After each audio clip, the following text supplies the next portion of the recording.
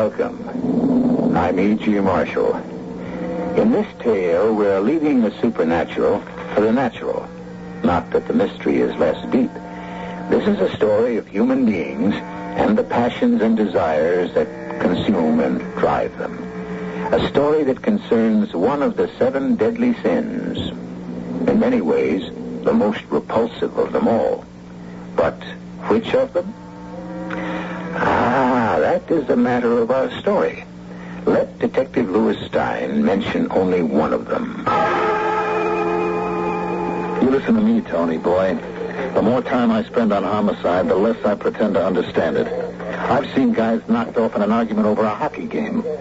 Dames who stuck a knife in their husbands because they forgot to bring home the margarine. Candy Hart was doing your little Polly picture out of a chance in the spotlight. Envy is as good a motive for murder as the next one. And murder is what we've got right here.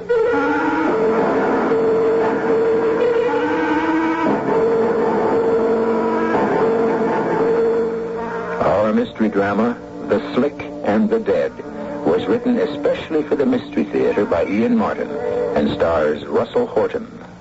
It is sponsored in part by Anheuser-Busch Incorporated, Brewers of Budweiser, and Jovan Collections for women and for men. I'll return shortly with Act 1. When you say Budweiser, I was getting off a super slab and this sweet thing said to me, If you got them ears, don't be a man. Come on back to this home. she's got the king of fears for 100 years in on the side. And I'd love to hear that sweet thing say at the end of every ride. There is no other one. That's right. There's only something left. Because the king of fears is really all the rest. When you say Budweiser, you said it all. Anheuser-Busch, St. Louis, Missouri.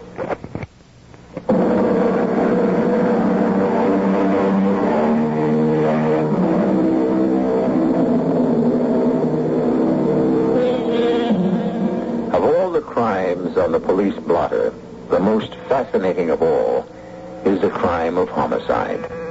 Not alone because the killing of a fellow creature is the most final of all crimes, but because the reasons, the motives, the mysterious why of it are the most complex in all sins against society.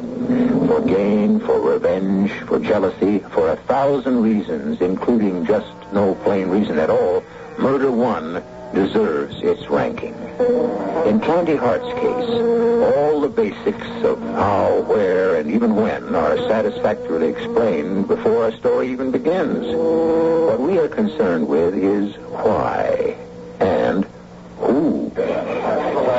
Watch it, Detective Carbo. Let the boys get the basket out. Oh, sure, Lou. Good-looking chick. Yeah, before somebody wrung her neck. What'd you get from the doctor? What you usually get from a doctor, double talk.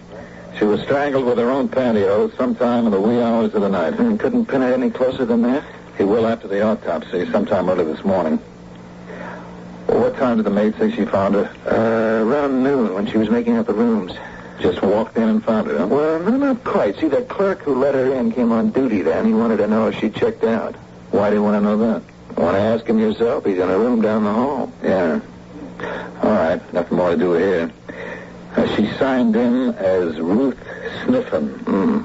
Sounds like a phony. Could be. Her address was phony. And when we checked her purse, we drew a blank. Too little there, if you ask me. Somebody ripped her off? No, money was there, and lipstick, compact gum, some keys, a pencil, and a couple of hair ribbons. Hair ribbons? Mm-hmm. Hair ribbons. So? Well, nothing. It's just a funny thing for a dame to be carting around. Why? She's got long hair. Yeah, that's right. Come to think of it, though, you might have a point. How come? Well, you take my kid, Debbie.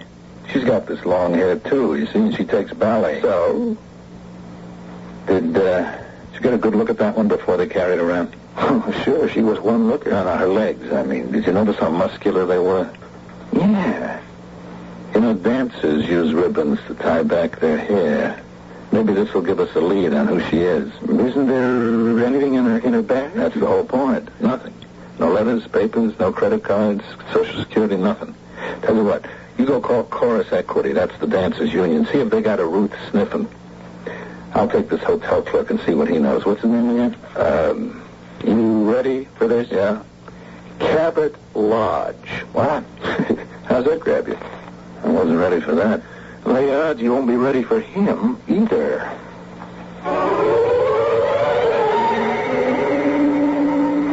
I just knew I should never have registered her. I told Mama that this morning, first thing at breakfast. Why, Mr. Lodge? And is Lodge your real name? Well, of course. Cabot Lodge?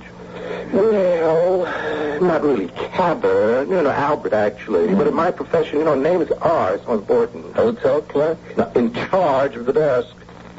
I work the middle shift because Mama's more or less invalid and needs care. I see. Yeah, of course, I had it legally changed, years ago. Now, why was it you told Mama, your old lady, that you should never have registered her? The Admiral Hotel has a reputation second to none. And nothing like this, but nothing has ever happened here. All right, let's make this simple and quick. I saw the girl. She looked like a nice, clean kid to me. Why wouldn't you check her in? Well, look, I don't want to go into all the problems of running a hotel, but mainly because she had no baggage. She pay in advance? Well, yes. You asked for it because she had no luggage? No, actually, if I could reconstruct the scene, Inspector, Detective. Detective. You see, it was a little after 3. Now, I had taken over early. You see, I had just put my yogurt and my macrobiotic dinner, I'm dieting again at the moment, away in the fridge and taken over the desk. The day man is so messy. And I was just, tidying up things when this girl came in. Yes, ma'am. May I be of assistance? Could I have a single room, please? Do you have a reservation? No. Oh. And just how long would you desire the accommodation? Just for one night. Let's see. Oh, yes, we have a very nice room. 14B. How much is it? That would be $28, plus tax, of course. Nothing cheap, less expensive? I'm afraid not. All right, that will be fine. Oh, splendid. The Hotel Admiral is delighted to welcome you as a guest. What was that for? To get a boy for your luggage. Oh, I don't need him. I haven't any bags. I just need a place to rest for a while and make some phone calls. No baggage? I'll pay in advance. May I register now? Why, of course. And in no sense did I mean to suggest that you, Oh, it's all right, Mr. Lodge, I see from the desk plate. Yes, that's correct. Now, here's the registration, and I hope we can make you comfortable for your short stay. I'm sure you can. I expect to be comfortable for some time to come. What you mean by that, crack? Well, I haven't the faintest. So she registered, and when you came to work today, she hadn't just spent a couple of hours, she was still here. Yes, and over her checkout time. When a maid couldn't get into a room? Oh, the maid could have entered immediately with her pass key, except for the protection of our guests, we have instituted an extra lock of the fall kind. You mean as well as the regular latch lock that closes automatically? Mm-hmm. There's another lock that you turn the knob to close from the inside. That's right. And it can only be opened or closed from the outside by key. So the maid reported both locks shut and called you because the room was supposed to be vacated. That right? Yes. Mm-hmm. Then what did you do? Well, I phoned the room. There was no answer, so then I became a little worried. I went up myself and used my key for the protection lock, and we went in and found her. Dead? Yes, poor little thing. On the floor. And the bed had been slept in just as we saw it? I guess. Nothing was touched. Everything left as it was. All right. Just one more question.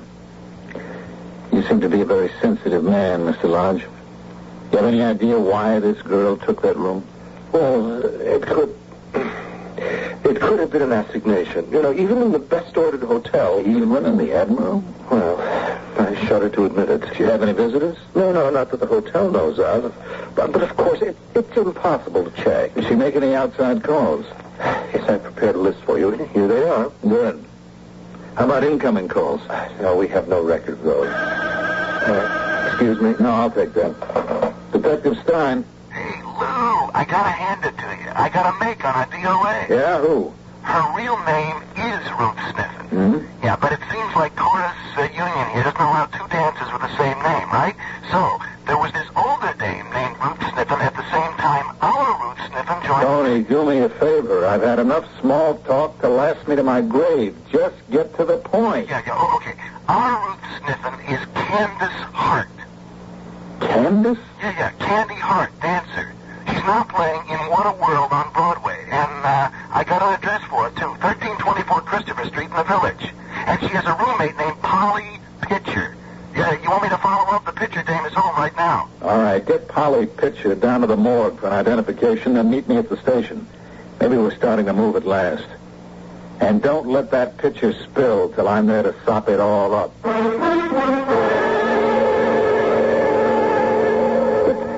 So far out, I don't think it. I mean, Candy was making it all the way. All the way? Well, Mel Guinness just left the show to have her baby, and Candy got up to do her solo. She was sitting on top of the world.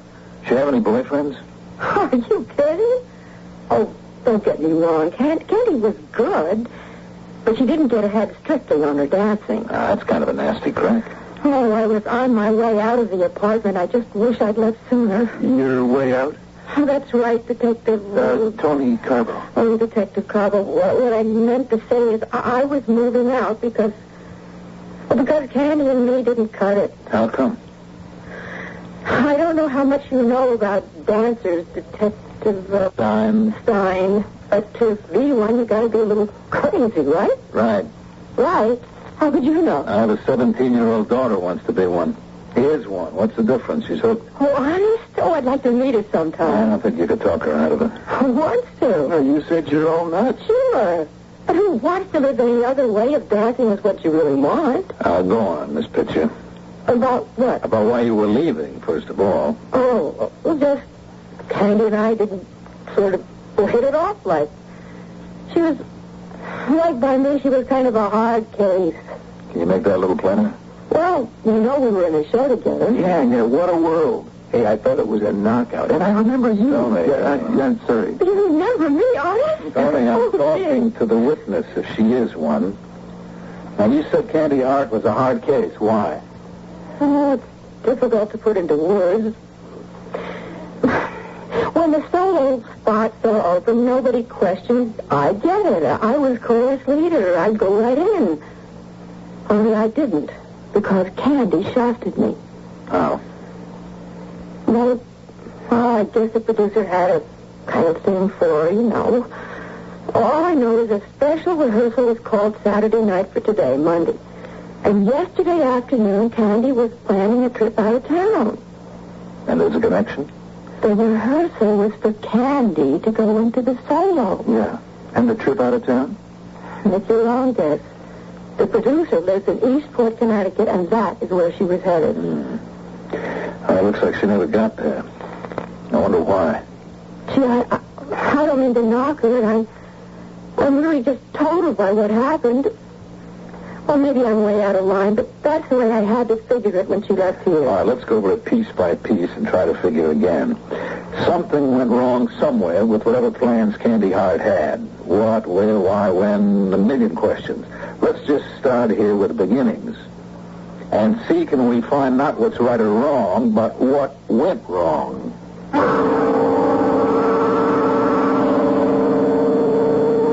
The classic pattern of the result of that dreaded word, murder. Inexcusable. The taking of another's life, for whatever motive. I once asked you to be judge and jury. That doesn't apply in this case. Here, you are the detective. Make your own decision who is responsible for the death of Candy Hart. I shall return shortly with Act 2.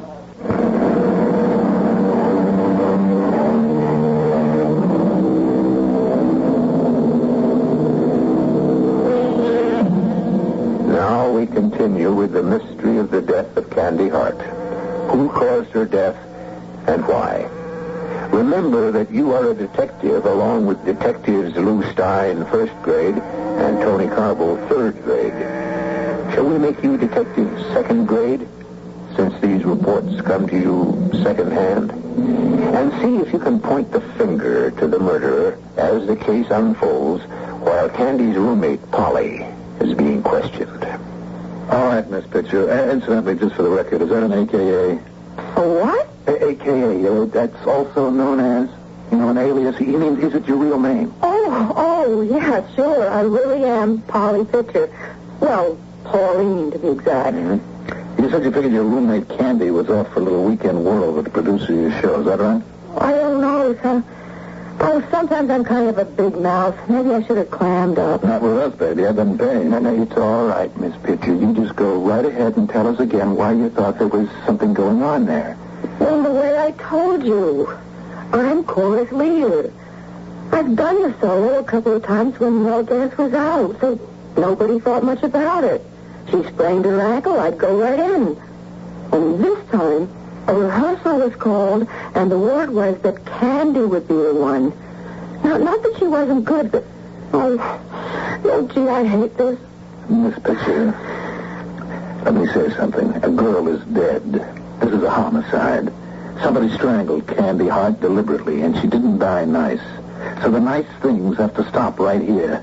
We don't cut any corners anymore. Let's just get down to the nitty-gritty, which is not nice, but that's where we are. Now, I'll say some of it for you because it isn't fact, just like you say surmise. Okay? This producer and Candy Hart were making it together. That was the talk, right?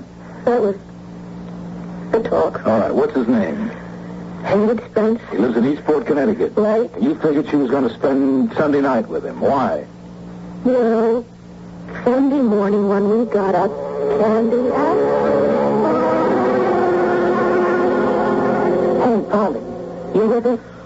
Oh, I'm awake, yes. Oh, I have a mother of a headache. Oh, some aspirin and medicine, Joyce. That won't cure what ails me. We got any liquor? Oh, some cooking sherry is all I have. Oh, sure. The All-American Health Bug. What am I doing rooming with an AA? Thanks for the boost, but since I never had to have it, I never had to kick it. When are you going to get with it, Polly? You're going to be an Elsie Dinsmore for the rest of your life? Oh, knock it off. The needle has lost its charm. Oh, did you some more sleep? Anything else I can do for you? Yeah. You got a bag I can pack some clothes and stuff in? Well, Steve, I thought I was the one moving out. Oh, I'm not moving out. Just overnight. Nothing permanent like you. Oh, look, I'm not in all that rush.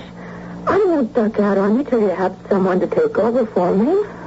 Well, maybe it'd work better the other way, baby. Huh? How'd you like to take over the place and get yourself a roommate to share expenses?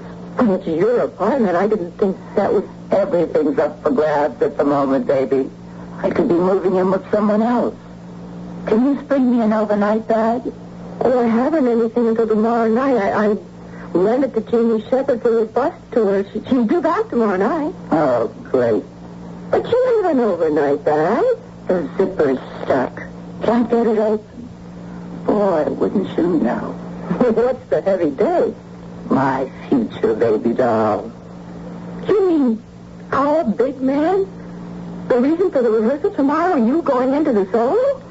No hard feelings, Polly. That's only for openers. Spencer may have something going beyond that. Oh, boy, you're playing with fire. You mean Isabel and her bag? The guy is married. You're buying a lot of trouble. Don't you worry. Isabel's out of town, and what anybody doesn't know won't hurt him. We got any shopping bags kicking around? The best I could do is a plain old supermarket job. Solid. And after tonight, maybe you won't have to worry about making any moves. Look, I don't want to get out of line, Candy, but what do you mean? Lots of things are going to be settled by tomorrow morning. I got one thing going for me. And if Spence doesn't come through as advertised, he's in real trouble. You make it sound like blackmail. All in the point of view. The way I look at it, I'm just trying to make it easy all around. Guys do marry more than once. What about Bill Pastor? Bill? Oh, he never meant that much to me. Come on, let's dig up that shopping bag. I may be traveling third class this last time around, but you better believe it, baby. From then on, it's first class all the way. As far as you know, when Miss Hart left here, she was headed for Eastport to meet Mr. Spence. That seemed the idea. And she took her, whatever she wanted to take with her in a shopping bag? Yes? And that's the last you saw of her? Of course. But you didn't know where exactly she was headed? I thought up to Eastport. I mean, she called Central Terminal about trains. But obviously she didn't catch one. She didn't mention anything at all about a rendezvous here in New York at the Admiral Hotel? Not to me. Quite sure? Sure. What do you mean? Look, it's maybe a little early in the game. But you do know your rights, don't you, Miss Pitcher? My rights? Yeah, you don't have to answer anything without legal counsel if you don't want to. I don't understand. I have nothing to hide. Nobody said you did. What's got you back up, Tony? Nothing. I just wanted her to know where she stood. Yeah, that's right. It's up to you, miss. Your roommate Candy Hart left here with some overnight stuff in a shopping bag. Hey, Lou, she never said she knew what was in the bag. It's all right, Detective, I did. When I brought her the bag, she had the stuff all laid out to go into it. Night clothes, hair curlers, the works. May I complete my question now, Detective Carbo? Yeah, sure, Lou, sure. Miss Hart left here with clothes and effects for overnight in this shopping bag. Now, you thought she was headed for Eastport and a date with Mr. Spence? I did. Now, you had no way of knowing that she might be meeting him here at the Admiral Hotel instead. I've answered that already, no. But she did leave here with the shopping bag. Yes, the one I described. Okay, Miss Pitcher. Okay, I guess that's all for now. You wouldn't be planning to leave town suddenly, would you? Of course not. I'm under contract. Lou, Tonight, are you kidding? Polly, I mean, Miss Pitcher will be doing the solo from now on. I guess we always know where to find you every night in the week. Except Sundays. I guess you do. Yeah. And anyway, we got your address. We got your phone number. It's a free world. How can a girl ask for secrets anymore? By me, outside of my work, all she'd have to do is ask anytime she wanted to. By me? Anytime I want to, I'll ask. So long, fellas. Be seeing you. You might have bet. I'll take the word for the deed. Just in case, you mind if I call sometime, like, outside business hours? Why not? Could be something new in a girl's life.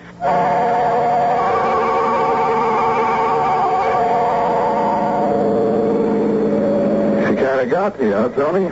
That little picture, dame? Okay, Lou. I put in my 8 to 4, 4 to 12, whatever tour I'm on, but off duty, my life is my own. Don't get uptight on me. I'm not sticking my nose in what you do off hours. But I do have to tell you to watch it. I could have fallen for that little dame a few years ago myself. That still doesn't mean she's leveling with us all the way. What are you talking about? Tony, the more time I spend on homicide, the less I pretend to understand. I've seen guys knocked off in an argument over a hockey game. Dames who stuck a knife in their own husband because they forgot to bring home the margarine. Candy Hart was doing Polly Pitcher out of a chance in the spotlight. Envy is as good a motive for murder as the next one. You don't seriously think... I'll tell you what I seriously think. You better stop thinking about her as anything but a suspect. And you better get moving to clean this thing up. Now, we're splitting from here on in. You can have this bill passed to the boyfriend that was mentioned. I'll take the Spence guy who looks like he might just be the whole crate of apples. So let's get on the ball. Yes, Detective, whatever the name was... Stein. Oh, yes, that's right, Stein. I'm quite aware that Candy, Miss Hart, is dead. You know, I had to appear in front of the entire cast of the musical at rehearsal break the news. Yeah, I know. That why you came to town, Mr. Spence? I beg your pardon? Make the announcement, I mean? Sir, I am in town every weekday. I run an office here. Just because I have one hit doesn't mean I haven't other projects in work. Sure. Now, let's see. Rehearsal was called for 4, is that right? That is correct. And we didn't know who the homicide was till around 3:30. Well, I can check with my secretary, but it was shortly after that time that the appalling news was transmitted to my office. Mm-hmm. As a matter of fact, it wasn't until I got to the theater for rehearsal that I was told the news. Yeah. What time did you get in this morning, Mrs. Spence? I beg pardon? What train did you take in from Eastport this morning? I didn't. I drove. Oh. But your car in the garage? Yes? Good. Well, the ticket will show what time you pulled in. That is correct. As a matter of fact, I came in yesterday from the country. Oh. In fact. When was that? It so happens that my wife and children are visiting her parents this weekend. I found myself at loose ends, decided to come into the city. And what time would that have been? In the middle evening, after dinner, say 8 or 9-ish. My garage will know what time I left the car. Yeah, they do. 8:47. Then where did you go? Not that it's any of your business, but to my apartment, where I worked until after midnight, went to sleep, came down to my office at the usual time, around 10 a.m. Got a doorman at your apartment? No, actually, I own a brownstone. I have the bottom floors, rent out the top. And you say you were alone? I was. Did you make any phone calls? Did you see anybody during the evening? I made several phone calls, but got no answer. No, I didn't see anyone. So you were all alone from, say, 9 p.m. until at least somewhere after 8 the following morning? Unfortunately, yes. Sure. I mean, you're an intelligent man, Mr. Spence. I mean, you can see where all this is headed, right? Naturally. Now, Candy Hart. Why was she suddenly packing a bag to come and see you in Eastport while your wife and family were away? What? Was it because she was getting that solo spot instead of the regular girl who filled in? Has Polly been giving you some kind of a story about me and Miss Hart? I've done a little checking around. I had to warn you there was a lot of talk about Doesn't mean a thing. A theater company registers gossips like a family. As a small village, Sir, Candace Hart was an employee, a talented one, but nothing more. Is that why you invited her up for the weekend or for Sunday night? Who said I did that? There's a taxi service meets all the New York trains. They got an office that side of the track.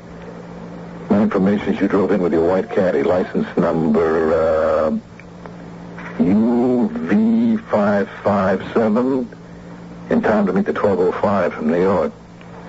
Now, you seemed annoyed there was no one on it. You went over to Mario's place for a couple of snorts till the next train. When no one was on that for you, you drove off and went, where? You seem to be doing all the telling. Why don't you finish? That's all I got. The rest you told me. You came to New York. I'll give you a bracket, 12 to 4 a.m. Were you at the Admiral Hotel during those hours? I was not, sir, nor to the best of my belief, except to have a drink in the bar waiting for a train, have I ever been anywhere in the Admiral Hotel. All right, so much for who at the moment. It wasn't you. Now, another big question you might be able to answer. Yes. Why? Why would anyone want to murder her, and why did you take a room in the hotel? Think it over, Mr. Spence. And remember, like I said in the beginning, you don't have to answer anything without a lawyer's advice.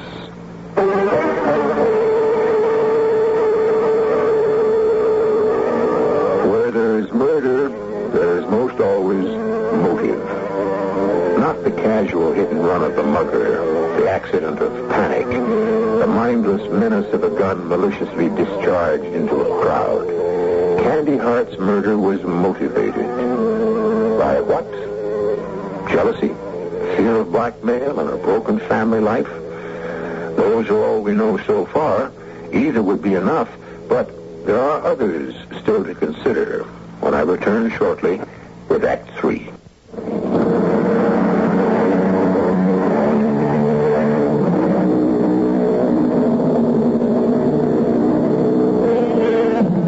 While Detective Lewis Stein was questioning Haywood Spence, Detective Tony Carbo was questioning a man whose name had arisen only obliquely so far in the investigation, but a man whose testimony would prove to be surprisingly illuminating, since it introduced a whole new element into the case. An enigmatic young man named Bill Pastor. I'm Detective Tony Carbo, Mr. Pastor. Come in. I'm sorry to drag you down to the precinct, as I couldn't locate you. Well, I was hauling the load. I just got in. Dispatcher gave me the message. What's the rap? There's no rap, just a couple of questions about a girl named Candy Hart. Oh, yeah. Yeah. You knew her? Yes. Yeah, I know her. You know what's happened to her? I can read, can I? It's in the afternoon paper by now. Yeah. Sorry you had to hear about it that way.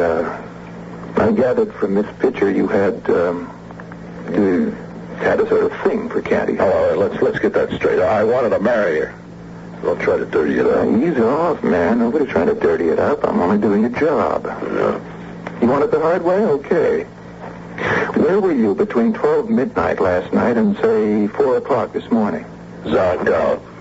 You want to make that clearer? I was sleeping. I had a whole freight out of here from Boston. 6 o'clock this morning, I just dead-headed back. Okay. You can check it out if you want. I already have. Not that it matters. When was the last time you were in touch with Candy Hart? I saw her a few days ago. She gave me my walking papers. Mm-hmm. How come? None of you. Well, what's the difference anyway? Who fights City Hall? I wasn't good enough for her. Except when she needed me. You want to clear that up? She called me last night. What time? Around 6. From where? I don't know. First off, I thought it was from out of town, from that Spencer's place. Yeah, what did you think of second off? Nothing, because I got the kiss off. You want it all flat-foot? You can have it, with my compliments. I still can't figure it. Yeah. Bill, it's Candy. Hey, how are you, baby? Where are you? Where? Never mind that for the moment. I need help. Oh, what am I here for? You got it. It's pretty crazy, Bill. I just didn't know who else to turn to. I like that. You wouldn't. I mean, whatever I say goes no further. You just have to ask. I'm asking. So you can bet it. Not on your life. Okay. Now here's what I need to know. If a person, if someone has a sack full of dough in, like, small bills kind of worn, could they be traced? No. Wait a minute, kid. What are you mixed up in? Bill, don't ask questions. Just give me answers. Well, how would I know? You know why? Oh, I know it's not like that with you anymore, but you do have, like, connections. Listen, where are you? Let me come up and talk to you. No, first answer me. Okay. The answer is, I don't know. I don't know where they came from. Do you? No, but I can guess, and they're not legal. Counterfeit? No. Lifted, stolen? Not exactly. How small denominations? 5s, 10s, 20s, a few hundreds. Not new. What do you want me to say, Candy? I've been up the river. I don't want to buy it again. It could be okay, but if it was me, I wouldn't try to pass it. What would you do with it? Broker it, fence it. Those boys know how to spread it. What would that cost me? How much you got? Never mind that right now. Let's say it was 100,000. Oh, well, with no connections, you'd be lucky to keep maybe 25%. And if I had connections like you? Candy, even if I had it, I wouldn't touch it. Now, you listen to me. Whatever you got to stake, forget it. If it's the wrong side of the law, it is worth nothing. Turn it in. Now, look, you want me to help? Tell me where you are, and I'll come up and we'll work it out. Forget it, Bill. I never had money like this in my life, and I'm hanging on to it come hell or high water. Candy, honey, believe me, you're making a mistake. Candy! Oh, how can you be so crazy and stubborn?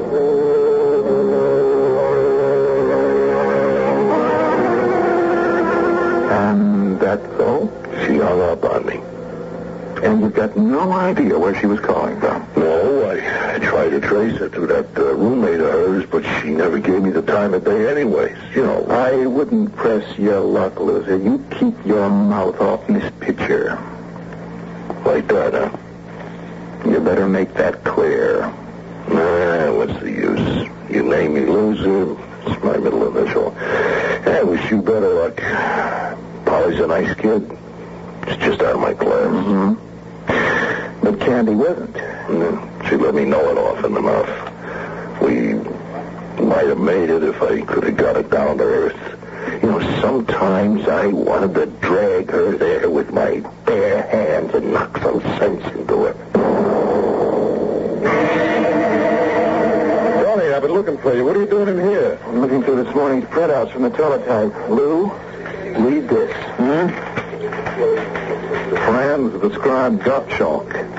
Convicted counterfeiter and forger of oil paintings booked today as the perpetrator of the recent theft of the famous Whistler from the Flaxenheim Museum. Yeah, he was picked up while trying to extort extra ransom money for the Whistler canvas after Rudolf Schneer, the curator of the museum, had already paid the first demand for $100,000. Well, I still don't see... No, hold it. Listen.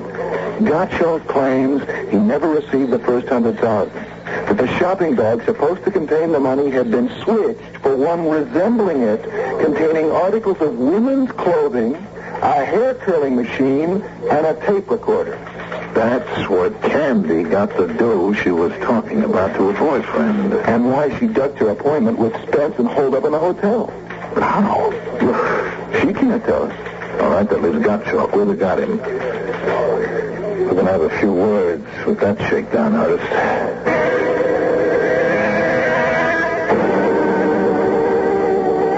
Supposing we just go over it again, friends, and this time let's do a little singing. I told you it's the truth. I want to know how that girl got the money. Franz, Gottschalk, whatever your name is. I like better just Frank. I'm an American citizen. Yeah, you were like a straight out of the clink. I still am, even if I cannot vote. Frank, if you don't come clean with me, there are a lot of things you're not going to be able to do for a long, long time. This isn't just an extortion rap anymore. It's maybe the big M. I have nothing to do with murder. Okay, convince me. Play fair with me. I'll give you all the breaks I can. All right. I stole the Whistler. I cut it out of the frame. It was such a pity to deface a masterpiece, but it was only a little. So I arranged my ransom terms. It's simple to get the picture back. On a word from me, the curators to take $100,000 in small bills contained in an ordinary shopping bag to Central Terminal. Is to go to the reading room, locker 463, which he will find open, and put inside the bag. Then I know he does not spy on me. He must sit with his back to the lockers for 2 hours, not to move. Not to speak to anyone, not even to look around. Because he is warned he will be watched every moment. Mm-hmm. You had accomplices? No. I work alone. But how is she to know that? So I wait at the station. I see him come in. He's a small man, not so steady on his feet, you know. All of a sudden, from another direction comes this girl running and bumps into him. Well, my heart is in my mouth. Both of them stumble and fall the shopping bag with them. Ooh, wow. The money fell out. No. Kotsidunk. I see them get to their feet. They are talking, but I cannot hear anything except all of a sudden the girl cries out, "Get out of here before I call the police." Oh, but that gave you the heaves. Well, my heart stopped, but he calmed her down somehow, handed her her bag, and brought the shopping bag to the box, put it in, and then he went and sat. I moved to get the bag, made one look to check the contents. Now, wait a minute. I'm ahead of you. She had a bag, you said. She had a bag. You mean a shopping bag? That is right. And when they knocked each other over, somehow the bags got switched, right? Right. The bag and the box had only some ladies' undergarments in it. That must have given you a real jolt. Believe me. But I was not letting her get away with the money so easy. I locked the box. I turned to look for her. And you followed her to the hotel where she checked in, bided your time, then went up to her room, got in by some gig or other, took your money, stopping only long enough to strangle her so she couldn't... No, I did not. Turned to the locker where the police picked you up. I had lost her. I looked around. I couldn't find her. I thought perhaps in the other bag, in her bag, I could find an address, some name to know who she was. Please, you must believe me. I am not a murderer. I did not kill her. Please give me a chance. The odds are better than you deserve. There are 3 others who have just as good motives as you. Now, all I've got to do is figure out which one of you 4 it was. Now, Hey, wait a minute. My odds are wrong. Now, you know something, Frank? There's only one person who could have murdered Candy Hart. Just as a matter of interest, and for the fun of it, are you, as the audience so often is, way ahead of our detectives and our story? Could you name the murderer and his or her motive now? Have you perhaps even known from the beginning? like now, before we complete our story, to pick your own candidates. Now, for those of you who feel you know or have guessed, here is the solution.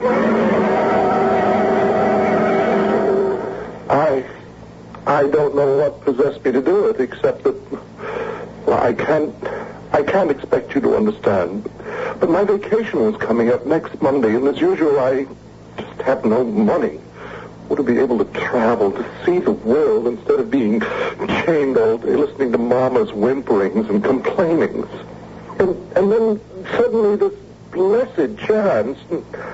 No, I should say this terrible temptation. When the girl came in with the bag full of money. Yes. She was dusty as if she had fallen and all disheveled, and well, she was just definitely not a candidate for the Admiral Hotel. Well, I was thinking of telling her that we were all filled up when she put down her bag to register, and oh, Lord help me, it tipped over, and the newspaper covering it at the top slipped aside, and I saw it was full of money. So you let her in? Yes. And later that night you went up and used your pass key to get into her room.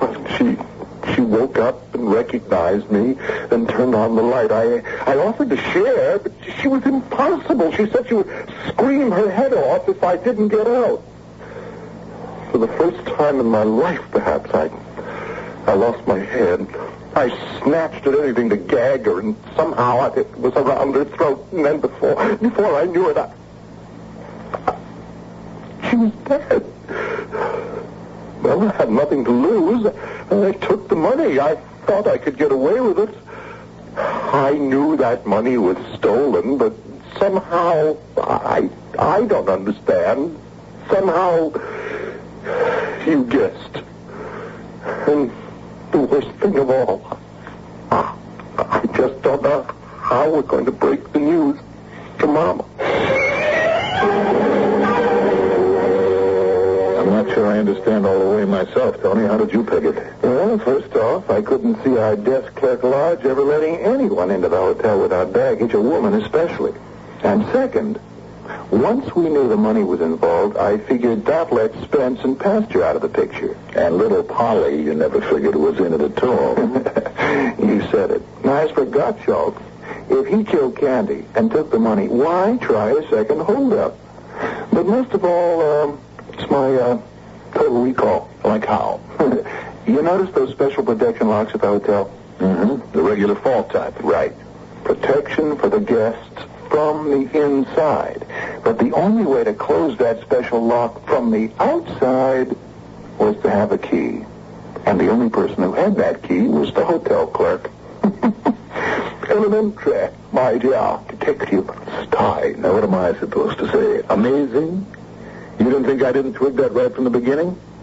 It's just that I couldn't figure that mama's boy having any reason for...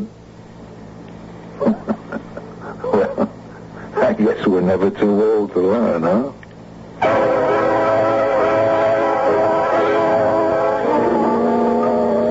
So there it is, all wrapped up, finished, ended. As you guessed it? If you did, well and good. And if you didn't, there's always the enjoyment of a puzzle slowly unraveling, a mystery becoming clear. I hope you enjoyed it as a change of pace and as a reminder that the order of natural events is frequently just as chilling as the supernatural. I'll be back shortly. Pick up a pickup. Pick it up and take it home.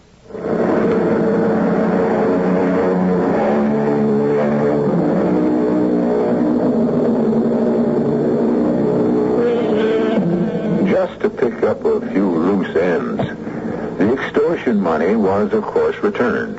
And while Mrs. Lodge temporarily went into incredible shock, she eventually, in spite of her infirmities, imagined or otherwise, lived out her years quite happily. Her son received a life sentence, but in a strange way made his own adjustment to imprisonment, which he finds has many things in common with the hotel business. And Detective Tony Carbo is married. To guess who? Our cast included Russell Horton, Rosemary Rice, Mandel Kramer, Josephine... Test drive the Mazda and discover the astonishing difference in Mazda's rotary engine world. Experience the future today at Jerry Freeman Mazda in Dallas. The CBS Radio Mystery Theater presents...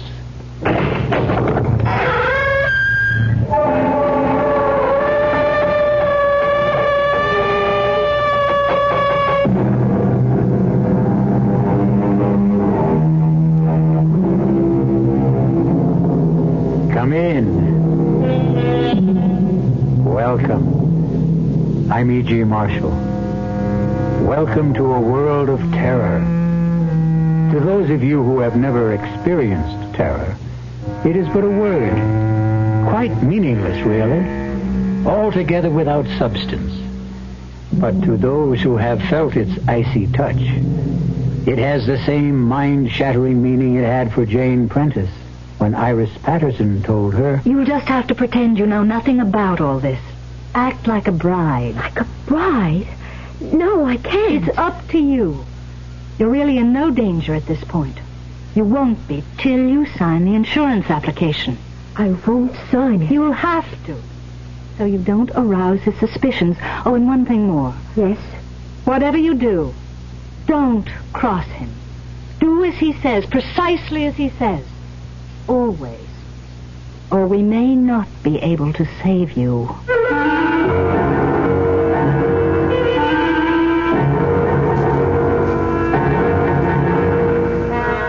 Our mystery drama, Journey into Terror, was written especially for the Mystery Theater by George Lothar and stars Roy Thinnes and Lynn Loring.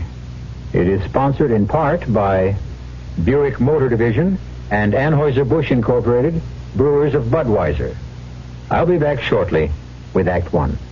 Say, do you know what happens this time of year? The swallows come back to Capistrano. Nope. The buzzards come back to Hinkley Ridge, Ohio. No. Bulldogs all over the world begin to shed. Not even close. Oh. This, my friend, is the time of year when you can get a super little deal on the practical but elegant Buick Apollo. And just between you and me, it may very well be the best chance you'll ever have to buy a Buick.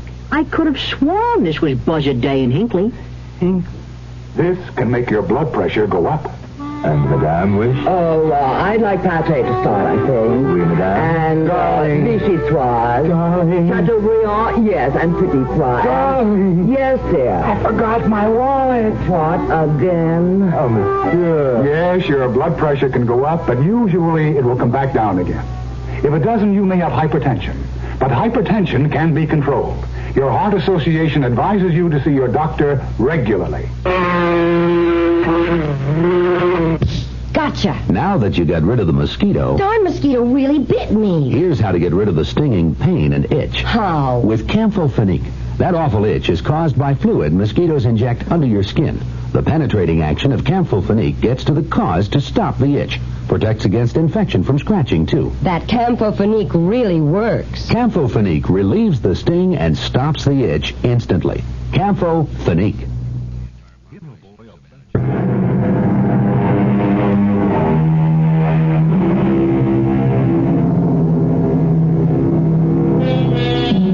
We never know what the morrow may bring, do we? Indeed, what unexpected turn of fate may change our lives within the next hour. The truth is, we may well see but ignore telltale signs which warn us of danger ahead. And when the blow falls, wonder how in the world we could have failed to take heed. Jane Stoddard took no notice of the telltale signs and as a result, faced death in a horrible form. I certainly admire the way you're taking the sudden change in our honeymoon plans, Jane. You're a real sport. Nonsense, Tom. Whither thou goest, I will go. To Detroit instead of the Bahamas on your honeymoon?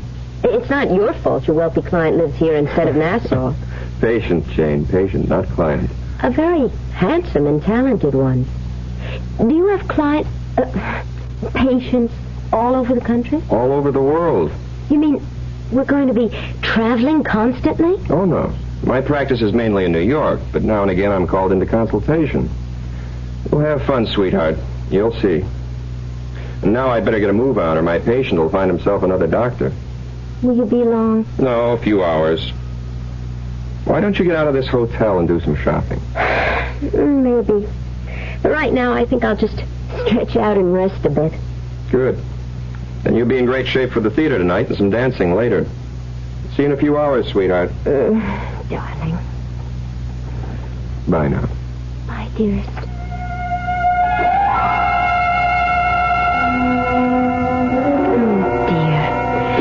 To think I could be sunning myself on Paradise Beach right this minute.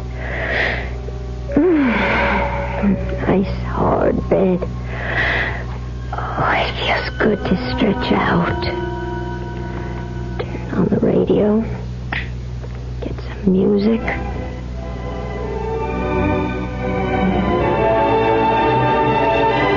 Oh, that's nice. We interrupt for a special bulletin. The body of a woman, a newly married bride, was found less than an hour ago in her palatial Shaker Heights home.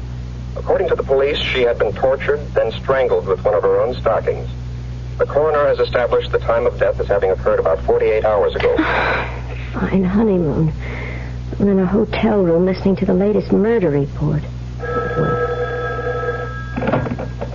Yes? Mrs. Stoddard. Mrs. Thomas Stoddard? Yes? I'm calling from the lobby, Mrs. Stoddard. You don't know me, but my name is Iris Patterson. I know you're alone at the moment.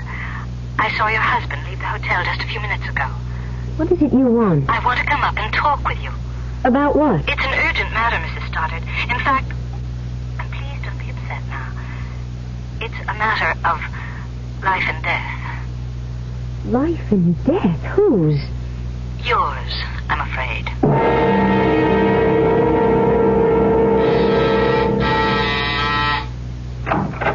Come in, Miss Patterson. Yes, but Iris will do. My credentials. New York City Police. Special Branch Detective Division. You're a detective? Yes. Well, what in the world do you want with me? Mrs. Stoddard, what I'm about to tell you is going to shock you.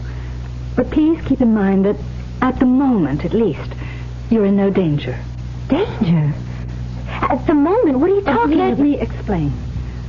About an hour ago, the body of a young woman, a bride, was found in her home in Shaker Heights. I just heard the bulletin on the radio. Did you? What has that murder got to do with me?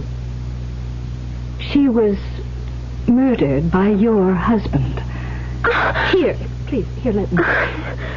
No, I'm all right. I thought for a moment you were going to faint. So did I, frankly, but I'm all right. Surely you've made some sort of mistake. No, I'm afraid not. But you must have. Tom, my husband can't possibly be a murderer.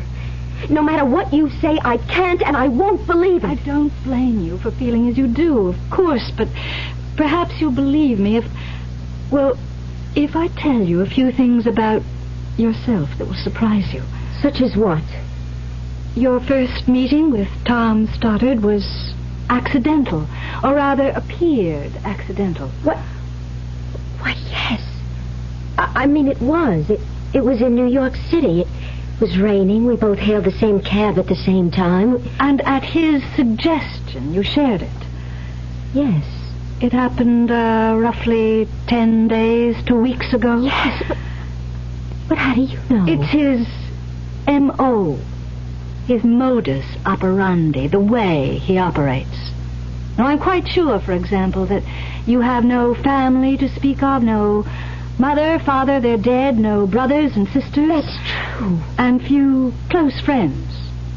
You lived alone, no roommates. You're absolutely right, but I still don't... His victims are always young women who are alone in the world. You see, this helps to make them easy prey.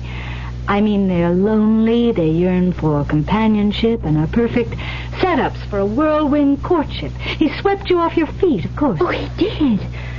Flowers, candy, dinner dates, theater. It was... I was ecstatic, but... No, you can't be right. You have made a mistake. A terrible mistake. Mrs. Stoddard, Jane, if I may. Yes. We have made no mistake. For example, what about the insurance policy? What insurance policy? Hasn't he mentioned insurance to you? No. He will. Hasn't gotten around to it yet, that's all, but sooner or later, probably sooner, he's going to want you to take out an insurance policy for a large sum, naming him beneficiary. It's unbelievable, incredible. It is true, nevertheless. If Tom is a murderer, if he did kill that bride in Shaker Heights... And a few others. Then why don't you simply arrest him? Because we don't have enough evidence. He's extremely clever. And so far, we've been totally unable to nail him with the goods. That, Jane, is where you come in.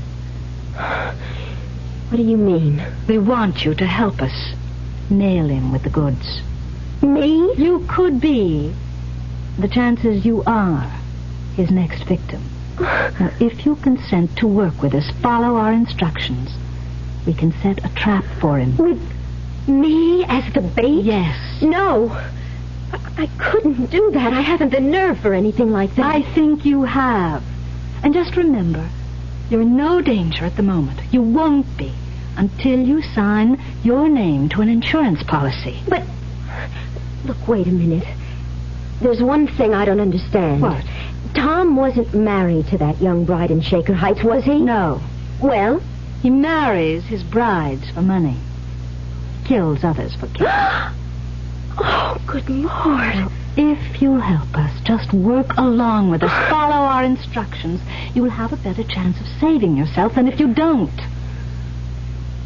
What do you want me to do? For the time being, nothing. Except to, well, just act like a bride. In other words, do nothing to arouse his suspicions. I can't do it. I just can't. It's up to you, Jane. Of course. Now, if you feel you can't, well, you can't. But as I said, you're in no real danger now, and you won't be until he brings up that little matter of insurance. Jane, you can do it. You must. All right. Good girl. Now, one thing more. Yes? He doesn't remain long in one place. He kills and runs, you might say. Now, he'll probably suggest leaving Detroit and going somewhere else. If he does, and we're positive he will, go along with him. Don't cross him. Don't ever cross him. One false move could mean sudden death, Jane. Sudden and agonizing death.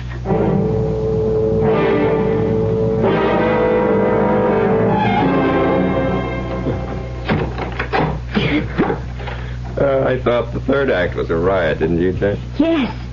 Yes, it was, Tom. I noticed you didn't laugh much, though. Of course I did. It seemed to me the only times you laughed were when you caught me watching you. Tell you the truth, honey, you've been kind of depressed all evening and trying awfully hard to act as if you weren't. Well, to be honest, Tom, I'm just not feeling well. Well, maybe you are yearning for Nassau and the Bahamas. Wishing you were there instead of here. I'm with you, Tom, and that's all that matters. Sure? Couldn't be surer. And anyhow, I like Detroit. I'm enjoying myself. I'm sorry to hear about that. Why? Well, we're leaving for Los Angeles in the morning. Oh? Well, what do you mean, oh? Just, oh. Tom, why are we going to Los Angeles? Another patient? No, I had a call from Greg Benson, a colleague, a friend of mine. He's managing the National Conference for Psychiatrists in Los Angeles. Our head speaker was taken ill, and he can't appear tomorrow evening, and Greg asked if I'd fill in. Oh, well, that's fine, just fine. You're not upset? I said it before, and I'll say it again. Whither thou goest, there go I. And what say we head for bed? Bed? Bed. You know, that thing you lie on, close your eyes, and go to sleep? I'm not really sleepy. If I go to bed now, I'll just toss and turn all night long. Okay, then. Suppose we sit and talk about our future together. What's to talk about? Redecorating our new apartment. You said you wanted to. How much money you'll need for the household expenses. Oh, and insurance. Insurance? Naturally, I'm going to make you beneficiary of all my life policies. In fact, that's already in the works. Ed Kearns, my agent, is handling it. And he suggested, and I agree, that we ought to take a policy in your name, making me beneficiary. $100,000. Seems a lot of money. Well, I suppose it is. But let's say you're worth it. I mean, what is it? What? You went white as a ghost. Say, you are off your feed. Come on over here. Let me put my arms around you and hold you. Yeah, that's better, isn't it? Yes. Happy? Yes. You'd better be. Because you're in real trouble if you're not. Trouble? Sure. Happy or not, you're stuck with me. Till death do us part.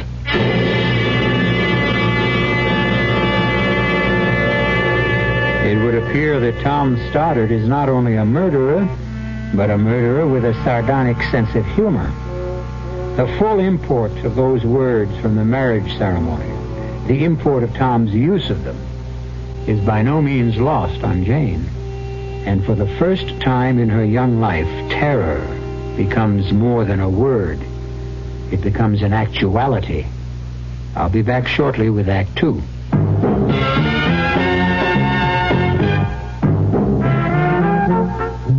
Some beer drinkers have funny ideas about beer. They think beer improves with age, like wine. Well, find a brewmaster, though. You'll find a beer drinker who knows better. The Budweiser brewmaster says it all depends on how beer is aged. Just letting beer sit in lagering tanks makes it older, not necessarily better. That even goes for keeping a case around the house for a couple of months.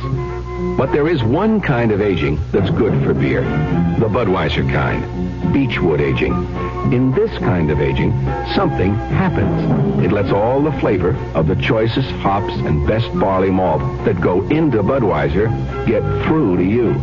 Sure, it takes more time and trouble to brew Budweiser that way, but brewing beer right does make a difference. Anheuser-Busch, St. Louis. Just because you feel scorched by hot summer weather, there's no reason why you should have to walk around looking scorched. But a lot of irons that are good at removing wrinkles also do a good job of tattooing your clothes with brown spots. Frank Lieber here for True Value Hardware Stores, who have something to make burning and scorching a thing of the past. The new Scorch Spray Steam and Dry Iron by Hamilton Beach. It has a unique fabroscope that signals you when the iron has reached the correct temperature for any fabric, so it can't scorch or burn. It sprinkles on any setting, so you can remove those deep-down wrinkles easily. And it's self-cleaning. Cleans itself through the back and not the vents, so you won't end up with dirt, lint, or chemical deposits on the sole plate. Take the worry and guesswork out of ironing. Get the Hamilton Beach No Scorch Spray Steam and Dry Iron. It's just $9.99 at the True Value Hardware Store nearest your home.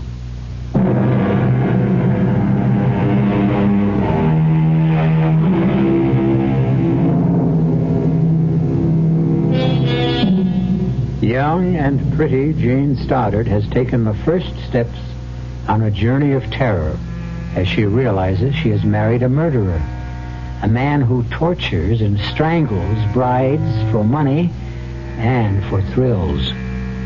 Detective Iris Patterson of the New York Police Department has warned Jane that Tom Stoddard kills and runs. And now, as Jane finds herself with him in a Los Angeles hotel suite... So, once again, my darling, I'm off. Fine honeymoon I'm giving you. Where's the conference being held, Tom? Belmonte Hotel. Why? I just wondered. You didn't say, and if I wanted to get hold of you for any reason. Don't. Don't? Don't even want to get a hold of me. I'm going to be up to my ears in work. Oh. Well, all right. I'll see you later.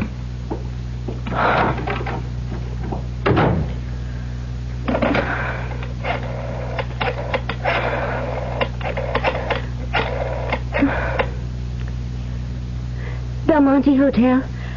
I wonder if you would tell me, please, in what room the National Conference of Psychiatrists is being held. What? Would you repeat that? There is no conference of psychiatrists being held at the Belmonte? Yes. Thank you. That's what I thought you said. Oh, Jane, girl, police or no police, you're getting out of this hotel and out of Tom Stoddard's life right now. Yes? Jane. Iris. Detective Iris Patterson? Yes? Jane, I'd like you to get a taxi and meet me at the Santa Monica Pier. Santa Monica Pier? We think Stoddard may be getting suspicious. I've got to talk to you, and I'd like to do it where there's no chance of his discovering us. So if you could meet me... Iris, I'm sorry, but I'm not meeting you at Santa Monica Pier or anywhere else. That means you've changed your mind. I was packing when you phoned. I'm getting out of here. And going where? Back to New York. Don't do that, Jane. Why not? Because he'll follow you. Wherever you go, from here on, he's going to follow you because... Listen, Jane, there's a lot you don't understand, and I ought to explain. You can't run away from Stoddard. If you try, you'll be sealing your own death warrant. Jane, please, for your own safety, meet me at Santa Monica Pier. If you still want out after that, okay. All right. I'll meet you. When? Half an hour. I'll be watching for you.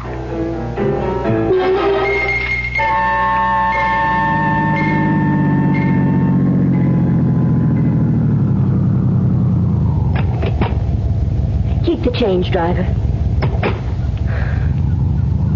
Jane! Jane, over here! Here, Jane! Hello, Iris. Oh, we're safe enough here, I think. Would you like something to drink, to eat? Iris, I've been followed. Someone has been shadowing me since I left the hotel. Of course. That man in the car over there... What do you mean, of course? You're under strict guard. The man in that car is a Los Angeles detective. Oh, I'd forgotten I was being held under surveillance. Oh, well, you feel safer. Much. You're half an hour late, though. What happened? Iris, I'm sorry, but... Well, you won't believe this. I couldn't find the pantyhose that go with this dress. I hunted high and low, and What's that, eh? Nothing. Nothing. Iris, there is something. The second I mentioned pantyhose, you got a funny look on your face. Okay. I wanted to keep it from you. No sense alarming you unnecessarily. Jane, there's been another murder. Here in L.A. A bride strangled with a pair of pantyhose after being tortured. No. Iris, that does it. I'm getting as far from Tom Stoddard as I can. Jane, another girl who married Tom Stoddard became afraid of him, left him, and tried to hide from him, and... Well, it took him 2 years to find her and kill her. But he found her and he killed her. No! The simple truth is your safety lies in our arresting Stoddard with enough evidence to put him behind bars for life. Now tell me, Jane, has he mentioned that insurance policy yet? Yes. Last night in Detroit. He wants to take out a $100,000 policy on my life with him as beneficiary. You didn't sign anything, an application for the insurance? No. Well, then you have nothing to worry about. Until he asks to sign, you're relatively safe. Relatively. Don't worry. Safe enough. Iris, what did you want to talk about? Well, the next step is getting started with the goods. By this time tomorrow, unless we miss our guests, you'll be in Miami, Florida. What? Where... Now, look, I'm going to lay this on the line, Jane, and I want you to understand clearly what you're in for. Where we want to catch Stoddard in the act. The act of murder. Of murdering you. To be precise, the act of attempting to murder you. He won't succeed, of course, because you'll be surrounded by police. Of course. I mean it. Now, the reason we feel sure he'll be heading for Miami, probably tomorrow, is because that's where the original murder took place. The original murder? Yes, here's the story. You see, nearly 5 years ago, Stoddard fell in love with a gorgeous... well, sex pot, madly in love. They met and they married in Detroit, came here to L.A. on their honeymoon, and then went on to a beach cottage a few miles north of Miami Beach. Why did he murder her? All right, I'm coming to that. Stoddard had to be away for 24 hours or so on business, and he left his bride in the cottage. But then he changed his plans, you see, unexpectedly, and came back to find her with another man. He killed the man first. And he spent hours torturing his bride before he killed her. I don't get this. If he killed this woman in Miami, and you know he did, how come he's still free? How come he's not in prison? He was, for more than 3 years. He got off with a reduced sentence on a plea of temporary insanity. I see. Only as we see it, and have every reason to believe, he's still insane. You really mean it when you say if I try to go somewhere he can't find me, he'd still find me? He'd still hound you until he does find you, yes. Then I have no choice, have I? I don't think so. All right, Iris. I'll go along. What else can I do?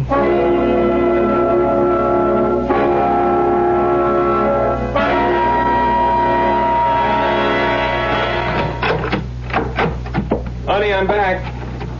Coming. I was just fixing my hair. Oh, now you can fix me up with a welcome home kiss. Well, what'd you do with yourself while I was at the conference today? Oh, this and that. I went for a walk, some shopping, sat by the pool. Didn't swim? Too chilly. Tom, how did things go at the conference? Oh, fine. Just fine. Don't you believe me? Of course. What a funny look. Funny look? No funny look. Oh, yes. You looked, well, I don't know, funny. I don't know what you're talking about. Well, to be plain about it, honey, I kind of get the feeling you don't trust me or something. Tom, you're being perfectly ridiculous. No, I don't think so, Jane. Either you're hiding something from me or you're very upset about something. Now, which is it? Well, what is it? Nothing.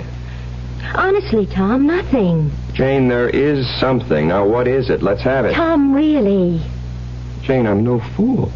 I know when something's wrong, and something is wrong. Now, what is it? You what? I did want to get in touch with you today.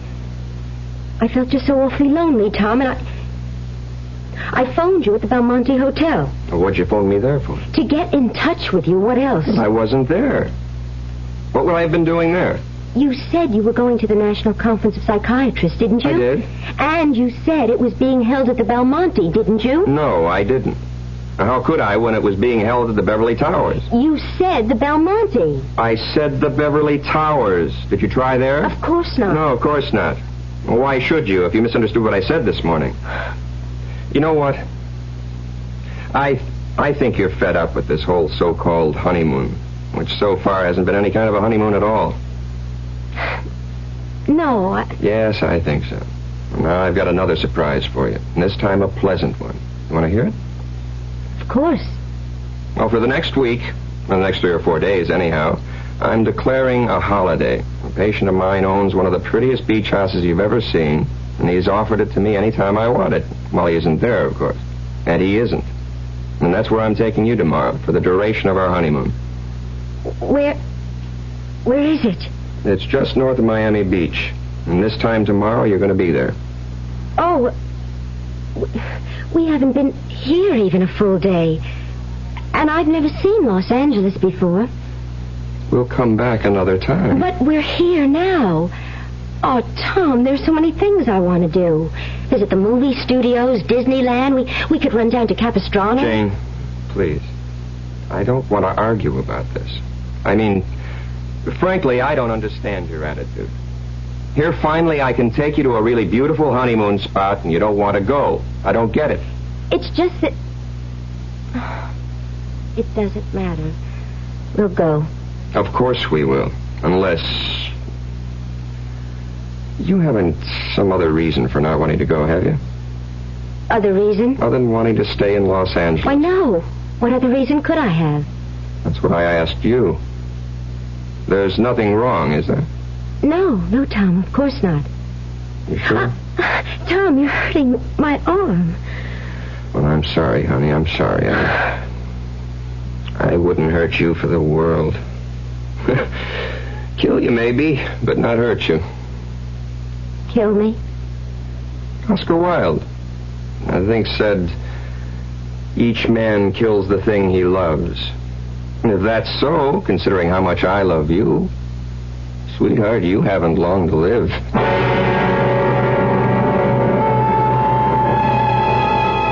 So Jane Stoddard moves along, step by step, on her journey into terror.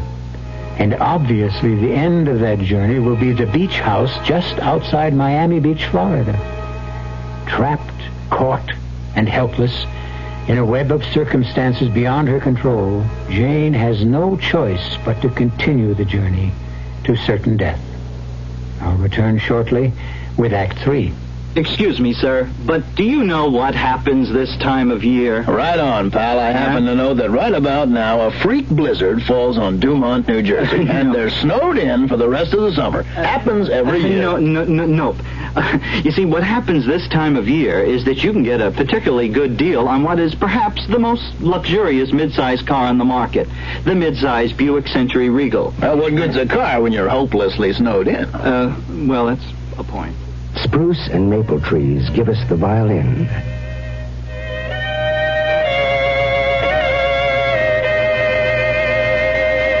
And if we don't stop burning them down, we'll have a little less music. Sometimes a gentle rain in one place adds up to a raging torrent in another. A torrent that can uproot lives as well as trees. Essence of beauty, breath of immortality, man's cherished treasures. Magnificent Oriental treasures await your viewing at the Haiku Gallery, number 175 in the Quadrangle. A beautiful difference, the portrait of one of a kind. Just like you, just like you, just like you. What do you tell a husband who comes home and says, I just don't know about a vacation this year? Well, you tell him about Ramada Inn's family plan, where your kids 18 and under share your room free. And you tell him about the toll-free Ramada Inn's reservation number, 800-228-2828. At least that's what I tell him. At Ramada Inn, you're always welcome home.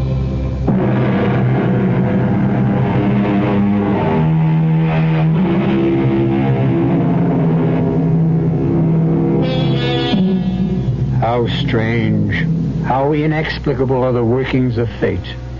How curious, too, that the fearful things that happen to others we never consider may happen to us. Could we, any of us, ever find ourselves married to a murderer, as Jane finds herself married to Tom Stoddard? Seems hardly likely. Might we one day realize we are headed for sudden death and powerless to prevent the inevitable? Scarcely possible. Well, Jane once thought so too, if she thought about it at all. But now, with a murderous husband at her side, she flies toward Miami Beach, Florida, and death. Jane? Sweetheart, what is it? What, Tom? I don't... You seem so tense. No, nervous maybe. Flying always scares me a little. Well, soon landing in Miami, so relax. I'll try. Oh, Kearns, my insurance man, sent me that application in L.A. I got it right here. Application? You know, the insurance policy I'm taking out on your life. Now, here's a pen. You can sign it now. And I'll shoot it back to Kearns from Miami Beach. Well, sign it, honey. Yes, of course. Good. That takes care of that. Oh, mind if I settle back and catch 40 winks? Of course not. I'm going up to the ladies' room. Okay.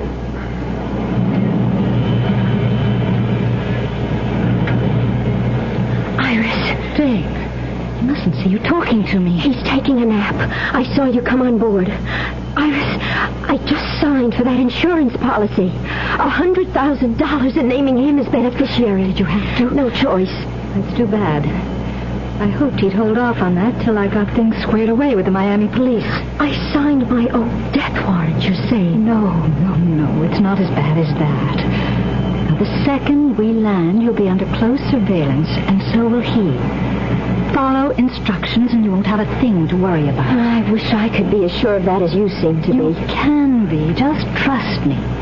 Now go back to your seat before he wakes up. The last thing we want is for him to see us together. Jane? I can hardly bear to sit next to him. Hang on to your nerve, Jane. We're close to the end now. I just hope it's not the end for me.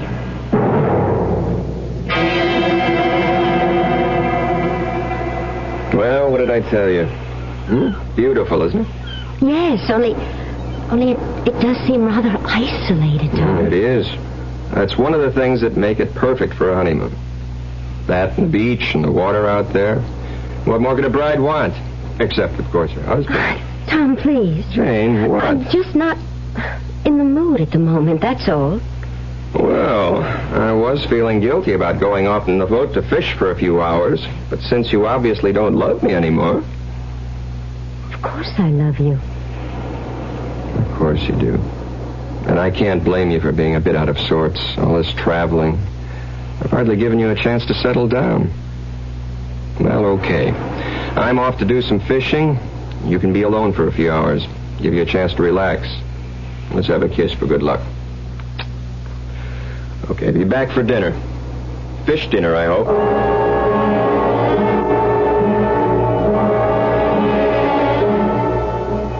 Jane? Oh, Iris. Thank heaven you're here. Tom's gone fishing. Yes, we know.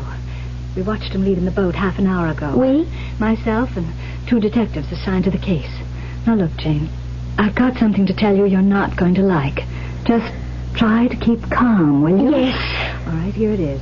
We're quite sure. Detectives Allen and Barney and I, that Stoddard will attempt to kill you tonight. Why tonight? It's the anniversary of the night he murdered his first wife and her lover in this cottage. No. Don't look so frightened, Jane. In a way, you ought to feel relieved. After tonight, it'll all be over. For me, maybe. Not a chance. I said we're sure he'll attempt to murder you. But we're also sure he'll fail. How can you be so sure? Oh, well, we just are. You're evading me, Iris. What makes you sure? I didn't want to make things harder for you, Jane, but, well, there's the torture. Torture? Yes.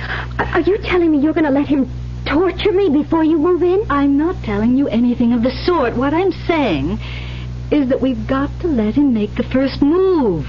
We've got to have the evidence to convict him.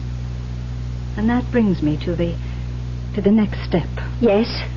Now, we're going to have to bug this cottage. Set up a tape recorder with concealed microphones in each room. Why? Because once he has you, that is, once he thinks he has you where he wants you... No, I can't go through with this. Jane, you can. Now, please trust me. As I say, once he thinks he's got you where he wants you, he'll do a lot of talking. He'll get pleasure out of telling you who he really is and how he tricked you into marrying him and what he intends to do before he murders you. Now, Detectives Allen and Barney and myself will be here in the house recording every word. And Jane, dear, I give you my solemn word. Once we have the evidence, we'll move in on him so fast he won't have a chance to lay a finger on you.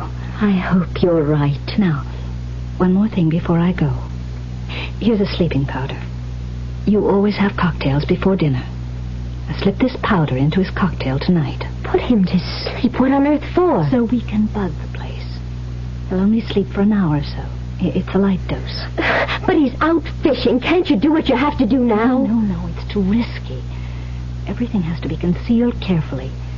And we can't chance him coming back unexpectedly.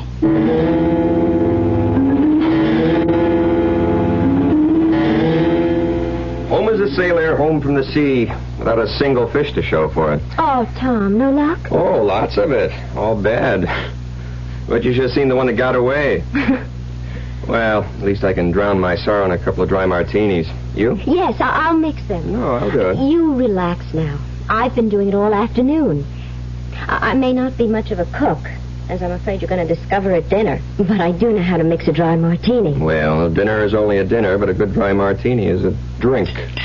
Whatever that means. Well, it must mean something. I'll think about it. Well, what'll we do tonight after dinner? Get a drive to Miami Beach? Why don't we just stay here? Well, that's okay with you. Perfectly. It's going to be a full moon. We can sit on the beach and watch it come up over the horizon. A perfect moon for a perfect honeymoon. Here. Thank you. Looks good. Tastes good, too. You make a fine dry martini. Thank you, sir. Let's have these out on the porch so we can watch the sunset. Huh? Good idea.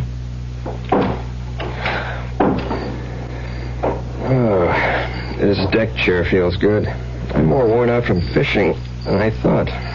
You've had a lot of air and sun. That sun was hot and bright. Even with sunglasses, the glare was hard in my eyes. Yeah. You didn't put anything in this martini, did you? No. I feel sleepy. So suddenly. As you said, the glare of the sun on the water. Worse than I thought. Oh, boy. I just can't keep my eyes open. Can't stay awake.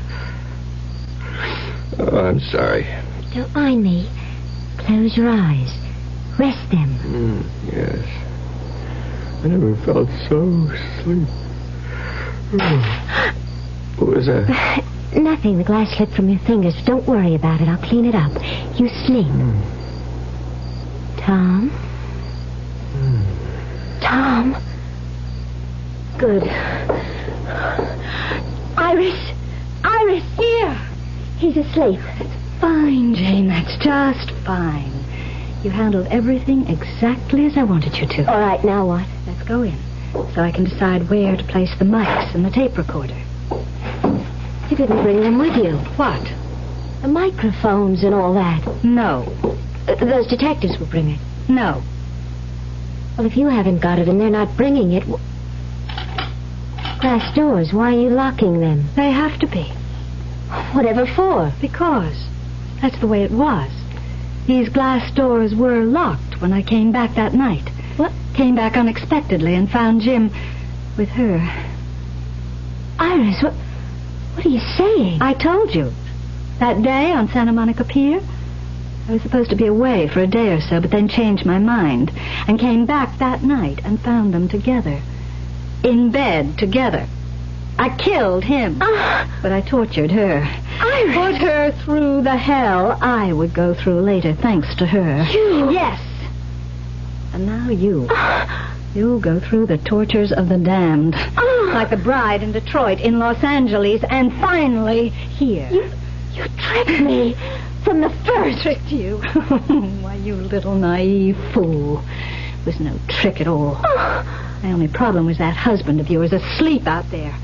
Trying, always trying to be one jump ahead of me. And sooner or later he'd have succeeded. Tom was after you? Has been. Since I escaped from the asylum. No. You don't know who your husband is? Well, of course you wouldn't. You hardly know him at all. He's not just a psychiatrist, my dear.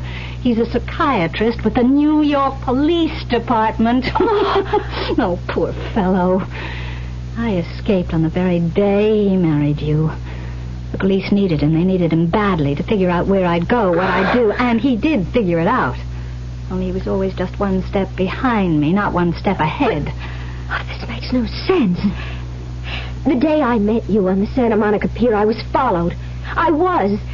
The man in the car following me, you said he was a detective working with you. With your husband, silly. No. Not me. Yes, you were being guarded, tailed every way you went. But not by me, by your husband. Why didn't they catch you? You and I sat there on the pier. That man in the car couldn't do a thing without endangering your life because I had this. And could have plunged it into you the minute he made a move. A knife. Long enough to reach your heart. Sharp enough to do to you what I did to her. No. Before I strangled her. Slowly strangled her. No. Oh, please. Stand still. Oh, don't back away. Yeah, that's all right. Move back. Just keep moving back into that corner where I can get at you with this knife. Where I can start working on you. A little cut here, a nick there, a stab in just the right place, making it last. The torture, making it last as long as... Don't move! Iris, don't move! Just don't move. Now drop the knife. Oh, Tom, I put a sleeping powder in your drink. A drink I threw away when I said I'd join you on the porch. Yes, Iris, I have been one step behind you. But this time, thank God, I've been one step ahead of you.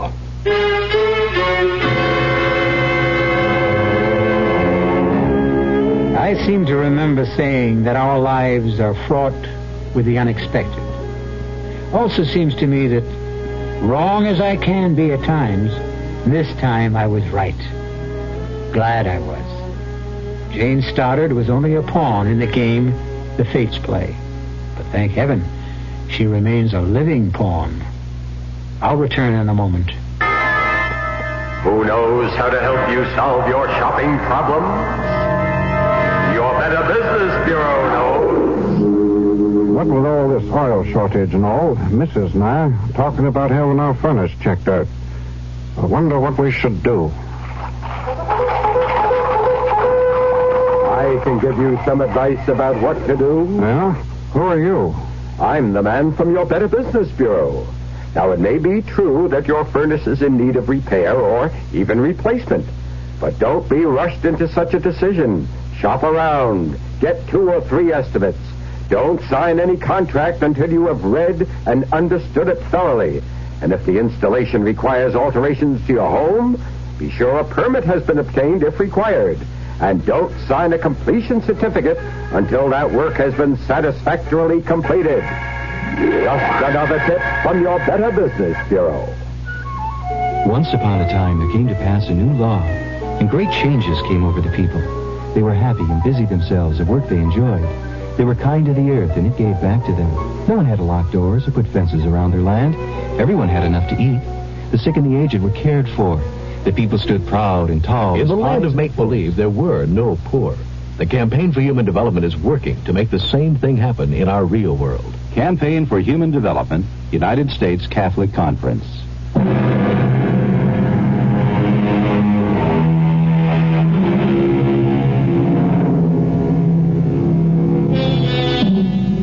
Iris is once again safe behind institutional walls.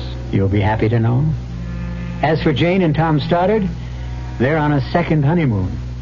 Or maybe I ought to say the first. The other one doesn't count. Our cast included Lynn Loring, Roy Finnis, and Carol Teitel. The entire production was under the direction of Hyman Brown. Now, a preview of our next tale. But I'm not with the police, I swear it. Why all the questions, huh? Why all the nosing around? Ow, you're hurting me. Take it easy. I don't want no trouble in here. Hey, something. She's got to be. Bess told her I do business in your place, and now she shows up here the next morning. Don't that sound fishy to you? Well, it's funny. Come on, baby Jim. Jimmy, don't. I was just the statue. Oh, I just wanted the statue. The what? I just used this thing. What's the statue got to do with... Wait a minute. Wait. You're right, Wormer. She's not a cop.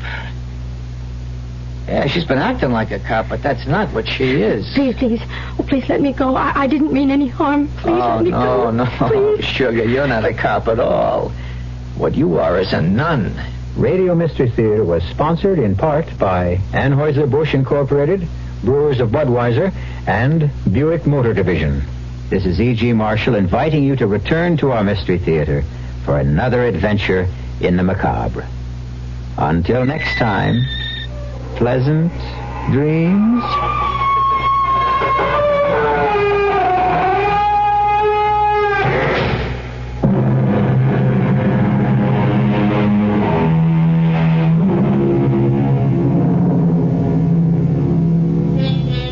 We have a telephone call to a lady in Vermont. Hello? Hello, Mrs. Faga. Yes, it is. My name's Jim Ladd, and I'm calling up people who own Honda Civics. Oh, yes, I was on the beach. It came running. I didn't know they had beaches in Vermont. Oh, I have a beautiful right on Lake Champlain. Can the Honda Civic see the lake right now? Yes, it can. We really enjoy the car. We love it, really. Do you really? We're still getting about 32 miles to the gallon. So you've got the 4-speed. And we've got the 4 kids. They all really enjoy it. Everybody does. Mrs. Faga, stardom is yours if you can sing the Honda Civic jingle. Oh, boy. I'm trying to think, Tom. Oh, boy. All right, you're on the air, and people you've never even met are listening. Oh, my goodness. I wish I could sing it. If I knew the tune, I'd sing it for you. Make one up, because we don't have one. Honda Civic is a friend of ours. We enjoy it all the time. Hope to see you on the road. Meet us and toot and say hello. That's thrilling, Mrs. Faga, and Honda Civic appreciates it. Thank you. All right, goodbye. Bye. You're listening to KRLD Dallas. Stay tuned for Mystery Theater.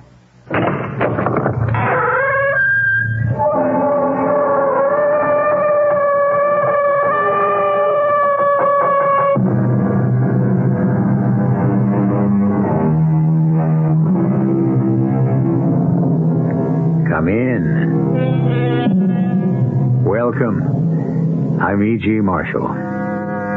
This time I bring you not a horror story, not a mystery story, but a story that aficionados classify as the perfect crime. In other words, you see what our police friends call the perpetrator plan and execute what appears to be a perfect crime, one for which he will never be brought to book. And then you are kept in suspense, wondering or trying to figure out for yourself what little mistake he will make or has made that will nail him. Consider the case of Jennifer Palmer and her husband Nick, who framed her with murder. Our mystery drama, Frame Up, was written especially for the Mystery Theater by George Lothar and stars Mercedes McCambridge. It is sponsored in part by Anheuser-Busch Incorporated, Brewers of Budweiser, and Sign-Off, the sinus medicines. I'll be back shortly with Act One.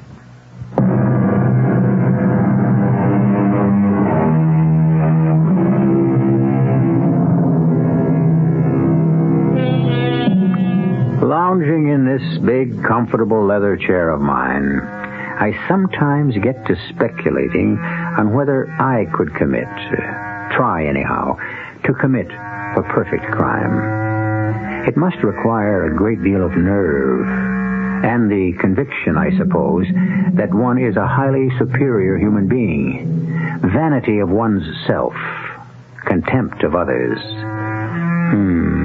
These would surely be two characteristics of whoever planned a perfect crime. Nick Palmer possessed both in abundance, but they were carefully concealed most of the time under a veneer of charm. Unhappily, so far as Jennifer, his wife, was concerned, that veneer had cracked long ago. Divorce. That's precisely the word I used, Nick. Divorce. But, Jen, dear, on what grounds would you divorce me? In the 4 years of our marriage, you have been unfaithful at least 4 times. Ah, you can't prove that. And using the power of attorney I gave you, you mishandled my money. You can't prove that either. Well, luckily, I don't have to prove that. I had only to revoke the power of attorney, which I did this morning. Oh, dear, I don't like that. No, I don't like that at all. I didn't expect you would. I don't much like the idea of divorce either. It's bad for my practice. Ah, what practice? You haven't bothered to take on a law case in more than a year. Well, that's true. I don't believe in working if you don't have to. And, of course, misusing my money, you haven't had to. Look, let me ask you a couple of questions. Do you mind? Go ahead. Have I in any way tried to interfere with your personal wishes, in any way as a husband tried to keep you from whatever you might have wanted? Such as? Well, you know how I feel about Sheila and the expense of keeping her at the Lawrence School. If you'd tried to get me to take her out of the Lawrence School, you'd have failed, and you know it. Sheila is my daughter, not yours. And she is also a special child. Special? Yes. A special child who needs the special treatment she gets at the Lawrence School. All right, we won't go into all that again. Have I ever asked you to give up those so-called art lessons of yours? So-called? What are you talking about? Well, you've been going to Chatterton's studio twice a week for nearly 2 years. And what of it? What's wrong in having a hobby? Oh, is that all Chatterton is to you? A hobby? Hmm? Chatterton is an old friend, and I'm very fond of him. But that's all. Well, now, I don't like to strip you of your security blanket, my darling. But you leave me no option. What are you getting at? Just this, Jen. Unless you agree to leave things as they are, I'm afraid I shall have to take measures to stop you. Well, there's nothing you can do to stop me. Oh, yes, there really is. I could put you behind bars for murder. You what? Frame you. Frame me? With murder? Are you crazy? Frame you with a murder you didn't commit and enjoy. Oh, you are crazy. Crazy enough to see you put behind bars for 10 to 20 years at least. More than sufficient time for me to enjoy your money. Huh? Now then, will you drop the divorce and reinstate the power of attorney? Of course not. And what's more, I want you to pack your bags and get out of this house at once. Oh, now, Jen, where would I go? I don't care where you go. All I know is I can't bear being in the same house with you. Well, in that case, shouldn't you be the one to leave? I like the house, and really, I like you, Jen. I don't mind being with you one little bit. You... Oh, very well. I'll leave. Anything to be rid of you. Goodbye. Not goodbye, my darling. Not yet.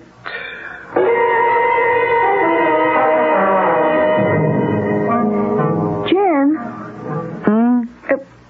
Would you use a warm or cool shadow here under the jawline? Jen? Huh? Oh, what, Alexis? Oh, this portrait I'm working on, I'm not sure if I should use a warm or... Jen, are you all right? Yes, sure, Alexis. Why do you ask? All through painting class today, your thoughts seem to be elsewhere. Well, something on my mind, that's all. Oh, well, anything I can help you with? No, it's, something that I have to work out for myself. A 10-minute break, everybody. And then I'll have a look at what you've done. Hey, that portrait's coming along fine, Alexis.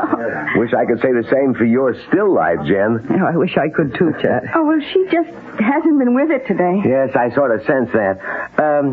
Alexis, do me a favor, will you? Oh, you have but to command, Master. Have everybody arrange their paintings along the wall so I can just walk by and look at them, huh? Master, I go. Care to talk about it? Chad, Nick threatened me this morning. Threatened you? To frame me with murder. Would you run through that again? To frame me for murder. You told him about divorcing him then? And revoking the power of attorney. And he said Well, he must be out of his mind. How could he frame you or anybody for murder? I don't know. But if anyone can, he can. Oh, come on now, Jen. No, I know him better than you do. He's brilliant. He's got a mind that... Honestly, sometimes it scares me. Well, he doesn't scare me. I'll take care of this little matter in short order. How, Chad? What can you do? I can go and see that creep husband of yours and make a few threats of my own. Palmer, Jen's going to get her divorce, and she's already revoked your power of attorney, and that's that. You give her any trouble, and I'll beat the living daylights out of Look, I assure you, unless she gives up all thought of divorce and reinstates the power of attorney I've enjoyed, well... Look, you dirty... You go ahead, hit me. I'd like nothing better. 6-2 against my 5-10? I could sue you for every penny you've got. If you've got anything worth suing for. Or are you just living on hopes? What do you mean? Jen's money. Once free of me, if she gets free, the field would be wide open for you, wouldn't it? Why, I could take... I warned you. So you did. Yeah. I was foolish not to take your warning. But you know, I think it'll be foolish of you not to take mine. Which is quite simply...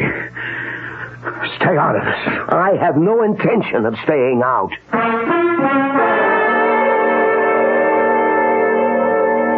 A large tube of zinc white, and then, let's see. Oh, a couple of tubes of ultramarine, cerulean, cad red light. Excuse me. Hmm? But aren't you Alexis Thorne, is it? Lorne. Alexis Lorne. I'm afraid I I'm don't Jennifer know. Palmer's husband, Nick. You and I met about a year ago? Oh, I chatted in the studio, of course, when you attended the student art exhibit. Yeah, that's right. Well, this is a pleasure. Jen asked me to pick up some paints for her, and I run into you. My lucky day. How nice of you. No. It's always a pleasure to meet a pretty girl again. Tell me, Miss Lund, is your hobby still portrait painting? Oh, you remembered. Yes, it is. Well, the thought crossed my mind when I saw your work at the exhibit. Look, wouldn't it be a nice idea to give Jen a portrait of me on some occasion or other, a birthday, anniversary, you know, and running into you accidentally like this? Look here. How would you like to do a portrait of me? Me? Yes, you see, we have a 5th wedding anniversary coming up in a month, and I'd like nothing better than to give Jen a portrait of myself. Oh, but I'm only an amateur, Mr. Palmer. What's that got to do with it? I'm sure Jen would be doubly pleased if the portrait were painted by you. Well, yes, she might. Well, what do you say then? Well, all right, I'll do it. Good, that's swell. Oh, not a word to Jen, of course. Oh, of course not. Could we begin tonight, do you think, in my study at home? Your study? But if I come to your house and she sees me... Oh, she won't. She's going to the Lawrence School tonight to see her daughter, Sheila. Oh, yes. Poor little thing. So if you could come along, say, about 8:30? Yes, I can and I will. And thanks ever so much, Mr. Palmer. I don't mind telling you that this is my first commission. And hopefully not your last. Hopefully. Jen, don't say no. I beg you, don't. Our whole marriage depends on it. What marriage, Nick? Jen, give me this one more chance, and I promise I'll make everything up to you. I'll spend my life making it up to you. Nick, I have no intention of giving you power of attorney. I don't want that. That's what I'm trying to tell you. Why I want to talk with you. I realize what a mess I made of things, and I'd like the chance, just one chance, to make amends. Well... You'll come, I know you will. 9 tonight, please. All right, Nick. I'll see you at 9. Jen, I can't tell you how grateful I am. Turn just a little more to the left, huh? Toward the light of the lamp? Like so? Perfect. The other way, you see, we get a light effect where one side of the face is totally in shadow. We don't want that. Hey, that sounded like a car. A car in your driveway. Yes, it is. Matter of fact, it's Jen. Jen? Your wife? You know any other Jen? What is this?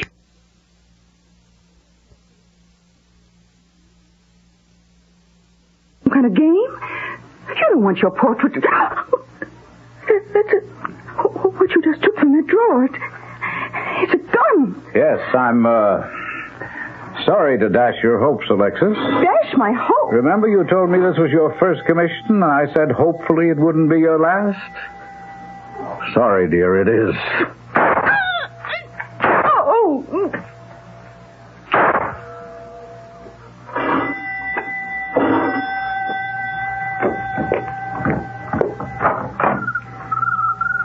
Jen, come in, dearest, come in. You're right on time.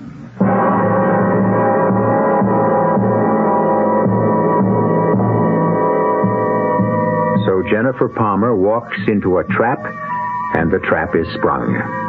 Nick promised her he'd frame her with a murder, and from where I sit, he's well on his way to keeping that promise. I'll return shortly for Act 2.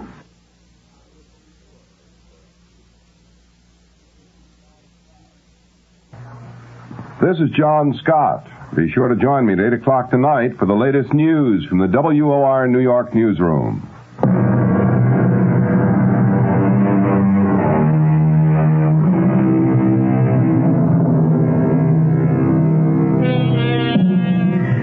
Well, now, we've been discussing the perfect crime, and we have seen Nick Palmer take the first step toward the accomplishment of his perfect crime by inviting Alexis Lorne to paint his portrait, and then in cold blood shooting her dead as his estranged wife Jennifer rings the front door buzzer. But frankly, I don't get it, do you? I mean, quite obviously he plans to frame Jennifer for the murder of Alexis, but exactly how will he do that? All right, Nick. Say what you have to say. Oh, come on, Jen. Sit down. Let's have a drink. No! Just tell me what you have to say, and I'll go. Okay. Jen, I'm sorry I made you such a rotten husband. I'm sorry about playing around, about squandering your money, the whole bit. I'm sorry I made no effort to be more of a father to Sheila. Well, she's not your daughter. Even so, I know what she means to you. Oh, please. If all you're trying to say is that you want another chance, my answer is no. Well, everyone deserves a second chance. Yes, but this would be about the 20th for you, Nick. Good night. I can't live without you. You can scarcely expect me to believe that. No, it's the truth. I don't want to live without you. Refuse me one more chance and you might as well kill me. Oh, I think you'll survive. Now, let me show you I mean what I say. Nick, are you mad? Or will you put that gun down? Oh, no, I've got it pointed straight at my head, Jen. Now, tell me that you'll return to me, or I swear I'll pull this trigger. Say it. Say you'll take me back. Nick, I can't lie to you. Now, give me that gun. No, I'm going to kill myself. I'm going to kill myself. Kill. No, you're not. Now, give me the gun. That's better. I'm everything you say I am, Jen. I haven't even got the guts to shoot myself. Well, let's both be glad that you haven't. Even so, I'll keep this gun. Just in case.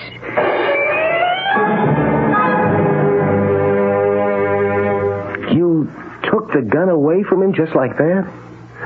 Pretty damn cool of you, Jim. No, not at all, Chad. Nick had forgotten that he pulled this little scene once before. Only I fell for it that time. I wasn't falling for it again. He had no intention of killing himself, and I knew it. And why did you keep the gun? Well, just to play it safe, I guess, because you never know. You know, you really never know. That's true enough. Well, this is a great pleasure, you dropping by like this. I had to tell somebody. Sure you did. Oh, well, this is my night for unexpected visitors. Well, all right, I'm coming. Yes? I'm Detective Rice, police. My partner, Jim Andrews. Detectives? You Jennifer Palmer? Yes, I am. All right, Mrs. Palmer, I hereby arrest you on suspicion of murder. Suspicion of... It's my duty to tell you that it's your right to refuse... Now, wait a minute. What in the world You better stay out of this, bud. One thing more, Mrs. Palmer. Anything you say can be used in evidence against you. Okay, let's go. Yes, of course. But murder... Just a minute. Will you open your bag, please? It's my handbag, yes. Sure. This the gun you used? The gun Oh, no. No. Never mind. Just come along. No. No, I'll keep the handbag.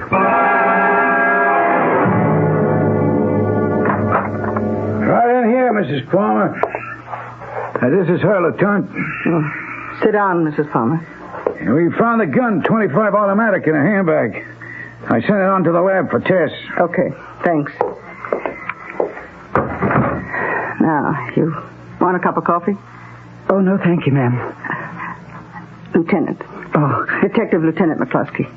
Lieutenant. I really don't know what this is all about. And you've been arrested on suspicion of murder. Rice must have told you that. Oh, yes, but... Well, you murdered somebody or not? Of course not. You didn't, huh? Of course not. You know anybody named Lorne? Alexis Lorne? Alexis, yes. Yes, she's in a painting class I attend at the Chatterton studio. Not anymore, Mrs. Palmer. What? She's dead. Alexis is dead? Yeah, and that's why you're here, on suspicion of killing her. Are you sure you don't want that coffee? Oh, yes, I will, thank you. Well, why would I kill Alexis Lorne? You tell me. Oh, here. Thank you. I guess maybe I better tell you. About 2 hours ago, 9:25 to be exact, we got a call from your husband, Nicholas Palmer, from your home. He said a murder had been committed. We get there, we find this girl, Alexis Lorne, has been murdered. Shot to death. So, what has that to do with me? You care to tell it now, or you want me to tell it? You. Drink your coffee. Your husband says that this Alexis is painting his portrait in the den room. He says his hair gets all mussed up. He doesn't know how, but we figure we know. And he goes upstairs to brush it. He hears shots. He comes running downstairs. And Alexis is dead on the floor. Then he hears a car start up in the driveway. He runs to the window and looks out, and he sees you drive away in your car. Well, how could he tell that it was me? I mean, after all, it was night. But a full moon. The moon at 9:20 thereabouts was full and bright. He recognized the blue sedan you drive. Also that maroon coat you're wearing. I don't remember the moonlight, but then my mind was on other things. Then you were there. Oh, yes. At that time? I guess so, yes. In other words, you found out he was fooling around with this Alexis and... No, I didn't find out anything. Then what'd you go there for? Oh, I wish I knew. Huh? Well, I hate him really, but I feel sorry for him too, and he phoned me and he said, please come over and let's talk things over, and so I went. But you wouldn't understand any of that. I'm a woman. I've been in love. Why wouldn't I understand?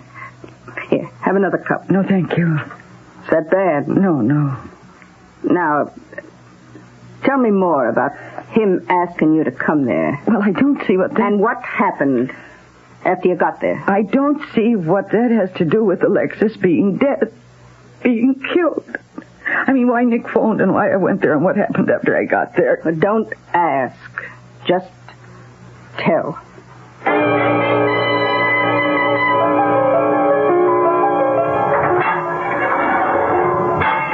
Oh, Chad. Oh, how you doing, Jen? Oh, well, I'm doing. Oh, Jen. Chad. I didn't know what to bring. Candies out, figure. And flowers, funereal, so I brought this. Oh, it's sketch pad and drawing pencil. Thank you, Chad. Oh, it keeps you occupied. I ran over to Lawrence School, saw Sheila. Chad? Oh, she's fine. Nothing to worry about. How are you? I'm awful. Sure, but listen. You've got a friend. You? Me? Oh, I'm more than a friend, you know that. Anyhow, I could be if you ever let me. McCluskey. Lieutenant McCluskey? I asked to see her, and she said okay. She believes your story, but the evidence is against you. 100%. He framed me. He said he'd do it, and he did it. The way I see it is that he shot Alexis to death, timing it at the moment that I arrived. And then a little later he went into that act about shooting himself, knowing that I'd take the gun out of his hand so that my fingerprints are on the gun. And the whole rotten mess about my divorcing him for infidelity and the mishandling of money. Chet, what about the money? I mean, I'm thinking about Sheila. The money... He's tied it up. Somehow, don't ask me. It's legal mumbo-jumbo, things I don't understand. Like, you could have been free on $100,000 bail, but he blocked that, said you were unfit and so on. Unfit? Well, I guess I shouldn't have said that. What do you mean, unfit? Well, that sounds like something to do with Sheila. Well, is it... Chad? Listen now. I'm listening, for heaven's sake, Chad, please. All right. He's moving already. He's moving to get control of your money, of Sheila, of everything. But he can't do that. Do you think he can? Well, you might as well know he can, and he is. But how? He's still your husband, with certain legal rights, I guess. And a brilliant lawyer. Jen, I don't understand these things. It takes a set of mental muscles I never had, but he can do it, and he's doing it, and there's only one out for you. For me and Sheila, you mean? Sheila? Yes, it's the money he's after. That's all he's ever been after. That's all he's ever wanted. And if I'm convicted, it will mean the death of Sheila.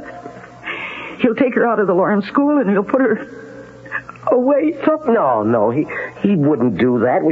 We'll never let him do that. How can we stop him? How? McCloskey, she says it's a matter of his word against yours. Plus the evidence against me. Well, yes, that too. Yes, that too. There are the prints, my prints on the gun, and the fact that I was divorcing him for playing around. His story that he was playing around with Alexis and that I heard about it and blew my stack. And I was there. And the coroner says she died approximately at the time I was there. Oh, Chad, he's framed me. He's framed me good. Unless we can prove he's lying. Something bugs me about his story. Huh? There's something that doesn't make sense, doesn't hang right. What? Oh, I don't know. If I knew, you wouldn't be sitting in this cell awaiting trial. But there's something I'm looking straight at it and I can't see it. But it's there. I know it's there. And if I can find it, see it, he'll be behind bars and you'll be free. And if you can't find it, Sheila's life and all the treatment that would have made her well again and all the future that lay before her until now, that will be all gone. Why do you look at me like that? All you want is what's best for Sheila. And all I want is what's best for you. That's because you love your daughter more than anything else in the world, and I... And you? Love you more than anything else in the world. Huh? Oh, well, whatever it is I'm looking at and can't see, whatever's staring me in the face that I can't find, I better see it. I better find it. Come now, what could be staring Chatterton in the face? What vital clue he can't see? If it's staring him in the face, it's staring us in the face, too. And I don't see a thing. Do you? I'll be back shortly with Act 3.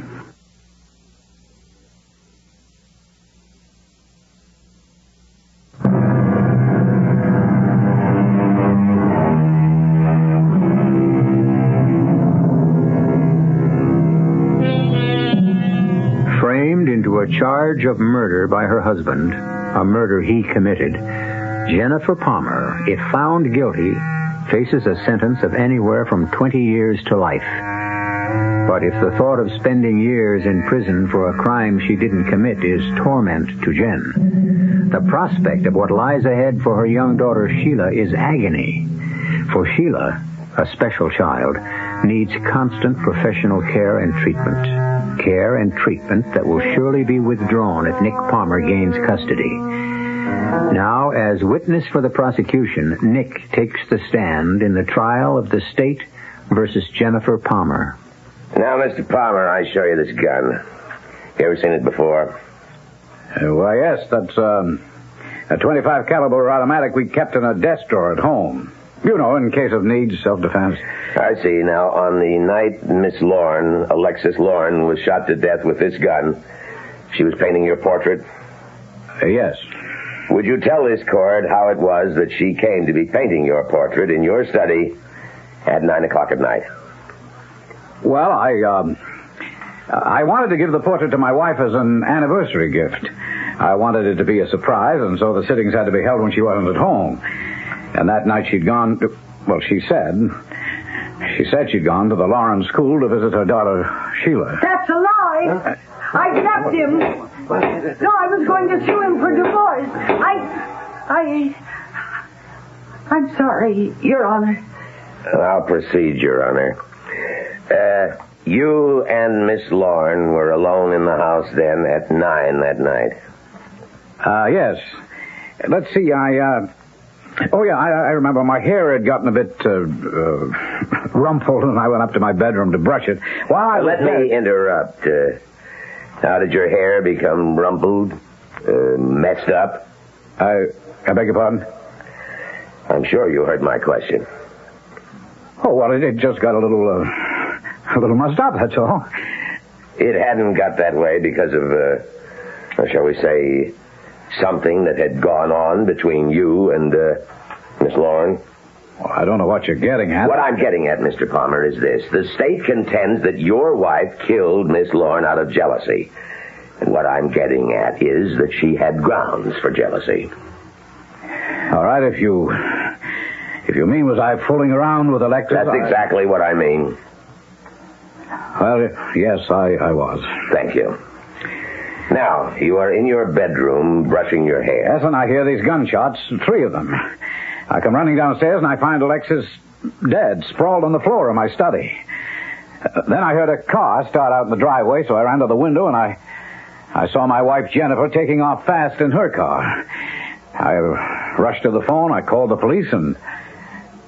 well, that's all. How far would you say the driveway is from the window you went to? Oh, not more than 100 feet. Circular driveway, I believe. Yes, that's right.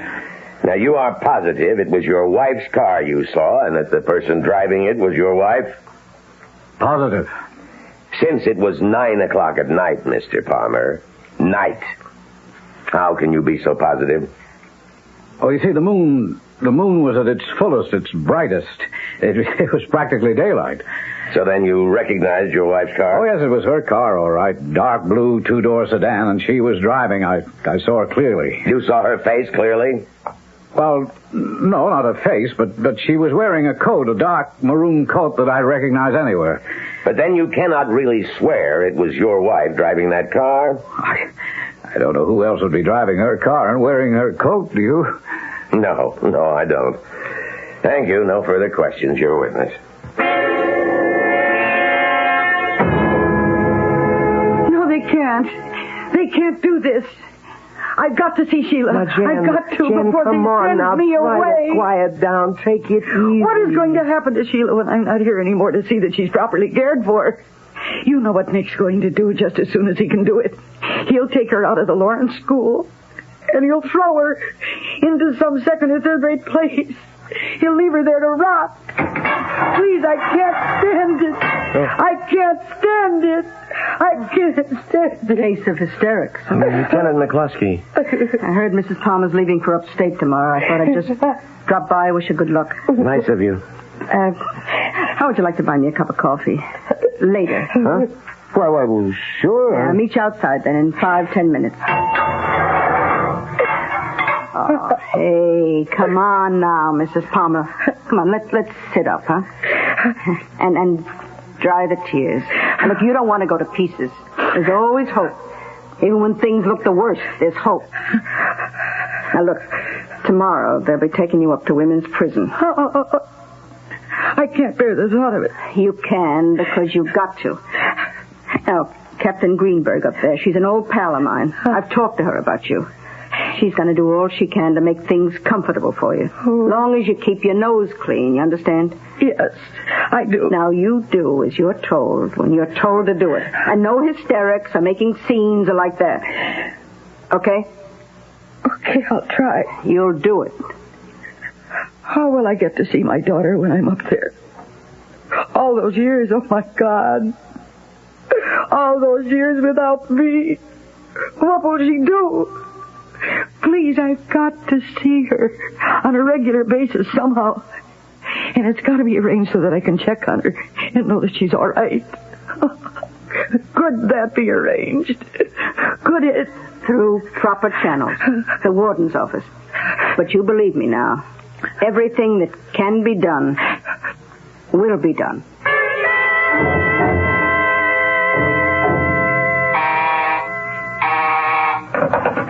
Lieutenant McCluskey. Of course. Send him in. Oh, don't tell me, Chat. From the look on your face, it's clear you've just come from seeing Jen in women's prison. From seeing her in the infirmary in women's prison. Mac, I think she's dying. Oh, come on. I mean it. Not seeing Sheila all these months. Nick refusing to bring her to the prison, refusing to let anybody else take her, and now learning that the kid's been placed in a, well, you know, the kind of institution. I'm afraid I do. But how did she learn about that? He wrote and told her, the dirty creep. Oh. Nick wants to kill her, and he's succeeding. You should have seen her. I saw her last week. Well, Chad, I wish there was something I could do, something somebody could do. But there isn't. It was her story against his, but unfortunately for her, all the evidence was against her, even to the moonlight. Moonlight? Oh, it being a bright moonlit night. That didn't just happen, you know. Nick Palmer planned things that way. Planned everything for a night when there would be a full moon. Yeah. And tricked her into grabbing the gun away from him. Damn, if I could only... Only what, Chad? There's something, for months now, it's been gnawing at the back of my mind. Something. What kind of something? Something that's wrong with Nick Palmer's story. Something that doesn't fit. It's staring me in the face, yet I can't see it. Are you sure it isn't just, wishful thinking? I mean, you want to prove Jen's innocent. I want to save her life, because that's what's at stake now. And no, it isn't wishful thinking. There is something. And by heaven, I'm going to find it. Nick Palmer lied, and whatever the something I'm looking for is, it'll prove he lied. All right, coffee break over, class. Settle down, settle down. Now, we'll return now to our discussion of color, and no questions, please, until I'm finished. Great artists haven't just used colors in their work.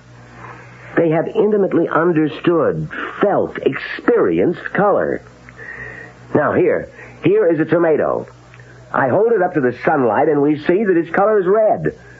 Or so we mistakenly think. The simple fact of the matter is that the tomato isn't red. The tomato in and of itself has no color at all. It's sunlight that gives it color. Why? Because sunlight, and only sunlight, contains color. The colors of the solar spectrum we can see in a rainbow. What happens is that an object, any object, absorbs all the colors of the spectrum. All the colors in sunlight except one. A tomato absorbs all spectrum colors but red. A banana, all colors but yellow, and so on. In other words, without... Oh, good Lord. There it is. There it is.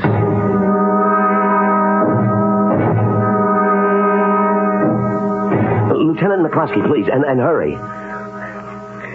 Mac, Chatterton. Mac, I can prove Nick Palmer lied. Yes, you heard me. I can prove it. The thing that's been staring me in the face for months and I couldn't see it, well, I see it now. I see it bright and clear. Oh, now, wait a minute. You barge into my house, Chatterton, along with this Lieutenant McCluskey, and you tell me that you're here to test out my story about what happened that night? So first of all, Mr. Palmer, we didn't barge in. We asked to come in. Second of all, unless you've got something to hide, you'll go along with my request. Hide? Oh, what would I have to hide? The fact that you lied when you said you recognized your wife's car driving off out of that driveway out there, even noted the color of her coat, when the fact is you couldn't have recognized either. What are you talking about? It was a bright moonlight night. It was so bright it could have been daylight. Only it wasn't. It wasn't daylight. And there's a big difference between moonlight and daylight. Oh, moonlight. A very big difference. Moonlight, daylight, I saw what I saw. I saw Jen's two-door blue sedan and Jen at the wheel. All right, I didn't see her face, just her coat, a dark maroon coat. You're positive of that? Well, I swore it under oath, didn't I? Yes, you did. Now all I'm asking you to do is prove what you said was the truth.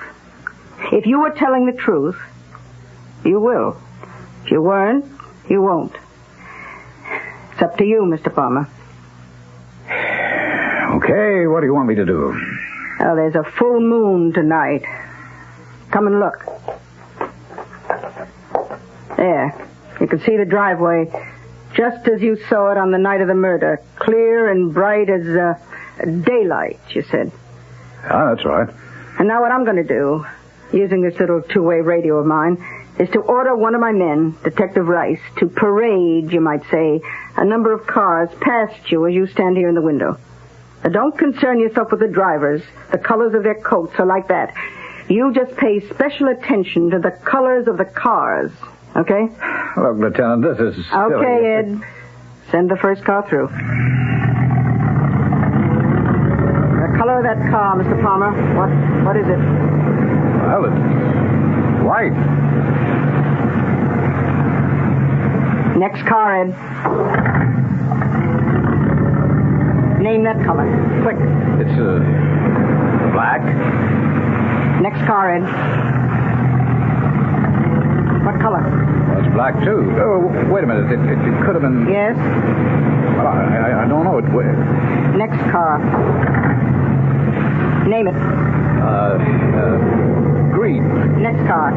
No. Hold up, Ed. I think that's enough. Well, are you satisfied, Lieutenant? Satisfied enough to say this, Mr. Palmer. That you lied when you said you recognized your wife's car and the coat she was wearing. Lied? I don't know what you said the first car that came around the driveway was white. All right, it was. No. It was powder blue. You said the second car was black. But it was a dark blue. It was what? The third car was a deep shade of green, but you called it black. Well, I wasn't sure of that one. I started to change my mind. Exactly. You started to change your mind. You weren't certain. Because in no case, with no car, could you really say for sure that is its color. Mr. Palmer, you lied when you gave your first statement to the police, and lied under oath when you gave testimony in your wife's trial. There's more than enough evidence here to reopen this case. And what's more, Mr. Palmer, to open an inquiry into exactly why you lied.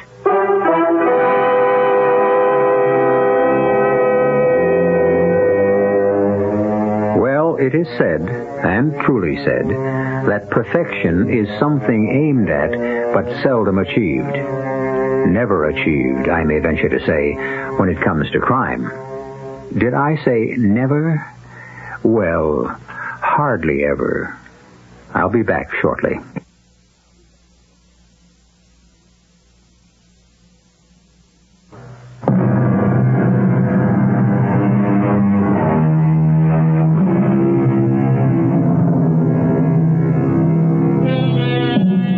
I'm sure you'll want to know that Jen was quickly released from women's prison and is today happily married to Jack Chatterton. Sheila, Jen's daughter, continues at a school for special children where she is responding very well indeed to treatment and therapy. Our cast included Mercedes McCambridge, Leon Janney, Bryna Rayburn, and Ian Martin. The entire production was under the direction of Hyman Brown.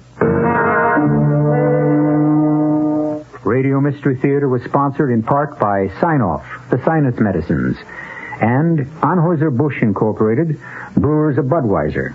This is E.G. Marshall inviting you to return to our Mystery Theater for another adventure in the macabre. Until next time, pleasant dreams.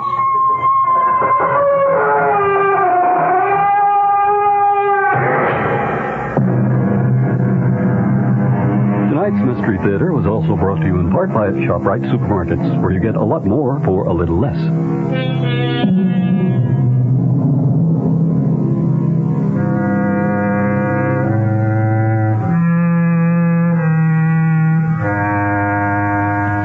The preceding program was furnished by CBS Radio. What is a summer festival, the Big Apple, and a bicentennial too? Right, New York is. This is Joel Gray, host of this year's summer festival, and I want you to pop right down, up, over, across to the New York Convention and Visitors Bureau at 90 East 42nd Street to pick up all the brochures that the Visitors Bureau has to give out, free. They've got a calendar of events, a guide and map, a shopping guide, a restaurant guide, all free for you. WOR New York. Mayor Beam returning from Albany with precious little in the way of funds from the legislature. New Jersey governor goes to his legislature with an 11th hour appeal. The price of gasoline is going up, and shortages may appear late in the summer. It's 78 degrees and partly cloudy mid-Manhattan. The man says partly cloudy, warm and humid tonight, the low around 70. Partly sunny, continued warm and humid tomorrow with a chance of a thunder shower in the afternoon, the high 85 to 90. This is John Scott with the 8 o'clock edition of the news. This late word, Pele and the Cosmos are playing at Randall's Island tonight, and the traffic from Queens into Manhattan is so heavy it's backed all the way up to LaGuardia. On Sunday, in an exhibition game, the Cosmos drew a record 21,000 fans. Tonight, in a regular game, the attendance is expected to be even greater. Mayor Beam went to Albany today and is flying home at this hour outraged. In his opinion, he was shortchanged. I want to say that I'm outraged and shocked at the crassness with which the Senate majority is treating the people of the city of New York.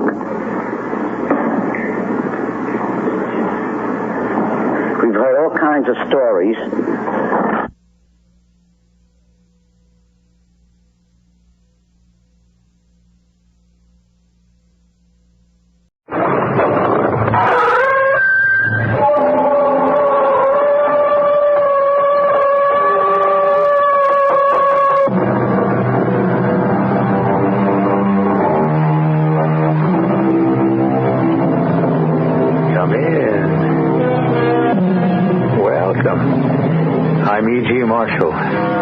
It was William Congreve, the early 18th century playwright, who first penned the words, "Heaven has no rage, nor hell a fury, like a woman scorned." It is a basic truth, whatever century.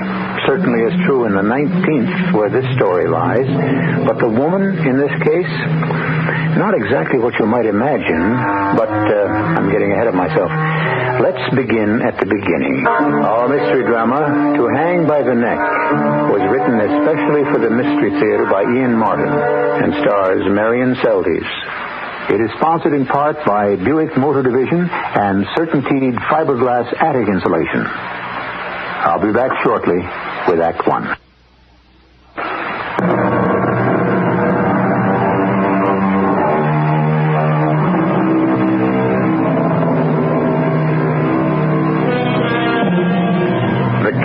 Conway spread, brand marked C-Circle-C, used to lie between Dallas to the north and Houston to the south, and east by west between the Louisiana border and Waco. It wasn't the largest cattle ranch in Texas, but in its own right, between those two extremes, it was an empire. The ownership of empires, or the succession to them, has caused most of the turbulence in history, and has always brought tragedy and agony to the individuals involved in them, as witnessed the story of C-Circle-C. Carrie, what are you doing here? I came back, Mother. I thought you needed me. Of course I need you. But what good is this? You're gone. I've had enough of dreams. Maybe this is a little more than dreaming. What? Remember Becky Pryor, who was going to be my maid of honor? Of course. I had a letter from her recently. She's coming to visit from New Orleans. But you don't want to see her? That isn't true, precious. Your father felt that perhaps the way I am, it wouldn't be the best idea. He's very solicitous of you, isn't he? Of course. He loves me. And me. He loved you. Oh, that's true enough. Rebecca Pryor, our best friend. I want to protect Becky. That's one of the main reasons I returned. And you must help her too, Mom. Please, protect my friend. Protect my friend. My friend.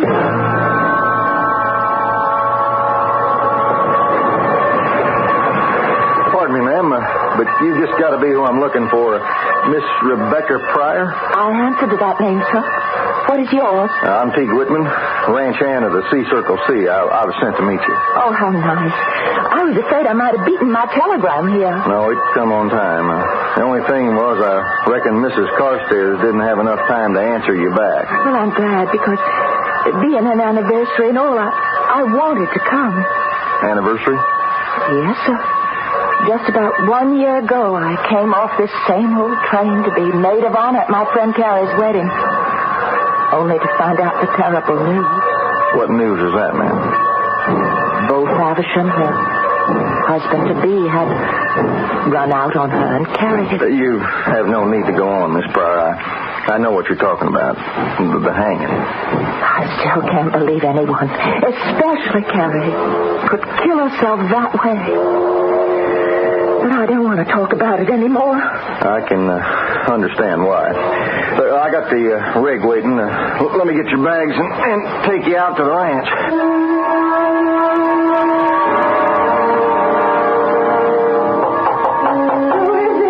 It's me, Julie. Chad.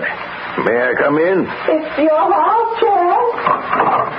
Well, it's your bedroom, Julie. I wouldn't have disturbed you except...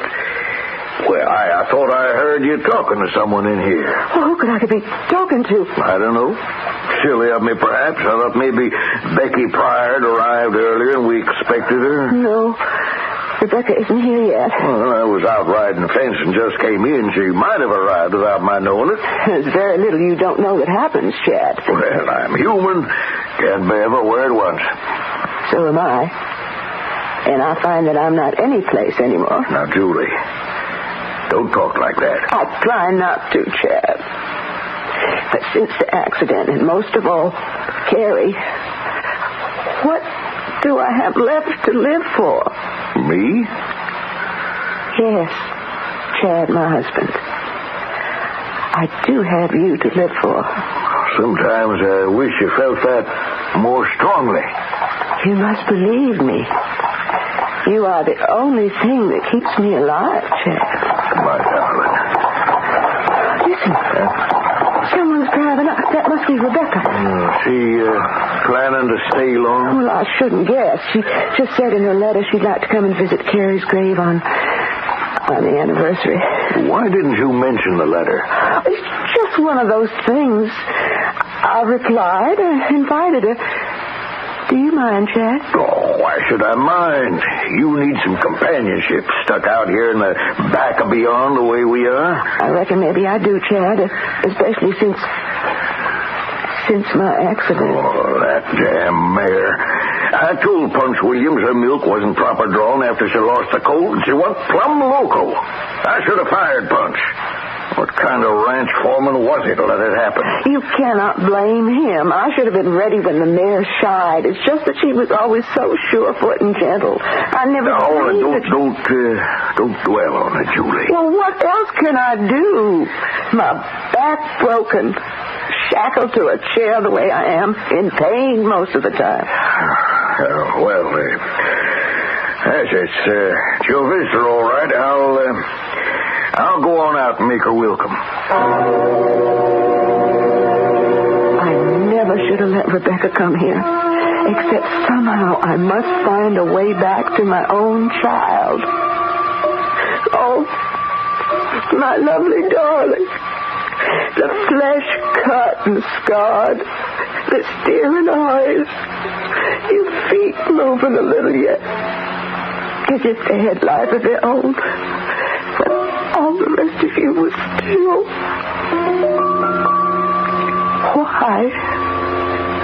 Why? Life could still have been good. Nothing should have made it worth throwing away.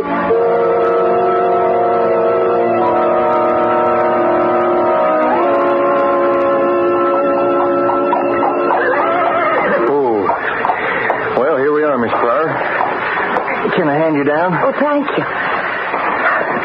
Have you been with Conway Ranch a long time? Oh, no, ma'am. Just since I was mustered out a few weeks. I'm a Johnny-come-lately. Were you a Johnny Red? I'm not from these parts. I was Union. I'll get your bag.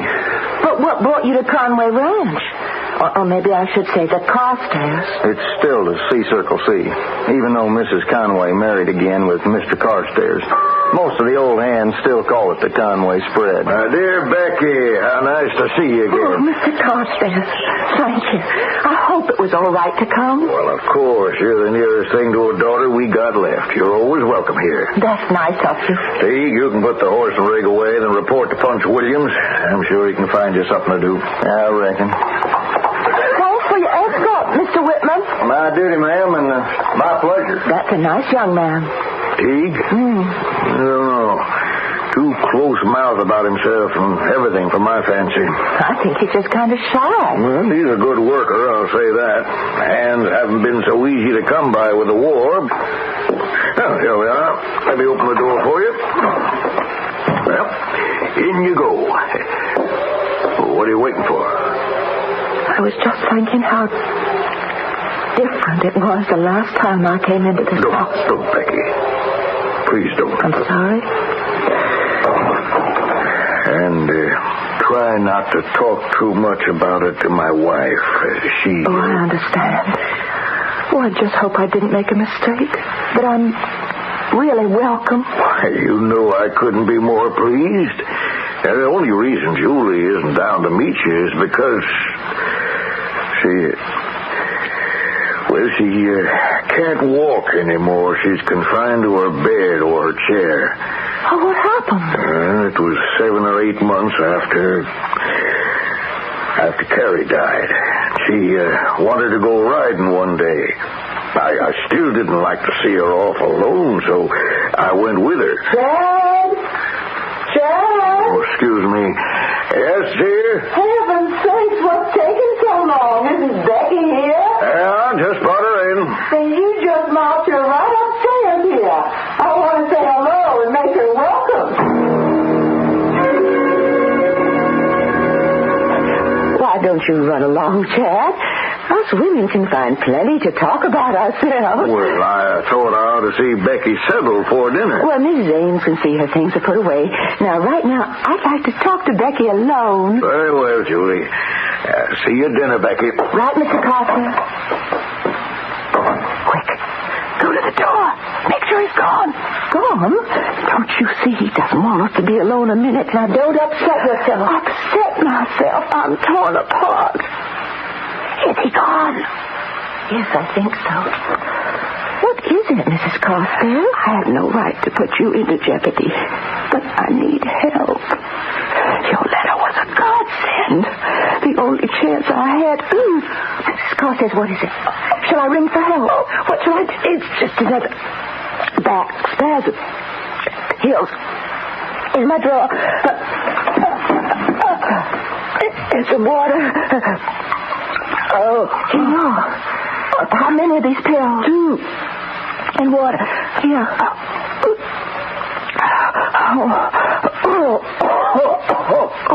Now, I can't tell you, but I must. I need help.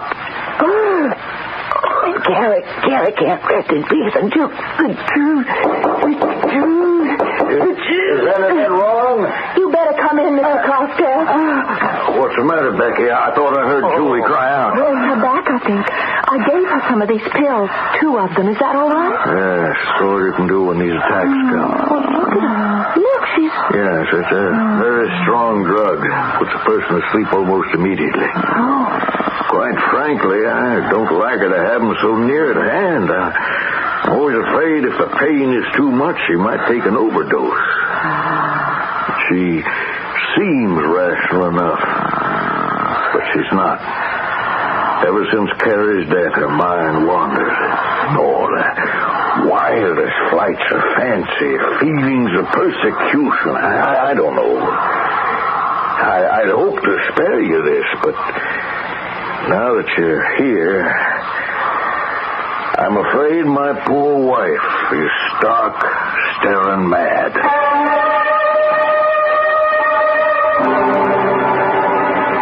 Rebecca Pryor looks at the handsome man, the lines of sorrow etched deep in the gentle face, and her heart goes out to him.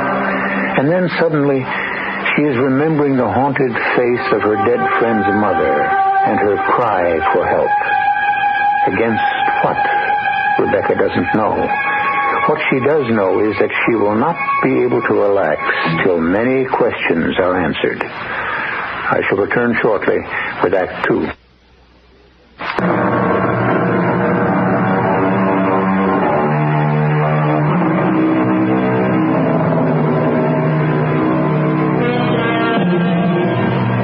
You are Rebecca Pryor. In the year of our Lord, 1865. The war between the states is over now, but you remember vividly 1 year ago the excitement of traveling from New Orleans to the ranch in Texas, where you now are, in order to be maid of honor at your best friend's marriage.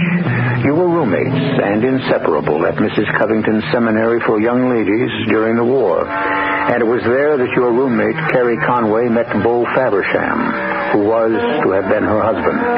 Now, 1 year later, after the wedding that never happened because Beau disappeared and Carrie's awful death by hanging herself, you are back at the ranch.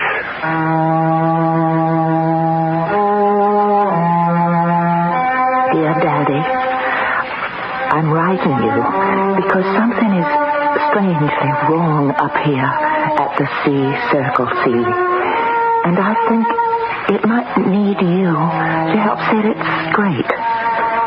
Do you think there's any possibility you could come here as though to fetch me home? And then, while you're here... who is it? Sam Carstairs, Becky. Can I see you a minute? Of course, Mr. Carstairs. I'll be right there. Oh, if it's too early... No, I'm all up and dressed, as you can see. Come in. Thank you. How is Mrs. Carstairs this morning? Not much better, I'm afraid. I'm going into town to fetch a doctor. I thought perhaps you might like to ride with me. Oh, that's kind of you. But maybe I can help here with your wife. Oh, I doubt it. She'll be keeping to her bed today, and the housekeeper, Mrs. Ames, will be there to keep an eye on her. No, let me persuade you to come with me. We could have a nice meal at the hotel and give you some little holiday feeling on your visit. Oh, that's kind of you, but I am a bit tired after my trip up. I think I could just rest here at the ranch today. Well, if that's what you want. I tell you what, my ranch foreman hasn't quite decided what to do with that new hand who brought you from the station. I'll have him stand by. Don't bother. I can take care of myself. Well, if you want to rest, that's fine, but Teague will be available. And you're sure I can't help Mrs. Carson? Oh, no. Best thing is to leave her alone. She's a whole lot more than you or any one of us can handle.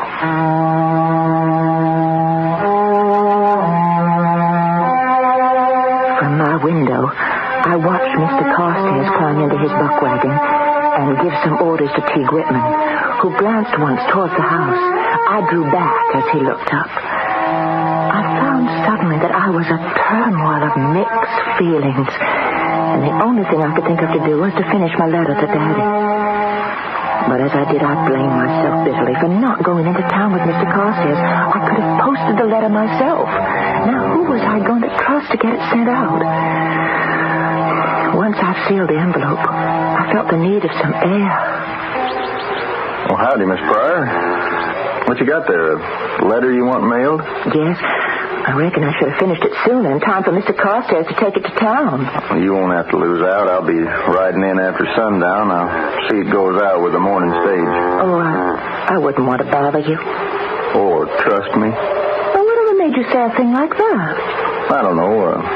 Maybe because I wish I was sure you did or would. No. Why on earth shouldn't I? I kind of got the notion Mr. Carstairs has it in for me some way and plans to let me go. Oh, I don't think so. It's just... Just what, Miss Pryor? I think he... No, I'll tell you straight out what he said to me. He thinks you don't talk very much about yourself, and he'd like to know more about your background. And he asked you to see what you could find out? Not exactly. Anyways, I wouldn't have any part of a thing like that. It's none of my business. But maybe you could do something for me. A pleasure. Matter of fact, I was told by Mr. Carstairs to keep an eye on you. An eye on me? Well, he seemed to want to make sure you stayed away from Mrs. Carstairs in the stable here. Why the stable?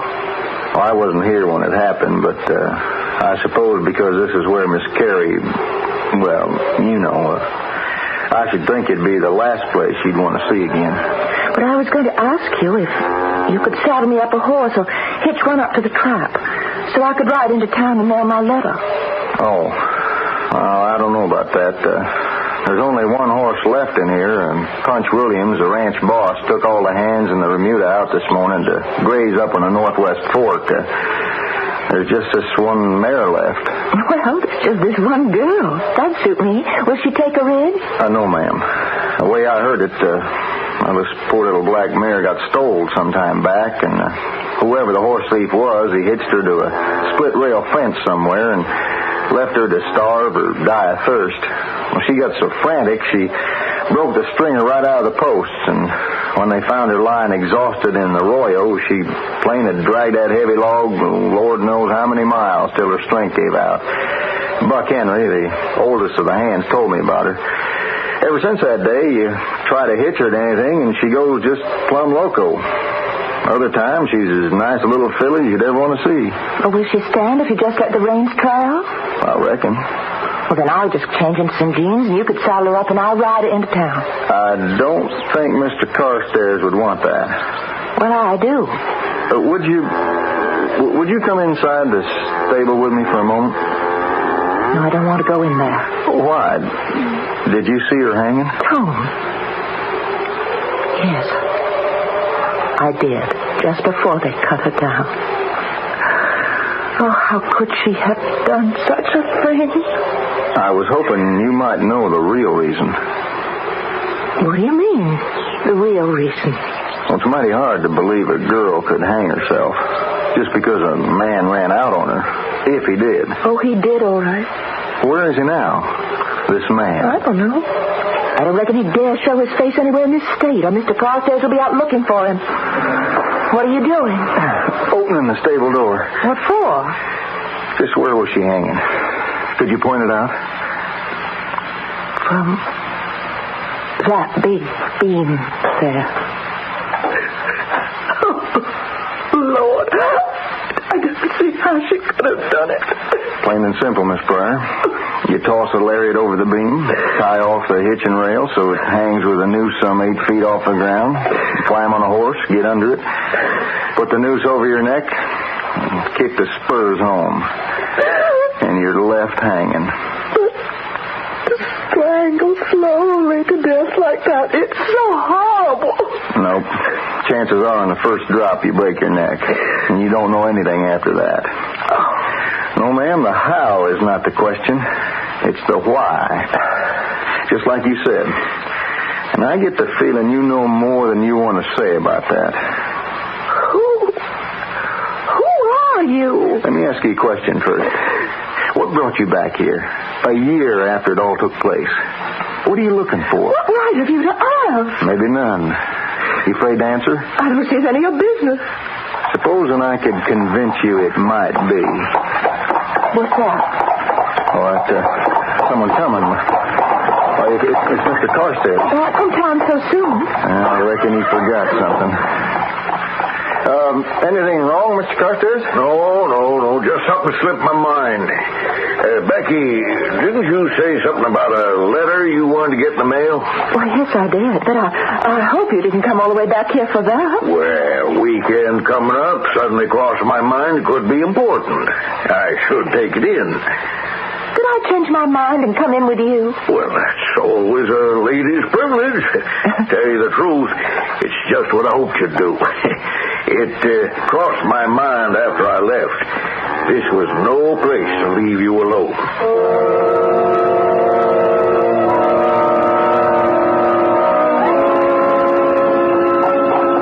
You going to be leaving us soon, Becky? Why do you say that, Mr. Carstairs? Well, a letter to your father. I thought it might be to arrange to have him meet you. This is no place for a young girl anymore, I'm afraid. I hadn't planned to leave right away. Of course, if you want me to. Oh, I'd be the last person to chase you out. But with Julie as she is and the memories, sure don't blame you if you included in your letter the news that you're coming home. Now, there's a train day after tomorrow, or the stagecoach, and we can make arrangements as soon as we get to town. Well, but no. You see, I'd hope to stay long enough to be of some help. Well, no one can help Carrie anymore. Julie is in the same way. Only difference is she's alive. What are you doing sneaking around up here, young man? I wasn't sneaking, Mrs. Ames. Then what were you doing? Before he left for town, Mr. Carstairs asked me to tell his wife that he'd come back to take Miss Pryor with him. Mr. Carstairs told you no such thing. There's been no need to tell Mrs. Carstairs anything. She's sound asleep. You're lying. Maybe we both are, Mrs. Ames. I hear talking in there. That's her, talking to herself again. Crazy. If you ask me, she ought to be put away somewhere. Like her daughter and Beau Faversham? What does that mean? I was just asking. Did you mean dead like him? Who said Beau Faversham was dead? If he isn't, where'd he disappear to? Nobody knows that, of course. After he ran out on Miss Carrie, he wouldn't dare leave any traces of... What business is that of yours? None. Who are you? Just a hired hand. With a large bump of curiosity. I'd like to know why. And what you're doing in the house. I'm sure that Mr. Carstairs wouldn't like it. Does he have to, Mrs. Ames? Couldn't you and me share a secret or two between us? You keep your ideas to yourself, young man. You picked the wrong woman to smart around. Now get out of this house, and before the sun rises tomorrow, I'll see that Mr. Carstairs gets you off this ranch. How, Mrs. Ames? Feet first, like Beau Faversham went? Why do you say that? Who are you? Oh, just an interested bystander. You listen to me and listen close. If you're counting on Mr. Carstairs inheriting the C-Circle C, or ever controlling it, forget it. Oh. And you might want to keep your own skirts a little clean. So I'm asking you a question. What really happened the night Miss Carrie died in the stable? How did she die? And why? Why, everybody knows that. They know what was supposed to have happened. What I'm looking for is the truth. Good Lord. What was that? No, Carrie, no. Don't tell me there was a child. You know there was. Why else would I haunt you? What is it you want me to do? Face the truth. Don't let me have died for nothing. Don't let him win. What can I do? I'm afraid he'll kill me just as he did you. No, Carrie. Leave me alone. I'm afraid. Don't ask me to fight him. Don't. What is it, Mrs. Carstairs? Oh, nothing. No, nothing. It's just a bad dream. A A dream about what? Who's that? Who's that? Get him out! I don't want to talk about it. I don't want to talk about anything. I just want to be left alone. I'd like to have you talk to me, ma'am. I don't want to talk to anyone ever again. Except maybe Rebecca Pryor.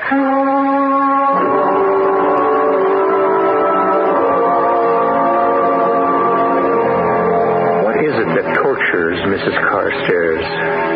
The daughter who seems to haunt her? You must believe that the Carrie who talks to her is a figment of the imagination, a reflection of a guilty conscience. But exactly why does she have a guilty conscience, if she has one? And who is Teague Whitman or Mrs. Ames?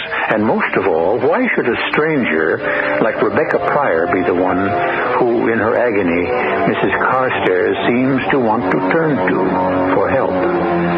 I'll return shortly with Act 3.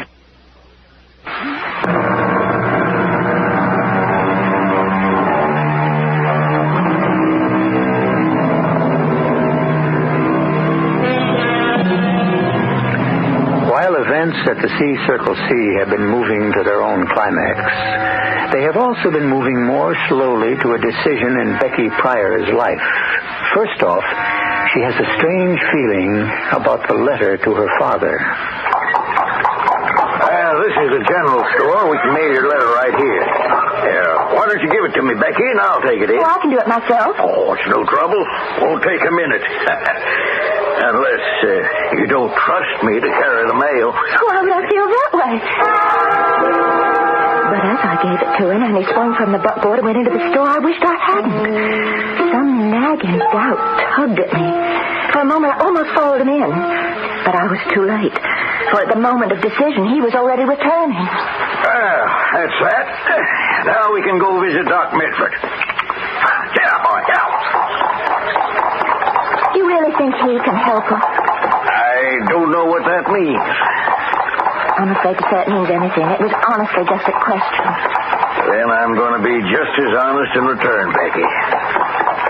No, I don't think he can. I don't think anyone can. Then why do you go to him? Well, what other choice do I have? I couldn't save my daughter. I'd like to save my wife. Why did Carrie do it, Mr. Carstairs? Hang herself? That's really, I suppose, why I'm back here. I just can't understand. That she counted the world well lost for love? No, she was young like I am. Some other man would have come along. To tell you true, I am never going to rest till I can understand why. Well, you're very young, Becky. So many things you don't know or even imagine. If it'll help you, I'll tell you the one secret. What? Why Carrie killed herself. It wasn't just because her promised husband walked out on her. Then why? Why? She was carrying a child that would have no name. Bo Feversham. If he wasn't the father, who else could she claim? Then how could she face bringing a fatherless child into the world? I came back and I stuck my nose into it, stirred up muddy waters, couldn't leave well enough alone. What is well enough? What is it I'm looking for? And if Carrie didn't put a rope around her neck, how else did she die? And most of all, why am I so scared? Becky, I don't know what you wrote in the letter to your dad, but I didn't mail it. What? Here it is, unopened. I just felt there was no point in mailing it, the way I feel now. I don't understand. Well, I figured with you taking the train tomorrow morning, you might even get there before the mail's delivered. You want me to leave? Well, it would be best for everyone.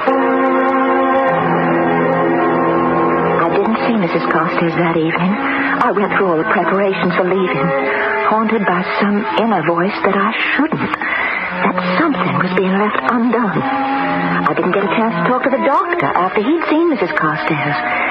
And when Teague Whitman came to get my bag, he was escorted by that dour Mrs. Ames, so we had little to say to each other. I might have made some opportunity to try to see Mrs. Carstairs, but the truth is that after dinner with Mr. Carstairs, the wine seemed to go to my head, and I barely made it up to bed before I was in a profound sleep. Deep, but uneasy, because it seemed to me that in my sleep, I was talking to Carrie. Becky. Huh?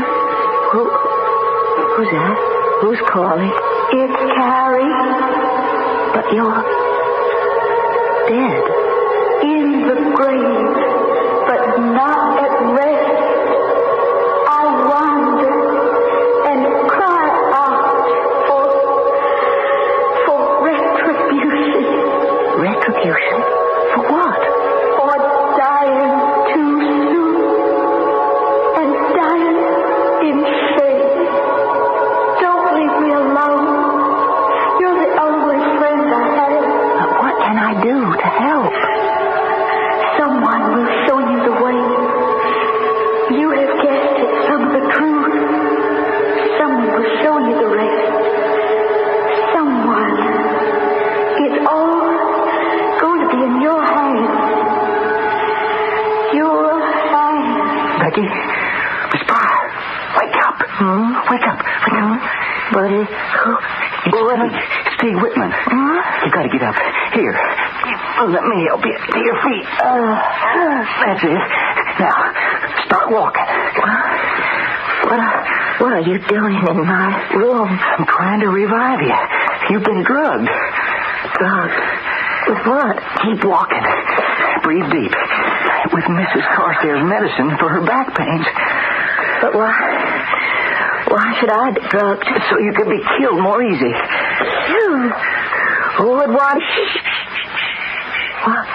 Why would anyone want to kill me? Same reason Carrie was killed. And my brother. Your brother? Yes, ma'am. Bo Faversham. You see, Faversham is my real family name. I don't understand. Of course you don't. Becky, it all goes back to what is the most unattractive of human sins. Greed. Chad Carstairs was foreman of this ranch, and he wanted to own the C-Circle C so bad he'd stop at nothing. He tried to romance old man Conway's wife and wouldn't have gotten nowhere except, well, fate gave him a lucky break. Mr. Conway died of a heart attack. So he swarmed around and finally up and married the widow, only to get a real shock. What sort of a shock? Well, he found out the spread wasn't left to the widow, but to Carrie, the daughter. And he tried romancing her, but she didn't want any part of him. She had her own man, my brother Bo, but Chad Carstairs is a man set on getting his own way, so he didn't stop at romancing. It wasn't my brother's child she was carrying. Oh, no. Oh, so that's why Bo walked out on her. And why she... Bo didn't walk out on her, Becky. He loved her too much. I figured Chad had some hired guns take care of my brother and leave him in the desert to have his bones picked clean. Carrie didn't hang herself. She was hung. How? At the point of a gun. He had the rope all tied to the spike on the hitching post and made her climb on the horse, dropped the noose over her neck, and kicked the horse out from under her. I reckon, poor lady, she didn't care all that much about living anyway. But she didn't take her own life. It was took. How do you know all this? No, I don't. I'm only guessing. How you feeling now? I don't think I'll ever want to sleep again. Oh, good. Good? Yeah, because I got to get you out of here while there's still time for you to get away. Well, I'm leaving tomorrow morning. Well, that may be too late. Too late? For what? To save your own life. Why should my life be in danger? Because this evening, while you were asleep, drugged, Doc Medwick and I witnessed this will by Mrs. Carstairs, leaving the C-Circle C to you. Yeah, she'd asked you to take it home with you To your father to be recorded. But why will the ranch? To me? To anyone rather than the man who murdered to make it his own. And you were her daughter's best friend. But what difference does it make? A will could be changed at any time as long as... As long as the person who makes it is still alive. Becky, Mrs. Carstairs died less than an hour after this will was made.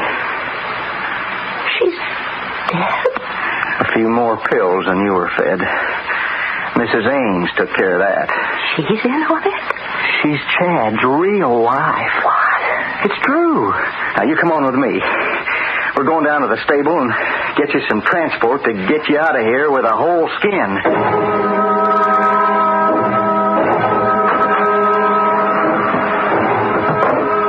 All right. I've saddled and bridled our poor old loco little mare. Only horse we have to get you into town so you can pick up the midnight stage. Aren't you going with me? No, ma'am. I'm staying to even up some old scores. You don't mean to kill Chad Carstairs. That's exactly what I aim to do. Oh, no, please, Pete. Please, there's been enough killing. What good would it do? It would save your life, for one thing. Is that so important to you? Or is it just revenge for what you think might have happened? I guess that's a question I'd better let you answer. Maybe I can answer that for the both of you. No. Don't move, Teague. Except real slow to loosen your gun belt and let it drop while I light this lamp. Do it or I'll put a bullet in her. You can't get away with any more murders, Chad. In my territory here where I live, I can get away with anything. Now let me have the will. No. To him, Teague, what does it matter? Once we do, we're both dead. If I kill you both first, I can just take it. Except that killing us both might not be as easy to explain as all the others. Carrie, my brother, your wife. I'll find a way. I'm not so sure. You're losing your touch, you know, Chad. You finally had to poison Mrs. Carstairs because you missed the first time. What does that mean? Oh, don't try to spook me, Chad. You took her out on this poor little mare here you knew was loco, didn't you? All right, that's enough talking, And then you stopped somewhere, and before she had a chance to dismount, you jerked at the reins against the bit in her mouth as if to tie her out. What are you doing? No! Hey, are you all right? I am. And Mr. Carstairs? Oh, poor little mare. She didn't mean it. But she saved our lives. What happened? She trampled him to death. Well, it's sort of poetic justice. What he spent his life doing to women. Only at the end, this particular one turned the tables. In one quick move, Teague Faversham had flipped the halter rope over the hitching rail, and immediately the mare had reacted by going berserk. Chad, caught off balance, was unable to protect himself against her flailing hooves. The special death he had planned long ago for his wife, unsuccessfully, was successful by accident and became his own. True poetic justice. That ideal justice which poets exercise by making the good happy and the evil unsuccessful. I'll return shortly.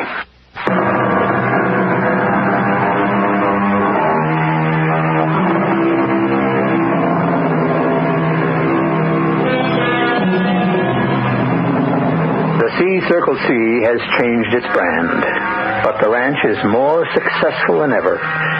It's now the T-Bar R, framed in a sort of circle that looks a lot more like a heart, and it's run by Teague and Becky Faversham. Their first child is on the way, but both of them feel in a sense it is their second. The first is a little black mare that Teague has spent a long time gentling, and who no longer fears being hitched. Maybe she takes an example from Teague and his bride, Becky. Our cast included Marion Seldes, Bob Caliban, Ann Petoniak, Martha Greenhouse, and Bill Griffiths. The entire production was under the direction of Hyman Brown. Radio Mystery Theater was sponsored in part by Contact, the 12-hour cold capsule. This is E.G. Marshall inviting you to return to our Mystery Theater for another adventure in the macabre. Until next time, pleasant dreams.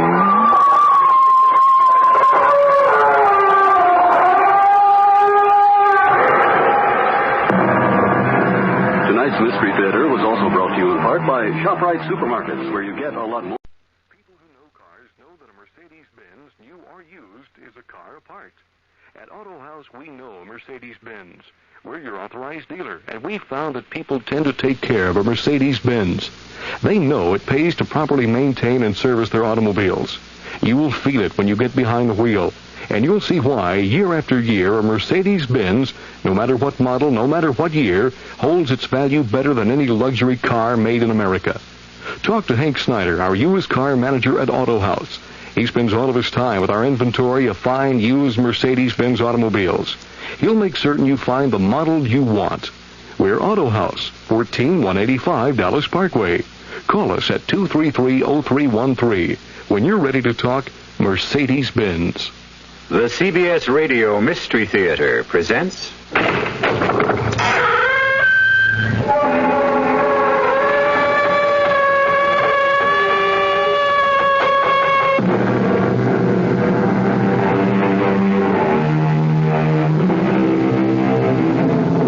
Come in.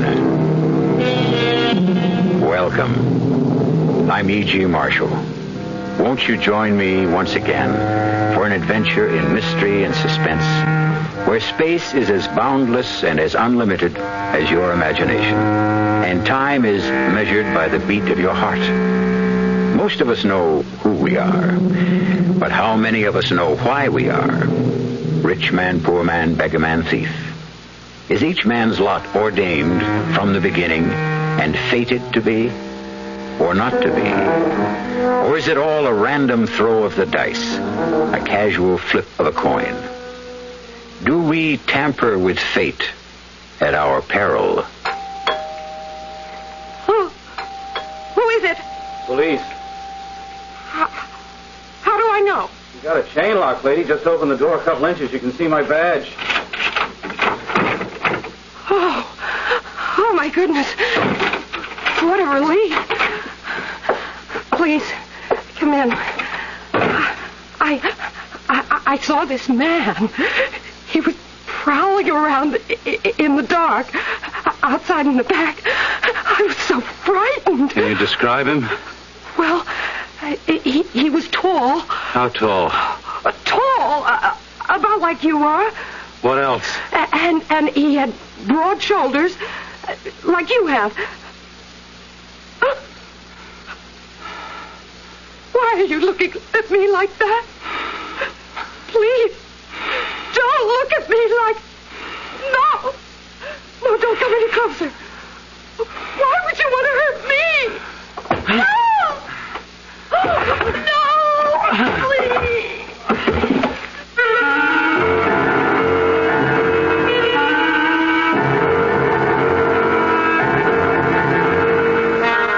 Our mystery drama, 3 Times Dead, was written especially for the Mystery Theater by Sam Dan and stars William Redfield. It is sponsored in part by Buick Motor Division and Anheuser-Busch Incorporated, brewers of Budweiser. I'll be back shortly with Act 1. And now another story of the ball and chain as Kellogg's Special K presents Veronica and Jeff. Oh, Jeffrey, isn't this romantic? Out in a quiet lake at night with you rowing the boat. Yes, Veronica, it's really neat. Jeffrey, what was that? Frogs. Frogs that go bonk? They're pretty weird frogs. Oh, Jeffrey, you're such a card. You have a ball and chain, like the ones they use in those Special K commercials. Yes, Veronica. It symbolizes my few pounds of extra weight. But I'm going to get rid of it. How? By exercising. You know, like rowing this boat and eating smart at every meal, starting with a Special K breakfast. You mean a 1-ounce bowl of high-protein Special K, 4 ounces of skim milk, orange juice, and coffee? Precisely. It's less than 240 calories, and it tastes delicious. It'll help me get rid of this ball and chain. I'll help too, Jeff. After all, we're all in the same boat. You have a ball and chain, too. Your happy ending could begin with the Special K breakfast from Kellogg's.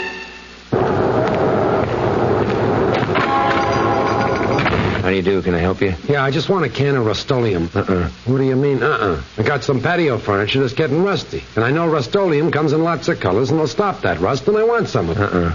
Look, this is a retail store, right? Right. You sell people like me the things we want, right? Right. And I want some Rust-Oleum, right? Right. So you're going to sell me some, right? And why not? Well, we think people should use Rust-Oleum only on weekends. Today's only Tuesday. If you took some Rust-Oleum home today, you'd want to try it right away. Once you saw how easy it is to use Rust-Oleum and how good it looks, why, you'd want to touch up everything that needs touching up, and that might take you through Thursday, and your boss will be calling to find out how come you missed work for 2 days. Now, do you think we want a thing like that in our conscience? That's why we sell Rust-Oleum only on weekends. But I'm on vacation. When the weekends come, use Rust-Oleum. Rust-Oleum.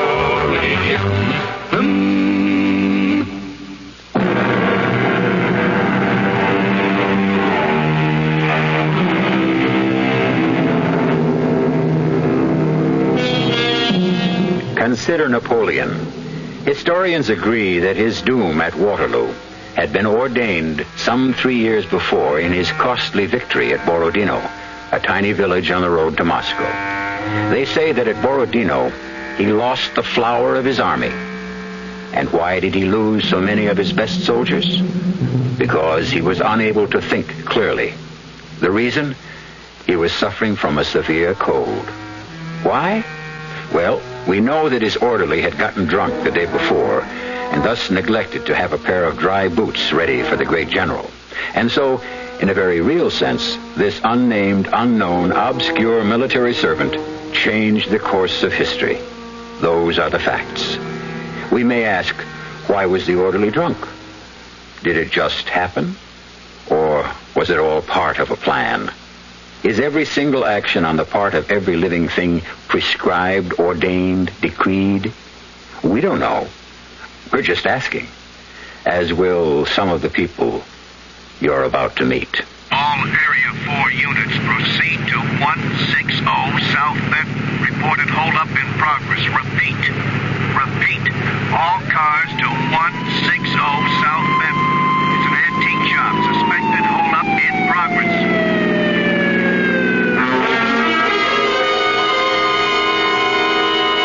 But I tell you, I have nothing. Easy. If you hit him any harder, you'll kill him. Listen, Grandpa. Be smart, huh? Take my money. It's in the drawer. Take my money. We don't want your money, Grandpa. All we want is that little statue. And you got it here somewhere. Get it. Please don't. You hand it over, Grandpa. Hand it over. Hold it right there. Drop those guns. Sure, officer. Sure thing. You okay, sir? I think so. There's 2 men. I know. Take it easy. Greenway, what happened? I guess they're dead. Hey, Red, get on the radio and get us an ambulance, huh? Sergeant, they both had guns. One was pistol whipping this old man. Sir, we'd better get you to a doctor. I'm sorry to have caused you so much trouble. They started to shoot as soon as they saw me. I guess I was luckier than both of them. Yeah, you did a good job. Hey, Greenway, what is it? I've been a cop for 8 years. It's the first time I ever had to draw the gun out of the holster. Can you drive? Drive? Oh, sure. Yeah, I don't think so. I'll get somebody to take your car. You come back with me. Write up your report. Now? Sure, right now, while it's fresh.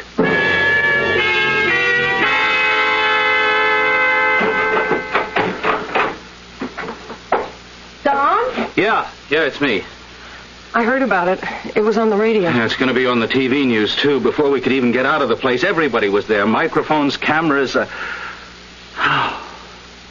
2 men are dead, and what? Well, nobody seems to realize that... Don, everybody knows they're dead. Look, honey, I can't explain it. These 2 men, they're dead. Their lives are finished, see? I ended the world for them. They don't exist anymore. That's what being dead is. Don, you had no choice. I know. It's part of your job. I know. I guess I never looked at that part of the job. I always had the idea I was a cop because I wanted to help people. You helped that poor old man today. You saved his life. I understand, honey. I know all the arguments. And what is it? I just never thought I'd have to go for the gun. Don. I feel as if some part of me is gone. What? I don't know. When I saw those two men dead on the floor, I felt that some part of me simply disappeared. Something in my mind.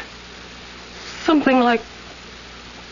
what? I don't know, but it's something that I felt was very special and important to me, and now it's just... it's gone. It's disappeared. What you did was absolutely necessary. I agree, but it doesn't change the basic fact, which is I killed. Listen, how about dinner? I didn't know how you feel, so it's wide open. Okay, let's go out. Sure. Dress up. I'll take you to Ferretti's. Oh, we're going to make this an occasion. Well, it is an occasion, I guess. Maybe it marks my coming of age.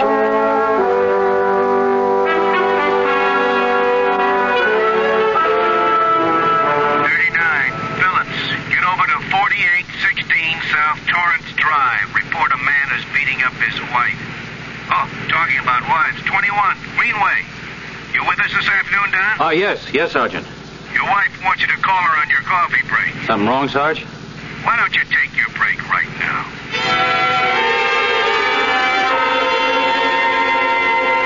He said he wants to entertain both of us this evening at his home. Are you sure? He said his name was Mr. Sanchez, the one whose life you saved. Oh, I thought it was something important. It is important. Well, that is, he made it seem like a matter of life and death. Look, I already promised him we'd be there.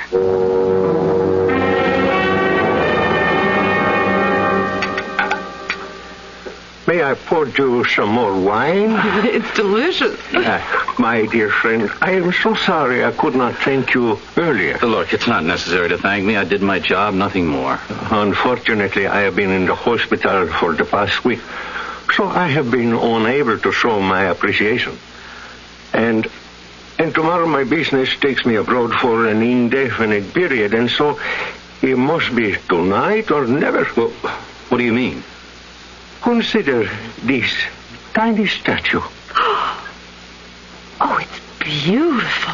Hardly 6 inches tall and is pure gold. It's exquisitely made. See? The figure of a woman, and twined around her, a serpent. Now, why do I show you this? Because this is the object those two thugs were after. Oh.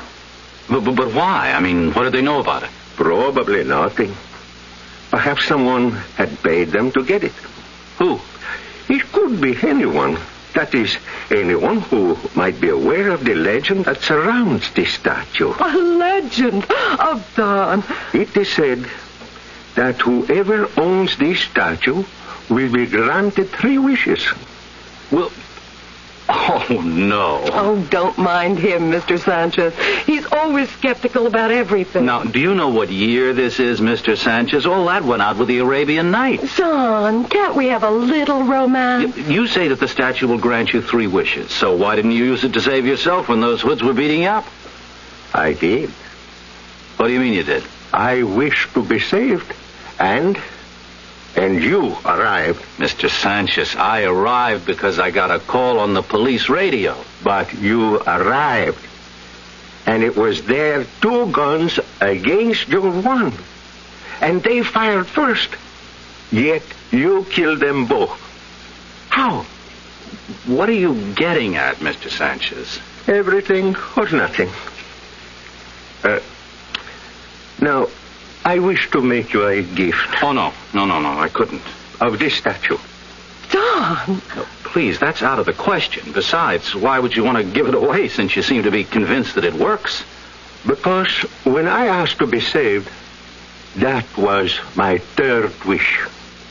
Mr. Sanchez, I appreciate what you want to do, but it's illegal for me to accept payment for performance in the line of duty. This is not payment. It is a token, a gift. Look, I am leaving the country for an indefinite period. I am an old man. I cannot make any long-range plans. I may never see you again. There is no way to slice this to make it come out differently, Mr. Sanchez. Are you saying that there is no way I can show you my appreciation? No way beyond the thank you, and I've already received that. Ella, look, it's getting late. But, Don, Mr. Sanchez is very sincere. I know he is. It's still getting late. Before you go, consider. In the ordinary way, I should be dead. That was the obvious way fate was working. However, by means of this statue, I changed it. In doing so, I also changed your life. You're a different man because of me. I'm the same man I always was. You don't realize it yet. So, take this statue. Look, I'm very sorry, sir, but You may need it. You may even now be headed for a fate that you may wish to change. Mr. Sanchez, thank you for an excellent dinner and a very pleasant evening. Ella, tomorrow's an early day for me. Then there is nothing I can say to you? I'm afraid not.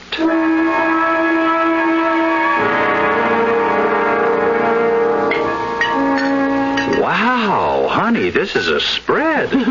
I thought you'd be hungry tonight. Look at that steak. And Oh, you even baked a pie. Yes, I did. Look, I'm going to have to start losing weight soon. Don, I have to tell you something. Sure, what? Well, at first I thought maybe I could keep it a secret, but... Hey, what is it? Look up there. On the shelf. On the statue. Before you say another word, it's mine. Yours? Listen, Don. He stopped off here this afternoon on the way to the airport. He asked me to accept the statue.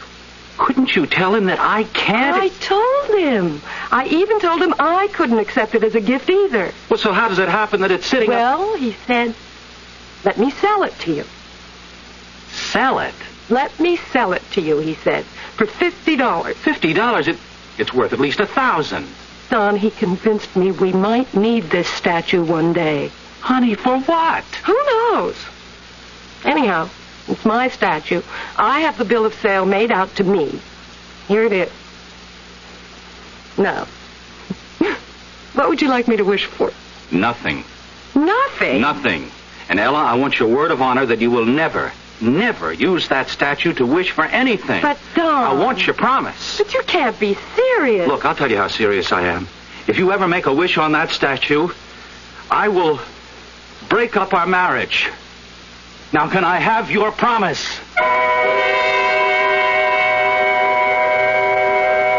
Why is Don so upset? Is it such a bad thing to have a wish come true? Well, it is, according to both Aesop and James Russell Lowell, because both of them said, granting our wish is one of fate's saddest jokes. Even so, and with all due respect to those two great men, wouldn't most people jump at the chance to get a wish gratified? The proposition will be tested when I return in a few moments with Act 2.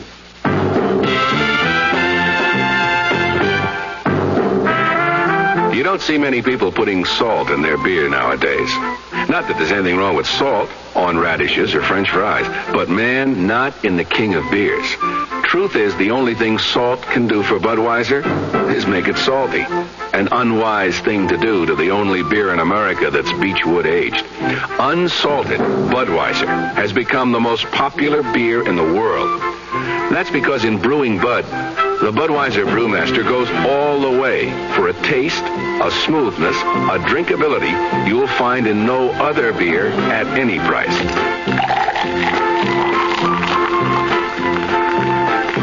And something else you can take without a grain of salt. The fact that when you say Budweiser, you've said it all. Anheuser-Busch, St. Louis.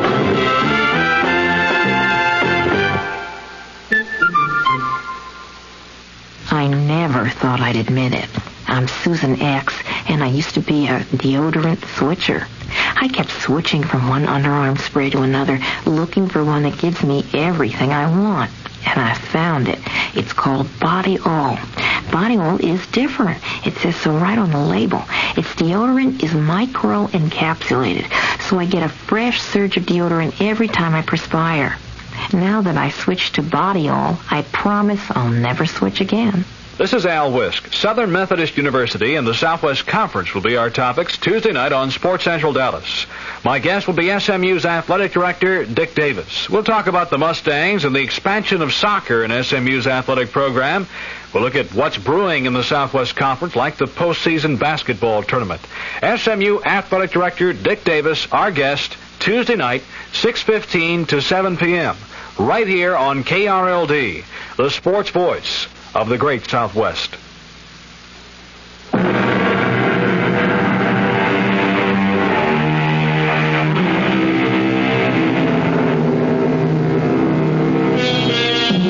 It's a tiny statue, perhaps 6 inches high, made of the purest gold and the finest workmanship. It's the figure of a beautiful woman with a serpent coiled about her waist. It is said to have the power to grant its owner 3 wishes. And would you believe that it's the source of a violent argument between Don and Ella Greenway in this day and age of electronics and jets? Don, wouldn't it be something, though? Wouldn't what be something? If it were all really true. If we could get 3 wishes out of it. Now, Ella, I meant what I said before. No wishing on that statue. Don, do you mean you believe the old man? Well, do you? What's the difference? But, Don, how could... Ella, remember what he said last night about how I happened to be there? Yes, but... When I pulled up in the squad car and jumped out, I couldn't see inside that shop. Do you know what I mean? No. There's a window display. It blocks your view. The door was closed, and it's a heavy wooden door. What are you trying to tell me? Listen. The call came in, you see? It was relayed to Sergeant Carter. The assumption was some passerby had seen the holdup. Well, it has to be what happened. How? How could anyone on the street have seen anything inside the shop? Maybe someone passing by heard the old man scream. Oh, no. See, I was there at the height of it. I didn't hear a thing. I didn't see a thing. Until I threw that door open. Well, but what? I got there first because mine was the nearest car to the scene. Each of them got off a shot at me before I could even fire. Don. Please, I don't even like to think about it. Ella, I didn't even want to shoot. Would you believe it? I had to force myself to pull the trigger. Still, when the smoke clears, there they are. They're dead. I'm alive. Could there have been, fate or whatever you call it involved there? On the other hand, it could just be the way things happen sometimes. That's right. So, let's let things determine themselves, right? For better or for worse. How would it be if I wished you made sergeant? I'm going to make sergeant anyhow. That's true. How about money? No, Ella, I want you to listen. Forget that statue. I won't wish for $1 million. Look, Ella, I'm telling you. All this is extremely practical and justified. Look, we owe $12,000 on the mortgage. Ella. $1,500 on the car. I don't want to go into all this again. That's $13,500. We owe $400 for the new roof. And you'll have to have that dental work done. That's another $600.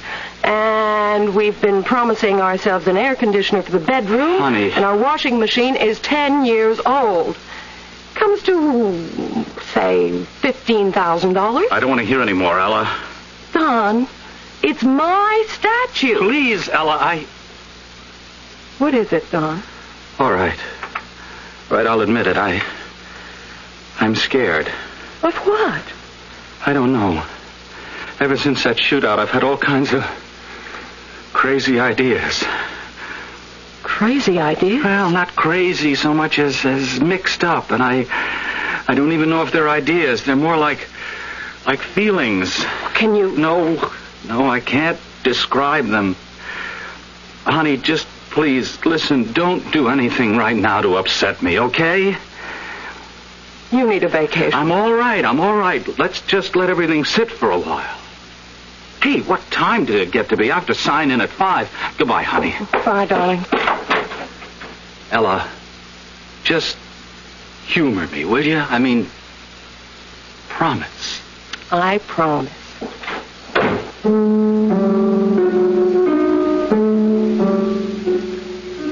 I promised. And I probably would have kept that promise. But I was loading the dishwasher. I turned the knob, and nothing happened. I kept clicking the knob, and nothing happened. I was so angry, so frustrated, I finally kicked it. And nothing happened. All we wanted was to live nicely, comfortably. It would take $15,000 to put us ahead of the game. Would that upset fate?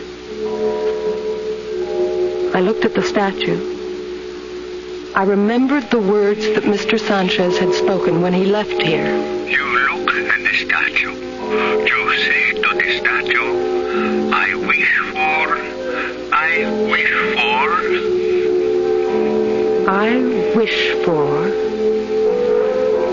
I wish for $15,000.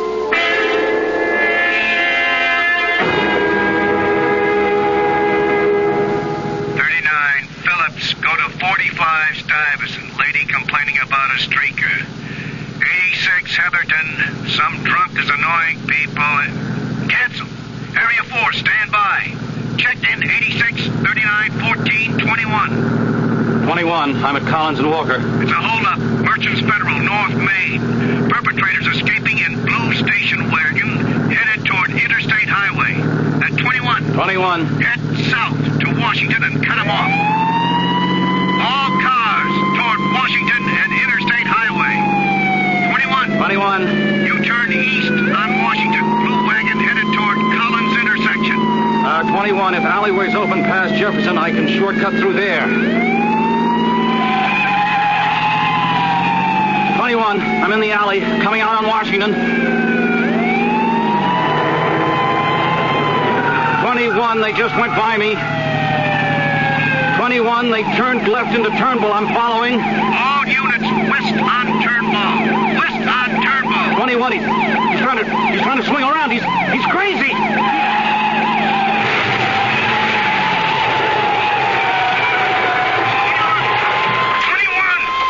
Come in, 21.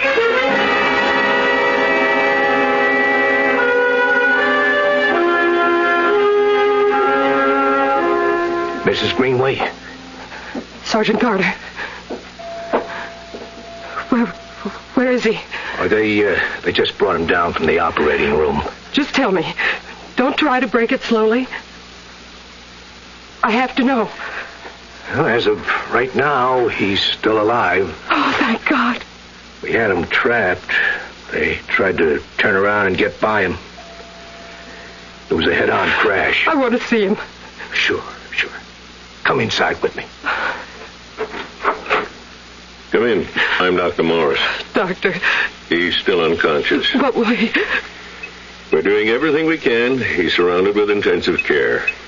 But really... Mrs. Greenway, there are different methods of handling a thing like this. I could build up your hopes, or you can tell me the truth. I can tell you what appears to be the truth. To us, at this time. He's not going to make it.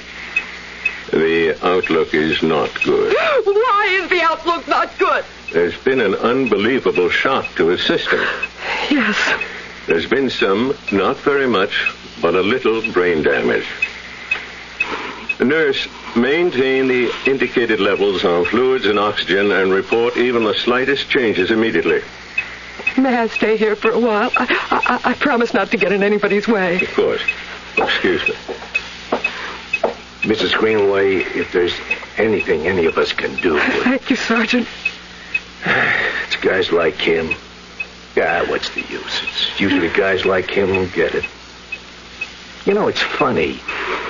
He might have had a premonition about it. What are you saying, Sergeant?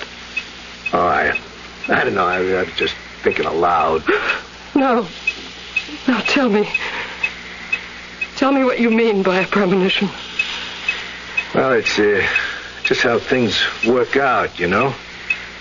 A couple of months ago, we got this new Benevolent League special insurance. And Don never paid any attention to it. But this morning, before going on duty, he said to me, "Hey, Sarge, hand me a form. I'll sign up." He signed up for special insurance this morning. Yeah. How much insurance? How much? Well, let's see if I can remember. Oh, sure. It was the same as mine. $15,000.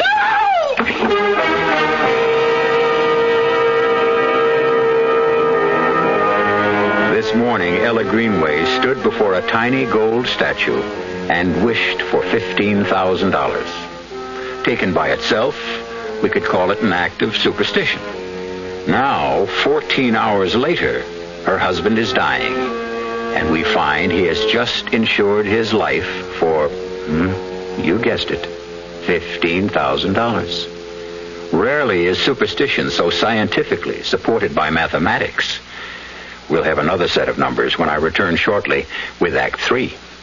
Hello, Ms. Goldilocks here, and welcome to my professional taste testing laboratory. Oh, Papa Bear, could you bring that case of sugar-free Diet 7-Up over here? Another case? Miss Goldilocks, you're drinking this sugar-free Diet 7-Up like there's no tomorrow. You can't still be taste testing it. Oh, no, Papa Bear. Sugar-free Diet 7-Up has already earned my seal of approval. It's fresh, light, natural, delicious.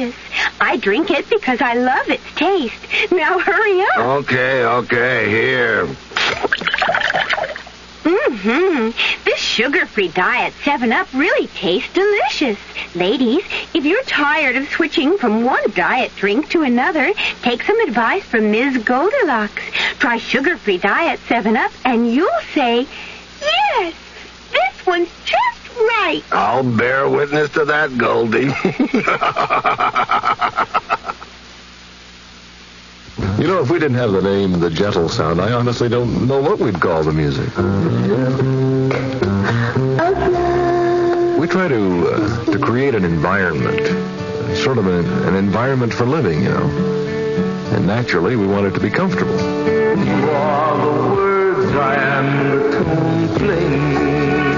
And not so oddly, I guess, we've ended up with a unique sound. The music, the little comments we add, the news. I can't take all the madness the world has to give, but I won't last a day without you. And I mean that about environment, because that's really what it is. A great place to live.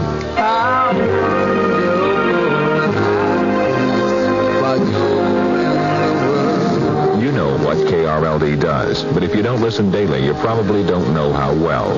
KRLD is the most listened to station in Dallas. The Gentle Sound is one reason.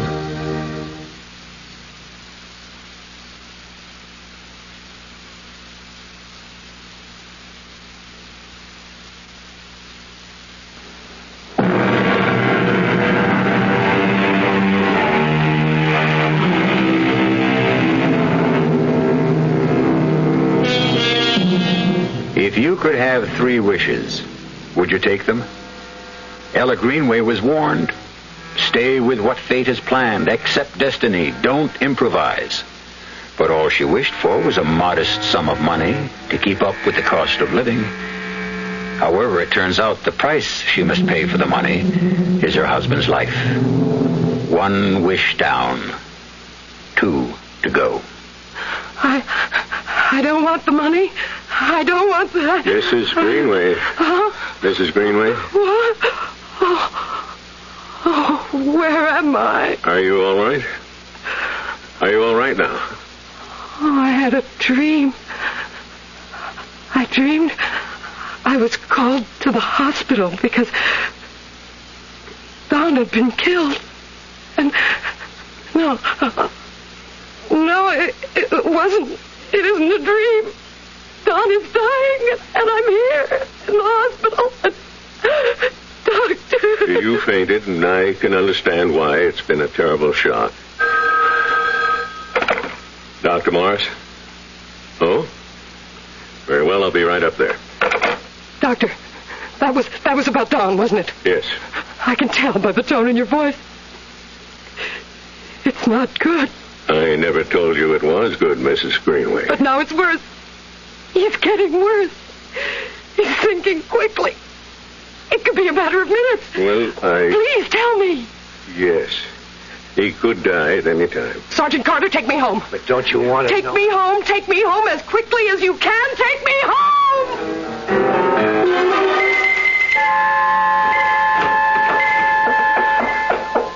I wish for Dawn to live. I wish for Dawn to live. Mrs. Greenway? Oh, Mrs. Greenway. Oh. Yes. I just had to make sure you were okay. I'm all right. You had me worried the way you were. Yeah, I'm fine. And about Don, well, maybe the doctors don't know everything, you know? Maybe there will be something to... Don will be all right. Just remember, if there's anything at all... Well, Mrs. Greenway, aren't you going to answer it? Answer? The phone. Okay, don't bother. I will. Hello. Is that you, Sergeant? Yeah. Could you bring Mrs. Greenway back here right away?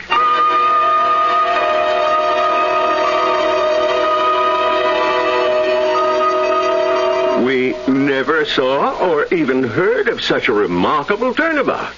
You could almost say it's a miracle. Well, why not say it? One thing for sure, Mrs. Greenway never gave up hope, never lost faith. Look at that man. He's got his color back. Respiration, pressure, heartbeat, everything. Everything is perfectly normal. I still can't believe it. Don. Ella? Ella, is it you? It's Ella. Where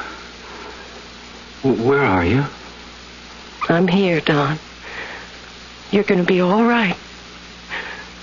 You're going to be all right.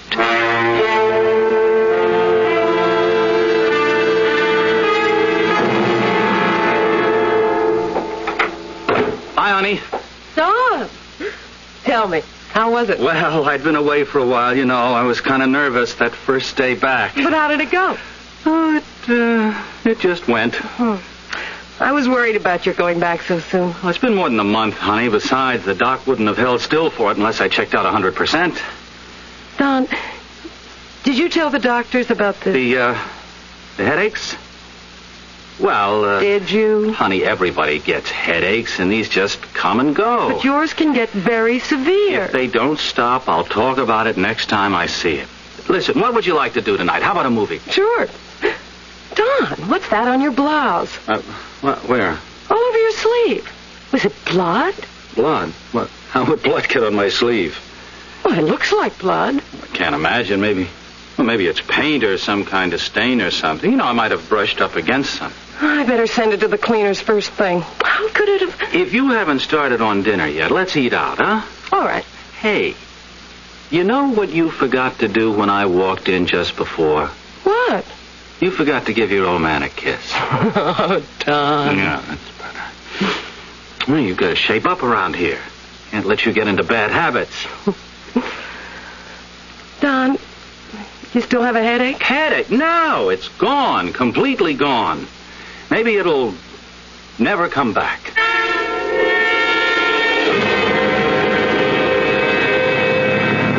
All right, we got some new little goodies for you boys in blue out there. Be alert for stolen Gold Arrow convertible. License plate 1232N, as in nobody. Brand new Toro sedan, shell pink, yes indeedy. Plate number 5498. 21 calling in. 21 calling in. Yes, 21. Sarge, I think I should come in. Something wrong, Don? Oh, I think I'm starting to get a headache. Where are you? 3100 block on North Sheridan. Well, this is on your way. Just check it out. Woman, apartment 3A, 560 Cheyenne. That's 2 blocks west of you. Woman reports prowler in the vicinity. She must be a nut. She calls an average of 3 times a week, but take down her story. It makes her feel better. Then come in. Okay.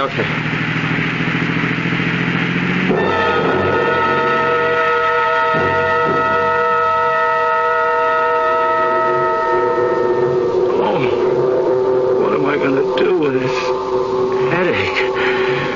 Oh, let me see. 3A. Yeah. 3A.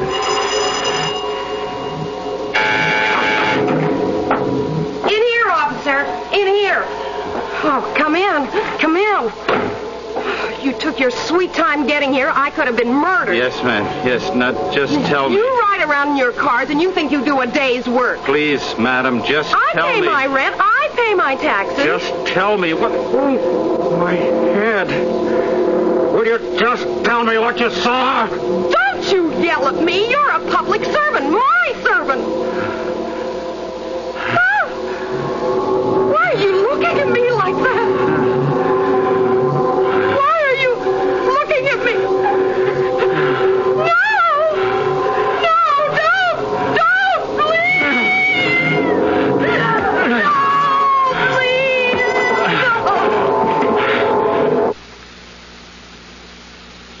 Yeah.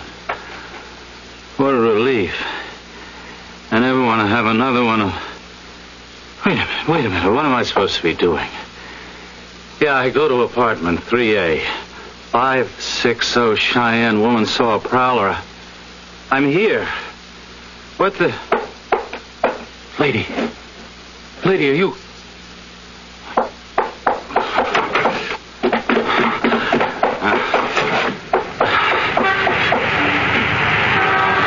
21 calling in. You heading in, John? No, you better be headed out. The prowler was there, all right. She's dead.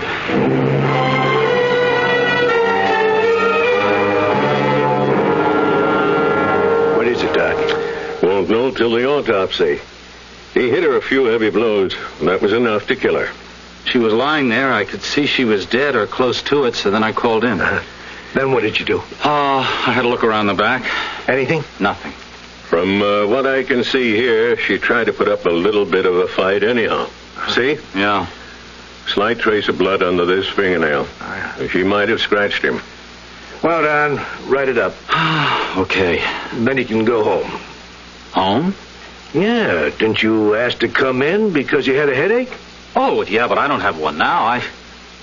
I feel great.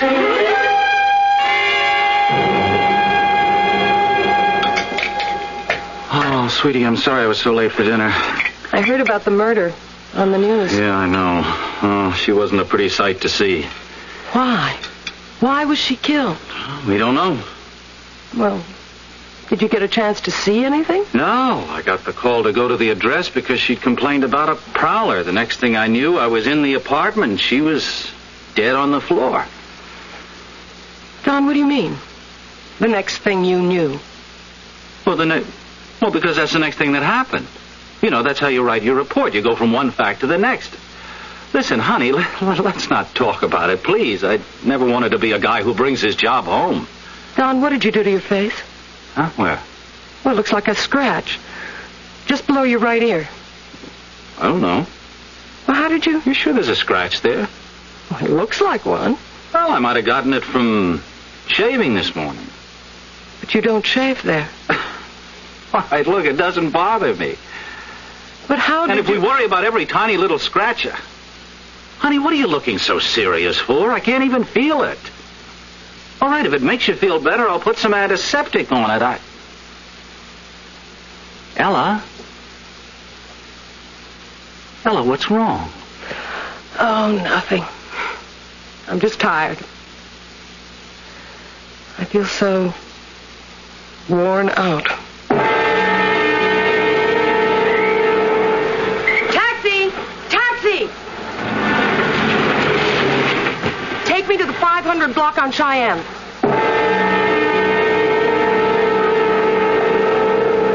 Five, 554, 556, 558, 560. outside entrance. Inside door, and it's locked. Locked. Why, hello, Ella. Sergeant Carter. Oh, what are you doing in this neighborhood? Oh, just shopping. There's some very fine shops. Ella. Yes, Sergeant. Tell me, since Don's been home from the hospital, has he... Well, have you noticed anything unusual about him? Unusual? In what way? Oh, I don't know. He has complained of headaches. Headaches? He may have come back to duty just a little bit too soon. Although I must say it hasn't interfered with his performance of duty. He's a great cop. Well, see you around.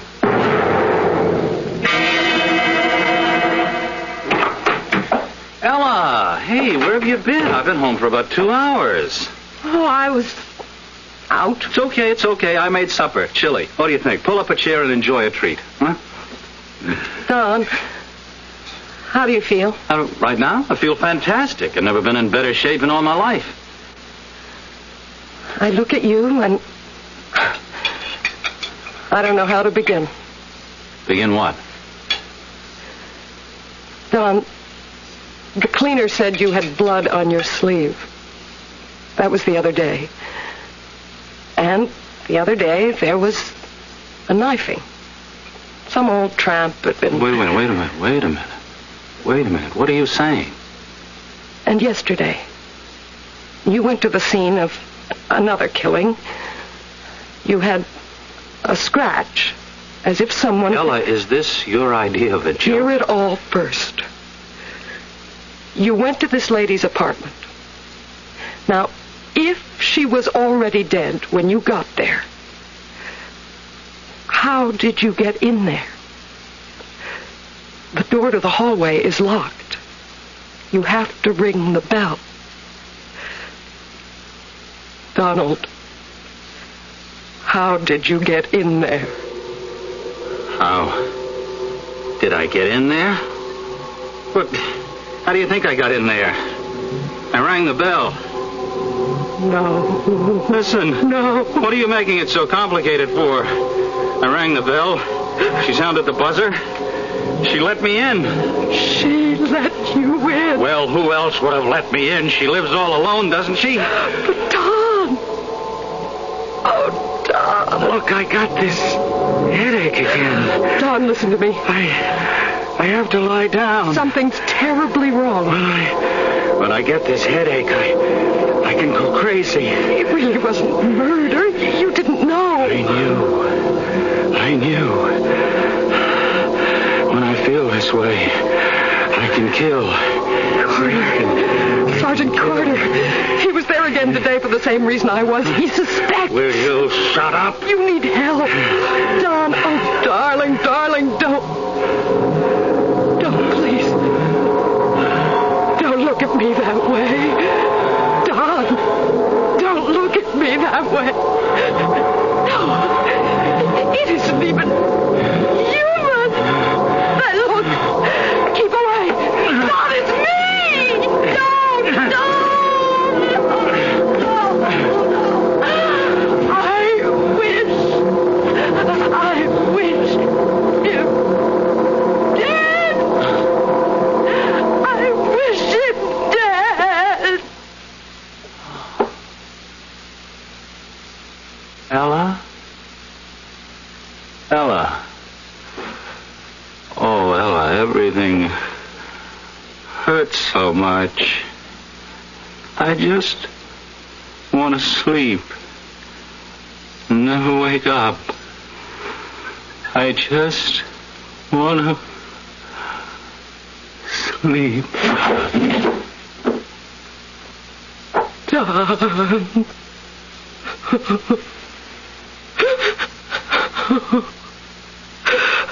Oh, Don.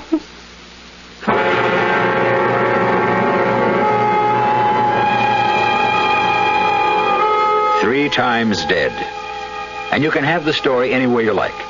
The supernatural powers of the little golden statue, or the sudden rallies and collapses that still defy the best thinking of medical science.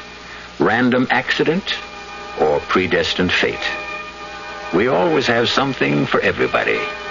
As usual, I'll have something for you when I return shortly. I'd like to describe a car to you. See what you think of it. First of all, it's small. Second, it's got a 6-cylinder engine, a pretty handy asset these days. Third, it's a Buick.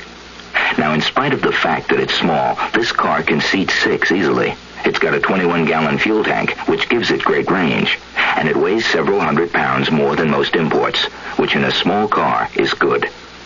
Now, what does it look like? Well, that's pretty tough to handle on radio. I'd hesitate to call it glamorous, and it sure isn't homely. I think handsome would be fair, and it offers some pretty attractive styling and trim options. The interior is definitely its strong suit. Now, if that sounds like a little more than your average small car, then I've described it properly. Because remember, this small car is a Buick. The car is called Apollo, Buick Apollo, and it's about as much small car as you'll find on the road today. See for yourself at your Buick Opel dealer. I want that sinus medicine. Headache tablets? No, sinus medicine. Sinus tablets. Helps the headache and the pressure. Oh, you mean sign-off. Exactly. Headache pain is one thing. A sinus headache is something else. Sometimes your whole face can seem to throb with pain. You want relief. Take Sign-Off tablets. Sinoff, the sinus medicine that gives you a full dose of pure aspirin, plus a sinus drainer. Sign-Off, the sinus medicine that helps relieve sinus pain while you drain. And Sign-Off doesn't stop there. Have you tried Sign-Off Sinus Spray, the fastest known form of sinus congestion relief? It works in seconds. That's Sign-Off Sinus Spray. When sinus flares up, use Sign-Off tablets and spray, only as directed. Signoff. Sign-Off. Exactly. Sign-Off, the sinus medicines in the bright red box.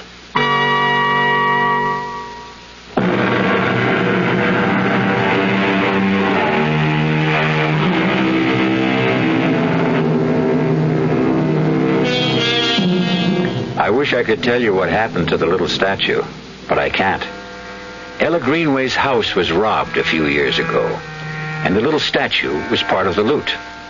It may have been stolen by someone who knew its powers. On the other hand, it may be kicking around some antique or gift shop. Remember, if you see it, it's a beautiful lady with a snake twined about her waist. And if you should see it, would you buy it?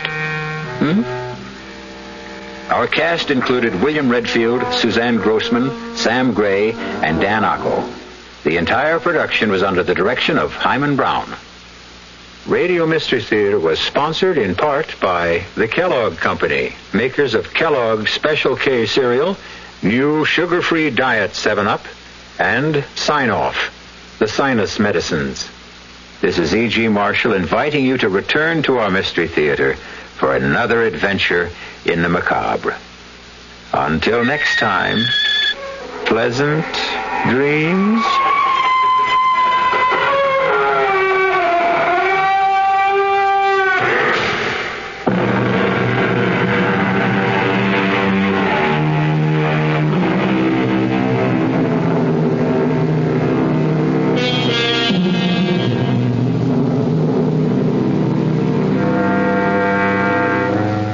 Drive a truck? Thinking about getting a new one? Well, you've picked the right time. Your 12 Dallas County Chevy dealers have 2,000 trucks for you to choose from right now.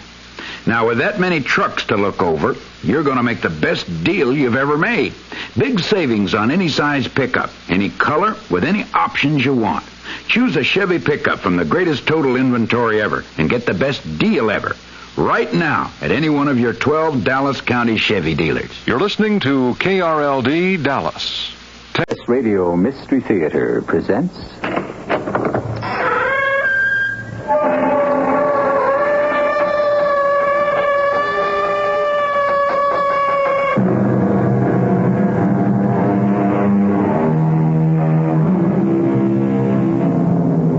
Come in. Welcome. I'm E.G. Marshall. Most people, although they are fascinated by the prospect, simply do not believe in the supernatural. They consider that witches and vampires, demons, and all the other myriad spirits of the netherworld have gone out of style, that they no longer exist, except as figments of the diseased mind. Maybe.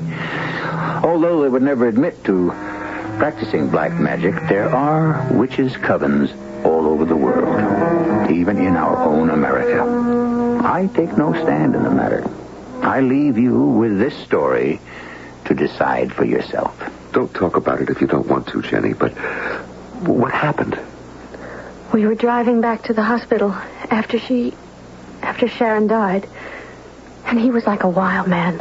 He was driving too fast? He was burning rubber like it had gone out of style. But why?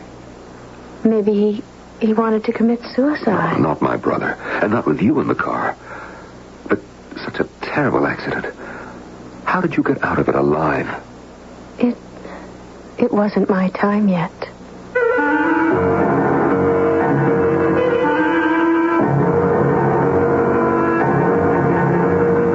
Our mystery drama, Child of Misfortune, was written especially for the Mystery Theater by Ian Martin and stars Norman Rose.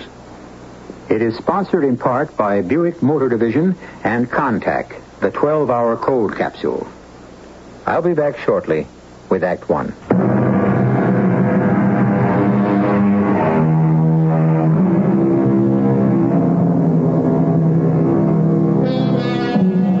The home is a pleasant one on the outskirts of a small town. Not large or too expensive, but with a feeling of being well lived in.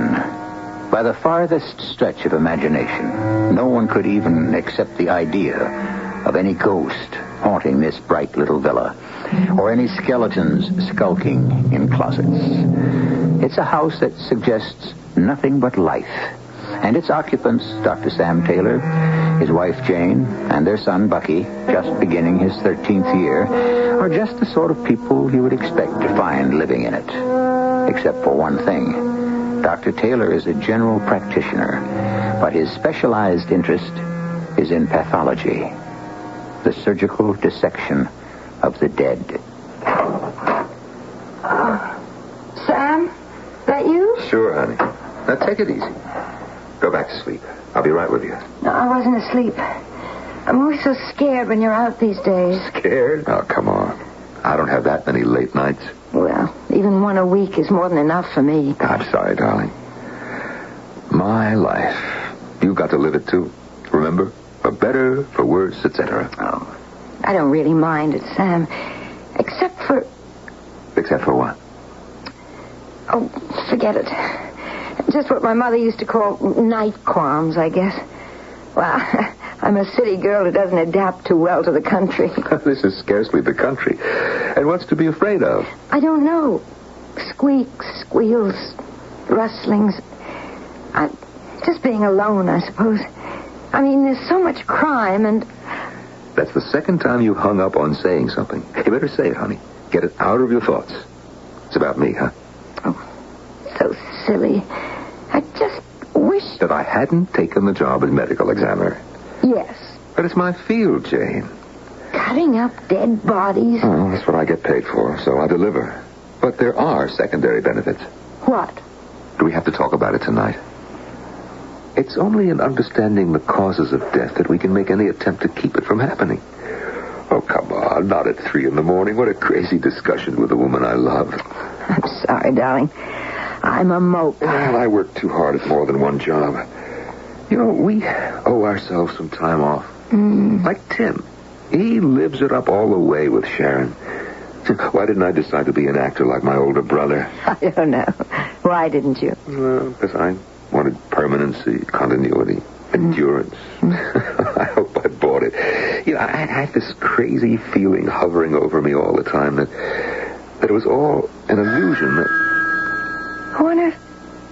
The police? It's too soon for any results from tonight unless we've got another DOA. Oh, that damn phone. I'd love not to answer it. Well, then just take it off the hook and forget it. I wish my bump of whatever it is, morality, conformity, was just a little smaller. No, I have to, Jane. Hello. Yes, this is Dr. Sam Taylor. Who? Yes, of course. It's about my brother's wife. Oh? Is she... Well, it's impossible. Well, have you any idea what caused it? Oh, that's incredible. Look, Doctor, I'd like to discuss it with you further, but first let me talk to my brother a moment. What? Dead? My darling. Not Jim, too. How? Huh? Yes. Yes, I see. Well, for the moment, I don't quite know what to say. Yeah, of course I'll be there to make arrangements for the funeral. Excuse me, funerals? I can't believe it. What about the girl, the daughter? Yes, of course, I see. Well, look, just hold everything, and I'll be out there by tomorrow night. Yes, I should make it before dinner. Yes, that's fine, and thank you. What is it, Sam? It's crazy, Jane. It's just crazy. Sharon had the mumps, and suddenly she's dead, and so is Jim. Well, how could both of them... I can't explain about his wife. One of these things medically which shouldn't happen this day and age, but does. But Jim is something else again. Wait, now, you're not making any sense.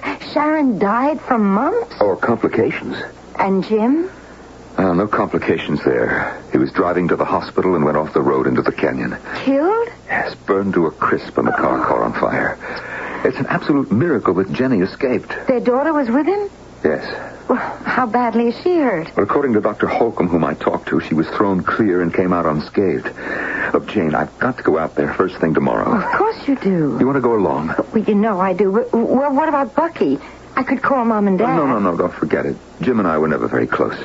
You know, I never even met his wife. I'll fly out there and handle it. There's only one thing. What, dear? Jenny. I don't know if she has anywhere else to go. You might end up having a daughter, more or less, in the house. I can't leave the child alone. Of course you can't. You know she's welcome here, darling. Oh, your poor brother and his new wife. What a terrible tragedy.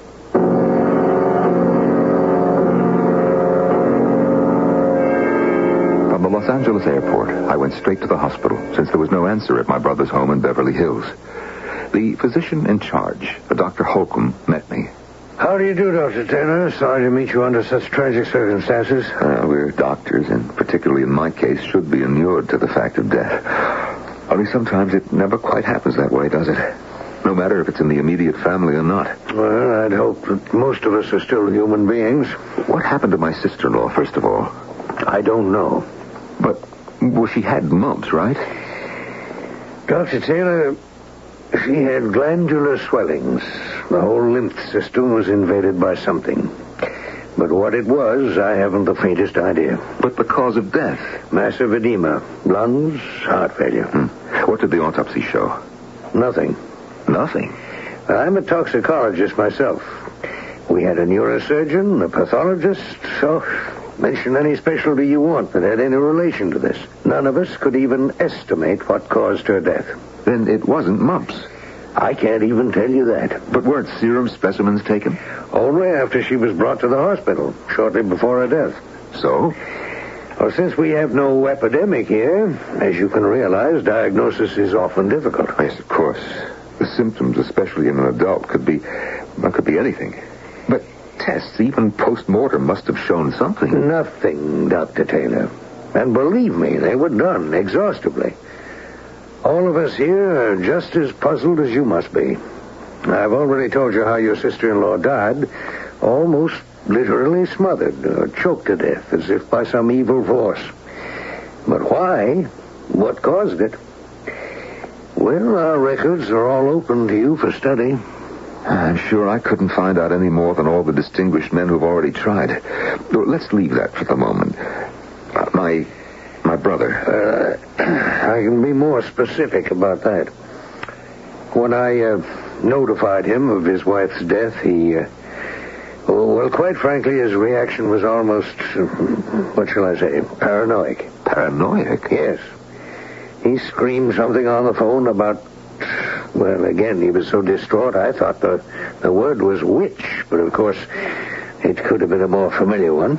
Witch? In what connection did he use it? I can't exactly say. It was something about, so the witch has had her way. And then he slammed up the telephone.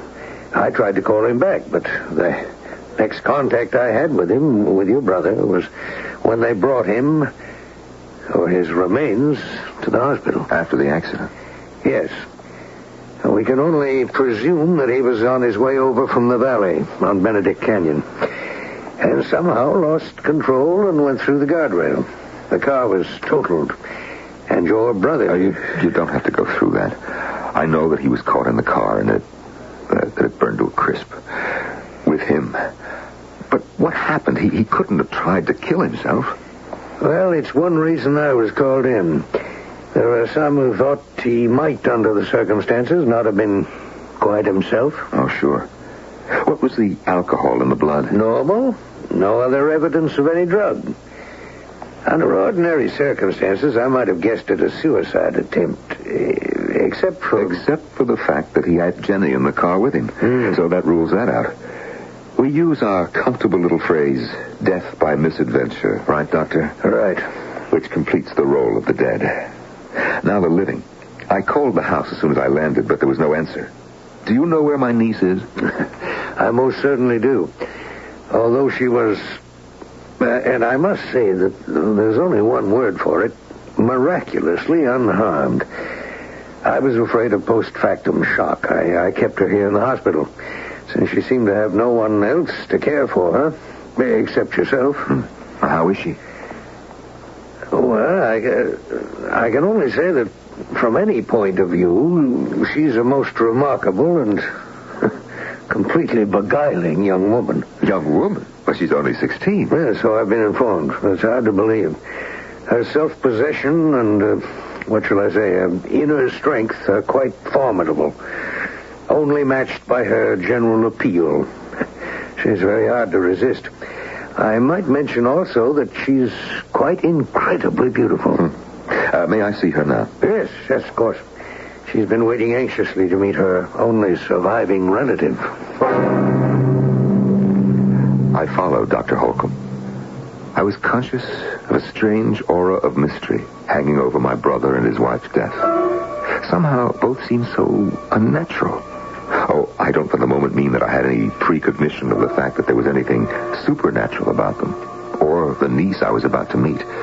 But I did have an uneasy premonition of, well, I don't know exactly what. And at any rate, it was banished momentarily the moment I met my niece. For I must say she was the most beautiful woman I've ever met in my life.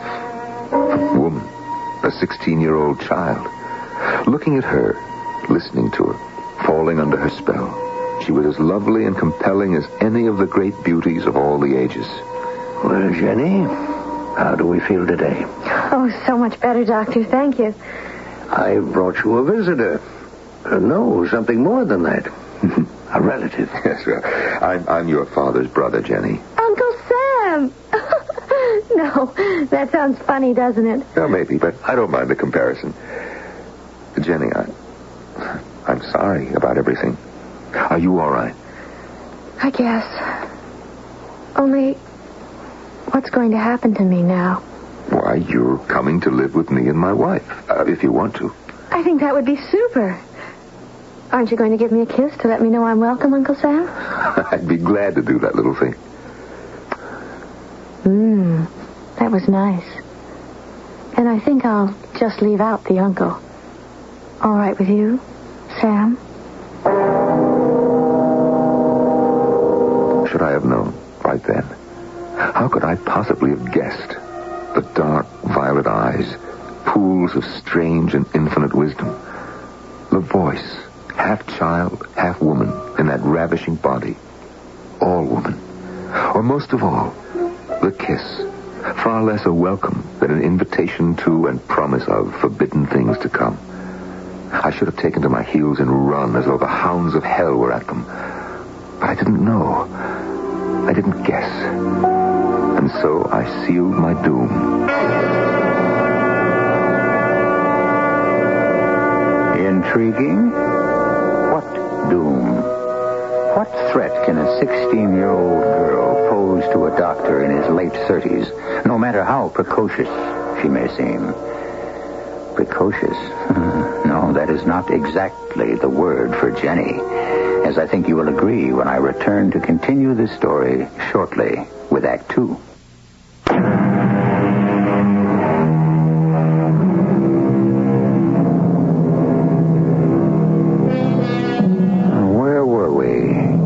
Oh, yes. Precocious. An adjective usually applied to a child, meaning, of course, exceptionally early development, the ripening of something or someone before its time. Well, that would apply to Jenny, naturally. But it would be only part of the story, the tiniest part, for the rest lies submerged in dark layers of history that are timeless and beyond boundaries few would dare or know how to cross, but which we will cross as we dig for the rest of this fascinating story. Flying home in the plane with Jenny, a few days later after the funerals, looking sideways as she peered out in eager fascination at the ground far below, like any other young girl. I was ashamed of myself for other thoughts that had clouded my head. Oh, look, is that Las Vegas? Yeah, that's it.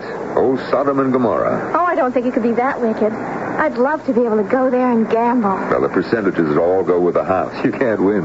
Oh, the luck couldn't run against me. I'd win. What's that mean? Just that I always do. When I want to. Well, I'm afraid it'll be a couple of years yet till you can prove that out. You mean because I'm not of age? That's right. I don't think that's fair. Well, lots of things in life don't seem fair, Jenny. Yes.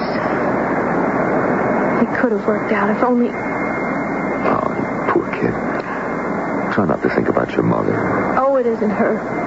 Sharon wasn't my real mother anyway. She died when I was born. Then my father married her, Sharon. And then when he died, your brother came along. He's the one I was thinking about. Oh, crazy. Look, don't talk about it if you don't want to, Jenny. But what happened? We were driving to the hospital after Sharon died. And he was like a wild man. I asked him to let me drive, but he wouldn't. He was driving too fast. He was burning rubber like it had gone out of style. But why? I don't know. He was real gone on her, Sharon. Maybe he wanted to commit suicide. Oh, no. No matter how frantic he was with grief, Jim would never do that. I know my older brother too well. And certainly not with you in the car. No, it was just a terrible accident. But how did you get out of it like you did? It wasn't my time yet. You sound like a combat soldier. You know, you are quite a fatalist, young lady. If you want to call it that, old man. Only you're not old at all. So like Jim. Only younger. I'm really going to dig living with you, Sam. And Jane. Jane? Is my wife. Oh, yes, your wife. I wonder how she's going to feel about me. Like footsteps over my grave. A faraway icy draft in a back layer of the mind. Why? The statement was innocent enough. It was only the way she said it. As if Jenny had already made up her mind how she felt about someone she'd never met. Jane, we're here. Oh, I'm sorry, darling. I didn't hear the car. I missed you every minute, though. Oh, Jane, darling. This is Jenny. Hello, Jenny. Hello, Mrs. Aunt Jane. That's nice, dear. You know, I hope you'll be one of the family. I hope I can. Where's the other member? Oh, Bucky was all in a dither. He was dying to meet his new cousin. Or sisters. I hope you'll beat Jenny. But Peter Timmons' father had tickets for some big league baseball game, so he took them up to Kansas City for lunch first. And they're not back yet. He hoped you wouldn't mind, Jenny. Why should I? How old is Bucky? He's 13. Gee, I never would have thought you were that old, Aunt Jane. She doesn't look it, does she, Sam? Well, I don't think she looks old at all. Well, anyway, she's not like Sharon, all painted up and hair dyed and all. It's nice to see someone not afraid to look her age. Well, I guess I should take that as a compliment. Come on, Jenny. I'll take you upstairs and show you your room. I carried up the bags and then went downstairs to make myself a drink. It was a little early in the day for one, but of course Jenny hadn't meant anything by her remarks. Or had she? Yeah, I could tell that Jane was a bit miffed, which isn't like her. And damn it, she had made me glance at the wife I loved and notice that she had a few strands of gray hair. and the wrinkles were beginning to show. But with unpacking, Bucky's arrival home full of the game, and the excitement at meeting Jenny, dinner, and one thing or another, it wasn't until we were in bed that Jane and I had any chance to talk privately. I'm surprised about Sharon not being Jenny's mother. Yeah, it's a mixed-up history. The whole marriage was a mix-up, you know. Imagine not being at your own brother's wedding and never even having a chance to meet his wife. My other brother, Ted, was fit to be tied about it, too. Well, you were laid up with pneumonia. But the police department could have let Ted go. Oh, no way. He was on subpoena to the court as a witness on that murder case. And you know my oldest brother. Even if he could have gotten out of it, duty always comes first. Mm-hmm. Ooh, older brother. There are only 2 of us left now. Oh, my poor Sam. It's easier on me. I have you. Ted has nobody. Thanks to me. No, we're not going to rake up that ancient history. Well, I did steal you away from him. Nothing of the kind. I made the choice. Now, come on. That's enough agonizing for tonight. You need some sleep. Look, dear, if it's asking too much of you to bring Jenny into the house... Oh, don't be silly. I'm sure she'll be a help. Bucky's crazy about her already, and... And? Nothing. She's a strange girl, though.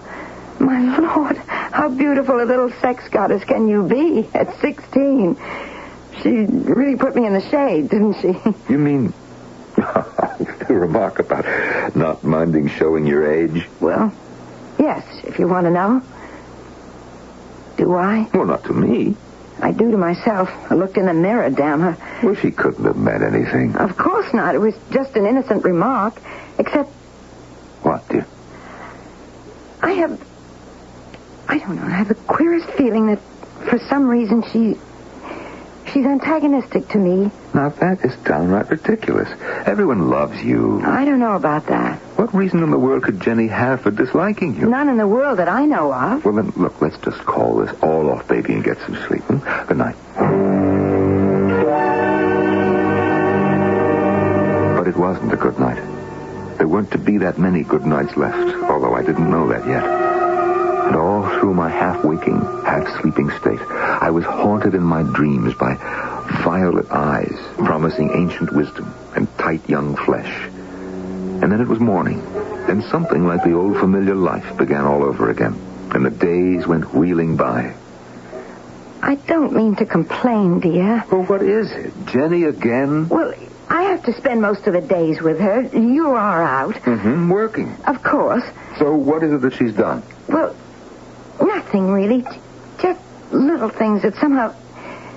I don't know, they rattle me. Oh, Lord, I'm tired. So, all right, for example. Well, I know it's going to seem silly, but she's forever after me to cut my hair or give me a manicure. Well, what's wrong with that? She just wants to do something nice. All right. Do the washing, clean up after dinner, anything, but why does it have to be so personal? Well, did you ever think she might be trying to sort of heal the breach between you? There isn't any breach. We've just never gotten together. And another thing, several times I found her in my room, prowling around my dresser. And she says she's looking for a nail file or a powder or some ordinary thing. Well, for Pete's sake, what else? You think she's trying to steal? No. Well, then what? Please, Sam, don't let's quarrel. It's happening more and more. I know. I'll have a talk with her, okay? I was thinking of taking Bucky up to see my parents this weekend. But what I'd rather have us do is just get away together. There isn't a chance, dear. I'm tied down on a couple of cases. Well, why don't you two go, and that'll give me a chance to set up some ground rules with Jenny. Well, all right, dear. But can you manage alone? I think we'll make out. Jane, are you all right? I mean, physically. Well, I think so. I'm very tired. Why? Well, let me feel your neck. Why? Gland area is a little swollen. There's a puffiness under the eyes that... Oh, please. I feel quite old and unattractive enough as it is. A couple of good nights' sleep in the mountain air and I'll be fine. And maybe you can get Jenny straightened away.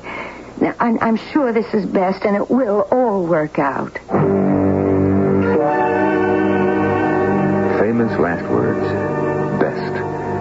But I suppose, in a sense, it was the real beginning of the eventual solution. The first night that Jane was gone, I had worked late, and And I hadn't the slightest notion of working anything out, except that when I got home... Hello, Sam. I thought you'd never get home. What are you doing up? Waiting for you? You look beat. Sit down on the couch, kick off your shoes, and let me get you a drink. No, I don't think I want a drink, Jenny. You won't join me? Well, who said that you could have one? Me. Alone at last, Sam. Jenny, I think that you're a little drunk. Only with power. What are you talking about? You've known it from the very beginning, Sam. You. Me. Don't tell me I didn't get to you.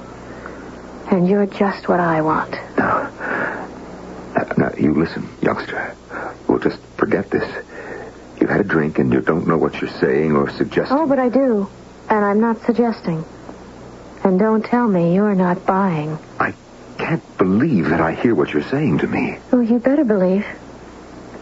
You're under my spell now. There's no escape. Just as there was none for your brother. Except the road he took. Why, you little witch, I ought to just... Saved by the bell. Don't count on it. Go ahead, pick it up, Sam. Pick it up. And after you listen, you tell me who holds the whip hand. Pick it up. Dr. Taylor here. Oh, Jane, darling, I didn't expect you... What? Yes? But what are your symptoms? But how on... What about Bucky? I see, no signs, huh? Yes, well, look, we'll take no chances. Can Bucky stay on with your mother and father? Good, that's fine. Then you go straight to the hospital from there, and I'll be over to join you. Okay. No, there's no question it sounds like mumps, but we'll know as soon as we can run some tests. I'll see you at the hospital, darling. Bye. Isn't she a little old for mumps, Dr. Sam? You be quiet. Oh, no, you're the one who's going to be quiet. And listen to me. What? Sharon had mumps, too, remember? And she died because I wanted her to. You are a little witch, aren't you? And this time, I don't want any mistakes.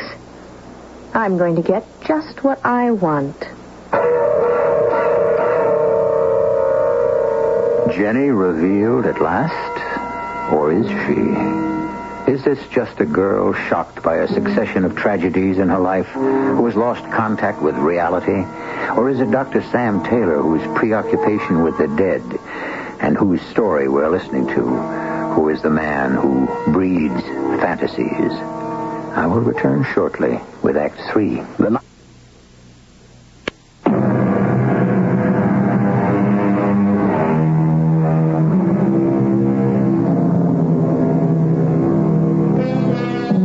A vibrant, beautiful 16-year-old, sensual beyond her years, who may be the epitome of all evil.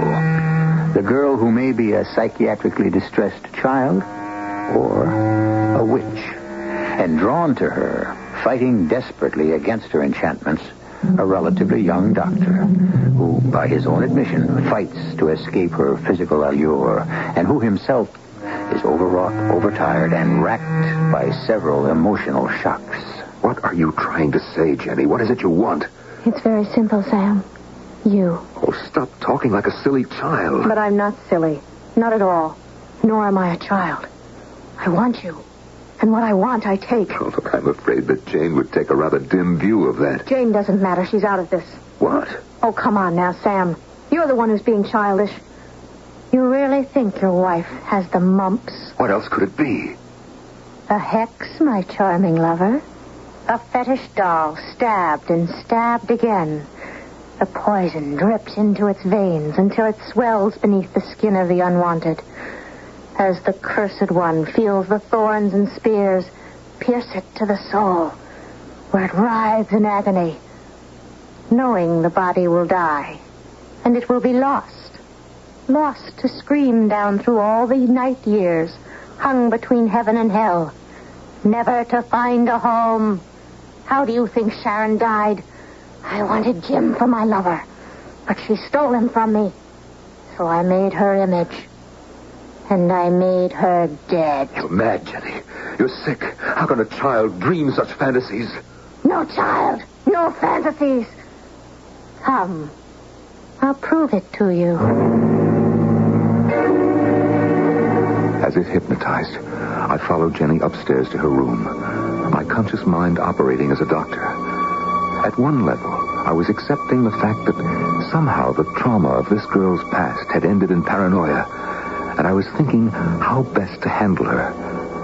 But underneath, writhing like some tethered snake in the morass of sense memory and superstition and fear of the unknown, was a voice warning me what I had known from the beginning. That I was trapped in something beyond my comprehension or control. And then, in her bedroom, Jenny wrenched open the door to her closet and pushed aside her clothes to reveal, draped over her suitcase, stood upon end, a black cloth. On it, between two guttering votive candles, lay a doll. A figure with long, real red hair and tiny fingernails on the modeled hands crossed over its breast. An effigy of Jane. With revulsion, I remembered her laughing about Jenny's wanting to trim her hair, give her a manicure, skulking in her bedroom. But most of all, what made my blood run literally cold was the sight of the two shiny, silver-bright skewers driven down through the doll's neck on both sides, pinning into the mock catafalque, and the rest of the slender stilettos which waited, neatly laid out, ready for some future foulness. I wanted to be physically sick. Now do you believe? You really think that you killed your mother? My foster mother, not my real mother. My real mother made me all I am. She was me, and I am her. In one body, inseparable. As I will be with my child, which you must give me. Jenny, what am I going to say to you? Nothing. I will talk and you will listen. It could have been your brother, but he wouldn't. But there was this difference. He believed. He saw me drive the last sacrificial knife home and knew that at that same moment Sharon died. And he turned from me to seek revenge instead. He thought he could kill me. Jenny, what is it that you want? I've told you. You. But why me? Because you are in your brother's image. And because I need a girl child to be there to carry on my human guise when I am called home. You're mad. And even though I don't know if I am absolutely sane, I just don't know how to talk to you. No need. Just promise me to give me my girl child. If you want to save your wife. And if I don't? The next pin shall pierce her heart, like Sharon. After that, I take your son, if necessary. You have no choice. The weapons are all mine. I don't think so. A gun? As medical examiner, I have a license to carry it. And it is loaded. There's nothing you can do about it. You try to stick the pin in your hand into the doll, and you might be surprised at my reaction. Oh, then I'll test it. Oh, I didn't believe you. I hope I'm right in believing you. What difference will that make? No one else will. I'm an instrument of destruction. But I little expected to be destroyed myself. At least you are destroyed with me. Oh, no, you little witch. You can't have it all your way. Let me tell you something. When your body is found, it won't be near this house. And as medical examiner, I will do the autopsy and remove the bullet. Be very sure the bullet that is filed in the police records will not be the one from my gun. You won't get away with it. I can try. I don't care for myself, only for the innocent ones. You don't consider yourself one. Not after knowing you. I can never be the same again, and heaven alone knows where I belong. It was relatively easy. It was so simple for me when extracting the bullet to exchange it for any one of the slugs in the morgue file of unsolved murders. Who's going to look further? So it seemed as if I had committed the perfect crime. I had gotten away with murder. But I hadn't gotten away with murder. As long as one person knows, dead or alive, you have failed. And it wasn't just one person. It was sheer irony, sheer ironic coincidence that the homicide detective called in was my brother, Ted. Well, whatever was the matter with Jane, looks like she's out of the woods, huh? Yeah, Ted, the infection's gone, just a matter of recuperation. Oh, what is it, Ted? You're my brother. The only one I have left. I'm a cop, and my profession, myself, me, my honor, whatever you want to call it, is something that can't be invaded. It's all I've got to my life to give it meaning. You're an honest man, Ted. Everyone knows that. You knocked her off, Sam. And I can guess why. You mean Jenny? Yeah. How did you know? The bullets you switched. Why'd you have to pick one of my cases, and Feldman in particular? It's funny the way life is. I just found his gun after all these years, too late to use against him because he just died. But no bullet from that gun could have been fired to kill Jenny. So then I checked. And the bullet I found in the files came from, well, guess whose gun? Mine. Yeah. With a wife like Jane, how could you have done it, Sam? How could that little tramp be worth it? And what am I going to do now? So I told my brother Ted about it from the very beginning. I think you've gone right off the track. You ought to see a psychiatrist, maybe a lawyer. What do you mean, a lawyer? Well, right at the moment, it's less that you're my brother and that you happen to be married to a woman I love and have a kid who deserves every decent break he ought to get that's holding me and my conscience back. Every cop instinct I have tells me to go looking for a warrant for your arrest. No, Ted, wait. Don't do that to Jane and Bucky. It wasn't me did it. It was you. Well, what are you going to do? I don't know. It's something I got to think out. How would I have solved that problem? Don't ask me, because Jane handed me a far bigger one when she came home from the hospital. Yes? Your husband, can I come in? Why not? Well, the door seems to be locked. I'm sorry, I forgot. It's never been locked before in all our marriage. I never felt quite this way before in all our marriage. Like how? Like I don't know you, Sam. After 2 weeks in the hospital that kept us apart? No. Since Jenny came into this house and was alone with you while I was gone and died. You think that I killed her? I don't know. I think she killed our love. What did you do, Sam? Get her pregnant? We could have worked that out, maybe. Well, why don't you answer? Jane, do you honestly think that I could have... Oh, don't lie. Please don't lie. If there were any rational explanation why a child that age... Can you give me any? I don't know, Jane. I don't see how I could. I don't think I could tell anyone anything that they would believe. Well, where are you going? I'm just for a drive. Think maybe find some way out of this.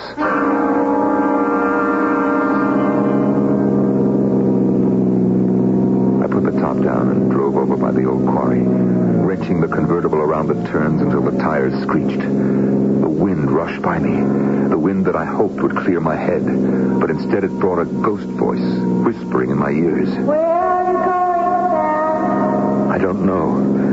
No place left for me to go.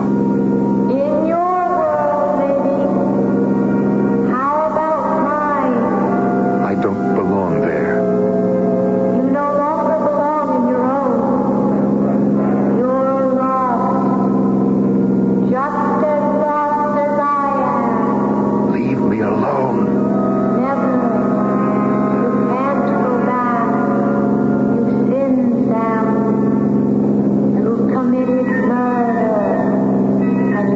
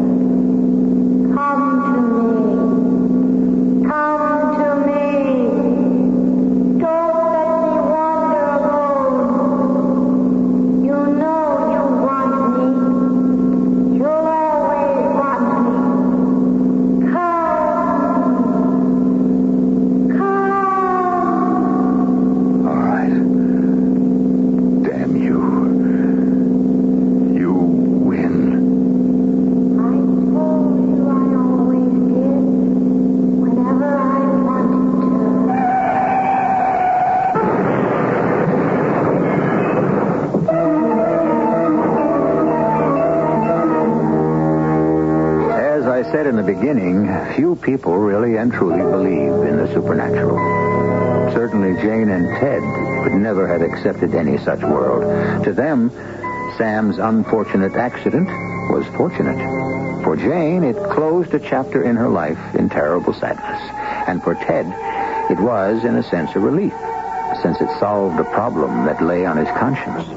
And in the long run, it was the beginning of his real life. For eventually, he and Jane married. I'll be back shortly.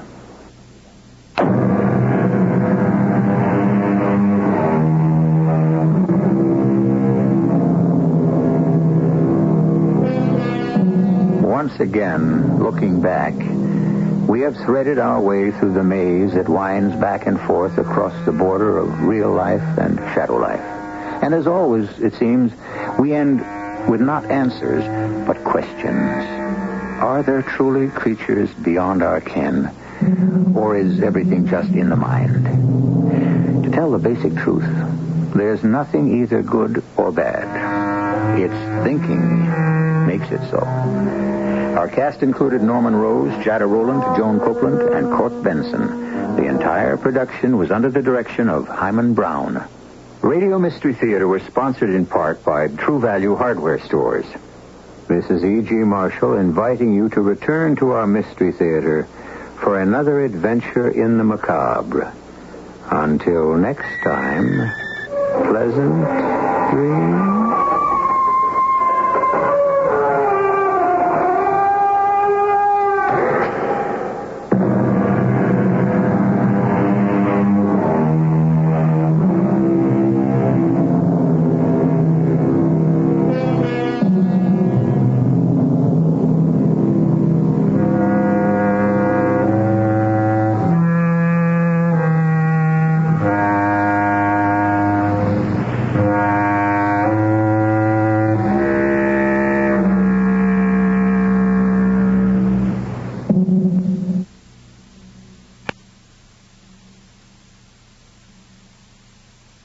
It's time for the WIP Mystery Theater. Why don't you join us? Just sit back and relax, if you can.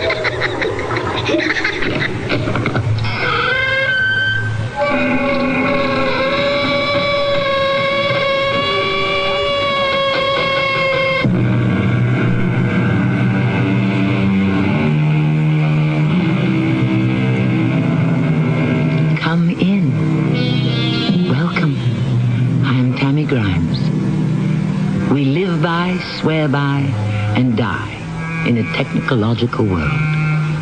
Yet more and more people find that science does not explain life. With one hand it has blessed us, with the other it has polluted our planet. And so many have turned for their peace of mind to psychic phenomena. Our tale today concerns one man's desperate attempt to make real the world of the occult before it destroys his life forever.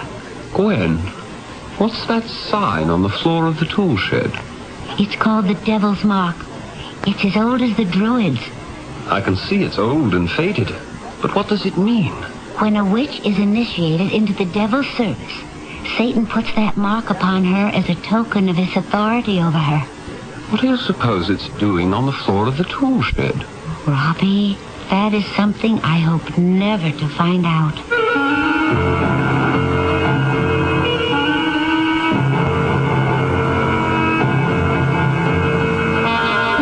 Mystery drama, The Tool Shed, was adapted from a story by Henry James, especially for the Mystery Theater by G. Frederick Lewis, and stars John Vickery. I shall return shortly with Act 1. What do doctors recommend to avoid constipation? These days, doctors stress the importance of dietary fiber to help the system regulate itself naturally. Metamucil is the laxative made from natural fiber. No chemical stimulants. That's why doctors recommend Metamucil more often than any other laxative. Try Metamucil powder or pre-measured packets of Metamucil instant mix in regular or orange flavor and save 50 cents. Look for the coupon in June's Reader's Digest. Read label and follow directions.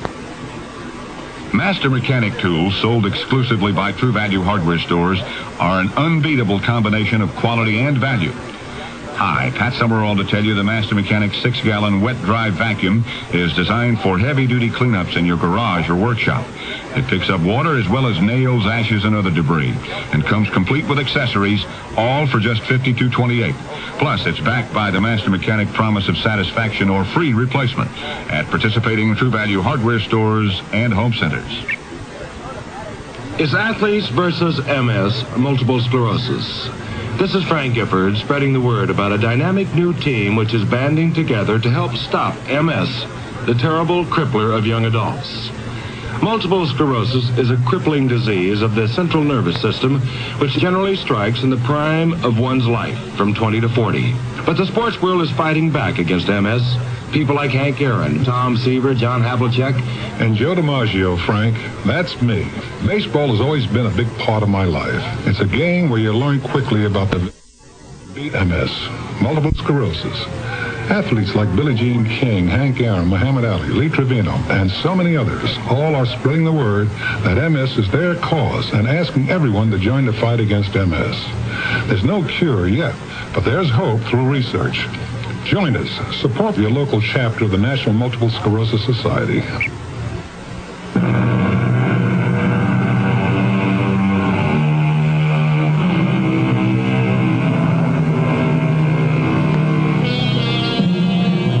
Turn back the clock 100 years.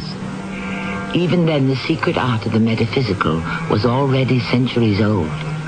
The leading exponent of that esoteric science is the British author Martin Haseltine, who has just published a book that has raised Victorian hackles, eyebrows, and fears, which is why our curtain rises on the sanctum sanctorum of the London Times, the office of its distinguished editor, T.R. Purcell.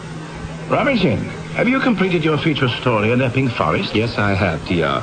Queen Victoria gave a nice speech, said that from now on Epping Forest was the preserve of all the English people, a gift from the crown, etc., etc. Ah, how did the old girl look? Considering she's 71, she's in fine health and great spirits. Said something interesting, that the world should go back to nature, to the natural, that we're too preoccupied with the strange and secret arts. And I think she was talking about Haseltine's mumbo-jumbo. Mumbo-jumbo? Yes, all that mumbo-jumbo in that book he wrote that's spreading like wildfire. Ah, that's why I called you into my office. I went to school with Haseltine. Actually, I was just graduating as he was entering, but I know him. I have arranged for you to go down to Dover to get an exclusive interview. The first he has ever given to anyone. T.R., that's a fabulous assignment. I've always wanted to meet him. I think he'll take to you, Robinson.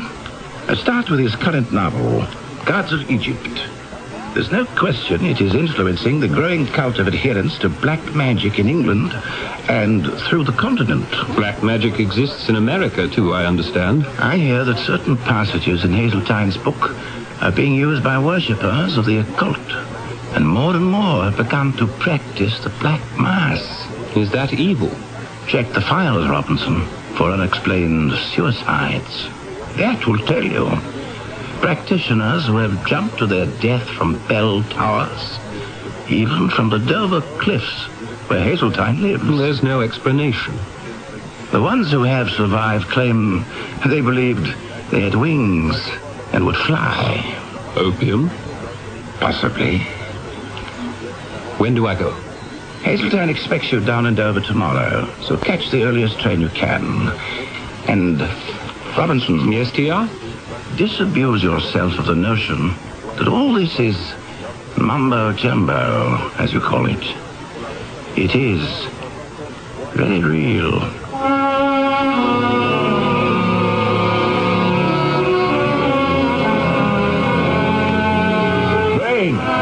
Train, is that you? Mr. Haseltine, sir. I didn't expect you to meet me at the station. Why not? The morning trains are always on time. Good trip. I was reading Gods of Egypt.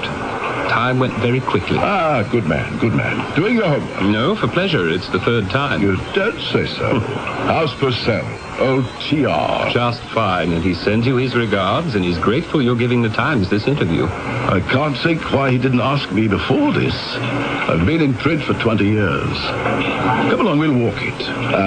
Can you manage that bag? Oh, yes, sir. And you'll have to stop calling me sir. Call me Martin.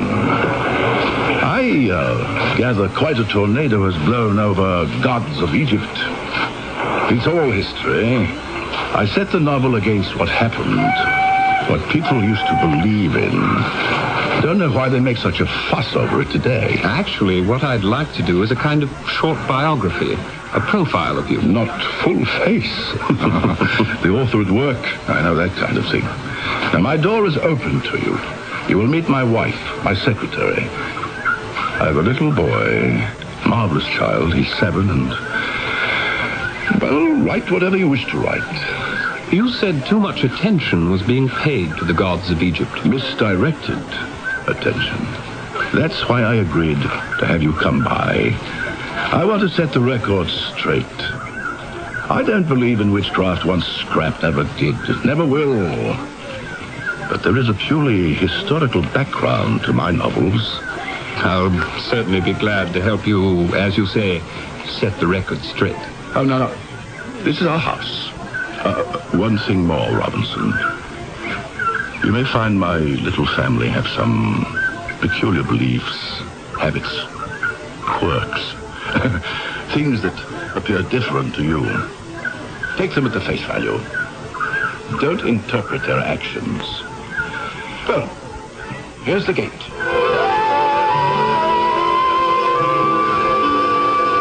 What a view. The channel's very calm today, isn't it? Uncommonly so. Gwendolyn, come and meet a top-notch feature writer from the Times. That beautiful girl walking toward us, believe it or not, is from America. She's my secretary. Very good, too. Helps my wife with the housekeeping, taking care of the little boy. Gwen, I'd like you to meet Robinson Crane. She's going to write about us. How do you do, Miss... you can call her Gwen. Everyone does. Yes. How do you do? You mind if I call you Robbie? Not at all. I suppose you Americans give everyone nicknames. Martin, may I see you alone a moment? No, you may not. You may talk to me here and now. No, but there are no buts. It's about Dorothy. If you'll excuse us, Robbie. He will not, and I will not. I told this young man he is to write about us as he sees us, warts and all. No secrets, nothing held back. Dorothy is my wife, and Gwen here acts as a kind of mother hen. Dorothy is a very nervous person. Your boy, Hermes, has run off somewhere and Dorothy can't find him. Come along, Robinson. I'll introduce you to Mrs. Hazeltine and we'll have a go at finding Hermes. Gwen, my dear, lead the way.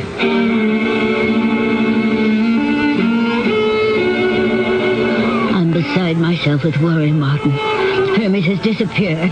Well, Gwen will find him. If I can't find him, she can't. We'll see. Remember, Dorothy, my telling you about T.R. Purcell? We shared Cambridge briefly. He left as I entered. The editor of the London Times. Well, he has sent this young man to observe us in our native habitat and write a feature. His name is Robinson Crane. How do you do, Mr. Crane? As you can see, Robinson, Dorothy is the most formal member of our little tribe. And now, Gwen, where shall we look for our little truant? Dorothy, what about the tool shed? The tool shed? I looked in there. Besides, Hermes has been warned not to go in. He wouldn't. It's worth another try. Let me go. I'll do it. I'm the boy's mother, thank you. If I find him in there, I'll give him what for. Of course, she won't do anything like that. She won't even scold him. She'll kiss him and make a great fuss. My wife is devoted to our son, and I don't take that lightly. You see, our boy was born mute. Mute? That is sad. Yes. We've taken him to every specialist in England and Europe. They can't find anything wrong, organically. It's a puzzle. But they don't even hold out any hope for Hermes. His name is Hermes? Hermes. Actually, the name was Gwen's idea. It's the Greek for the Egyptian god Thoth. You might say Hermes was the very first god of the occult. It's a very pretty name. Let us get into the house. And I'll show you your room where you can unpack, and I will open the bottle. What's your preference? The grain or the grape? The Scotch will be fine. But I wasn't planning on staying. I thought we'd talk all day, and then I'd take the evening train back to London. Oh, don't be ridiculous. What kind of a profile do you think you could do on Martin Hazeltine in a few hours? Matter of fact, I did come prepared for the weekend.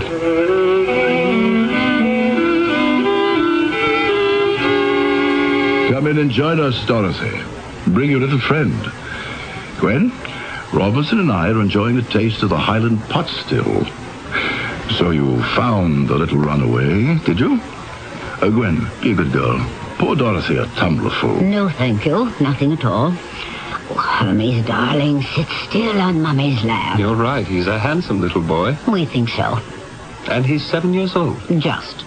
Aren't you, Hermes, darling? Hermes, this is Robinson Crane. He's from the London Times, a very big, influential newspaper. He's going to do a story about us. Where were you, son? In the tool shed, just as Gwen said. Sitting on the floor. I can't understand it. He wasn't there when I looked before. It's his magic carpet. Wish I had a place I could disappear from sometimes. Is there something about the tool shed that's dangerous? Oh, how stupid of me, of course. Sharp garden tools. He's right. We should keep it locked up. What garden tools? Nothing is stored in there. Oh, Dorothy, you know it's completely empty. Always has been. Hermes just likes to go there and sit on the floor. Hermes, come to your father. Dorothy, let him go. Well, if you won't put a padlock on the door, I will. Dorothy, did you hear what I said? Let the boy go, so that he can come to me. I'm taking him upstairs to bed. Up we go. To bed? It's not his bedtime. Time for his nap. Mr. Crane, I hope you enjoy your stay with us. Martin will have a lot to tell you about his books, I'm sure. Mrs. Hazeltine, I think the Times readers would like very much to know the feelings of the wife of a great writer, especially what you think of his books. I'm sorry I shan't be able to accommodate you. I have not read any of them, and I don't intend to.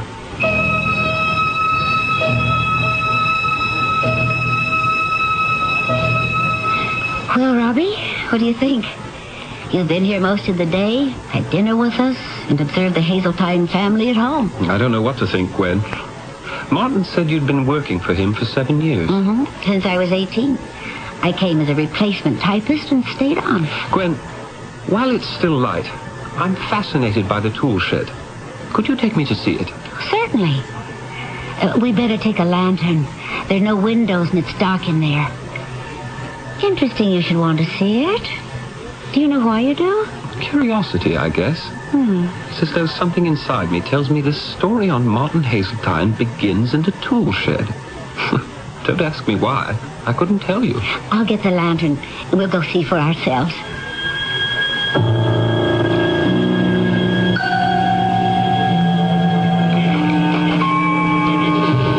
Has this tool shed been here for a long time? I mean, is it old? A few hundred years. In the 1500s, it was built by a widow.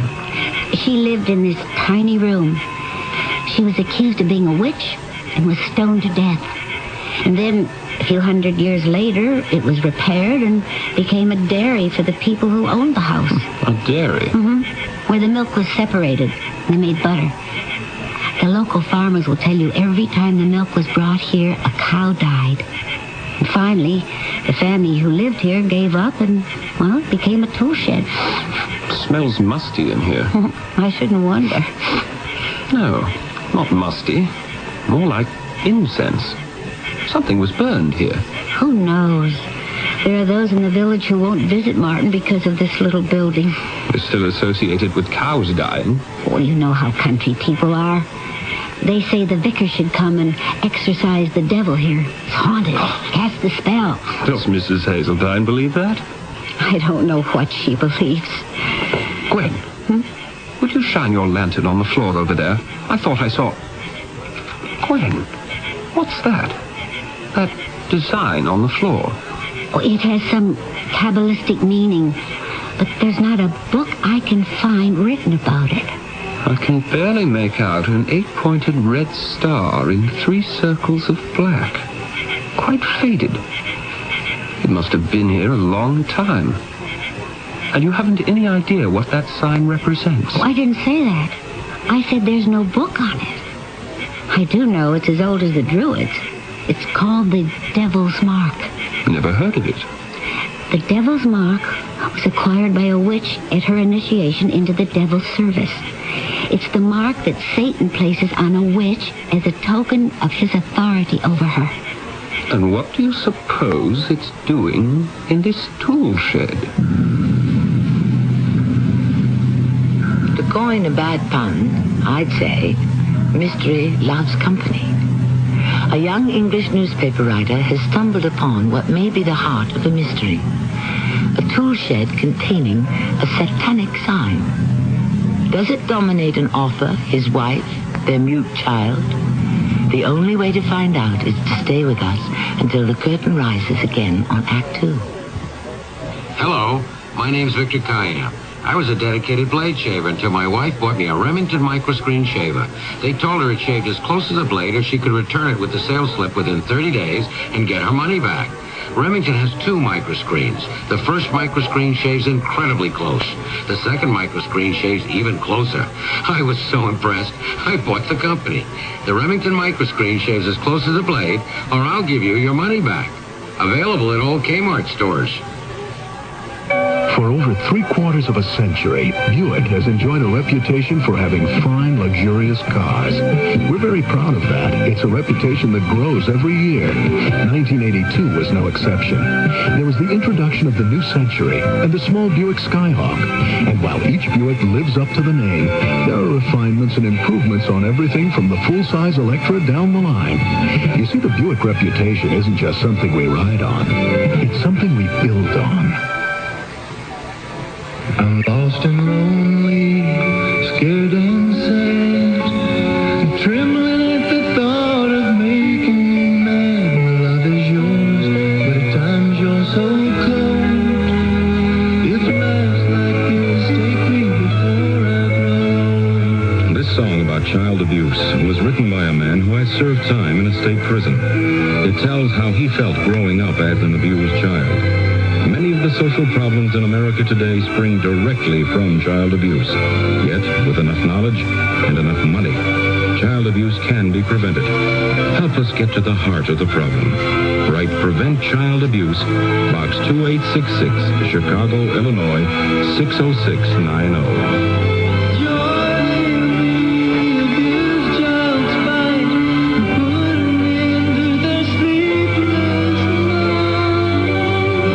Of the Ad Council and the National Committee for Prevention of Child Abuse.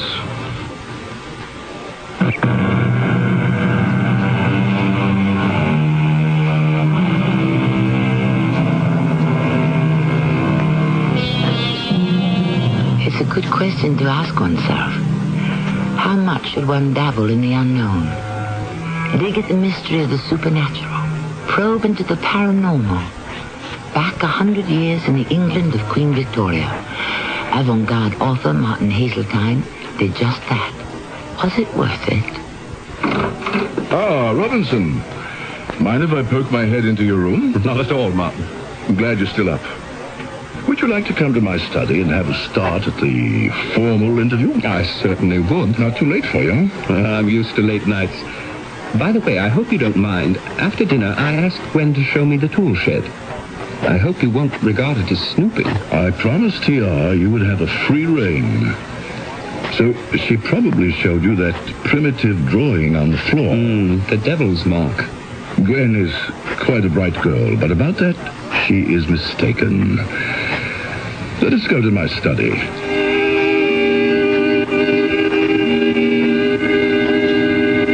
So it's not the Devil's Mark, as Gwen said? Similar, yes. The star and circles. But the real Devil's Mark was always found on a person's body. In the old days, in these parts, actually, any birthmark was considered a sign of Satan.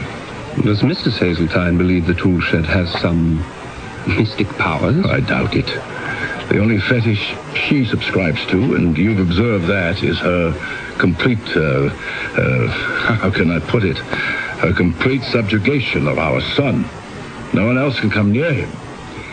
And it's been that way since he was a baby. It's as if Hermes was Dorothy's captive. Is it true she's never read any of your books? So she says. I've no way of proving it. They're all over the house. Where did you meet Mrs. Hazeltine? In Egypt. Her parents were missionaries who turned to archaeology. But your wife didn't follow in their footsteps? Oh, yes, she did. But just 1 week after I arrived, she suffered the terrible shock of seeing both her parents fall from the top of an Egyptian tomb to the edge of the Nile below. They died? A terrible tragedy. The fall broke their necks. I hoped Dorothy would recover when she returned to England. I saw something of her, started writing, and then lost track of her. Then one day I went to the British Museum where she was working, and I asked her to marry me. Now you can understand her reluctance to dip into the pool of the unknown. Excuse me. Gwen, what on earth are you doing up at this hour? Martin, I think you should go to the boys' room. There's something wrong. Thank you. Thank you for telling me. I will be back as soon as I can, Robinson. Would you like to continue the interview in the morning? Not at all. I do my best thinking at night. I hope I won't have the same trouble with Dorothy I always have. What did he mean, Gwen? The same trouble he always has. The same trouble. It's a constant battle between those two. Has been ever since Hermes was born. Oh, Dorothy's always been afraid the boy will fall under his father's influence, particularly his writings. But he's not nearly old enough to read those complicated books yet. She's never explicit about her fear. All I can say is, Dorothy believes the boy's mind will be damaged by any association with his father. Such a beautiful child. Hard to believe nothing can be done about his affliction. Oh, but Hermes can hear and understand everything you say. It's just that he's unable to talk. Gwen, pour me a drink. Is the boy all right? I am not to know.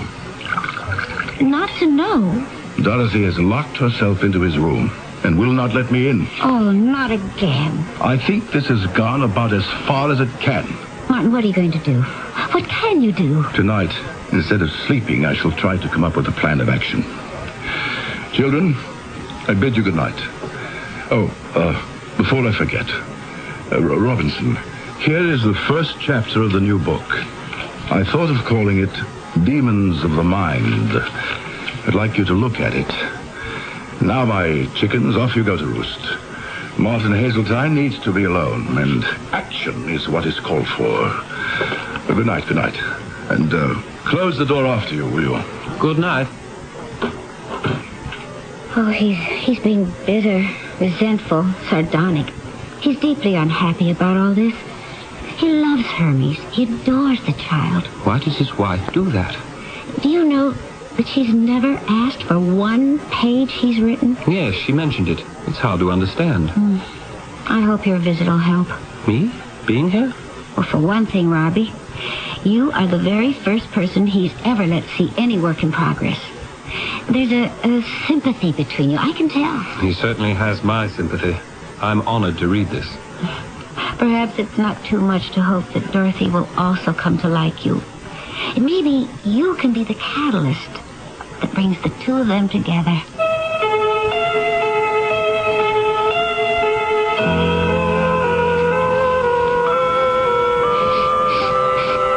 What's that? I smell smoke. Smoke? Where's my other slipper? Robbie, what are you doing up at 3 in the morning? I could ask you the same question. I was reading and suddenly I smelled smoke. So did I. Where's it coming from? Outside. You mean there's a fire out there? Well, I checked the kitchen. It's not in the house. There's a double lock on this front door. Here, let me. It's coming from down there, where the tool shed is. Let me open the tool shed door. Could be dangerous. I don't understand this. I smelled smoke. I know I did. But as soon as you opened the tool shed door, it went. No smell of it. Wait till I tell Martin about this. If you weren't with me, he wouldn't believe it. Why wouldn't he? I don't know how much you know of Martin's books. I've read every one of them. Well, then you know with what reality he portrays the alchemy of time and sorcery. It was Martin who discovered that sign on the floor. But he disowned it. Said a devil's mark was only found on a person's body. Something was happening here just now. I wonder if we ever shall know what. Who knows? 3:30. Might as well get back to the house and use what's left of the night to sleep.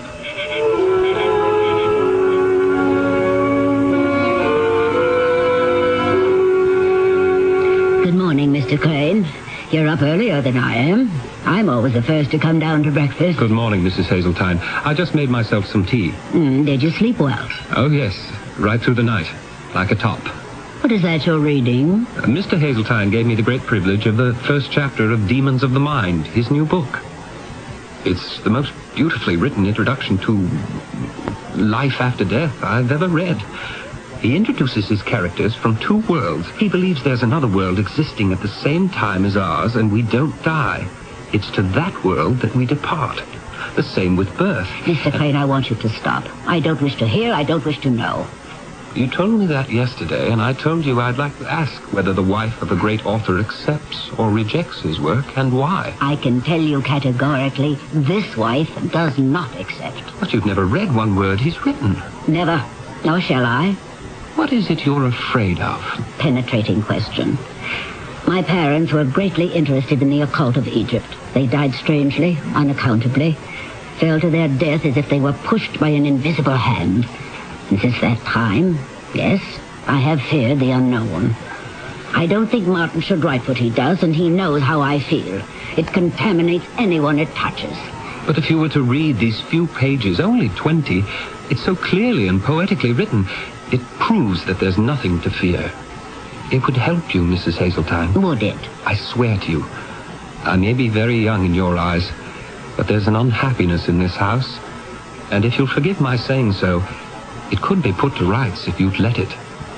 Robinson Crane, you are quite convincing. Please read it. Good morning, Dorothy. How is the boy? Not very well. What does that mean? How unwell? Does he have a fever? He seemed a little flushed and warm when I was in there. Dorothy, how long are you going to continue this drama? Locking yourself in his room, locking the door when you leave. I couldn't get in there just now. Now, why are you making a prisoner of him? I'm going out now to fetch Dr. Cook. We don't need him. I am perfectly competent to take care of my own son. I'm sorry you think so. I'm sorry about a lot of other things, too. We're going to talk about them when I come back with the doctor. Yes? Who is it? Gwen, it's me, Robinson Crane. I'm sorry to disturb you. Oh, what is it, Robbie? I was just coming down for a late breakfast. Our trip to the tool shed last night must have made me oversleep. It's been a morning of terrible scenes downstairs, and I don't know what to do. Hermes isn't well, feverish. Martin went for a doctor. The doctor wasn't there. He left word for him and came storming back. Now he's in his study. I tried to go in to talk to him about an hour ago. He called out to leave him alone. The child is worse?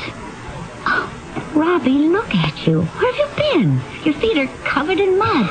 Oh, Dorothy isn't going to like that one bit. I know it wasn't my place, but I became alarmed. After Martin went to his study, I went out thinking I'd get to the nearest house. Perhaps they'd know of a doctor. I walked round and round. I was lucky to get back here at all. I was lost. Oh, Robbie, the nearest building is the railroad station.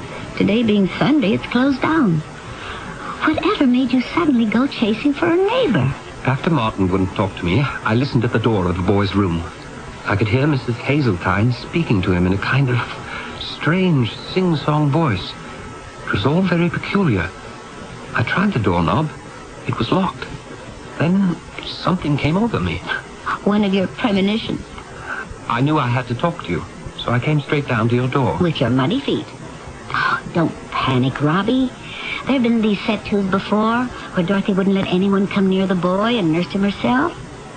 He's not a well child. I'll go see. She'll let me in. If there's something really wrong, you'll come right out and tell me, won't you? Dorothy? Dorothy, it's Gwen. How was Hermes this morning? Dorothy, are you in there? Oh, it's open. It's not locked. Dorothy? She's not in there. Oh, the room's empty. Oh, she's taken Hermes into her room. She sleeps in a separate room from Martin, 2 doors down the hall. Dorothy? Dorothy? Are you in here? There's no one in this room either. She's gone. Oh, she's gone with the boy. Could they be somewhere else in the house? There is nowhere else. If you came in downstairs, you would have seen them. She's taken Hermes with her. She's never done that before. On the windswept over coast stands a house, inside of which lives a novelist, his wife, their 7-year-old son, and a young secretary. There is no other house for miles. This house, with its vacant tool shed, adorned with cabalistic signs, is like a world unto itself, alone. What is the key to the mysterious actions of those we have met? I am not revealing too much when I tell you it lies in a boy who cannot speak. Perhaps a reincarnation of the god after whom he was named. I shall return shortly with Act 3. Weekdays on CBS television. Wake up to comedy with One Day at a Time. You really think you're hot stuff, don't you, Schneider? The ladies in this building don't call me super for nothing. Then, keep laughing as Mel lays down the law on Alice. There is only one rule in the restaurant business, Vera. Get them to swallow it. And The Price is Right with the priceless Bob Barker. That's One Day at a Time. Alice and The Price is Right. Weekdays on CBS television. Check your local listings for the time. Sid Hermel, Topol user. You are a, pipe smoker, fairly heavy. Does it affect your teeth? You always get this tar, this stain, this discoloration. He used Topol Smoker's tooth polish. It certainly removed the accumulation of these stains and tars. Topol Smoker's tooth polish with 3 ingredients to clean and polish. Helps remove ugly tobacco stains. Gentle enough for everyday use. My wife said, look at your beautiful teeth now. You're kissable. Topol, fluoride in red or mint flavor in the blue package. Use only as directed. Hello, this is Max Moran. Do you have a sight problem that prevents you from reading? I've got good news for you about Choice Magazine Listening, a free service. Every other month, Choice Magazine Listening will send you, free, on phonograph records, 8 hours of selections from leading magazines featuring writers like William Styron, Joyce Carol Oates, John McPhee, Kurt Vonnegut, Art Buchwald, many others. So if you are blind or unable to read regular print, or if you know someone with this problem, write to Listening, Box 10, Port Washington, New York, 11050. We'll also tell you how to get the special record player provided free by the Library of Congress as part of its Talking Book program. So, write Listening, Box 10, Port Washington, New York, 11050, or telephone 516-883-8280. That's 516-883-8280. A public service message on behalf of the nonprofit Lucerna Fund.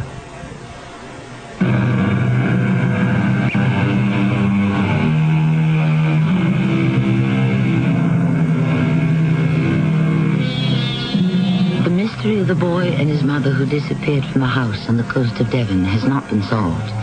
The police are called in, Scotland Yard is asked to help, and finally, Robinson Crane, feature writer for the London Times, unable to complete his assignment, returns to the city. Weeks pass. Robinson. Yes, T.R. I called you in this morning because there's been a development in the Hazeltine affair. I just got word the boy was found, but the mother is still missing. Fantastic. How is he? That's one of the things I want you to find out. Take the first train out of Victoria. Get yourself over there. Have you read what I wrote on him and his family? I did the best I could to give it an ending. Yes, I went over it last night. The only trouble is it ends with a question mark. After I get down there, maybe I can change that question mark. I'm hopeful. It needs an exclamation point at the end. Why did she keep her son from his father? I touched on that. Oh, barely. You never explain what's behind her fear. And finally, now that the boy has been returned or found or whatever, where was he? And who kidnapped him? Dear, the child is mute. He can't talk. Tragedy. But he can hear. Oh, yes. Nothing's wrong with his hearing. Is he old enough to write out answers to questions? I don't know. Maybe. Simple answers. I only saw him once. You will be seeing him again in a matter of hours. I wish you well. It's a strange house filled with strange people in a very superstitious part of England. Just wish me safety.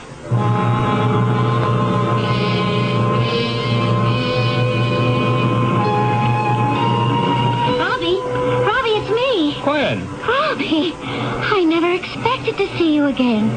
What are you doing in Devon? What are you doing at the station? You didn't know I was coming down here, did you? This is unbelievable. Martin sent me. Martin said go to the noon train. Someone's arriving and I want you to meet him. It doesn't make sense. Oh, yes, it does. He's psychic. He knew. Is it true Hermes was found? How is he? I'm not going to tell you. You'll see for yourself when you get to the house. Come on, let's walk. Gwen, you can at least tell me, is the boy in good health? He was sick when he disappeared with Mrs. Hazeltine. It's as if nothing happened to him. He's bright and cheerful. It makes such a difference. What does? You did know they haven't found Dorothy. She's still missing. How did they find Hermes? They didn't. The police were amazed. I'll show you where it happened. And Martin, how's he? A changed man. His son is with him all the time. And you, Gwen? How are you? I'm not sure, Robbie. It's a little like living on a tightrope. Why do you do it? You're a sensible girl. Could get any kind of work anywhere. Nice of you, Robbie, to care about my future. But I couldn't leave here. You're going to spend a lifetime being Martin's right-hand man? I mean woman. If you'll let me. But he's married. You'll never mean that much to him. I know that. Are you hoping she'll never come back? For now, I can take very good care of both the men in the Hazeltine family. The little one and the big one. Robbie, before we go into the gate, I want you to know that I love Martin. Well, maybe he's much older than I am, but that doesn't matter to me. So long as I can be near him, that's all I want. I respect that, Gwen. Sorry if I talked out of turn.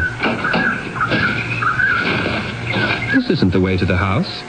Why are we turning off? You asked me where Hermes was found. That's where I'm taking you. He was found right here, on your property. Down there. He wasn't. No, he wasn't. Yes. In the tool shed. Sitting in the middle of the floor as if nothing had ever happened. As if weeks hadn't passed. As if the tool shed hadn't been combed through a dozen times. As if the whole countryside hadn't been searched. There he was. Incredible. When did you say the police looked there last? Exactly what Martin wanted to know. Do you know what the constable told him? Haven't a clue. The day before, the very day before we found him, they even placed a tape across the door which we pulled off. Unbelievable. But I do believe you. That beautiful little boy was sitting right in the center of that star and the circles. Oh, I needn't tell you, Martin still won't acknowledge it's a devil's mark. I'm anxious to talk to him. Let's go into the house.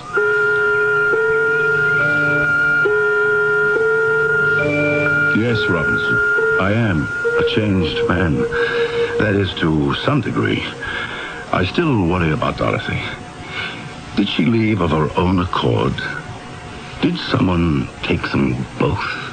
Can't you get an answer from Hermes in some way? It's hopeless. He actually knows nothing. It's as if that little boy's mind went blank for all those weeks he was missing. By the way, where is Hermes? I was hoping he'd be right here in your study, sitting on your lap, Martin. That's where he generally is, on the lap of his papa. I put him to bed for his new nap. But I think he'd like to wake up and greet his Uncle Robinson. I told Uncle Robinson where we found him. In the tool shed, as if by miracle. You're right. It was definitely a miracle. That must be the workman. I'll go. If Robbie's staying and hasn't eaten, will you do something about that, Gwen? Yes, I will. Go along. I have eaten, and as for staying, I plan to until I can wind up this story. I know that between the two of you, there are a dozen things left unsaid. Oh, don't fret, Robbie. You know enough about the great Hazeltine to write 3 stories. But not what my editor wants to know. By the way, that manuscript chapter you read of Demons of the Mind, he tore it up and started all over again. It's much less fearful and more hopeful. Do you mean he now feels that one can make contact with that other world? Yes. And all those people in the darker ages of man who were persecuted for being sorcerers and witches actually did step into our world from another. Gwen, is that the secret? Are you saying that that's where Dorothy and Hermes disappeared to? They stepped into another world? It would explain a lot, wouldn't it? Why the boy's mind is a total blank. Does Martin believe it? That's what he's been comforting himself with all these weeks. Oh, Martin, what is it? You look white. They found Dorothy. She's dead. Oh, where? I'm not in the tool shed. At the foot of the cliff. Straight down from the rock facing the water.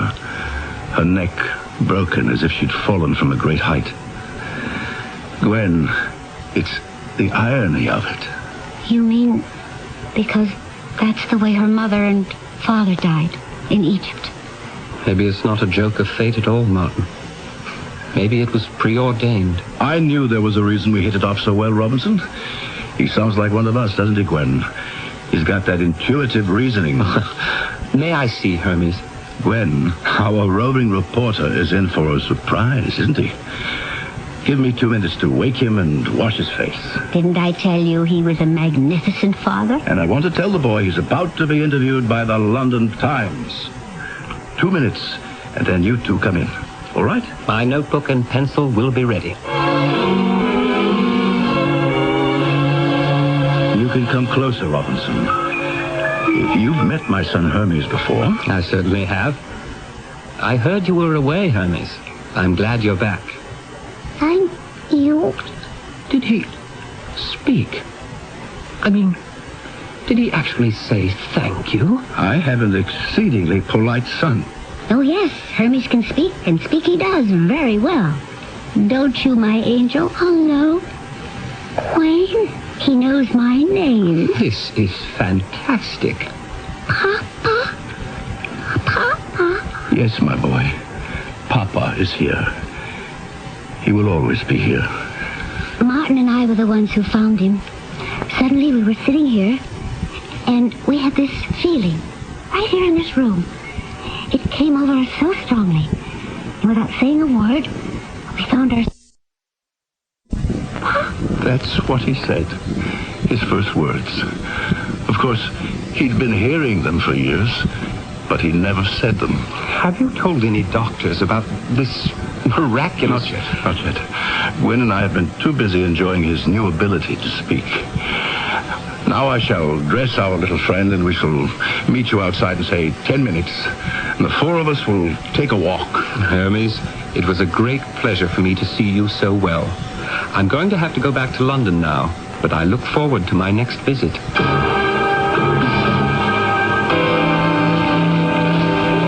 You're really going, Robbie? Yes, back to write that happy ending and try to give TR the answers he wants. I'll walk you to the gate. I'll have to guess. I realize I'll never know where the child appeared from and why he speaks now, any more than why he could never speak before. It's the kind of miracle one prays for. And when it happens, you shouldn't look too closely. I could, I suppose, give you Martin's explanation. I'd like to hear it. He's always said that what was on the floor of the tool shed was not the devil's mark. Hermes had such a mark when he was born. Martin found it. A tiny star inside a tiny circle in the crook of the infant's elbow.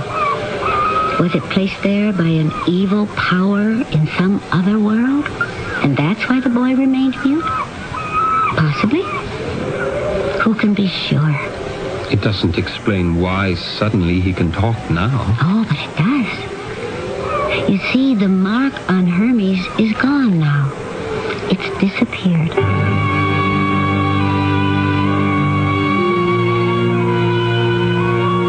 It'll be a new chapter, TR. For Martin Hazeltine. In fact, a whole new book. That's the way I'm going to finish off the profile. You know that manuscript of the beginning of the book he was writing? The one he gave me to read, called Demons of the Mind. It was a personal statement. Huh? Who was he writing about? My guess is it was his wife, Dorothy. She must have exercised some kind of dark magic on Hazeltine, and when they shared the making of a son, she tried to keep the boy away from Martin's healthy mind. If indeed Dorothy was controlled from the wrong side of the mirror, she failed. Martin's torn up the old chapters and the old life and is starting over. Any idea what the new book will be about? About a man beginning again. No spooks, no cults, no strings with the past. A man who found his voice and learned to speak. A book about Martin and his own son. A strange story, and yet one full of directional signs to follow. You wonder, at least I do, how many of these marks of the devil are meaningful, or how many are just plain superstition. After all, in Russia, in Doppelganger's day, a little mole on the left cheek was regarded as an evil omen. And we know man has been persecuted for less than that. In other words, conclusions are something which, even today, we shouldn't jump to. I shall return shortly. If you'd like to take advantage of the current high interest rates in today's money market, but want your money available when you need it, take a moment now to call this toll-free number, 800-228-5000. Ask the operator to send you information on Dreyfus Liquid Assets. Find out just how much income growth you can get from one of the world's largest money market mutual funds. With Dreyfus Liquid Assets, you have the advantage of making withdrawals by phone or paying larger bills with free redemption checks and continue earning high yields, compounded daily till your check clears.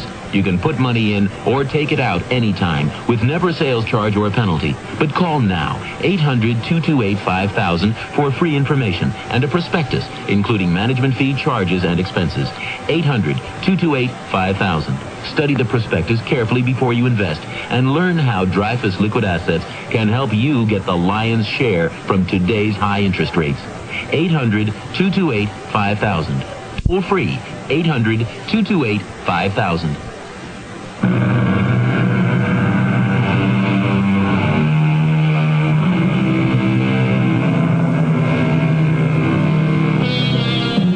Henry James, whose story we have paraphrased on today's Mystery Theater, once advised the Martin Hazeltines of this world to, quote, live all you can.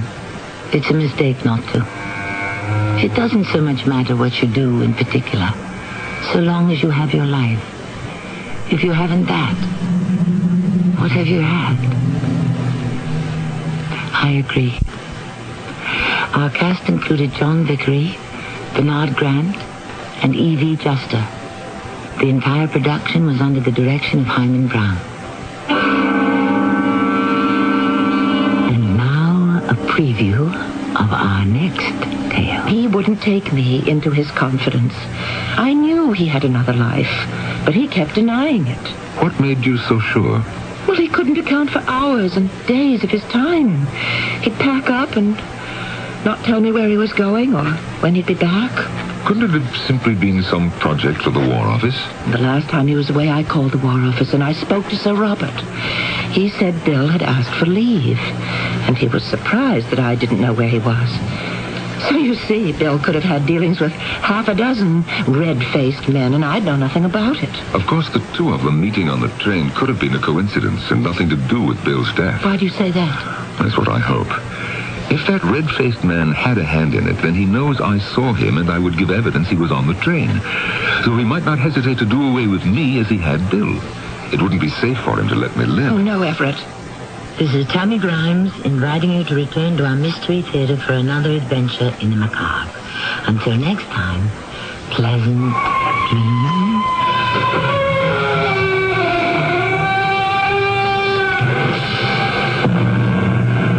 This is Nat Wright. Stay tuned for the Dawn Patrol flight, where we'll be playing your songs all night long after the news.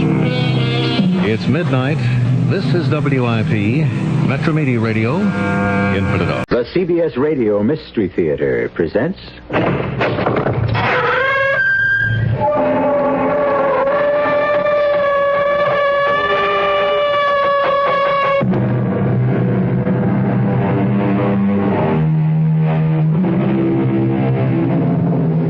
Come in. Welcome. I'm E.G. Marshall. A gentleman named Frank Richard Stockton, whose name may not be familiar to you, as I must admit it wasn't to me, wrote one of the most famous short stories of all time. It was called The Lady or the Tiger. I mention it only because, in its own curious way, it reminded me of the story that Dr. Felix Brandt is about to reveal. What impulse drives me to put what follows on paper? I don't exactly know. I suppose it's a need for confession, or perhaps a prayer for forgiveness to a God I've forgotten and whose mercy I do not deserve when I die, which will be shortly. And I wonder, when they close my eyes at last, if I shall meet the soul of Hugh Prentice, and if I too will be condemned to wander eternally in a vast limbo of loneliness as punishment for my crime. A crime worse than murder, for which I did not have the courage. But I was determined that death was too easy for someone who had violated the one person I had held most dear in all my life. So I dared play God out of my own special knowledge and exact a punishment to fit the crime. Whoever reads this, make your own judgment. What has been done cannot be undone.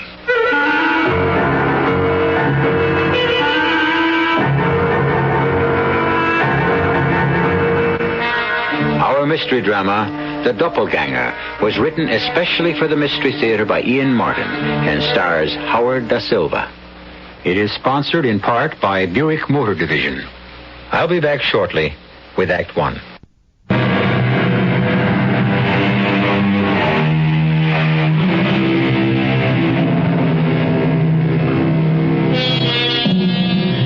To go back to The Lady and the Tiger, you'll remember, I'm sure, that it was a story of a man who faced two doors. Behind one of them was a famished, raging, man-eating tiger who would devour and destroy. Behind the other was a love goddess, every man's desire. Now, I'm not suggesting that this story has anything to do with that story, except in the matter of choice. Something we do every day. Select one alternative or the other. So, let's examine Dr. Felix Brandt's selection and judge him as you may. My name is Felix Brand. I have a doctorate in clinical psychology. I was married, have one daughter. As I've grown older, although it has been a passionate obsession of mine all my life, I've had to fight the tendency to devote more time to my avocation than my vocation. Parapsychology. The exploration of the psychic, the world beyond the finite world. A hobby, or obsession, if you will, which led to my unspeakable crime. Worse.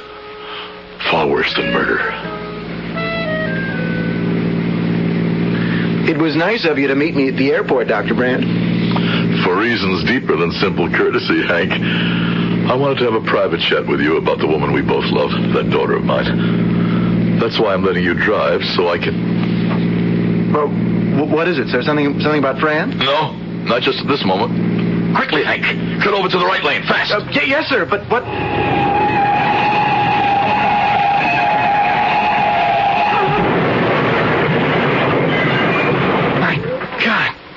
Doctor, if you had told me to pull over, that maniac would have hit us head on.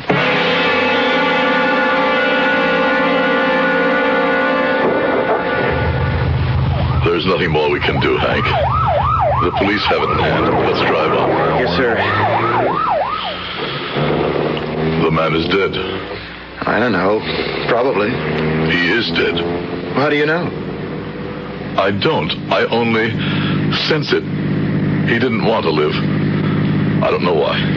Heart condition, terminal disease, some reason. Well, how could you know what kind? Well, how did you know to tell me to pull over so suddenly? As if you knew in advance there was going to be an accident. I'm an old man, Hank. An old man who meddles perhaps in too many things outside my province. I've been looking deeper and deeper into parapsychology, and some of the things I've come to believe in rub off. What things, sir? Oh, extrasensory perception, ESP, if you'd rather. Clairvoyance, telepathy, all sorts of psychic phenomena. I'm thinking of abandoning classic psychology and switching over to the other side. Matter of fact, I'm already teaching one course in it. And that's of little interest to a lawyer. Or even my prospective son-in-law. Tell me, what brought you flying down from law school for the weekend? Well, didn't Fran, hasn't Fran said anything to you, Doctor? About what? I don't know, just, well, her letters have been very strange lately. Not very frequent. I thought something might be wrong. I mean, I had a hunch. The amateur outflanks the expert. I hope you're wrong. You have me worried. Fran is everything in the world to me. If anything ever happened to her... She means as much to me, Dr. Brandt. And don't you worry. If anything is wrong, between us, we can set it right.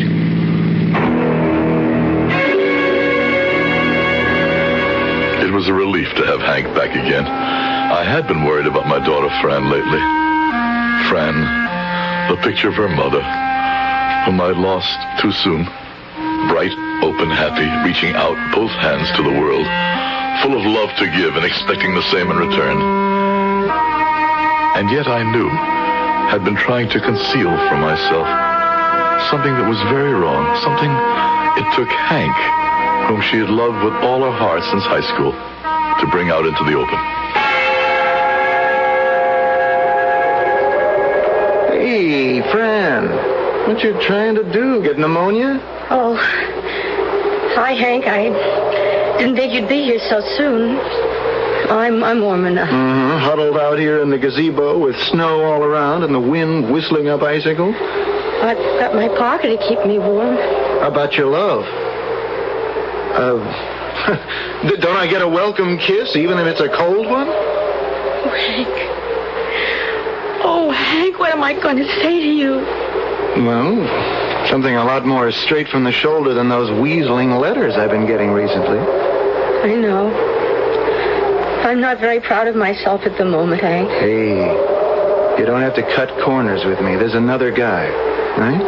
Hank, please, listen to me and try to understand. You see, Dad has been teaching his regular survey course in basic psychology, and I met this guy there, and I don't know, something crazy happened, something I wasn't prepared for or even thought about in my well-ordered life. You fell in love with him? Yes. Which lets me out.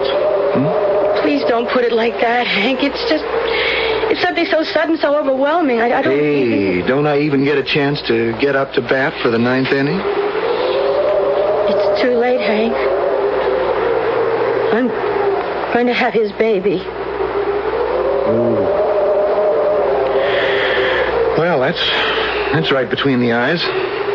When's the wedding? I don't know. I just found out.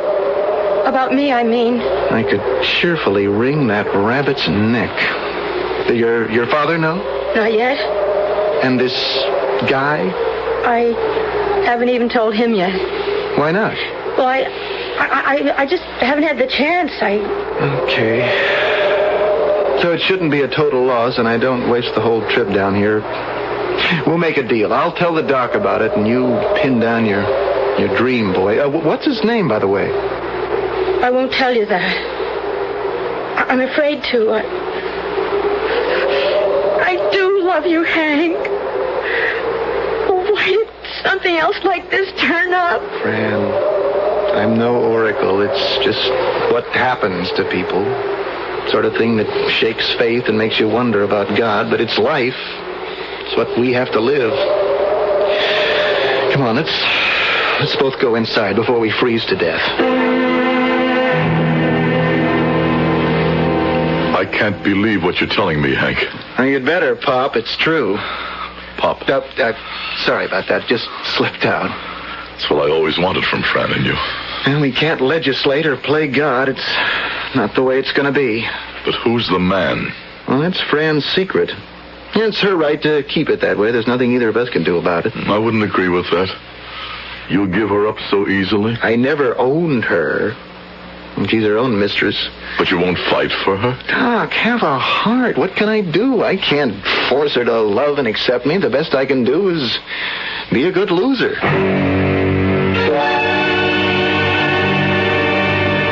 You gotta be kidding, Fran. So we were together a few times. You ought to know better than to get caught. That's all I mean to you? Oh, don't knock it. Look, you're a sweet chick. We made great music. It was all for kicks, though. I mean, no ties, no padlocks.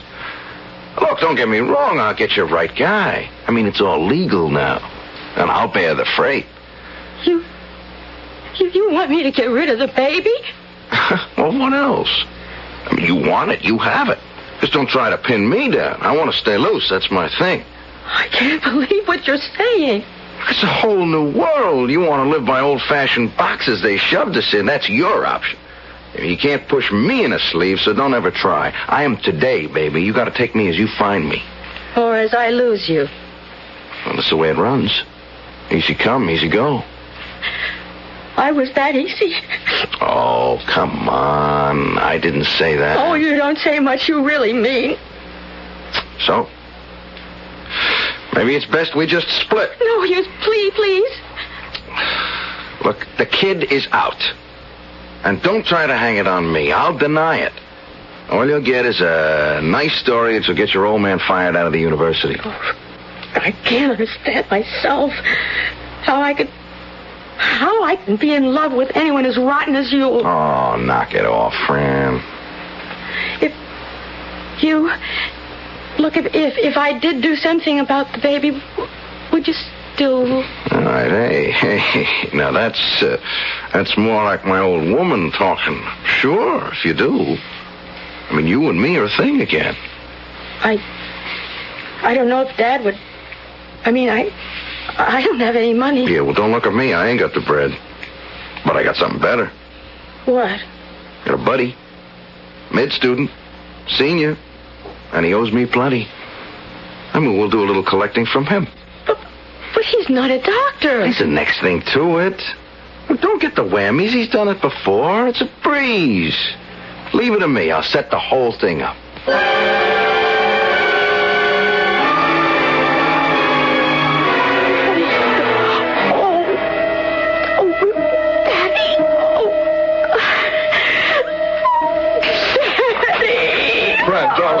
What is it? Oh, the baby. Daddy. It's gone, but I'm bleeding. Oh, good Lord. Doc, anything I can do? Yes, Hank, call Dr. Montrose and get him here fast.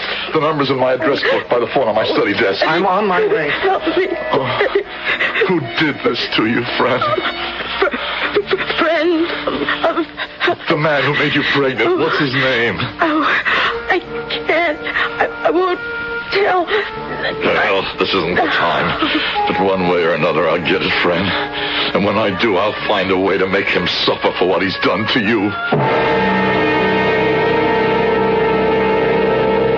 There isn't much excuse for the man whose name Dr. Felix Brandt still doesn't know, Hugh Prentice. The sad thing about life is they usually get away with things. Being without a conscience makes life a lot easier, but is anyone really without a conscience? That's something Hugh Prentice is about to have to start exploring as a strange and eerie punishment creeps over him. I'll be back shortly with Act 2.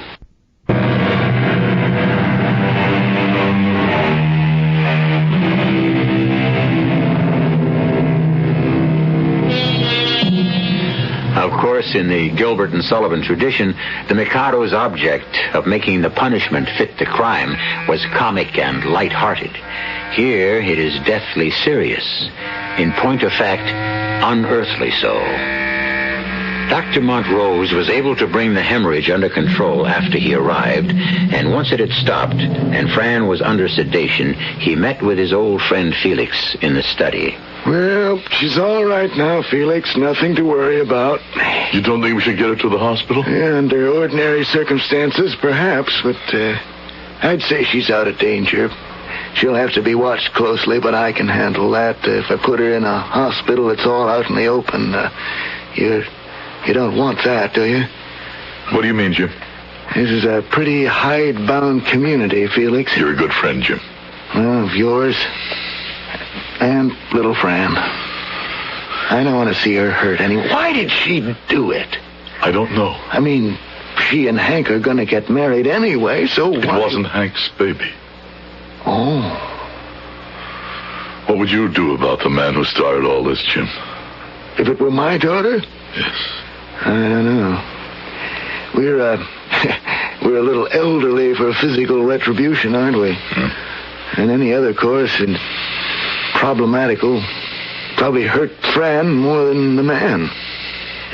Do you know who he is? No. Fran won't tell me. I suppose the best thing to do is let it go.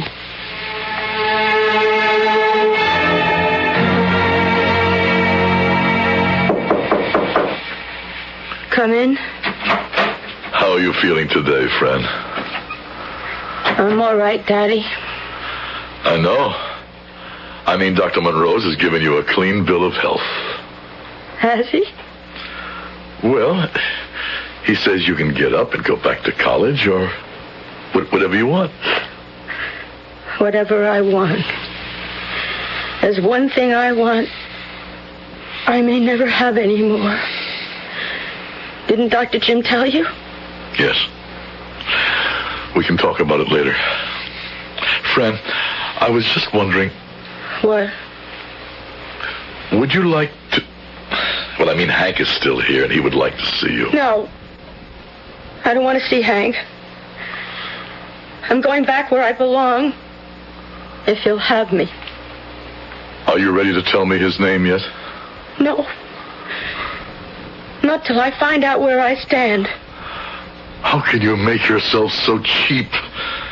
This man, whoever he is, has taken all the love and the joy and laughter out of you. How can you go crawling back to him? Because he's the only one who can give it back to me. And if he doesn't? Then I just don't want to live. I was helpless to aid her, to ease anything for her. All that burned in me was a rage for the man who had turned my happy child into a hurt and battered shell, a beggar dependent on a man who was not worthy of her.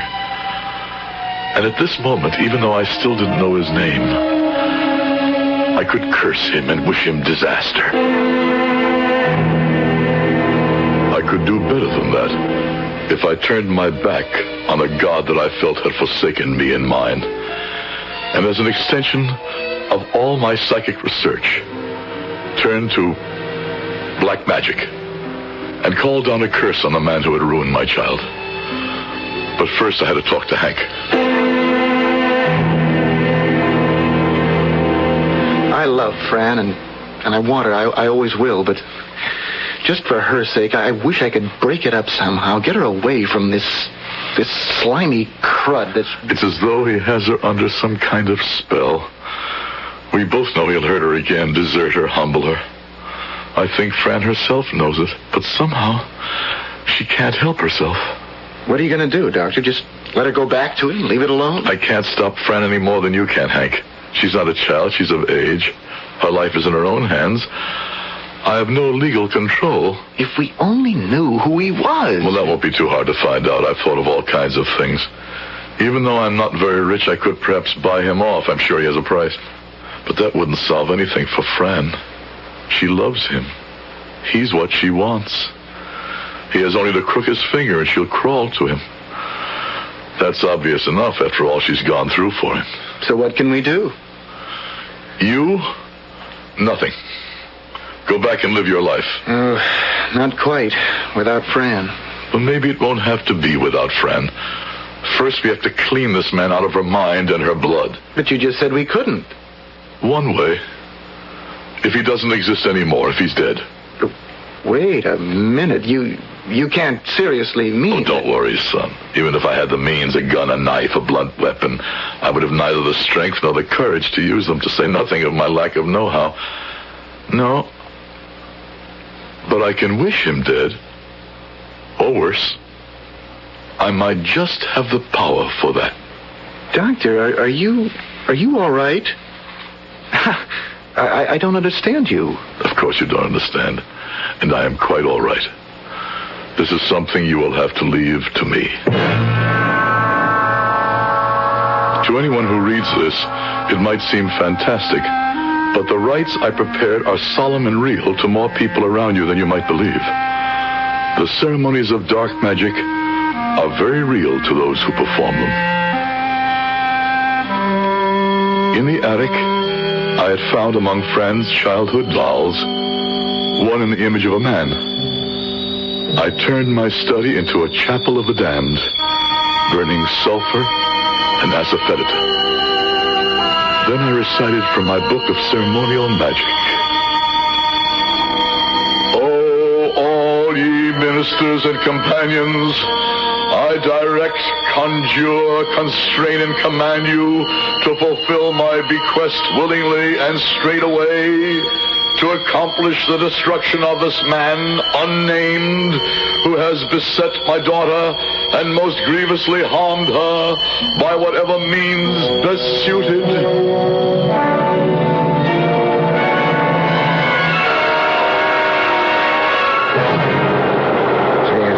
It's great to be swinging with you again, baby. Oh, I wasn't sure you'd want me back. I look so... I don't know. You look great, kid. My old woman again. I'm sorry we got to ride the subway, but who's got bread for the hacks these days? Oh, I don't mind where I am. Just so long as it's with you. Yeah, stick with me, baby. You'll ride first class all the way. Unlike these types. Look at them. Long gone. You and me are special, just waiting for the right break, the chosen, huh? If you choose me. I'll buy you all the way down the line. Take a look. I mean, who is there who could walk into... What is it, Hugh? Halfway down the car there, look. You see that guy? No, which one? You're nuts? What do you mean, which one? How could you miss him? He's a carbon copy of me.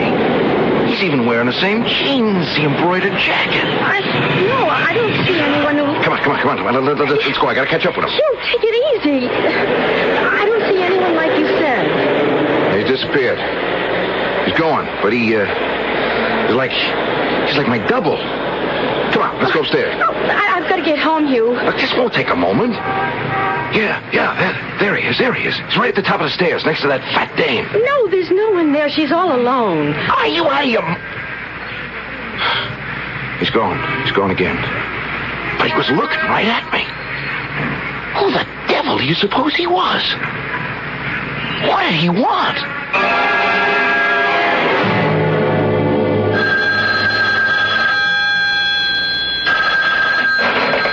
Hello? Fran? Yes? Oh, it's you. Shh.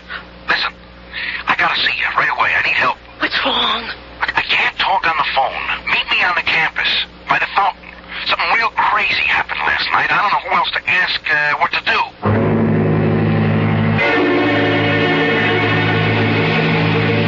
I was just turning in. I was reaching for the light to douse it when all of a sudden he was sitting right there in the chair facing me. Who? Him, the double, the guy we saw on the subway. I said, how the hell did you get in here? Who are you? I am your Doppleganger. My what? Your double. Or if you want, your inheritor. What does that mean? It's time for you to wander like me. It's time for me to return and die as I should have. I don't know what you're talking about. A long time ago, so long you can't even begin to imagine, I sinned. And because of my sin, I was not allowed to die in peace, but condemned to wander in infinity until I found a body I could be laid to rest in. My time is almost here, and in you, I will find a home again. I don't know what kind of a nut you are, Jack, but I'm going to kick your tail out of here so I can get some sleep. That won't be necessary. Sleep for you is all I'm waiting for. Huh? When you are safely asleep, you are at my mercy. The moment your eyes close, your body will be mine, and your soul be left to wander through the ages alone, waiting endlessly for peace and the blessing of eternal sleep. Get out! Get away from me! You're nothing but a... Nothing but a what, Hugh? He's a ghost.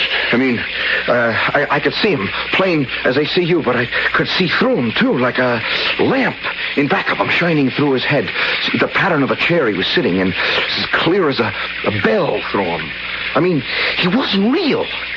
So I threw on some clothes. I ran out of the house. I spent the night walking. I was afraid to go to sleep, to bed. Fran, but nothing like this ever happened. Even on the wildest trip, I never blew so wild as this. What am I going to do? Hugh, I think you should see my father.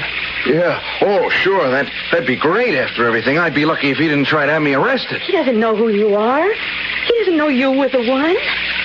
Yeah, but what could he do? He's a psychologist. He could help you. Look, you're in one of his lecture courses. All you have to do is go up to him and say you have a problem. He'd help you. Now, the whole thing is crazy. I see some character on a subway and threads like me. I have a crazy dream. Right away, I blow my cool. There's nothing the matter with me. Come on, let's cut out. I ain't even going to see you home. I'm going back to bed and catch some shut-eye. Oh, Hugh, listen to me. Don't look at me that way. Don't you turn against me. Do you think I could, after all that's happened? Yeah. Right, you I could count on. Yeah. You're my woman no matter what I do to you, right? I love you, Hugh. And don't ever forget it, baby. Now, come on, blow. I gotta hit the sack.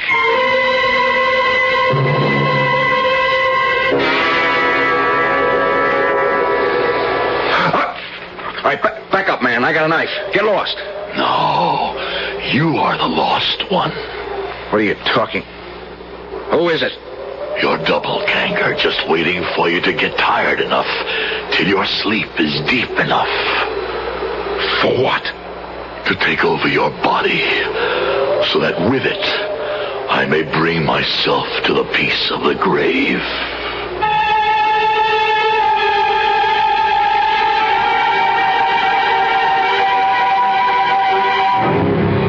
What is this wraith that dogs Hugh's path? A figment of a diseased imagination? A figure of retribution created by a conscience weighted with guilt? Or is it some ghastly nemesis conjured from the supernatural, the world outside our comprehension, summoned up by Dr. Felix Brandt through the agency of the devil? I'll be back shortly with Act 3.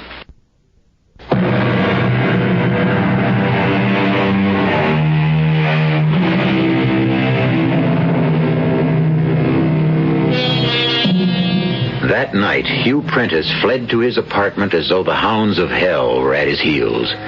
Locked in securely, with every light blazing, riding high on Benzedrine to keep awake, he paced the two small rooms like a caged tiger. And everywhere he turned, he faced the doppelganger, watching him silently, waiting patiently, a twisted smile of anticipated triumph on his face. At last he could stand it no longer and fled the apartment with the first light of morning, roaming the streets, afraid to turn his head, knowing his double still followed on his heels. At last, exhausted, he found a small restaurant open and sat there drinking coffee after coffee and watching the clock till 9 o'clock came. Then he crossed to the public phone to make a call.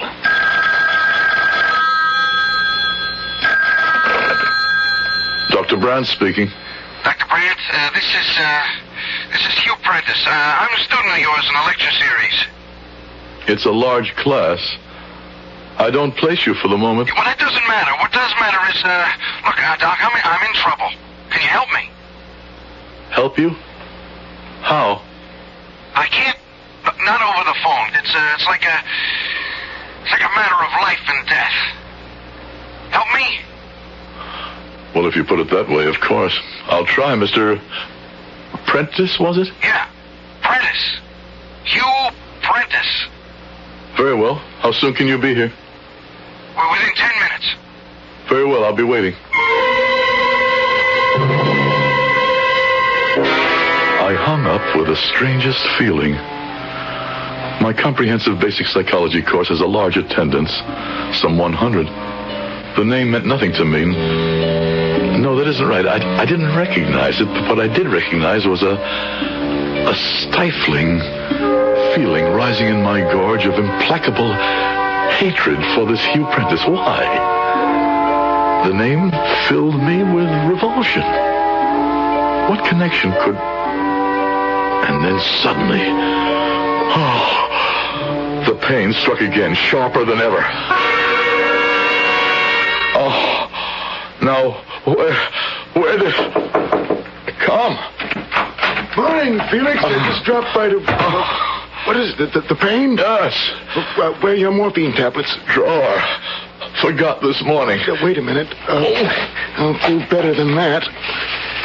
Why must you be so pig-headed? Don't want to establish the habit. The habit will hurt you less than the pain right now.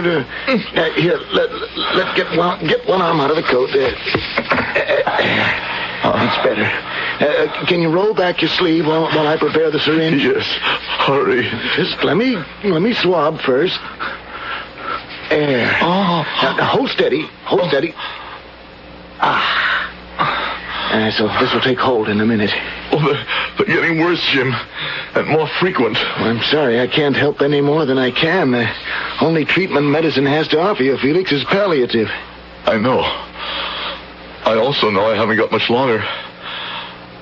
That's what worries me so about Fran and that guy, whoever he is. I don't want him to wreck the rest of her life.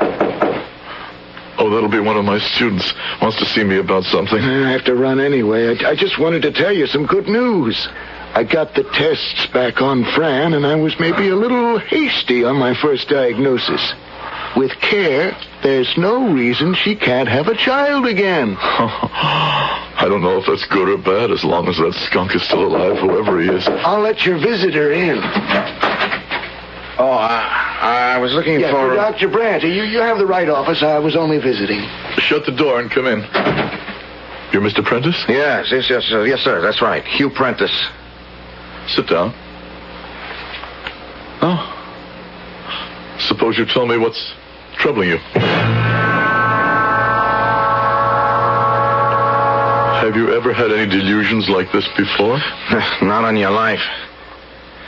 Have you done anything recently that you're sorry for, ashamed of? No. Like what? I don't know. That's why I asked. No.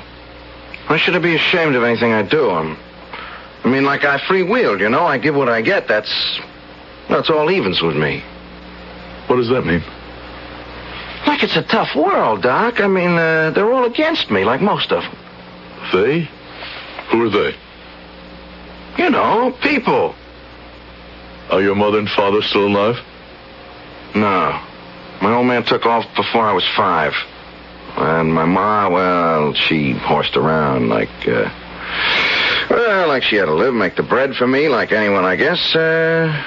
She liked a good time. What kind of a job did she have? Are you kidding? Bringing home uncles for me. Huh. I must have had 100 or so uncles by the time I was 14. And then... Then what? Then she left me with an aunt. Some old dried-up stick. I shouldn't kick about her at that. When she died, she left me enough dough to go to college like now, and, Hey, look, what has this got to do with that goon who's tracking me? I'm trying to get around to that. You don't like women very much, do you, Hugh? I don't know what you're getting at. You like to punish them because of what your mother did to you. Isn't that it? Look, I don't have to have you push me around like them. I mean, all I came here for was to ask for help. And I'm trying to give it to you. Well, can you just get this whatever the hell it is, off my back? I want to try, if you'll just help me. Anything, Doc, anything. I got to get some sleep, and I'm afraid to. You're quite safe here. What's that thing? It's a metronome. Some people use it to learn to keep time to music. I use it to calm people down. Now, just keep your eye on the needle as it swings back and forth. And try to relax. And answer my questions as honestly as you can. And maybe, together, we can get to the root of what's wrong with you. Tell me your name again. Hugh. Hugh what? Hugh Prentice. Where were you born? Allentown, Pennsylvania. What was your father's name? Frank. And your mother's? Mary. I use hypnosis a lot in my work, but never more deliberately, and I'm ashamed to say, callously, than today. Because suddenly, from some deep recess of my being, an electric wave was sending its knowledge to my brain. A second sight was born, and I was suddenly sure who Hugh Prentice really was. Can you hear me, Hugh? Yes. You know a girl named Fran Brandt, don't you? Sure. She's my chick. You know she's my daughter? Yeah. And you made her pregnant? She was careless. You took her to someone to get rid of the child? Sure. It's the way it is. No sweat. Don't you know she loves you? Man, like they're buses. Another one any minute. Yeah, sure. That's how chicks are. Do you love her? What's with all this love jive? I ain't tying myself down no way. It's like I told you, I have free will. Nobody gonna cut down my style. Keep trying. All the squares, all of them, but I'll show them. Anyone ties me down, I stomp on them good. Especially chicks like my mother. All sweet words and cut your throat the first chance they get. Only me, I'm too smart. I cut them down to size first. Don't you worry about old Hugh. The morphine was wearing off already. I sat back in my chair watching the boy whose secrets I had bared. A schizophrenic, classic, already paranoid. Possibly he could be saved through analysis, chemotherapy, new treatments which are being reached every day. Treatments I would never live to see. Treatments he would never willingly seek as he had sought me. Because out of the dark side of my studies and my learning, I had raised a doppelganger. Then for a moment, the pain hit me so wildly, so acutely, agonizingly, that I must have blacked out a moment because... Don't bring him out of his hypnosis. He doesn't deserve to live. I cannot condemn him to the death in limbo like you live. Let me tell you something, old man. You are about to die. 2 doors face you. Open one, and you let the scourge out to destroy your daughter as well as himself. Open the other, and I take his body, and your daughter has her chance to live her life, her chance to find happiness instead of despair and degradation. Which will it be? Which will you choose? Choose. Choose. Choose.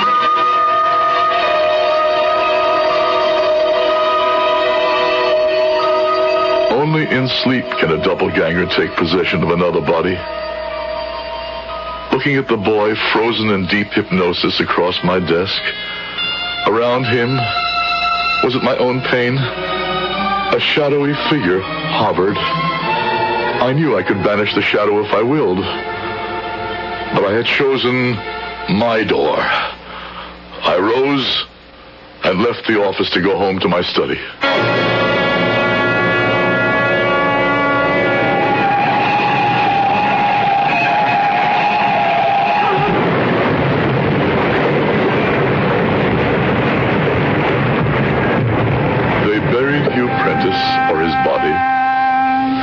After he smashed into the rock wall at Highgate Turn, popularly known as Satan's Trap in our neighborhood. What soul possessed it? I will know very soon.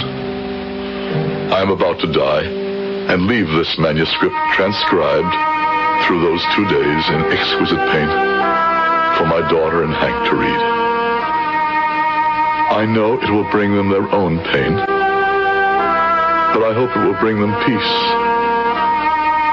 And if I am condemned, too, for my sins, to wander as a doppelganger, I can only pray that what I have done may be worth it and will have brought my daughter happiness.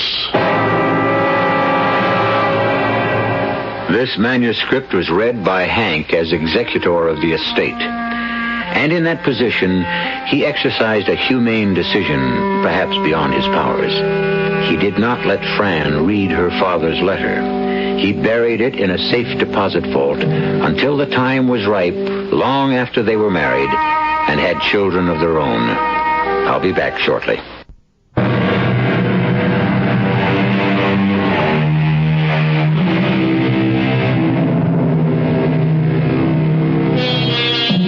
This story came to me through accidental channels, long after the principals were gone. I cannot vouch for the truth of it, any more than I suppose any of the principals involved could. It's a story, I suppose, of retribution, and at the same time, a frightening lesson to all of us who stretch the human relationship beyond normal demands. If we sin deep enough, in some form, in some way, I suppose there is a doppelganger who will vie with us for retribution. The only way to avoid that is to deny him the chance. Our cast included Howard Da Silva, Rosemary Rice, Tony Roberts, and Russell Horton. The entire production was under the direction of Hyman Brown. And now, a preview of our next tale. How do you render justice in your country? We have courts, when we have judges, juries, lawyers. Is it wise to allow people to judge people? It is the best way, the most democratic. Only the immortal gods may decide. But how do you know to get them to make a decision? The gods have sent my people a spring of sparkling water. The accused must drink at the spring. And what does that prove? The innocent walk away vindicated. And the guilty? The guilty fall down dead. Well, it is hardly the way. You will see it with your own eyes. We shall have a trial tonight. Oh? Who is accused? You are. This is E.G. Marshall inviting you to return to our Mystery Theater for another adventure in the macabre. Until next time, pleasant dreams.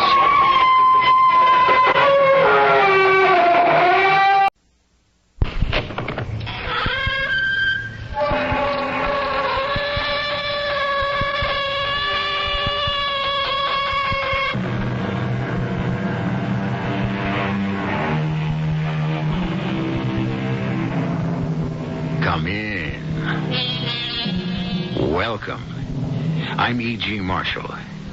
In his Psalm of Life, Henry Wadsworth Longfellow says, Trust no future, howe'er pleasant. Let the dead past bury its dead. Act in the living present.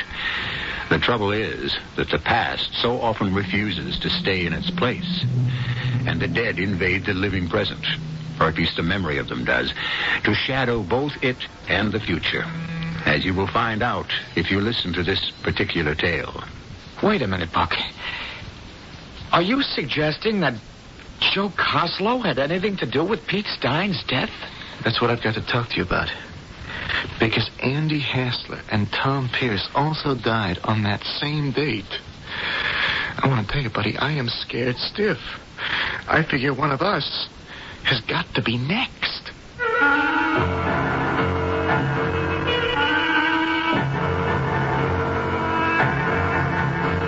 Our mystery drama, This Deadly Fraternity, was written especially for the Mystery Theater by Ian Martin and stars Jack Grimes. I'll be back shortly with Act 1.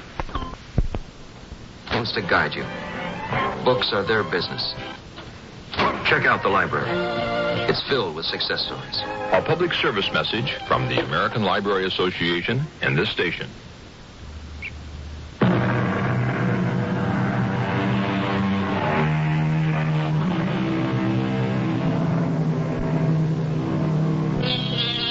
Not so very long ago, a bank was a temple, a hallowed place of mystery. Its high priests were the executive officers in three-button vested suits cut from conservative serge. The gleaming marble floors echoed one's footsteps, which rang hollowly over the hushed whisper of the business of transacting money. Most banks are very different today.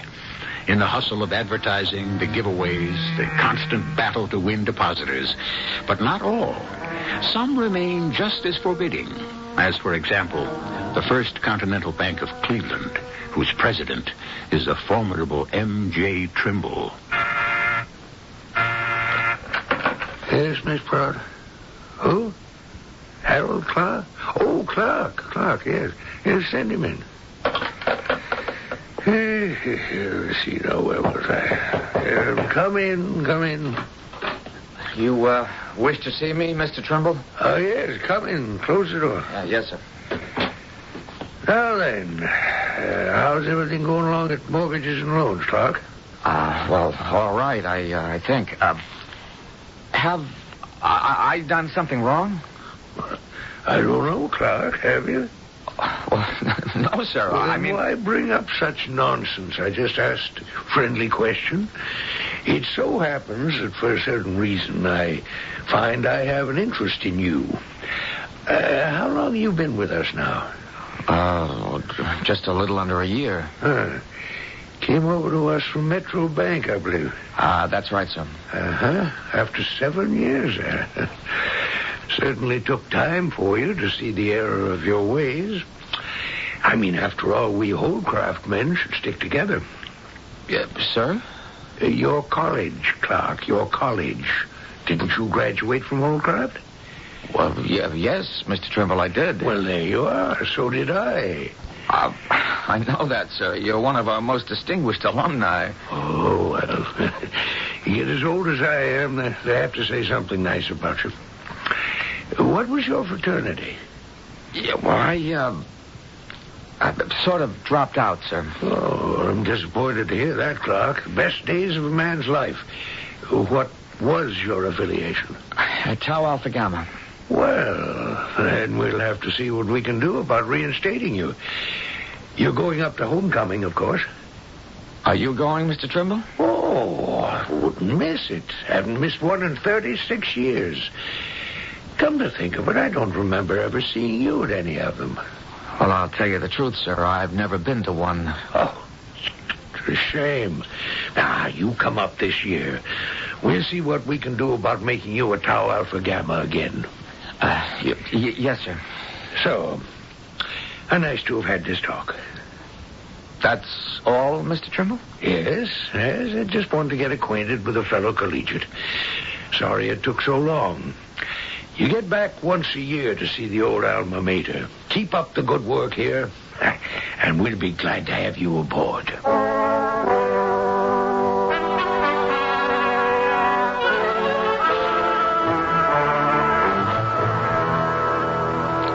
see what's got you in such a lather, Harry. Helen, I just got through telling you. So your boss suggests you should go off on a little jaunt to your college homecoming. What's so terrible? He didn't suggest. It's an order. All right. If it'll keep the old boy happy, it's no skin off your back, is it? You might even have a good time. I won't have a good time. All right, then. Don't go. If I want to keep my job, I've got to go. That's the message I got today, loud and clear. Nonsense. Oh, it's true. Sometimes I wonder about you, Harry. Huh? Honey, what is it makes you so uptight all the time? You're like Chicken Little, always afraid the sky is going to fall on you. I'm sorry, Helen. I always have the feeling that something haunts you. Way down deep, like it was something you buried a long time ago and keep being afraid wouldn't stay that way. Oh, now you're being silly. There's hardly a thing in my life you don't know about. There's nothing wrong with us. I'm terrified there is. What do you mean? Is it because I've never given you a child? Oh, come on, honey. We've had that out long ago. One of these days... Oh, come on, honey. When it's meant to, it'll happen. Now, in the meantime, who's complaining? I guess maybe I am. Oh. I find it gets sort of lonely around the house days, and now that you're going off on a weekend jaunt with the big boss and starting to plan nights out with the boys. Hey, hold on, wait a minute. I'm not going with MJ. I'll have to get there by myself. And what's all this about going out nights with the boys? Well, isn't one of the ideas you're going to join up with your old fraternity again? No. But I thought that was part of MJ Trimble's master plan for you. I don't want to have anything more to do with Tau Alpha. Why? Didn't you have a good time there? No. Yeah. I mean, it's not my style. I think maybe you ought to make it your style. Look, let's stop talking about it. It just doesn't matter. I think it does. No, I'm not going. Harry, now there's that old bugaboo again. Why are you so afraid of going back to a college you graduated from with honors? It isn't the college. I'll get it. Hello? Hello? Mrs. Clark? Yes. MJ Trimble here. I wonder if I can speak to your husband. How do you do, Mr. Trimble? Of course. It'll just take a moment to get him. He's in the other room. Who is it?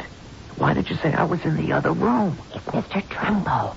And I wanted to give you a chance to think before you talk to him. Why? What does he want? I don't know. But before you answer him, think, darling. Oh, for heaven's sake, Helen, give me the phone.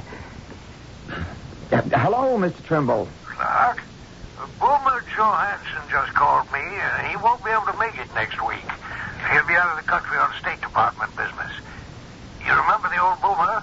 Yeah, well, I don't believe the class of 38. Old Crab's first All-American. Anyway, since he had to cancel, that means there'll be an empty seat on our bank's jet. So, I'll fly you up and fly you back. Can I count on you? Well, yes, Mr. Trimble. That's very kind of you, sir. Nothing at all, my boy. Just gives you a notion what a fraternity brother can mean to you. Especially a big one. I'll have my secretary give you the flight time and any other pertinent details. Well, what happened? Well, he hung up. What do you want? He wants to fly me up to the homecoming. And you accepted? I didn't know how not to. Oh, honey, I'm glad you did. I promise you, you'll never regret it. I sure hope so.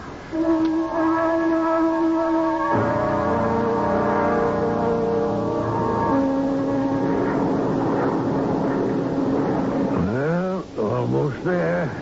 Look familiar to you, Clark? Yeah, sort of, Mr. Trimble. It's a little different from the air. Well, there's the lake off your left. Uh-huh. And up on the bluff beyond it, there's our alma mater. We'll be coming on in right over Devil's Leap on our landing pattern. Devil soup. You ever have to scale that southeast face there? No, sir, I never did. Oh, that used to be one of the big features of Hell Week. Well, I cut it out some years ago, probably before your time. Well, maybe they were right. A couple of weak sisters took some bad falls there. One of them was killed, I think. Still in all, it was a real thrill for a fella to climb that bleak old rock face. Give you a sense of power, belief in yourself. And I suppose they took it easier on you in your day. The hazing, I mean. No, sir, it was pretty tough. You minded that? Oh, no, sir, I didn't. Not then. Oh, look there. What's that, sir? Don't you recognize it? Right near the bluff. Last house on the road there. That's the old tower house. Recognize her now? And I'll never forget it.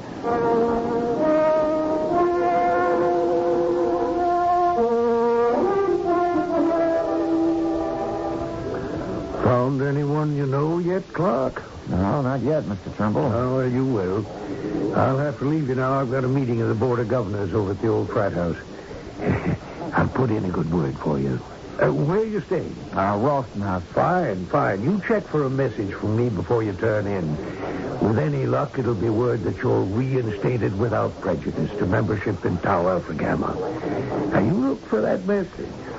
Oh, brother. Hey, Harry! Is that you, old Harry the Horse? Buck Stat? Well, for Pete's sake.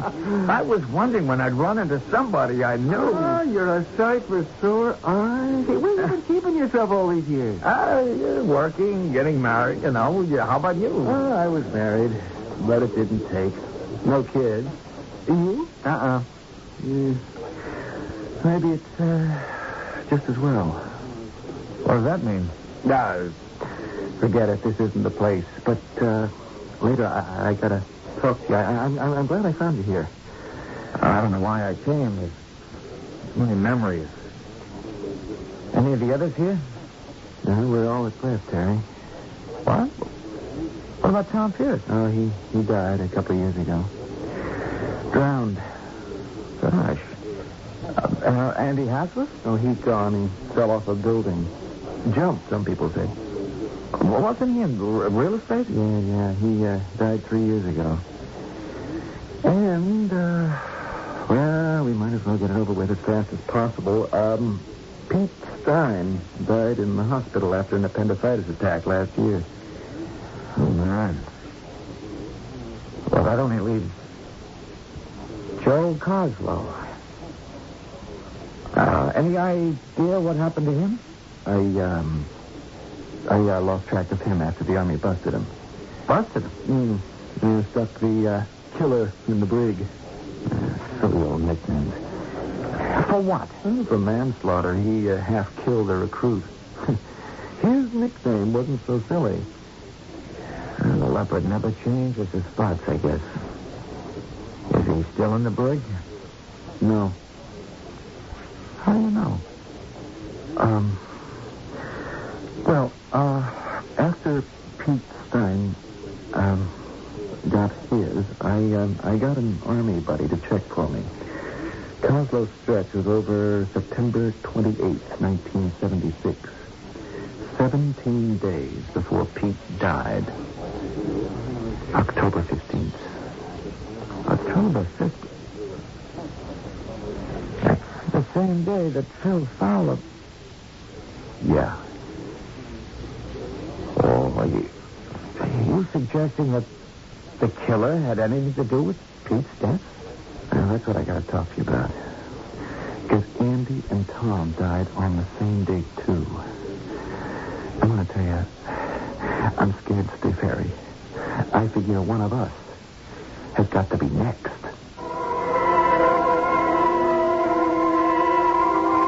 What do you suppose happened to 6 members of the class of 34 at Holcroft College that would make them candidates for sudden death? I did promise you that the dead past is going to invade the present, and it seems as if it has, with a vengeance. Now, was that just a cliche phrase or prophetic? I shall return shortly with Act 2.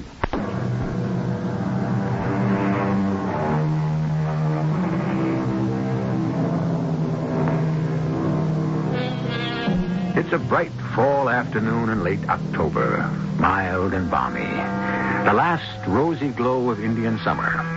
But as Harry Clark strolls under the profusion of red gold leaves along a winding, deserted path on the campus, icy fingers clutch at his insides. His old classmate, Buck Stanley, is reeling out a string of coincidence and conjecture, building to a conclusion that shakes him to the core. For what Buck is saying confirms the premonition that has dogged him all the way up on this trip to the past. Knock it off, Buck. What are you trying to give me? A warning, Harry. At the very least.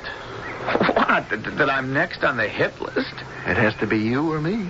Oh, come on. What kind of rib is this? Look, Harry, there were 6 of us in on it. Only one of us took any kind of real rap for it. The killer. He got bounced from school. It wrecked his life. And you want to tell me that he's coming back for revenge on all of us? It just won't wash, Buck. Why not? First off, because... Well, the way you tell it, there wasn't a shred of evidence that Pete and Andy and Tom's deaths were anything but natural. Except that each one of them died on the 15th of October, each just 1 year apart, and all of them after Joe Coslow was sprung out of the brig. Oh. Plus one other thing. You know what the 15th of October is. Yeah, I'm not likely to forget. So? You said that Tom Pierce was drowned. How? Now, all I know is what I got from the newspaper story I looked up in the library. He drowned in his pool. What about Andy? I didn't see anything about it. Where did he fall from? Oh, some 2-bit hotel. They kind of hushed it up as much as possible. I went to the funeral. You remember he married Sarah Templeton? He did? Yeah. She took it pretty bad. I got the notion he'd been messing around with some other dame. Suicide? Yeah. I thought so then. Well, now you don't think he jumped. You think he was pushed. Yep. And you don't think Tom just drowned by accident. You think the killer helped him somehow. Yep. Well, if you don't believe it was an accident, it could have been suicide also, couldn't it? It could. And Pete, a ruptured appendix. You can't make murder out of that. They all died on the same date, Harry. How far can you stretch coincidence? It doesn't have to be coincidence. Let's be sensible. Look, after what happened, none of us were ever quite the same. We've all carried our own guilt feelings, I guess. I know I have. About Phil Fowler.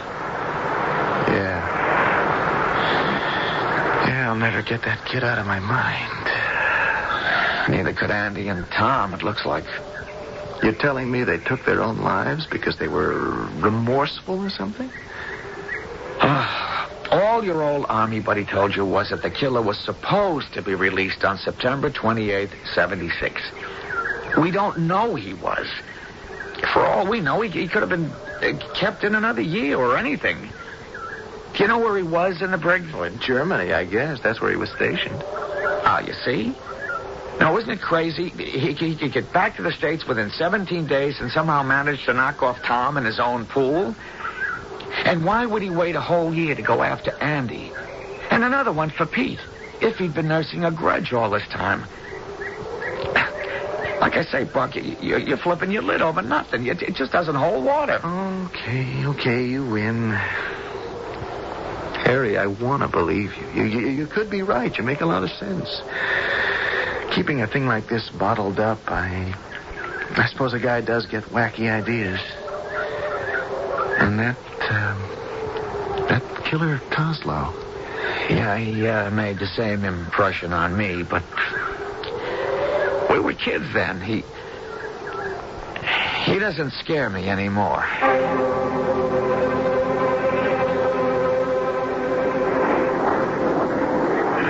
How'd you enjoy your weekend on the old campus, son? Well, I don't know if I can quite tell you, Mr. Trimble, how much.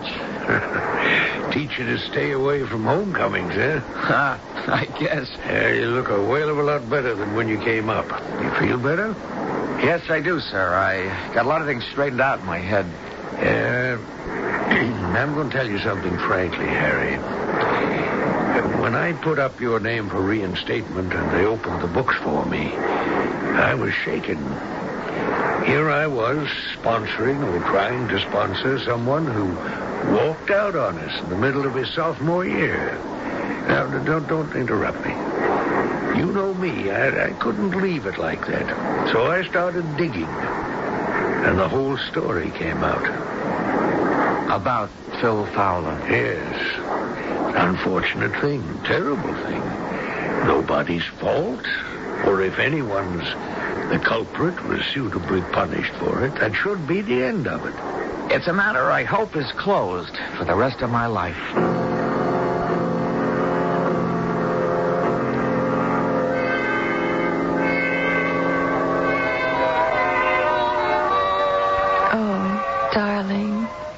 Darling, I can't tell you how happy and delighted I am.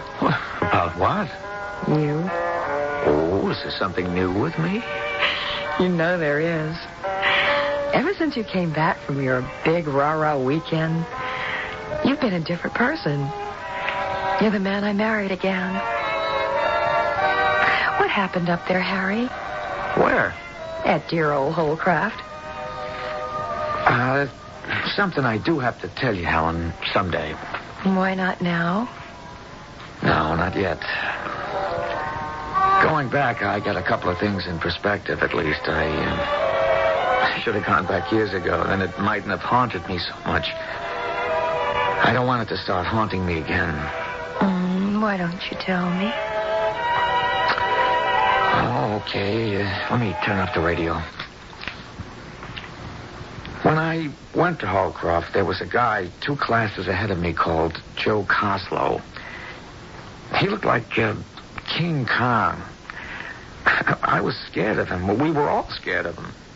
He could have broken any of us in 2. We called him Killer Coslow. Wasn't he a football player? Yeah. Holcroft's only 2-time All-American, a fullback. The guy was a twisted, terrifying bully. I ought to know. He was the one who put me and all my closest friends through our hazing when we were bid to Tau Alpha Gamma. He was a fraternity brother of yours? We belonged to the same fraternity. He was no brother. He was just what he was nicknamed. A killer. You mean he hurt you? Tom Pierce, Andy Hassler, Pete Stein, Buck Stanley, me. And we all had scars enough to prove that, but they don't matter. They didn't last. Phil Fowler wasn't so lucky. I don't think I've ever heard you mention him. Well, you haven't. I've been too ashamed to. Why? Because we killed Phil. All 6 of us killed him. Well, what do you mean? 5 of us were sophomores. Killer was a senior. He organized all the hazing. He liked that. And he had everyone so intimidated we were scared to question him. It was the end of Hell Week, and Phil Fowler was freshman pledged to us. We were the fraternity to belong to on our campus. And to get in, any kid was ready to bust his butt. So the killer was going to make sure he did. Over our objections, he decreed Phil had to go through a trial by fire. What does that mean? Well, he made Phil strip and told us all to light cigarettes. Then he told Phil we were going to grind them out on his bare skin after he was blindfolded. Oh, the rest of you went along with that? It was a trick, Helen, just mental suggestion. All we'd have done was touched him with a piece of ice. I don't understand. The power of suggestion. You conditioned the victim so that he thinks he's being burned. But just the same, none of us wanted to go through with it. And did you? No. Because Phil was so scared that while we were arguing, he ran for the door and took off into the night. Did you go after him? You're darn right. Listen, it was October 15th. We'd had a cold snap that year, and it was below freezing. And Phil was in his birthday suit. You found him and dragged him back? We didn't find him. It was a pitch-black night, and there were thick woods between the fraternity house and the lake. The whole killer was fit to be tied, but we were all relieved. Till the next morning. The next morning? There's a bluff called the Devil's Leap right near the Tau Alpha house. It's a 200-foot drop to the lake shore. They found Phil there with a broken neck. In the dark, he must have run right off the cliff. Oh, how awful. There was an investigation. Very hush-hush, of course. And the verdict was accidental death. Only it wasn't. We killed him.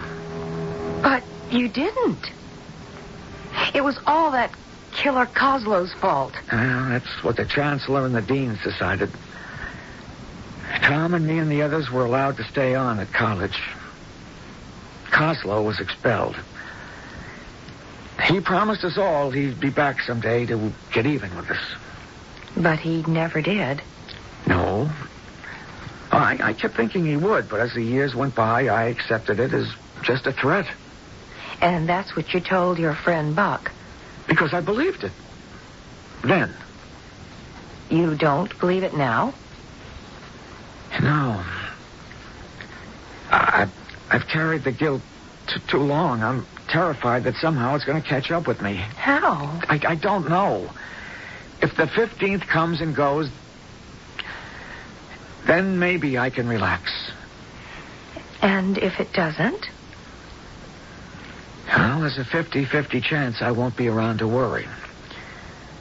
Because if Joe Coslow is on the loose and out for revenge, it's only a question which one of us will be first. Buck Stanley or me?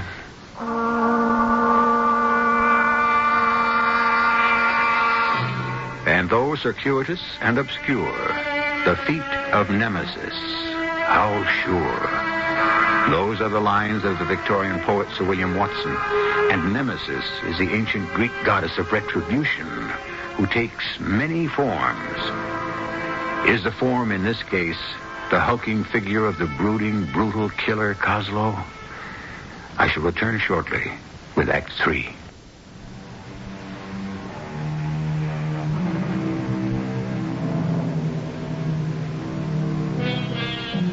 Omar Khayyam wrote, "'Tis all a checkerboard of nights and days, where destiny with men for pieces plays." That seems totally contradictory to the American belief in free choice. Yet, when you come right down to day-to-day living, how many of us have the strength to exercise it? Instead, in common with people all over the rest of the world, we find ourselves prisoners of the past and hostages to our future, as Harry Clark finds himself now.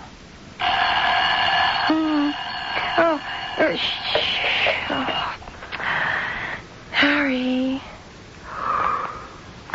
Harry? 7 o'clock. Time to get up. I don't want to get up. You don't want to be late for the bank, do you? Oh, I didn't mean because of the bank. I meant I'm afraid to get up. Why? Oh, you know what date this is? I know. Darling. What? Promise me something. What? I know the day has got to be lived through. But once we're through with this 15th of October, can we please wash it out of our lives for good? Yeah, I hope. I hope as much as you that we can. Will you be late tonight? Yeah, probably. I'll be reconciling the books and we'll all be locked in the cage till they prove out. That's good. Hmm? You'll be safe.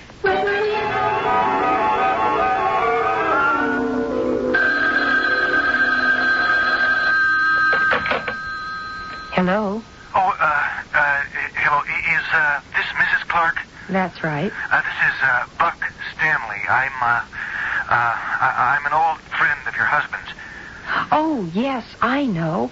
We've been talking a lot about you. I don't mean to be rude, Mrs. Clark, but this isn't a social call. Is Harry there? No, I'm sorry. He's at the bank. Well, look, could you give me the number? It wouldn't do any good. You couldn't reach him. Oh, when can I reach him? Well, I could give him a message as soon as he gets home. All right. Tell him to call immediately. I'll be waiting. My number here is code 901-555-5111. I'm in Toledo. Do you have that? Yes. Any message? Tell him it is literally a matter of life and death. Tell him that he's turned up again. That we were wrong. It isn't over and done with, not by a long shot. What do you mean? Hello? Hello? Mr. Stanley? Mr. Stanley, can you hear me? What's happened?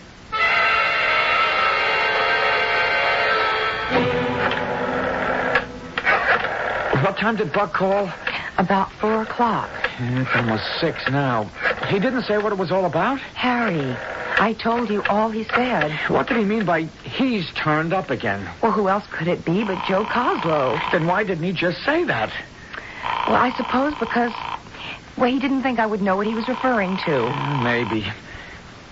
Why doesn't he answer? Buck? Who is this? Is this Buck Stanley's wire? Yes? Who wants to talk to him? Well, this is a friend of his from Cleveland. What's the name? Harry Clark. Who's this? This is Detective Sergeant Kennelly, Mr. Clark. I'm afraid you can't talk to Mr. Stanley. Why not? Because he's dead. Dead?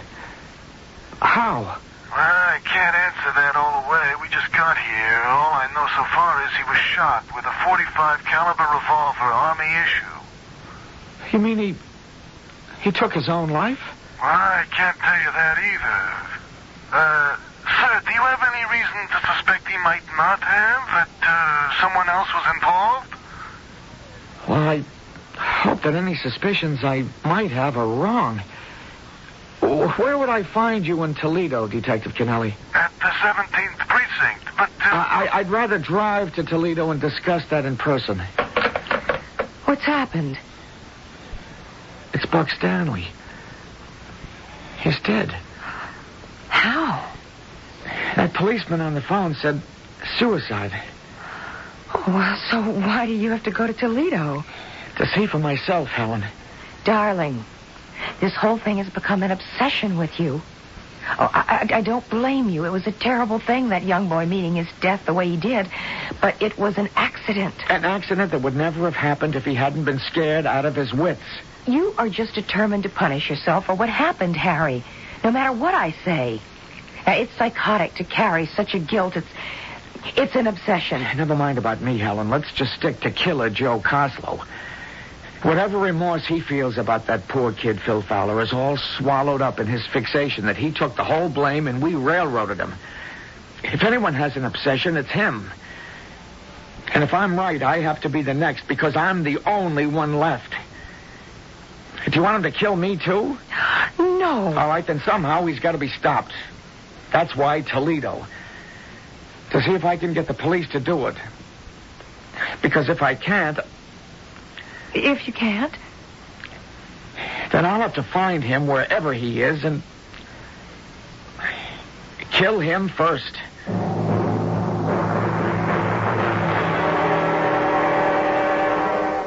You can see for yourself, Mr. Clark. It's a classical suicide picture. He was seated at the desk. The bullet was directed directly to the brain. Death was instantaneous.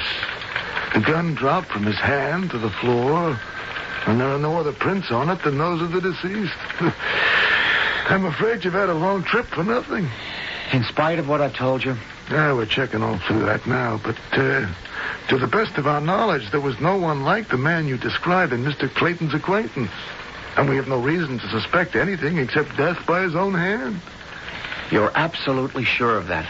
Mr. Clark, in my business, you learn to be absolutely sure of nothing. We live by a series of educated guesses. So you're just going to let this go at that? No, sir. I don't close any files till I'm certain. Because of you, this one's going to remain open until... Until what? Well, until we check out this Joseph Coslow of yours. Are you working on that now? Mr. Clark, I'm only one detective sergeant in the Toledo police force. I got all I can handle with my own local problems. But for your information and my own, I am checking.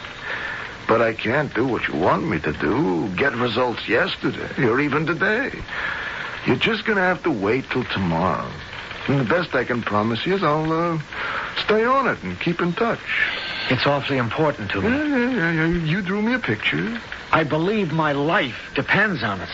Sir, if I get word, I'll be in touch. And if I don't hear from you? Then we're both out of answers.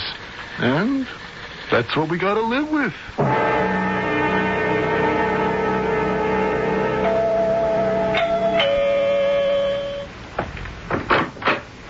Yes? Mrs. Clark, I'm M.J. Trimble. Oh, yes, from the bank. Won't you come in? Thank you, my dear. I just wanted to have a few words with your husband. Oh, I'm so sorry. Harry isn't here. Oh, he's not? Do you expect him home soon? I'm afraid not. He had to drive to Toledo. Oh, well, then you don't expect him back tonight? I don't know. I'm waiting to hear from him. What took him so suddenly to Toledo? Well, he got news that an old friend, a fraternity brother of his, had died. Joe Coslow? Oh, no, his name was Buck Stanley. But why would you mention Joe Coslow? I had some news about him, and I thought your husband would like to hear. What? Well, let me explain a little first. When I dragooned your husband into going up with me for homecoming, I had no idea what sad memories our fraternity had for him. Subsequently, I found out. In proposing him to return to our membership, the story came out. That a young boy died. Yes. And who did you conclude was responsible for that, Mr. Trimble? If anyone, I'm ashamed to say the system. Well, that's a generous admission, but how does it help anyone who was the victim of the system, like my husband? Well, since I'm part of the hierarchy, what else can I do but accept that the basic guilt is mine? Well, it would be a little late to tell Harry that. He's borrowed all the guilt for himself. Well, that's ridiculous, and it's why I'm here tonight. Oh? I wanted to tell Harry that the man who created this whole issue in the first place is dead. Joe Coslow? Yes. He's been dead for the last 5 years. How? Well, there was a fire in the jailhouse in which he was assigned 2 days before his sentence was up, in 1976. He died in that fire. Are you sure? There's no doubt.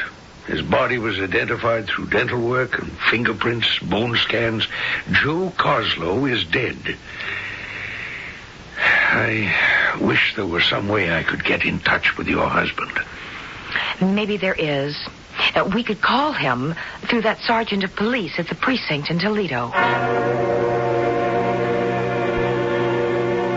Yeah, this is Detective Sergeant Kennelly. Oh, Mrs. Clark. Yeah, sure. Well, no, your husband was here, but he left to drive home to Cleveland over an hour ago. What? No. Well, we talked about the guy Coslow, but neither of us knew he was dead. He wanted me to look into that, but to tell you the truth, I told him I would just to keep him happy. Huh? Well, because it was an open and shut case of suicide. No way it could have been murder, no matter how much your husband wanted to make it look that way. What? What do I mean by that? Well, let me just lay it on the line, Mrs. Clark. Your husband has a guilty conscience for something that happened all them years ago. And he'd like to lay the blame off on somebody else. Only it don't work that way. That's something he's got to learn to face.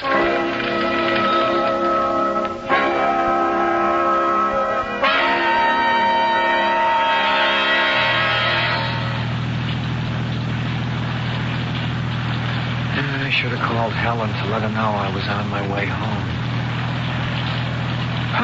It's too late now. I don't want to stop in this weather. Perhaps it's just as well, Harry. Phil Fowler. What are you doing here in the car? It's still not quite midnight, Harry. This is my one day on Earth each year. So it was you. It never was Joe Coslow who was looking for revenge. It was you all the time. Quite right, Harry. You killed them all. Oh, no. Correction, please. They destroyed themselves, just as all of you destroyed me. What did you mean when you said it was just as well I hadn't stopped to call Helen to tell her I was coming home? Isn't that obvious? You're never going to get home. I won't let you stop me. Oh, I won't stop you. You'll do that yourself. What do you mean? You've lived with it for over 15 years, Harry. Just like the others. You know there's only one way you'll ever get rid of what haunts you. How? I never managed to join your fraternity. Instead, I ask you to join mine. It's the only way you'll ever know peace.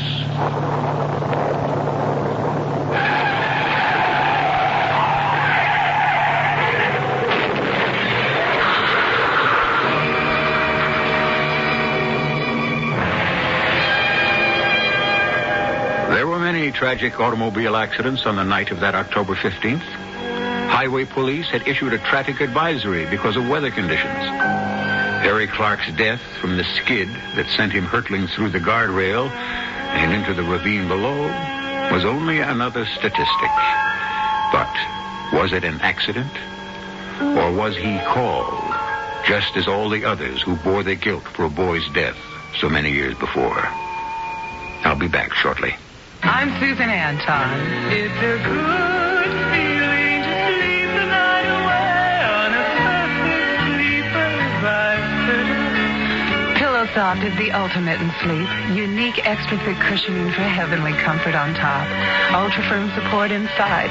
Perfect sleeper Pillow Soft. Firmness that feels good. Be a perfect sleeper. Buy a perfect sleeper. Perfect sleeper by Pillow.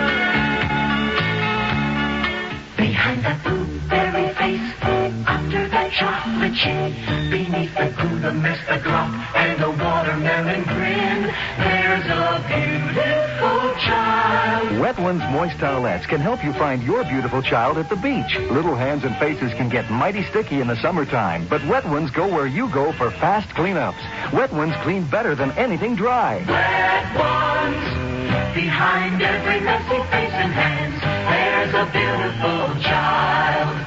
I can't wait to meet your daughter, sir. Well, I'll call her. Evie! What? Come here, would you? This better be good. She's got a lot of spunk. Yes. What is it? Evie, I'd like you to meet a nice young man. Oh, no, my hair looks dirty. Daddy, how could you do this to me? I want to die. I'm afraid her cream rinse makes her hair a little greasy. May I suggest agree? Of course you'd agree. All you have to do is look at her. No, agree cream rinse and conditioner. It helps stop the greasies. Really? Sure, after I shampoo, I use agree cream rinse and conditioner. And it helps stop the greasies. Right. Gee, it sounds like I would like agree, too. Well, agree cream rinse and conditioner is 99% oil-free. Evie, stop crying. I'll go get some agree. And after you use it, I'll drive you to the movies, okay, Evie?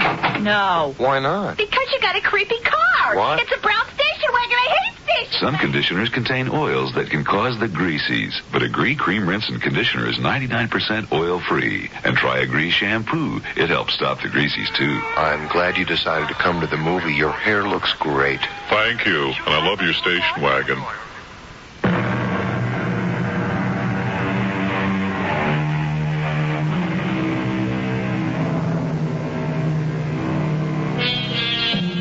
Was our story one of deep remorse or inexorable fate? I don't know. I leave you only with another quote from Omar Khayyam.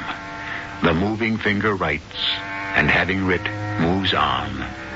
Nor all the piety nor wit shall lure it back to cancel half a line, nor all your tears wash out a word of it. Our cast included Jack Grimes, Belika Gray, Court Benson, and Russell Horton. The entire production was under the direction of Hyman Brown. This is E.G. Marshall inviting you to return to our Mystery Theater for another adventure in the macabre. Until next time, pleasant dreams.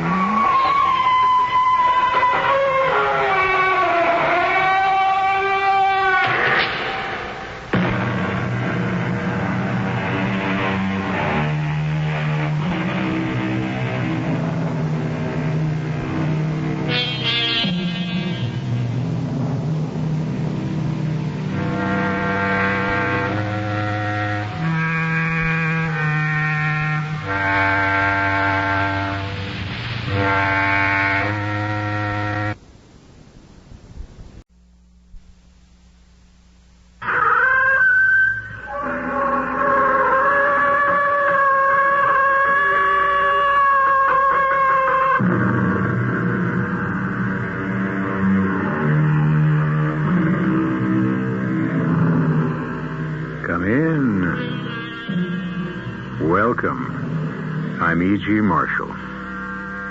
The story to follow concerns a celebrity. A celebrity is a person who is famous in any way at all, though usually favorably. A person who is renowned, or sometimes only notorious.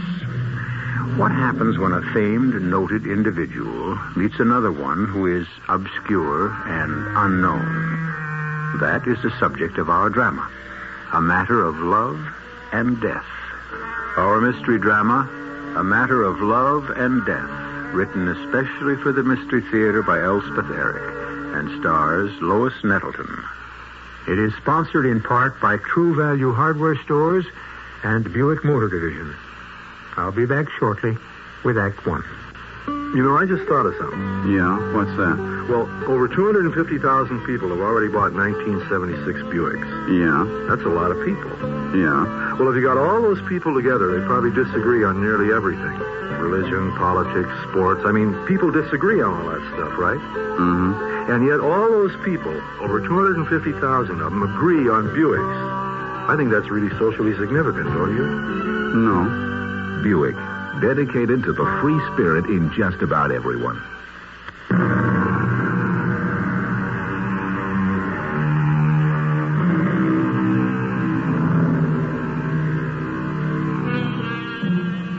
I can remember a day, perhaps some of you can too, when a man became a celebrity for a short while by sitting on a flagpole. Then there was a fetching celebrity named Willie Sutton, who robbed banks because, as he said, that's where the money is. Most people felt rather badly when, after a long career, Willie was shot down near a police station. A tennis player named Gussie Moran became a celebrity because, though she played an excellent game, she caught public fancy by wearing ruffled panties underneath her tennis dress. Your guess is as good as mine as to what makes a celebrity. Well, I'm checking out, Sarge. See you tomorrow. Could I see somebody, please? Like who, miss? I don't know. Anybody. Well, try speaking to the sergeant. He'll help you. The sergeant? Sergeant Callahan at the desk over there. Oh. You want to see me, miss? I've got to talk to somebody. Well, come right over here. Good night, Callahan. Night. Now, what can I do for you, little lady? You don't remember me? Helen Collins? I don't think I do. I'm Mrs. James Collins. Jim Collins' wife? Oh, Mrs. Collins. Well, of course I remember you. You were here for questioning when your husband was... Well, I apologize, Mrs. Collins. You see, Detective Guthrie handled that whole unfortunate affair, and I... Well, what can I do for you, Mrs. Collins? I have to talk to somebody. I'm going crazy. Well, naturally, after what you've been through. Oh, you don't know. And your husband, a wonderful man. It's worse than that. Don't you have somebody at home you can talk to? Your mother. She's up in North Pines. That's in New Hampshire. Anyway, I can't talk to her about this. Some friend, maybe. A girlfriend. I don't have any. Well, Mrs. Collins, why don't I take you into one of the back rooms here and give you some coffee? How would you like that? Yes, I'd like that. Well, you just come along with me. Saints alive. You're shaking. Are you cold? I guess. Kind of shook up. Is that it? Right in here. Sit down, Mrs. Collins, and I'll fetch you some coffee. How do you take it? It doesn't matter. Well, I'll put some milk in it and a little sugar. Give you some energy. You look like you could use it. Am I right? I have to tell you something. And I'm going to listen. Now just sit back and relax and drink this coffee, and you tell me what's on your mind. Take your time. I'm listening. How's the coffee? Your last name is? Callahan. Is the coffee sweet enough? Sergeant Callahan. I should have told somebody before. Coffee too hot. I killed my husband. How's that again, Mrs. Collins? I killed my husband. Oh, well now, and how did you do that, Mrs. Collins, if you care to tell me? Oh, I do. That's why I'm here. Well, drink some coffee. It'll settle your nerves. I shot him. That's a pretty serious thing you're telling me. Oh, I know that. And I know I should have told you before, but I've been so upset. I've been upset for a long time. Ever since... Oh, it goes a long way back. Well, you just tell me all about it. Start way back if you want to, or wherever you're mind to. Okay? Yes, I'd like that. You're being very kind to me. That's what we're here for, Mrs. Collins. Well, you see, Jim and I grew up in the same town, North Pines, New Hampshire. I don't suppose you've ever heard of it. Well, I knew he came from New Hampshire, some town. Oh, a very small town. And we didn't exactly grow up together. I mean, I didn't really know him. He was older than me. Uh-huh. In North Pines High School, he was a senior when I was a freshman. Of course, everybody knew him because he was such a great football player. Everybody just idolized him. He was the star. I used to go to all the games. Well, everybody did. And we'd cheer like crazy, and I'd cheer along with everybody else, even though I didn't have the faintest notion what was going on down there in the field. But I'd scream and wave my pennant. I was really cheering for him, you know? Sure, I know. And sometimes after the big games, there'd be parties, dances, and he'd be there, and everybody crowding around him. He hardly got a minute to himself. And that's how I happened to meet him. Hey there. Oh, me? Yeah, you. Come here. You want to dance with me? I want to get out of this cruddy crowd. Come on. Where to? Well, any place outside. Come on. Everybody will think I'm making out, but you don't care, do you? No, I don't care. Whatever you say. I didn't even know what he was talking about. I just knew that for some crazy reason he had picked me. Me, of all people, to talk to. Well, we went outside and we talked. Anyway, he talked. I expect I'll go to Ohio State, maybe Stanford. I've got all kinds of offers. I get a new one every day, practically. Oh, I just bet you do. You know, the scouts come around to all the colleges. Senior year, they do. Scouts? Yeah, for the big teams. I expect I'll be drafted if we can come to terms. Drafted? I didn't know what he was talking about, but I didn't care. He was talking to me. Just as though I was somebody that mattered. Somebody worth talking to. Not many people had ever talked to me that way. And the last person in the world I expected to was Jim Collins. You can imagine. Oh, sure I can. I never saw him again. Not to talk to. he went away to college, and the scouts did come after him, and they made him fantastic offers, and he was drafted. And after that, he belonged to them.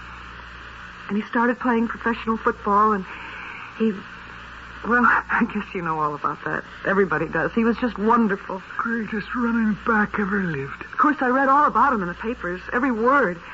I was teaching kindergarten by then in North Pines. I don't know if I was in love with him. I didn't think of myself that way, or of him. But I would think of that evening with the orchestra playing I Don't Know How to Love Him. You remember that song? Oh, sure. Well, that's kind of how it was. I couldn't think of myself as actually being in love. That was, well, it was beyond my wildest dreams. I just felt that for that one evening, somebody famous and great and exceptional had talked to me, told me about his plans, told them to me, of all people, me, you know? Sure. Do you want some more coffee? And then this absolutely amazing thing happened. He came back to North Pines. The North Pines, that dinky little place.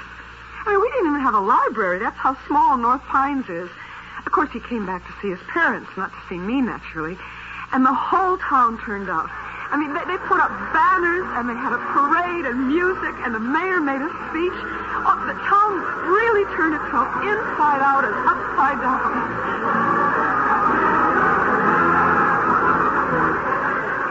I hung around after everybody else went home. Jim stayed and talked to the mayor for a few minutes, and then they shook hands, and the mayor went one way, and Jim went another way. And there I was.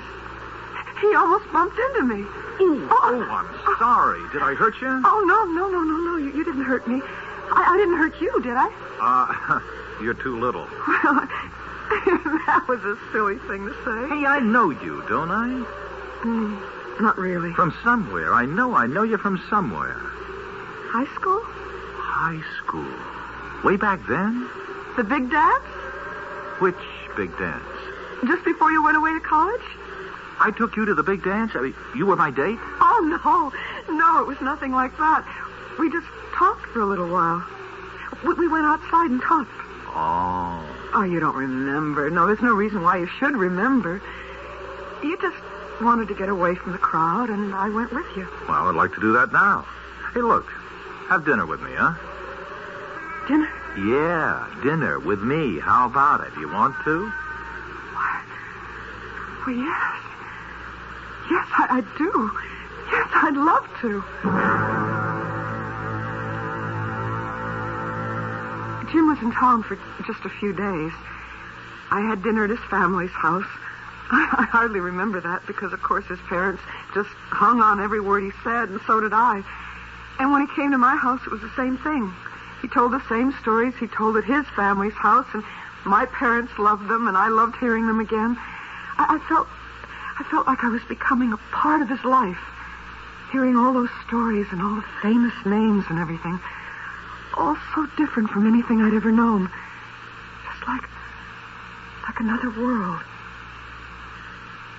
Oh, you sure you want to hear all this?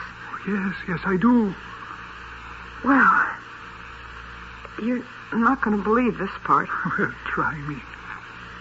He fell in love with me. Yes, Jim Collins fell in love with me. Now, why wouldn't I believe that? Well, because you can see the kind of girl I am, and you know what he was. But he did. He fell in love with me, and he asked me to marry him. Actually, asked me to marry him. Well, you want some more milk in that? More sugar? No, this is fine. Well, he asked me to marry him, and what could I say? I said yes. What else was there to say? Well, what about no? To Jim Collins? Say no to Jim Collins when he asks you to marry him? You loved him. Oh, of course I did. I mean, here I was, a kindergarten teacher in North Pines. Not very pretty, not unusual in any way. I thought I'd live my whole life in North Pines. Maybe be an old maid. maybe die there. And then Jim Collins asked me to marry him. The great Jim Collins, the great football player. Greatest running back ever lived. Of course I said yes. And we got married right there in my parents' house. Because Jim had to leave the very next day. Training starts day after tomorrow, Helen. It does? Yeah, for a month. Where do you go for the training? Westport, Connecticut. Will we live in a house or an apartment? Oh, baby, it's only for a month. A hotel. Well, I thought you might want to stay on here with your folks. What for? I want to be with you. Kid, I'll be living in a dormitory. A dormitory? Yeah, with all the other jocks. You mean we can't live together? Not during training. Why not? We're married. Helen, those coaches are strict. They own us. They watch us like hawks. Now, you wouldn't like it, and even if they'd let you in, and they sure wouldn't let you in, not during training. Well, when do I get to see you? Well, after training, then for 2 months, there's exhibition games. Miami, Buffalo, all over. And I can go with you to those places? Well, you can meet me there, you know. You see, the players all go on chartered flights, and wives and sweethearts aren't allowed. But you can meet me. Chicago, St. Louis, Kansas City, all over. 2 months of that. Don't worry, honey. We'll get together. Now and then. It wasn't easy, Sergeant Callahan. I don't suppose it was. I'd never heard of a life like that.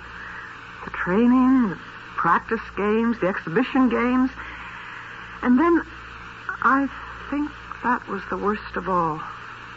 The banquet circuit. See, Jim made speeches at colleges. All over. Sometimes 6 speeches in 1 week. The last speech he made was right here in this town. At your college here. It was a little while after that speech that I killed him.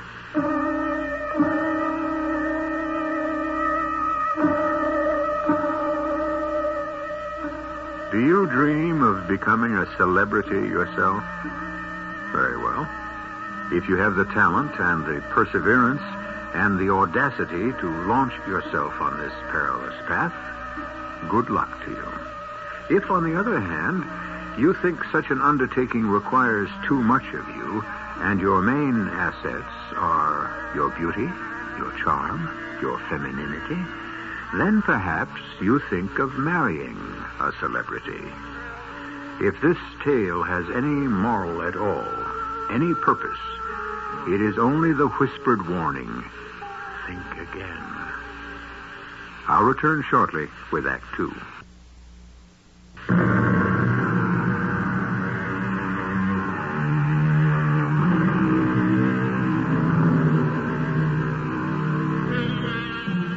Jim Collins was a football hero at North Pines High School. He was a football star at college. He was drafted into the majors after graduation and became a football celebrity. On a visit to his hometown in New Hampshire, he encountered a girl he had talked to for 10 minutes many years before at a high school dance. And for this reason or that, he married her. When our first act ended, she was in a police station telling the sergeant that she had killed her famous husband. I didn't mean to kill him. I loved him. I hardly ever saw him, but I loved him. I never meant to do such a terrible thing, but I don't know, I just got where I couldn't stand it anymore. Try and calm down and tell me what led up to everything. Well, you're a very nice girl. Anybody can see that. So tell me, what did he do to make you? Oh, you know. Well, there must have been a reason. No, not really. He was always good to me. He was a good man. But Will you want some more coffee? No, not really. Well, how about an aspirin? Oh, that would be nice. I've got some right here. Always carry some on me. Well, here you are. Yeah, take 2. You want some water? No, a coffee's all right. Thank you. Now, let's both you and me relax, and you tell me the rest of it. Isn't somebody supposed to take down my confession? I thought you always did that. Well, there's always time for that later. You just tell me about Jim Collins and everything that happened. Well, I could have put up with everything, I think, if it hadn't been for the fans. The fans? I've read about fans that follow movie stars around and rock singers and those people. And, of course, I know senators and presidents have people like that, but that's mostly election years. But I never knew fans followed football players around. It came as quite a shock. I can imagine. There was one time we were in New York. I'd never been to New York before, and Jim and I went into a big department store. I wanted to buy a purse, one of those over-the-shoulder things, you know. And we got up to the counter, and the salesgirl took one look at him, and I thought she was going to faint. Aren't you? You are. You're him. Aren't you him? Oh, it's him. It's him. It's Mr. Collins. Let's get out of here. Oh, it's just fans, honey. But they're crazy. No, it happens all the time. They're coming this way. Well, they want to touch me. I can't stand it. I can't stand it. Helen, wait a minute.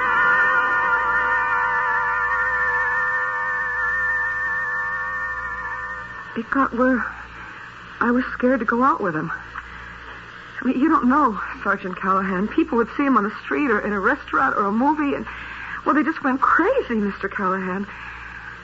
Nobody can tell me they loved him. I mean, love should be gentle and kind and considerate. Don't you think so? I believe I do.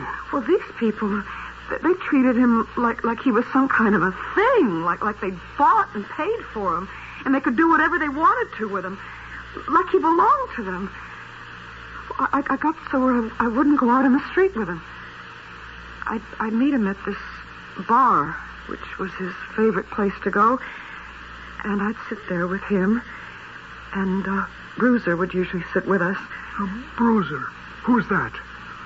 Oh, you don't know about Bruiser? Jim's bodyguard? Oh, yeah, I know him. Only I didn't know that was what they called him.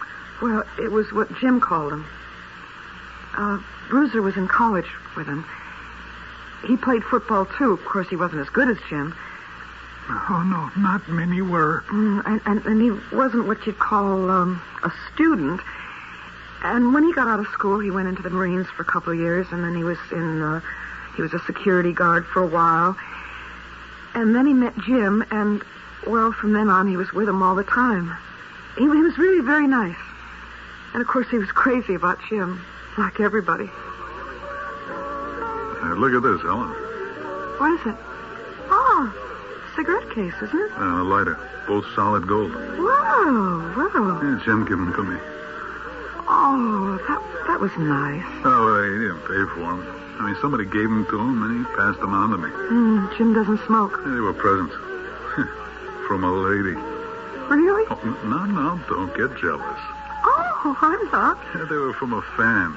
His number one lady fan. She gives him presents? Expensive presents like that? Don't worry. He just passes them on to me. You see these cufflinks? They're from Gwen. To Jim, to me. Is that her name? Gwen? Yeah, Gwen something or other. She got it bad for old Jim. Oh, here's a gold pencil she gave him. And there are other things. Why doesn't he give them back? Oh, he tried once, but she carried on like it busted her heart. He really cried and made a scene. So he stopped trying. He just gives his stuff to me. It doesn't seem right. All part of the game, Helen. All part of being a celebrity. You'll get used to it. I never got used to it. Never. Bruiser and Jim would sit and laugh about it, but I never could. They talk about this Gwen person. They weren't even sure what she looked like because there were always so many fans crowding around Jim wherever he went. But he used to get a letter from her every single day. And finally, she sent him a picture of herself. What did she look like? Well, she was pretty.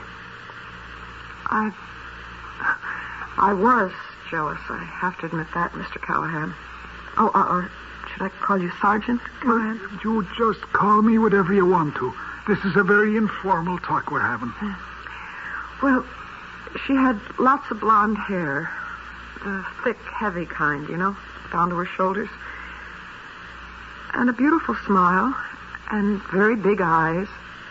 And I guess what you'd call a sexy mouth. I guess you'd say she was beautiful. You'd think she'd get a man of her own instead of... Well, the picture upset you. Is that it? Well, I was already upset. Not just by her, by all of them. All the fans. They were just so wild, so uncontrolled, so kind of crazy. But your husband didn't mind. I think he liked it. Anyway, Bruiser had a gun. Oh, did he? Just in case things got rough, he said. Because things did get rough sometimes. People fought to get near Jim. And fights started, and if Jim didn't do what they wanted him to, spend enough time with them or hand out enough pictures or sign enough autographs, well, they'd get sore at him and make threats. Well, what kind of threats?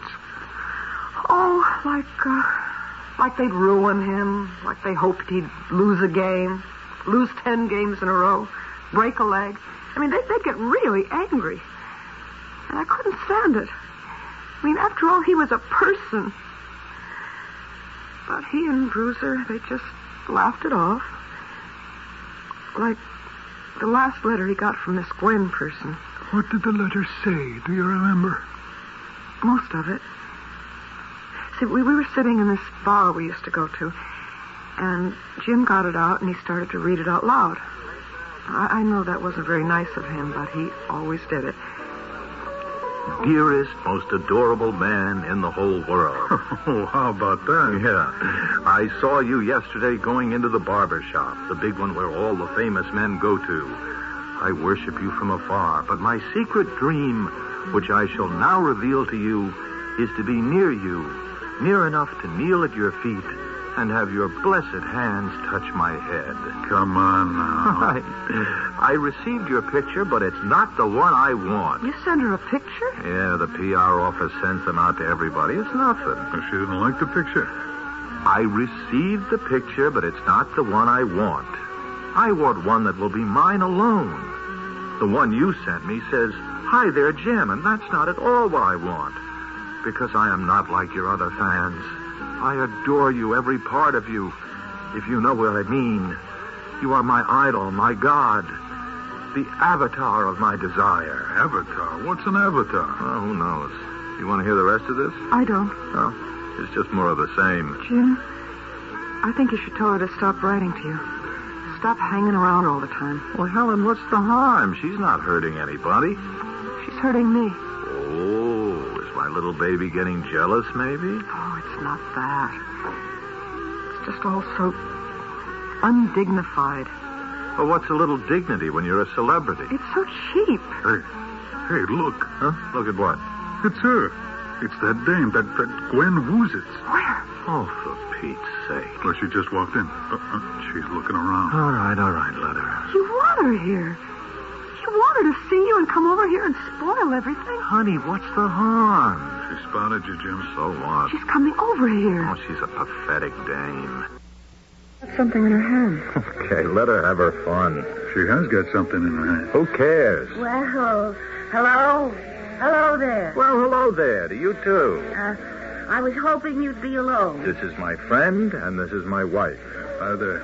You didn't answer my letter. Well, I've been pretty busy, you know? Oh, well, you didn't send me a picture. Sure I did. Well, not the kind I asked you for. Now, look, I don't have any of those kind of pictures. Well, you could have had one taken. All right, well, my manager wouldn't like it. Oh, well, he wouldn't have had to know. And neither would my wife. Oh, well, in that case... Jim, look out. What? I have to have something... Well, wait a minute. Something of my own... What is she doing? Get that... There! I got it. Something of my own to remember you by. So long, everybody. What the... Oh, now that's a new one. She cut off a piece of my hair. How do you like that? Yeah, she got nerve, all right. Yeah, she's got nerve. She's horrible. She's a horrible thing. Oh, come on now, honey. She didn't hurt me. A little lock of my hair. Let her have it. You don't even mind. You don't even get upset when somebody you don't even know treats you like that. As though she had rights to you. What? As though you were her servant. No, it's worse than that. Nobody would do anything so degrading to a servant, not even to a slave. She treats you like a pet, a dog or a cat, and you don't even mind.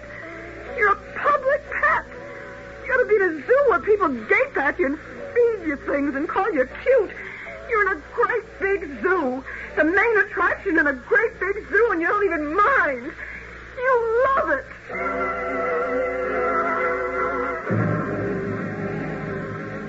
Do you still want to be a celebrity? You want to have your name in the newspapers, your picture in magazines, asked for your opinion on life and love? Do you want to be cheered by thousands and chased by hundreds and known intimately by almost no one? Do you really want to be a celebrity?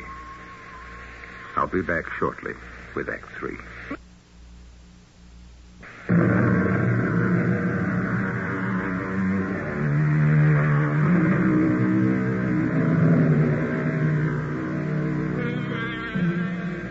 Our small-town kindergarten teacher has married the small-town boy who was a local football hero. But since the halcyon days of high school and high school football, he has become an outstanding football star for a professional team, and increasingly popular, famous, and celebrated, until he has reached the status of a national celebrity. All this is foreign to our heroine, and distasteful. I screamed at him. You ought to be in a zoo where people can gape at you and feed you peanuts and call you cute. You live in a great big zoo and you don't even mind. You love it. All this, Mrs. Collins, just because a silly woman snipped off a lock of your husband's hair. I mean, they weren't alone. You were with him, you and his bodyguard, and other people. You were in a public place, a restaurant, a bar, with other people around. I think that made it worse. Like he was on display. To be touched and handled by anybody at all. Well, that's better than having them alone together, isn't it? I don't know. I never thought about them being alone together. Because they never were. Are you sure about that? Oh, yes, of course I'm sure. Jim wouldn't have wanted to be alone with her. He didn't even like her. And he didn't have time to be alone with her. He hardly had time to be alone with me. I tried to follow him to all the big games, and I'd wait in the hotel room for him. In the suite. We always had a beautiful suite. We were treated like royalty, practically. And one day I came back to the hotel to wait for him, and I went into the bedroom to change my clothes. And there she was. This Gwen person.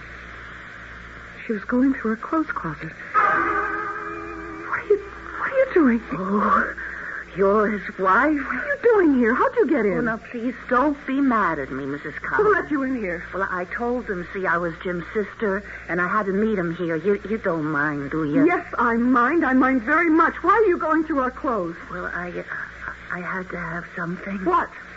What, you want money or what? Money? Oh, no. I don't need any money. Then what do you want? Well, something of his. Of what? Oh, you gave him a lot of expensive presents. Do you want them back? Oh, no.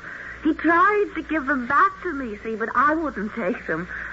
I want him to have them, to carry them with him all the time, to touch them every day. He doesn't touch them every day. He gave them to a friend. We didn't. He wouldn't do that. His friend showed them to me.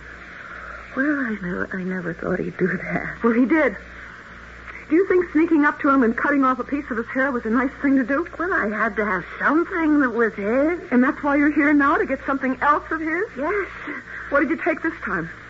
Well, nothing much. You took something out of his clothes, didn't you? Well, yes, but it isn't anything. He won't even notice. What is it? Well, it's not worth anything, only to me. You've got it in your hand, haven't you? Well, yes. Show it to me. Oh, please, let me keep it. Show it to me. Oh, please, Mrs. Collins. I'll call the manager. I'll call the police. No, don't do that. I'll show you. Here, see? You came here to get that? Yes. I don't believe it. I just don't believe it. Well, it's true. Now, let me keep it, please. Go away, will you? Just go away. Please, go away. Well, I can keep it. Go away. Just go away. Are you all right, Mrs. Collins? Yes, I think so. You feel like telling me what it was the young lady showed you? Lint. How's that again? It was lint. You know, the stuff that collects in your pockets after you've worn your clothes a while? It's dust and bits of thread and little pieces of paper from gum wrappers. Just a mixed-up collection of, I don't know, anything. Lint. And that was all she'd come there for? That's what she said. That was all she'd taken. A crazy lady, a weirdo. That's what I told Bruiser. You told him about it? He came in pretty soon after Gwen left. I was kind of sorry for her, but I was scared of her, too. And I hoped I'd never see her again. I took a hot bath, and I laid down on the bed, and I wondered how I was going to go on with my life. Yes, hello? Helen, it's Bruiser. Yes, Bruiser, what do you want? I'm downstairs. Is Jim with you? No, he's still watching the game. Hey, look, can I come up? I've been following him around all day and I'm beat. Oh, yeah, come on up. I need somebody to talk to. I'm your man. Be right up.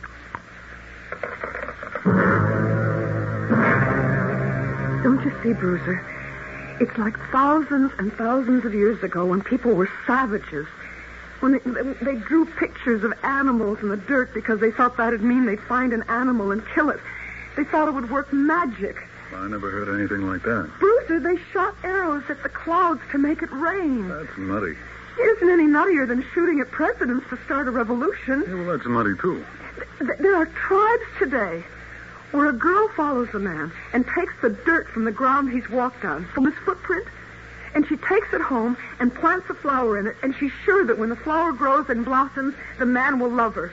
And don't you see? It's all the same thing. It's superstition. It's craziness. Well, you couldn't grow a flower and a mess of lint out of somebody's pocket. Of course not.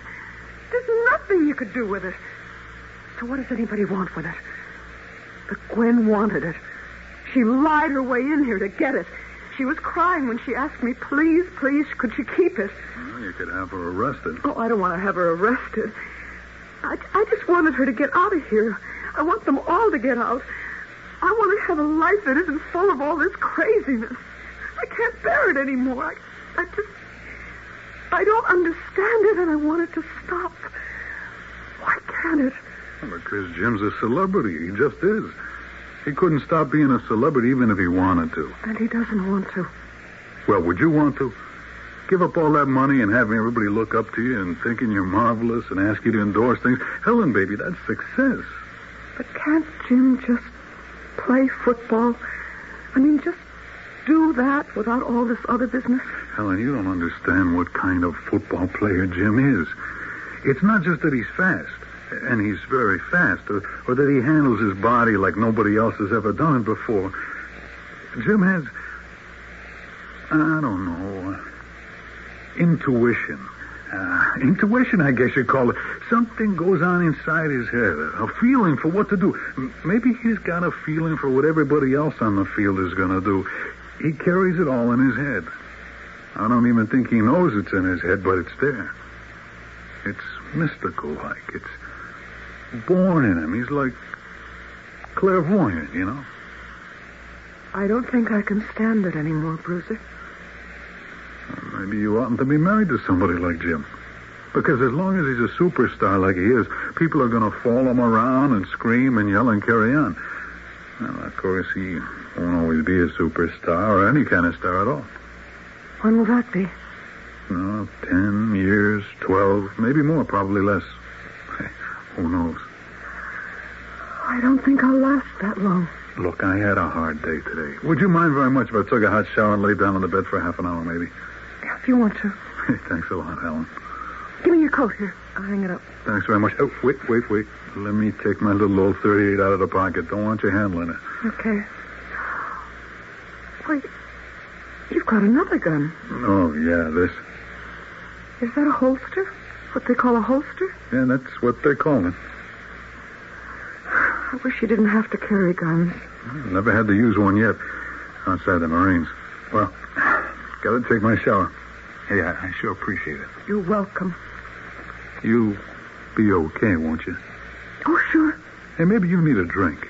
No, I don't think so. I think I'm just gonna sit here and try to figure out what to do with my life. And that's what I tried to do, Mr. Callahan. Oh, Sergeant. I just sat in the bed and tried to think how I'd gotten myself into such a mess. I thought of my life with Jim. No, not with him. Because I was hardly ever with him. I was married to him, but I wasn't with him except for a little while every now and then. The rest of the time, he was with the fans, the worshipers, the acolytes, the autograph hounds, the screamers, the people who thought they owned him, the people he'd given himself to. He wasn't mine, he was theirs. And then I heard the outside door open. Please, I love you. Now, wait a minute. Hold it. Please, let me come in with you. No. Let me touch you. Let me spend 5 minutes with you. 2 minutes. Oh, you crazy woman. Please, you don't know how I feel about you. You're my dream, my life. Now, look, will you get out of here? You're some kind of a nut. Oh, just let me be with you for a minute. Do you want me to have you thrown out? I don't care what you do. Only let me. Helen, that's my wife, you stupid fool. Helen, I...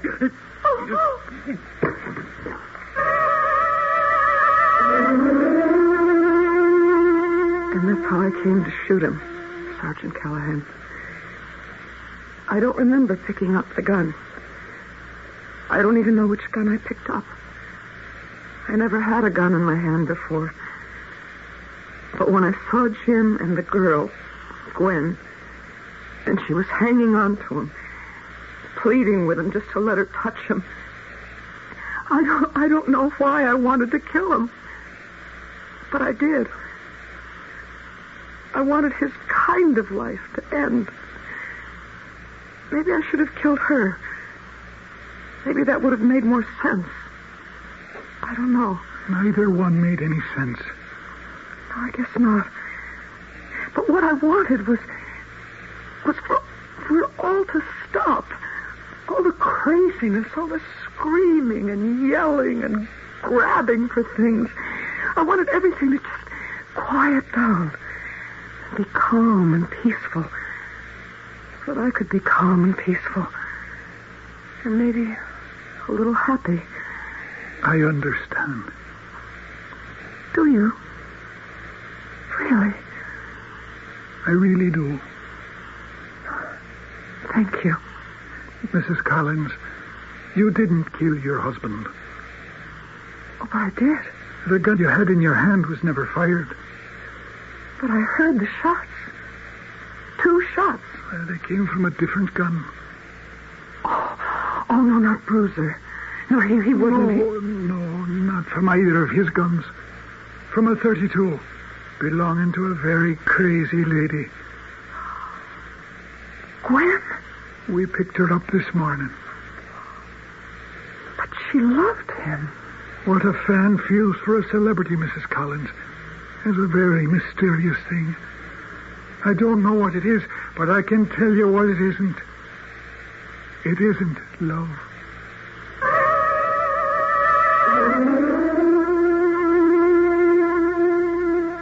If you're interested in knowing what happened to Helen, She returned to the little town of North Pines, went back to teaching, and some years later married the manual training teacher, had 3 children, and a fair measure of happiness. And even the moments that were troubled or unhappy were not frantic or filled with any kind of excitement. Her days of being attached to a celebrity were over, and she never ceased to be thankful. I'll be back shortly.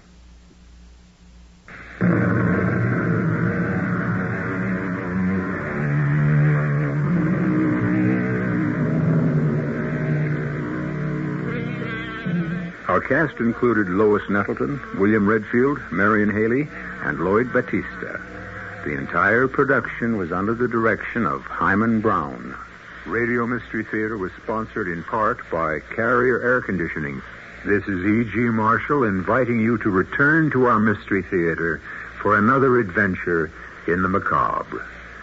Until next time, pleasant dreams.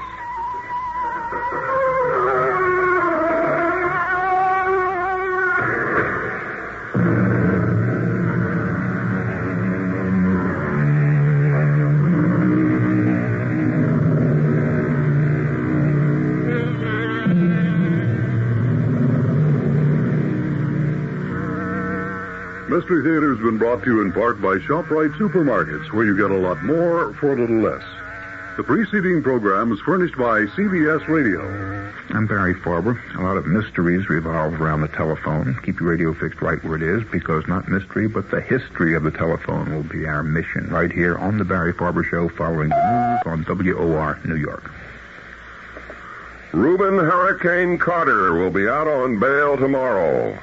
Missing Mellon heiresses reported held by their father on a estate in West Virginia. President Ford calls for quick action on the Federal Election Commission.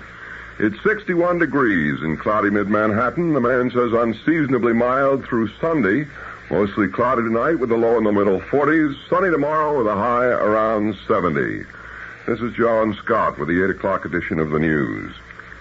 Bail of $20,000 has been set for Reuben Hurricane Carter. Officials say the former middleweight boxer will be freed from New Jersey State Prison tomorrow. Carter's co-defendant, John Artis, was granted $15,000 bail and is also expected to be released tomorrow. The decision to grant bail followed a 3.5-hour session between attorneys for the two men and prosecutor Beryl Humphreys of New Jersey's Passaic County. Neither defendant was present in court in Patterson. The executive director of the Carter Artis for this professor raising the dead. Well, we've got 5 days before he even comes to town to sit and think about it.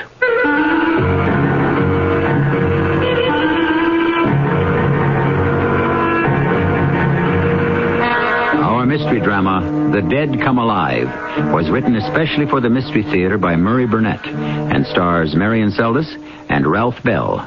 I'll be back shortly with Act One.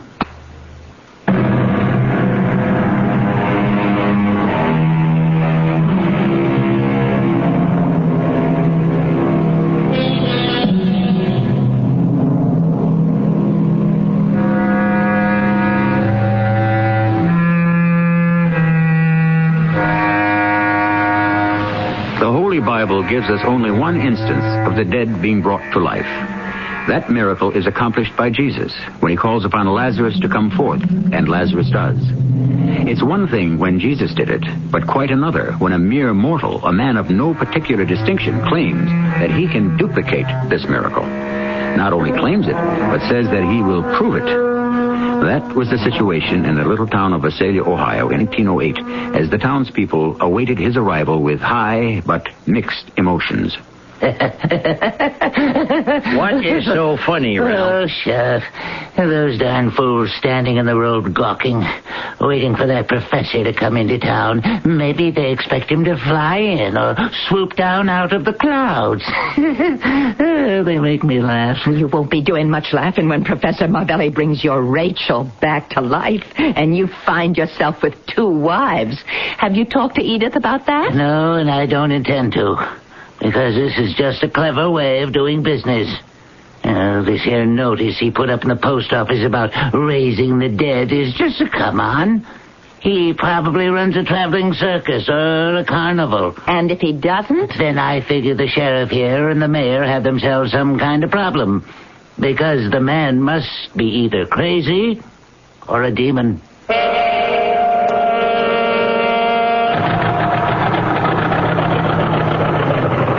It's him. Look, it's him. Professor Marvelli. He's in one of those newfangled horseless carriages. Calm down, Mary, please. Mayor, I want you to promise that you'll listen to what he has to say. Oh, Lucas, do you think he can really do it? Bring the dead back to life? Do you think I'll see my Phyllis again? It's kind of hard to believe, Mary. But this notice here. Listen to what he says. Exactly at midnight on the 19th of July, Professor Leon Marvelli will be in the Atwood Cemetery of the town of Visalia. He will bring the dead to life.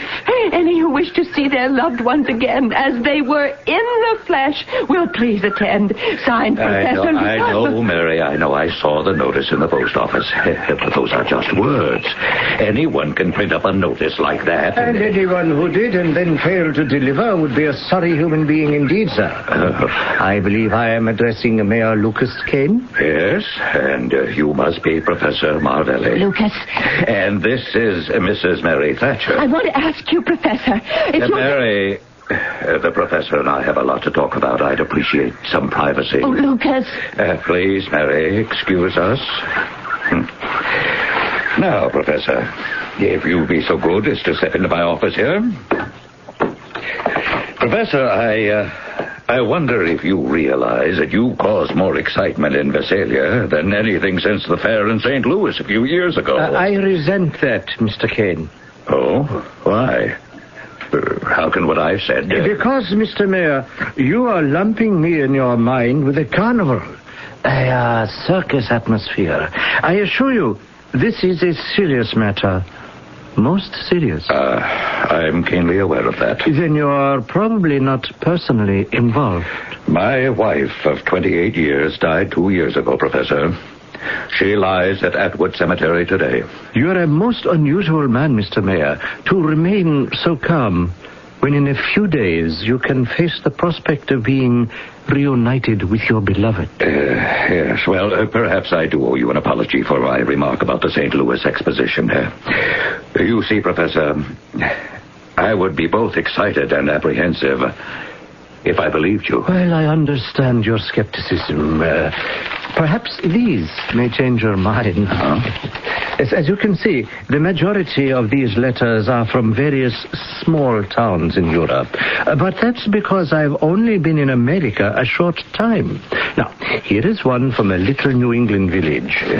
Don't slip. As you can also see, it's signed by the mayor. All right, just hold on. Just give me a chance here to read these, and we'll continue our conversation. Very impressive, Professor. Very impressive. I really don't know what to say. Well, what is there to say? You have read the letters. You accept them as genuine. They appear to be exactly as you represent them, yes. Meaning you intend to check them out? Well, as the mayor of this hamlet, I feel it's my duty to protect the citizens from what could be a very cruel hoax. Yes, well, that is why my first visit was to you, to reassure you. Have I succeeded? Well, let me answer that by saying that before you showed those letters, I was convinced that you were a charlatan. Now I'm not so certain. Well, that is the first step on the road to belief. Why are you doing this, Professor? And why did you pick Visalia? Yes, well, you see, I studied for many years the ancient religions, even witchcraft, which, sir, I abhor. And in my studies, I employed the latest sciences, chemistry, electricity. And, sir, I made a discovery. I can bring the dead to life. And by so doing, I can bring happiness to many who are bereaved. And be paid for doing this service. I see. So it's a business with you. It's a unique service. A service which deserves to be paid. And why Visalia? Well, obviously, most people will be skeptical, or even worse, openly antagonistic. Therefore, I must select a village small enough for me to display my ability as, say, a sort of sample that will convince everyone. Oh, then your demonstration won't raise the whole population at Atwood Cemetery. Oh, hardly. Although it would be possible. There will be certain people I'll select. Now, for example, you mentioned you were a widower? Yes? Now, if you will give me your wife's name... I'm still trying to make up my mind about you, Professor, so let's leave my wife out of this. Yes, as you choose, sir. What about the appearance? Surely some of those... corpses? May have been dead for some time. Well, as my printed announcement stated, Mr. Mayor, the appearance will be exactly as it was in their lifetime, or on the day they... passed over. Yes, but some people died after a long and wasting illness. Others may have died violent deaths. Perhaps they were even disfigured. So when a person is restored to life, that person cannot, by the very nature of the act, have any marks of death upon them.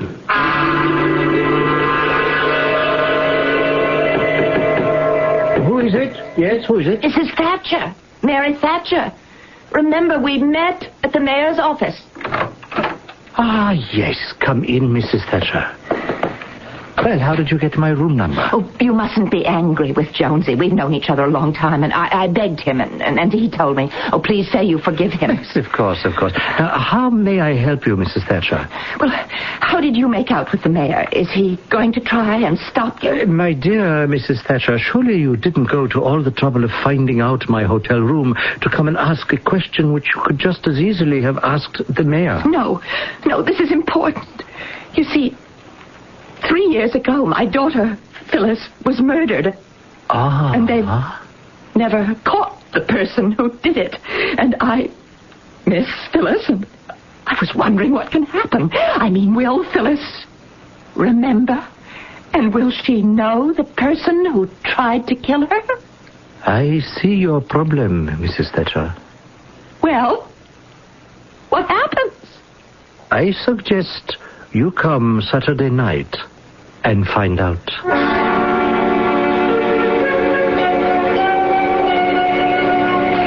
Lucas! Hey, Lucas! Huh? Hold up a minute. You sure set a good pace, Lucas. I guess I'm not as young as I used to be. Who is? What's up, Carrie? It's interesting, you deciding to visit the cemetery. Come here often? Would I feel like it? Uh-huh. And I imagine you're feeling like it now. Particularly since we're only 2 days away from Saturday. What do you want, Carrie? I've just come from a meeting with some concerned citizens. No names, Well, let's just say they're important people. The kind of people who swing elections. I'm asking you again, Carrie. What do you want? We want to know what you're going to do about this Marvelli and his demonstration. I haven't made up my mind. You know this shouldn't be allowed. Not everyone agrees with you. But this Marvelli's a fake. He's got to be. Yeah, that's what I figured. But he's got some mighty powerful credentials. Letters of recommendation from very important people. They could have been forged. Yeah, that occurred to me.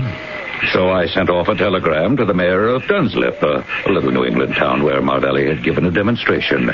Do you care to read the answer I got today? No, I'll believe what you tell me. The mayor wired me that Marvelli's no fake.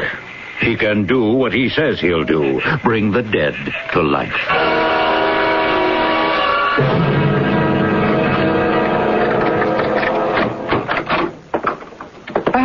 Mr. Mayor. Oh, Professor. I was just closing up shop for the day. Yes, I have something I think you should see. Do I have to open up my office again, or...? No, I can show it to you if you'll walk me back to the hotel. Good deal. I ate quite a few meals there since Willa died. I'm not much of a cook, I guess. That could all be straightened out this Saturday night. You could be eating home again. Well, I'd be lying if I didn't admit that I've thought about that. But it's kind of sort of gives me a weird feeling. Yes, well, it takes getting used to, and that's a fact. And I know some people never get used to it. Like the committee. The what? The people who had this note slipped under the door of my hotel room a little while ago. I'd like you to read it. Forget Saturday night and forget your demonstration. You'd better start thinking about how to bring yourself back to life. You've been warned. Signed, the committee. Well, Professor, I thought I knew the people of this town pretty well. But you haven't been here 24 hours, and you've turned them into something kind of ugly. Not me, Mr. Mayor. It was always there. Must have been. Now, any ideas on the makeup of this committee? None that I care to make public until I do some checking. And let me assure you, Professor, I'm going to do a lot of checking. And so is the sheriff. I won't have this kind of ugliness in Visalia. Here we are at the hotel.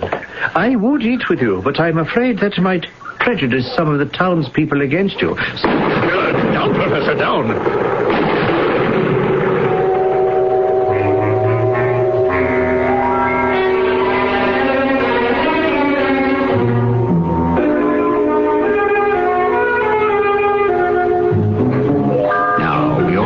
No one can bring the dead back to life. It's simply impossible. But what about testimonials from reputable people swearing that this was true? Would that change your mind? I confess I'm beginning to have doubts, which will be resolved when we return shortly with Act 2.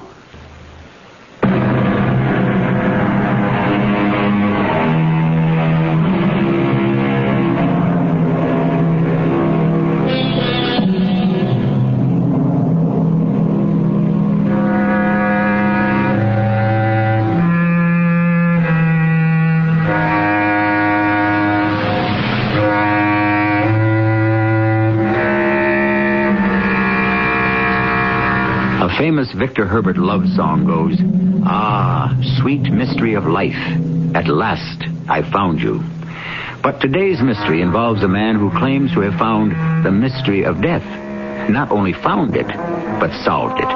And he goes around bringing the dead back to life, which gives rise to some problems. Darn it, Lucas, I'm the sheriff. Now, this has been a fairly peaceable town till now. Now, we can't have people going around taking shots at other people. That's why I told you about it, Sheriff. You could hardly have kept it a secret. About 20 people heard the shot, and at least a dozen saw you and this Marvelli fella hit the dirt. If I wanted to keep secrets, I wouldn't have shown you the note. Okay. Now, you and I got a pretty good notion of at least one of the members of this committee. You want me to face him with it? You mean Kerry Wyndham? Well, he's the one that's been making most of the noise. Yeah, but he surely ain't going to admit having anything to do with this note threatening to kill Marvelli. Hey, Lucas, now you're going to have to make a stand, and soon. Did you hear me, Lucas? I'm sorry, daydreaming again. Yeah, I know. I can see it in your eyes. Hey, you really think there's something to this, huh? Well, if I do, I'm not the only one. You can't count poor Mary Thatcher. She's been a little off the rails ever since Phyllis was killed. Yeah, I wasn't thinking of Mary. I was thinking of someone who was so scared that the professor might be able to bring the dead back to life that he or she was trying to kill him to stop him. Thunderation. Now, why didn't I think of that, huh? Of course. As far as I know, Phyllis Thatcher's the only person buried in Atwood Cemetery was murdered.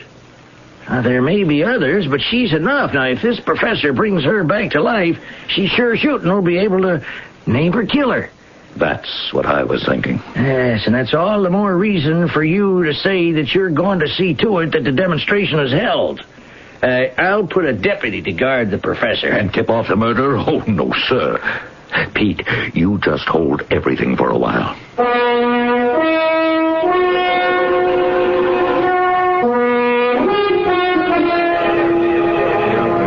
right. Quiet down now, everyone. Let's listen to Carrie. Thank you, Ralph. Without all this gabbing and fussing, I take it that the sense of this meeting is to let Mayor Lucas know that the people of Visalia ain't going to put up with any unholy goings-on in Atwood Cemetery or anywhere else. And that we, the people, want him as the mayor to tell that to this Marvelli. All right, that's right. I, for one, vote that you be the man to tell him.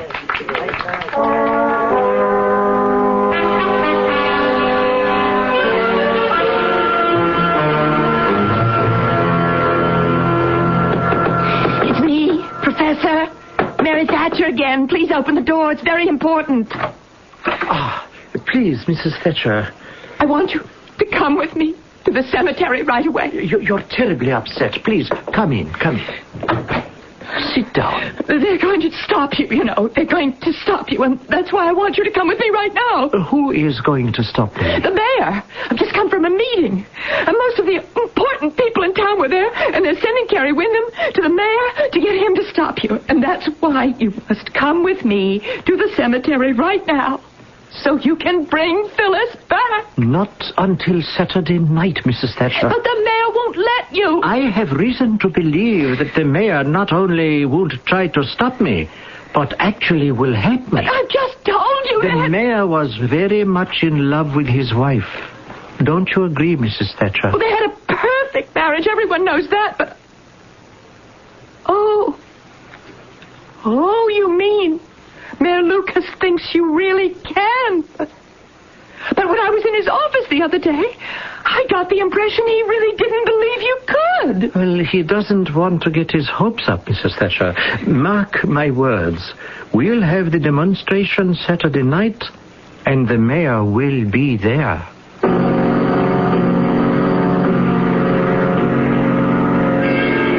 I didn't come to your office to play games, Lucas. Yeah, hold on a minute, Carrie. You've got to ban the demonstration and run this Marvelli fella out of town. Out of the question. What grounds do I have for asking him to leave town? Witchcraft, Lucas. That's what he's practicing. Oh, come now, Carrie. This is the 20th century. I'm not going to restage the Salem witchcraft trials here in Visalia. Now, who's talking about trials? Oh, what are we talking about? Lynching?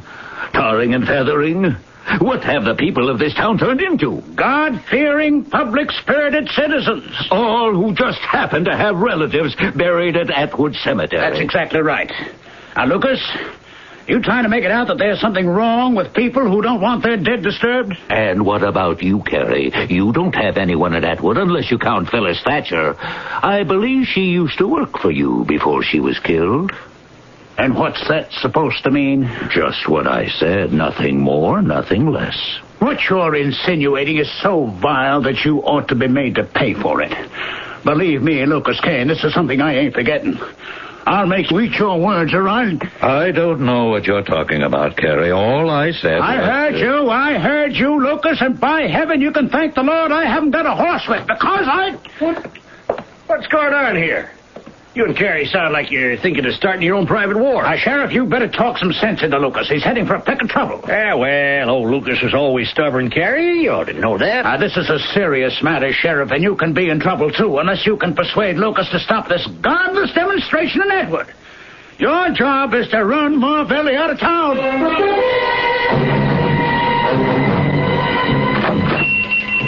Be with you in a minute. No hurry, Ralph.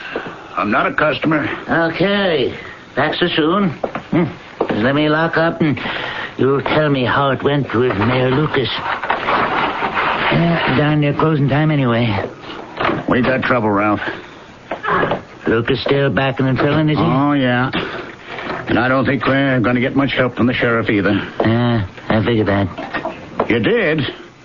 Then why did you send me over there? Because you sound more convincing for what I got in mind. Well, we don't have much time. Today's Thursday. Saturday's coming up on us fast. What's the idea? Money. No wonder you're the richest man in Visalia. You think money can fix everything. Name me one thing it can't. Death. Funny you should say that. Because I'm betting that money's going to keep the dead dead. The professor doesn't need money. Everybody needs money. You're going to try to bribe the professor? You use the wrong words. We're going to make a business deal with the professor. You have any idea on how much he wants? I know what we're going to offer him. We? We're all in it together. We're all going to chip in. How much? How much is it worth to you, Gary? How much are you putting in? Look, I'll show you the figure we're going to offer him, and then we'll decide on how we're going to prorate it. You seem to have it all worked out. Oh, I figured it would end up like this, and I've been thinking about it. Now, here's the amount. Ooh. That's quite a sum. Where are we going to get that kind of money? Well, here's another sheet of paper. A list of names and the amounts that you and I expect them to contribute. It all adds up. And suppose these people don't want to ante? That's why I want you to go along with me to help persuade them.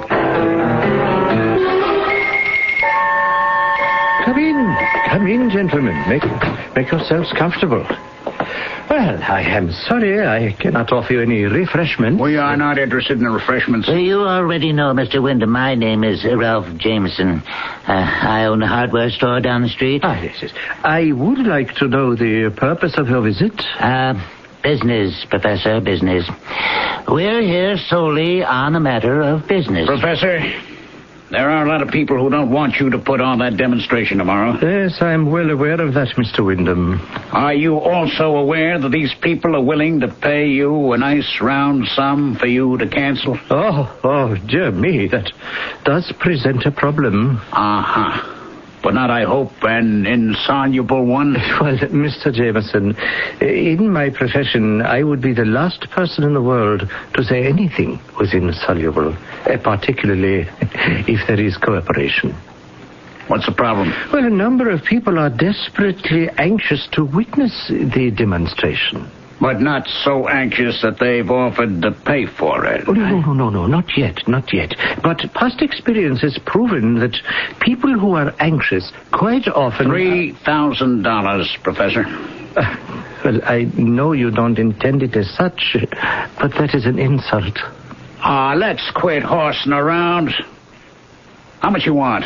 I haven't even mentioned what this cancellation will do to my reputation. How much? 10,000. I said we were businessmen, not a charitable institution. We just might be able to go to 4. 7,500. You're pricing yourself out of the market. We might just be forced to let the demonstration go on. Now, Professor, I want you to look me straight in the eye, and you'll know bargaining time is over. Our final offer, 5,000. Cash. No checks. Cash. Yes, well, we have a deal. But there is one other matter. I told you the bargaining was finished. This does not concern money. Well? Yes. Well, you understand, this is my life work. Now, I am willing to call off the demonstration to accommodate you, sir. But I must have a letter from the mayor saying that my demonstration was indeed held and was successful. The mayor wasn't part of this negotiation. Nevertheless, I must have the letter. Believe me, sir, this issue is not negotiable. Without the letter, there is no deal. Understood. We'll be back this evening with the money and the letter. Lucas will never agree to write such a letter, and you know it, Ralph. You may be right, Gary. Then how could you commit yourself to deliver the money and the letter tonight? Do you want that demonstration called off? You know I do. Then we darn well better put our heads together and find a way to persuade Lucas to write the letter. Or find another alternative. I heard the professor, and I just don't think there is any. Short of murder.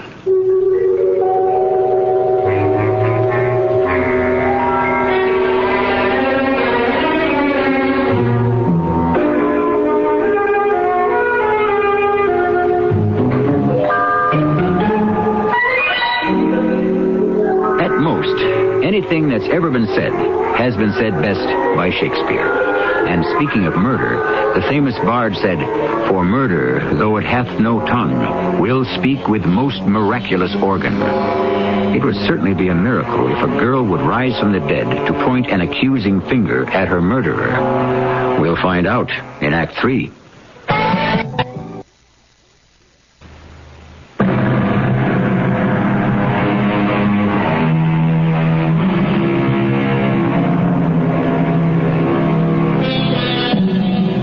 Midnight in a cemetery. The classical setting for hauntings and dark deeds done when the moon hides behind a cloud. But the little town of Visalia was looking forward to a tumultuous, rousing demonstration put on by a man who claimed to be able to raise the dead.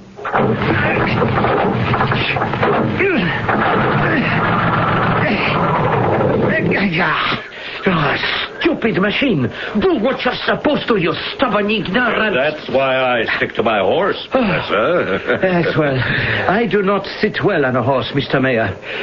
So I use this modern miracle. Yeah, if tonight's demonstration is a success, there are going to be a lot of folks who will figure you can just get up on your broomstick and fly away. Tonight's demonstration? Yep, you laid down a challenge to me and the sheriff, and we accepted it. We'll be there. There is something very wrong here. Mr. Mayor, I want you to look at this. What's this? I never wrote this letter. Yes, but it is on official stationery, and it is signed by you. A forgery. Who gave it to you? Oh, dear me. Well, it would have been so much simpler for all of us had my machine started. You figured you'd have been home free after you skedaddled. Well, I was leaving, true, but in a perfectly honorable fashion. I thought you all knew about it. Well, now you know I don't. So you just tell me who gave you the letter. Oh, dear me, I fear that would lead only to complications. I hope so. If I give you the name, would you then allow me to leave immediately? What's your hurry? Well, I wish only to avoid the complications that you look forward to. You're in no position to bargain. You show me a forgery and say that you got it from somebody you refuse to name. It just could be that you wrote that letter yourself, since it sure as shooting gives you a good reference. Yes, I see your point. Then let's have the name. Carrie Wyndham. Before anybody says anything, I just want to let you know, Lucas, that I have work to do in the church, and I don't appreciate the sheriff dragging me over to your office in the middle of the afternoon. I think you know Professor Marvelli. Yeah, sure. Now, what's this all about? Have you ever seen this letter before? No. Don't you think you ought to take a look at it before speaking up, Carrie? What? Oh, sure. Let me see it. Like I said, I never saw it. Well, now, the professor says that you gave it to him. You ought to know better than to believe anything he says. If you don't believe me, perhaps you'd believe Mr. Ralph Jameson. I suggest you check with him. Good afternoon, Sheriff. Professor, what brings you down to my shop today? And, well, somebody forged Lucas' name to a letter. A letter sort of giving the professor a pat on the back. Now, he claims Carrie Wyndham gave it to him. Carrie denies it, and the professor said to check with you, so, well, I'm checking. I'm glad. It's time for both of us to face up to what's been happening and what might happen. I'm asking about the letter.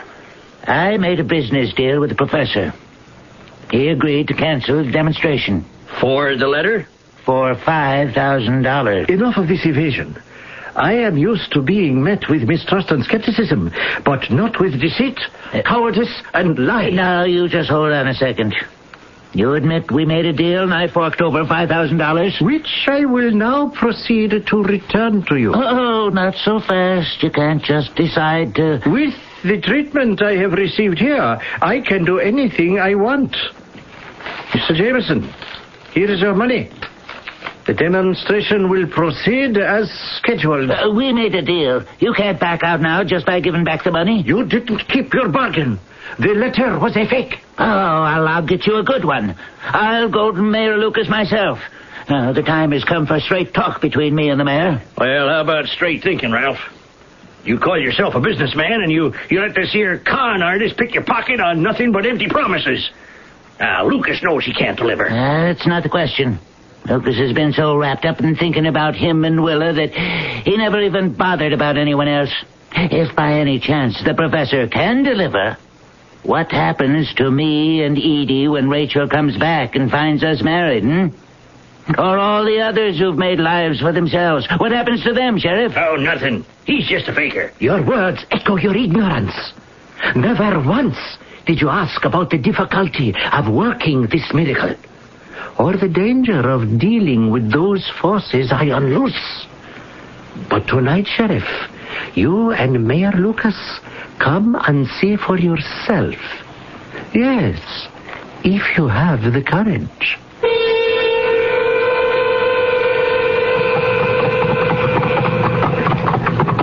Well, what do you really think, Lucas? You think that the professor has any chance of raising the dead? Somebody does. Somebody who's a murderer and whose whole attention is focused on not being caught, or even chance it. He's willing to kill again. Took a shot at the professor. Or forge a letter. Yeah, maybe. That's why we're going to Carrie's house. Gotta get to the bottom of that letter. Whoa. There you go. I'll tie him up. You tell Martha we're coming.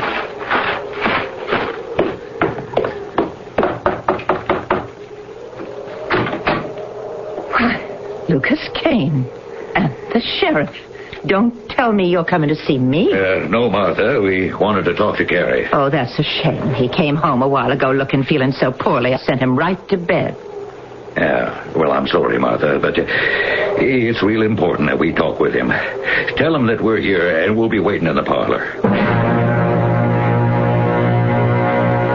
I hope we can make this short, Lucas. Martha told you I was under the weather. That's up to you. All you have to do is tell us the truth about that letter. I never should have gone along with Ralph.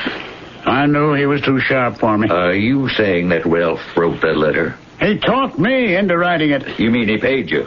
No, not a penny. It was easy. He knew I wanted that evil demonstration stopped. Badly enough to forge my name on a letter? Carrie done what he thought was right. You ought to leave him alone. Martha, you know something about this letter? Well, just what I hear now.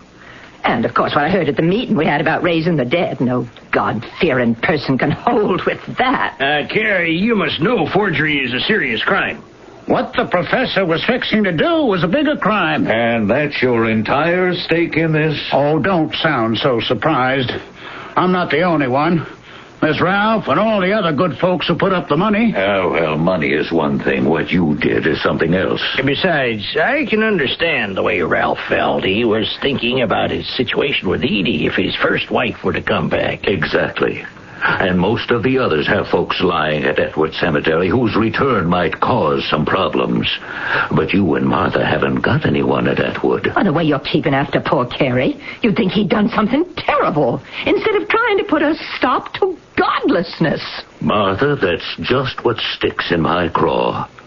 You and Carrie sure know what's right and what's wrong. Yet Carrie went ahead and committed what he must have known was a crime. And for what? I told you.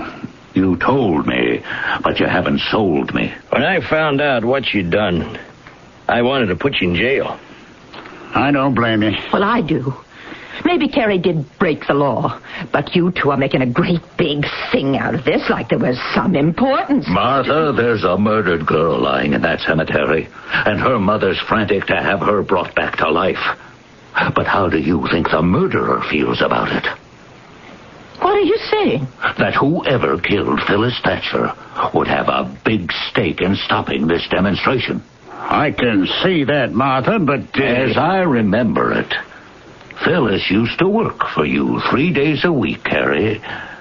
And I was wondering if you'd try to recollect if there were any friends she had in particular. Maybe some young fellas who used to hang around. You know the sort of thing I mean. Oh, sure, but I hardly saw her. She wasn't a very good worker, you know. No? Martha, you oughtn't to speak... Then why did you keep her on, Martha? Why don't you just take me to jail, Sheriff, and leave Martha alone? Better ask Carrie why I kept her on. Now, Martha... It's all over and done with. What's over and done with, Carrie? Oh, you know women. Martha somehow got it in her head that I was taking a shine to Phyllis. Oh, taking a shine to Phyllis? Oh, my God. He was out of his mind about her, mooning over her like a lovesick calf, and she encouraging him, and the both of them laughing at their secret little jokes when they thought I didn't hear. Now, Martha, calm down. You'll be getting one of your spells again. Spells. Spells. That's what that little slut cast over you, all right. And you, worrying about whether she was doing too much, while I was working my fingers to the bone. And the two of them always carrying on. Whenever she had to go down to the cellar, Carrie would be running down those stairs like he was a boy of 16. Martha, I'm telling you to keep quiet. Now, keep quiet. It's just got to be too much for any decent woman to stand. And so I followed her one day, and I took Martha! Carrie, that laughing and that giggling, that talking, and I killed her. Please, Martha. Mrs. Wyndham. Oh, don't worry, Lucas. I'm not hysterical. I just think it's so funny. I made myself a sinner. I killed that girl because I thought my husband didn't love me. And now look what he did just to stop my sin from finding me out. That's enough to make anyone laugh.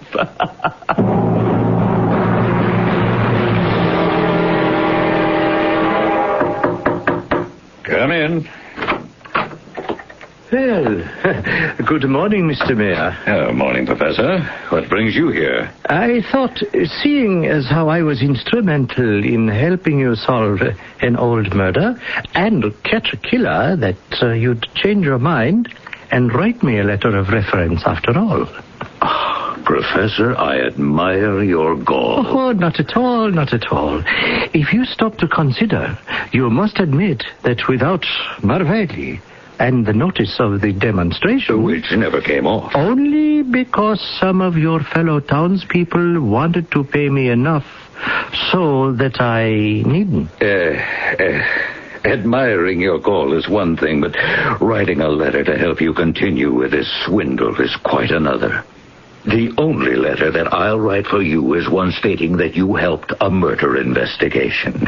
And if you don't want that, take yourself and your schemes and your newfangled motor car and get out of town.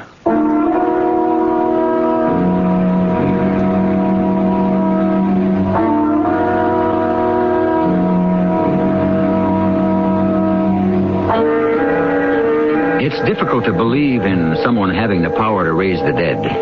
But how about fate? Here was a murder, undetected for a number of years, and finally uncovered only because a swindler chose Visalia as the target for his scheme. For scheme it was. Records show that in the 19th century, there was a real-life con man who preyed upon the superstitious and the gullible by undertaking to raise the dead, and then accepting money not to do so. I'll be back shortly. Did you ever want to own your own?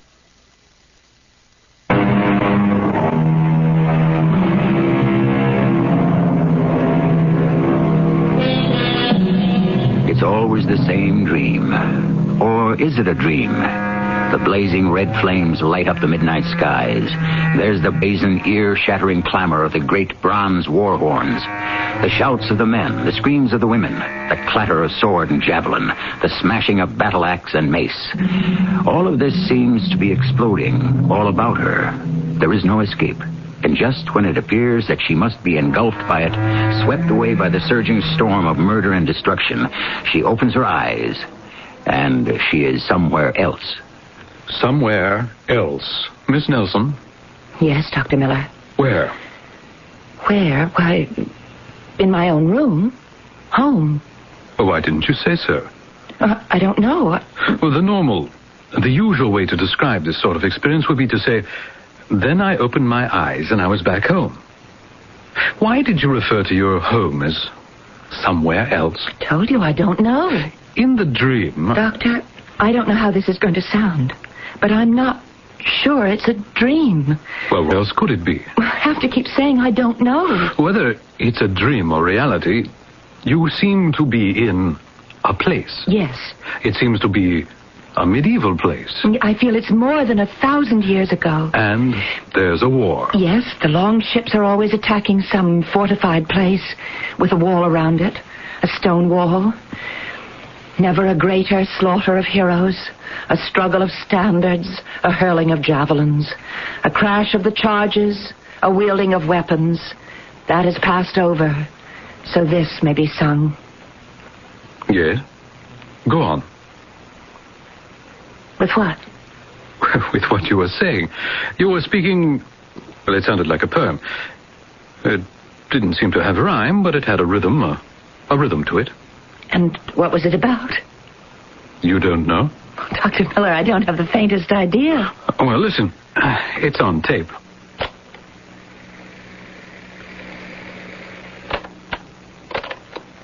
Never a greater slaughter of heroes, a struggle of standards, a hurling of javelins, a crash of the charges, a wielding of weapons. That has passed over, so this may be sung. I said that? Well, I suppose I did. What does it mean? Where did you learn it? Well, I've told you about the whole business. I don't know where anything comes from. I don't know what anything means. Well, you don't usually talk like that, do you? Like what, Doctor? With a kind of lilt and rhythm. I don't know where anything comes from. I don't know what anything means. I have these bad dreams, and they seem to be more than dreams. In what way? In every way. I'm leading a life that seems to be active and noisy and dangerous. Well, doing what? Attacking medieval towns and cities? Oh, that's only a part of it. And it was because Thorfinn needed the gold and the jewels. Who is Thorfinn? I don't know. Well, you just mentioned his name. Oh, Doctor, these words, they just keep coming out of my mouth, and I don't know why. What am I going to do?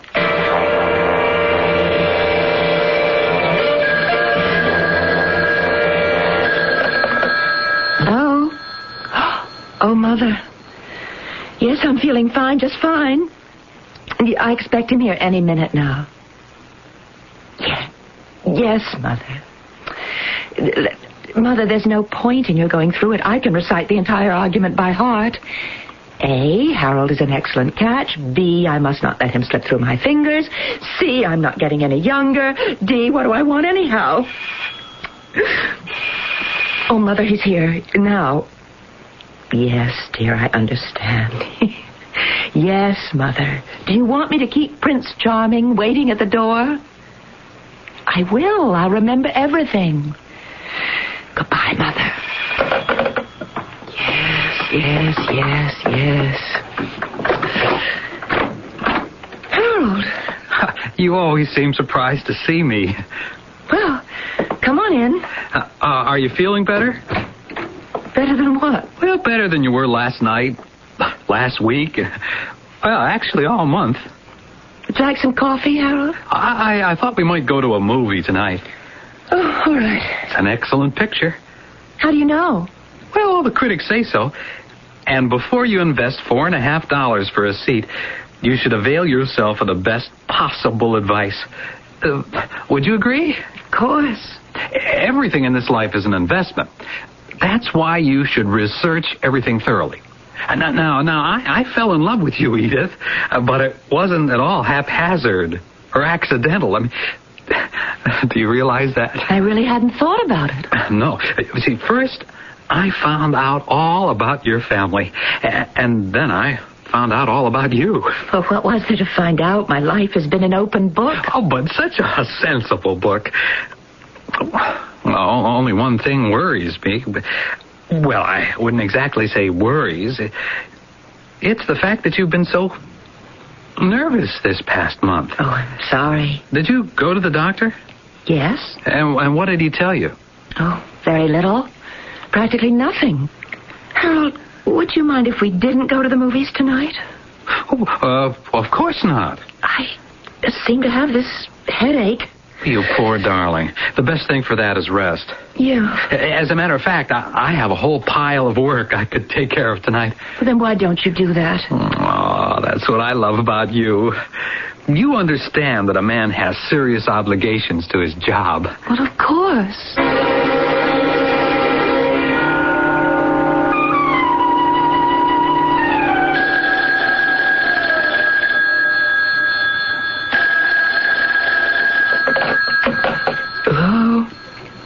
Oh, Mother. You did wake me up. What am I doing asleep so early? Oh, we didn't go out. No. Harold had work to do. Mother, I'll name the day. Yes, of course. Certainly. Goodbye, Mother. I'll remember. I'll remember. Oh, why am I so tired?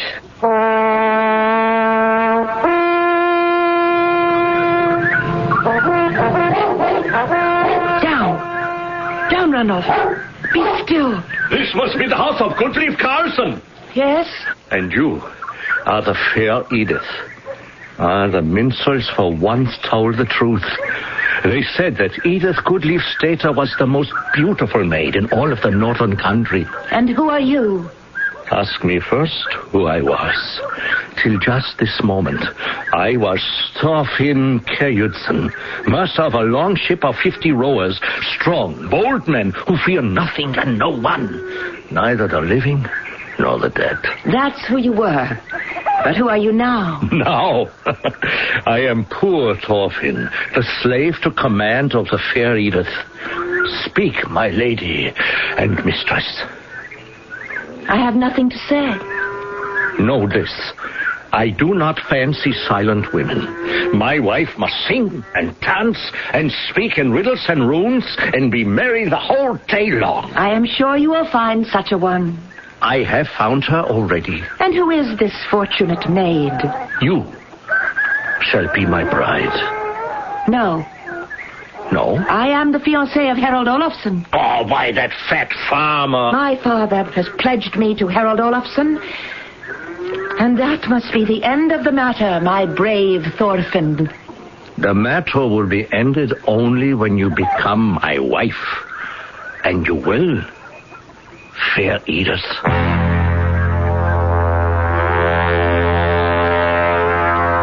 You still have those dreams, Miss Nelson? Yes, Doctor. What do you know about the Vikings? Not very much. In a general way, I seem to recall they were sailors and pirates. Yes, among other things. Now, why should you dream about Vikings? Was I dreaming about Vikings? Well, I did some research on the things you've been telling me. The references, the names. All these are Viking. How do you account for it? I don't. I can't.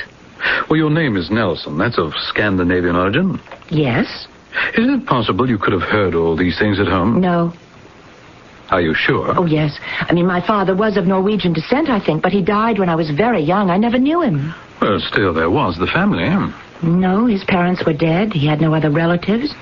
And my mother's people were English, and so actually the only thing that's Scandinavian about me is my father's name. And you never read any of those things? No. I'm more interested in science. At school, I was great in math, and that's why I became a computer programmer. Well, for some reason, you have an affinity for the Viking period. It has dominated your dream life for well over a month. Have you dreamed of anything else? No. Do the dreams seem to be taking more definite shape? Yes, I think so. I mean, at first it was just you could say, a welter of activity all around me. And now I seem to have become someone. Ah, who? Well, for the past several nights, I have been a girl called Edith Gottlieb Stater. Edith? The daughter of Goodleaf, yes? I'm promised to a man named Harold Olafsson, whom I don't love. Harold. Oh, wait. Isn't your fiancé's name Harold? Yes. And you're not too enthusiastic about the marriage, are you? Well, that's true. So I am beginning to think that this may be why I'm having those dreams. Well, my dear, it would account for why you're having dreams in general, but not for why you're having those dreams in particular. And there's another man. A handsome Viking. Well, he's a pirate. Thorfinn Kjærjudsen. Uh-huh. And do we have a modern equivalent on the scene here? No. But you're waiting for him, aren't you? I have been. I'm 32, and... Well, you know, You're not happy. No, and I won't be happy if I marry Harold, and I won't be happy if I have to be alone, and so it's a dilemma. And since you can't solve it, you try to escape in dreams. But are they dreams? Yes, but why Vikings? And how do you know so much about them? Let's see, you started having these dreams, you say, about a month ago? Yes, Doctor. You didn't have any dreams even remotely like them before? No. Why did they begin a month ago? What happened? Was there an event? An event? What sort of event? A month ago. That would be June 3rd. A Saturday. You came in here... I have the record. June 14th. Now, you told me you were having those dreams. You remembered the day they began, Saturday night. So what happened Saturday that could have triggered them? I don't... Don't say you don't remember. We're going to put that day together. Now, what happened on Saturday, June 3rd? That seems to be changing your whole life.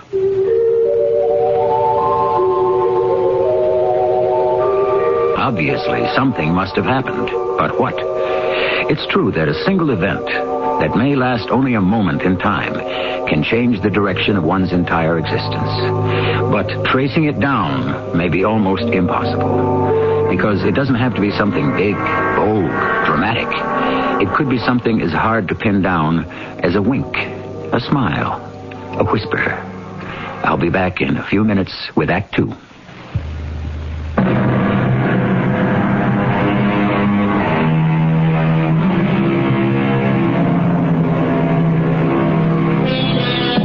In our dreams, we go journeying, says the poet.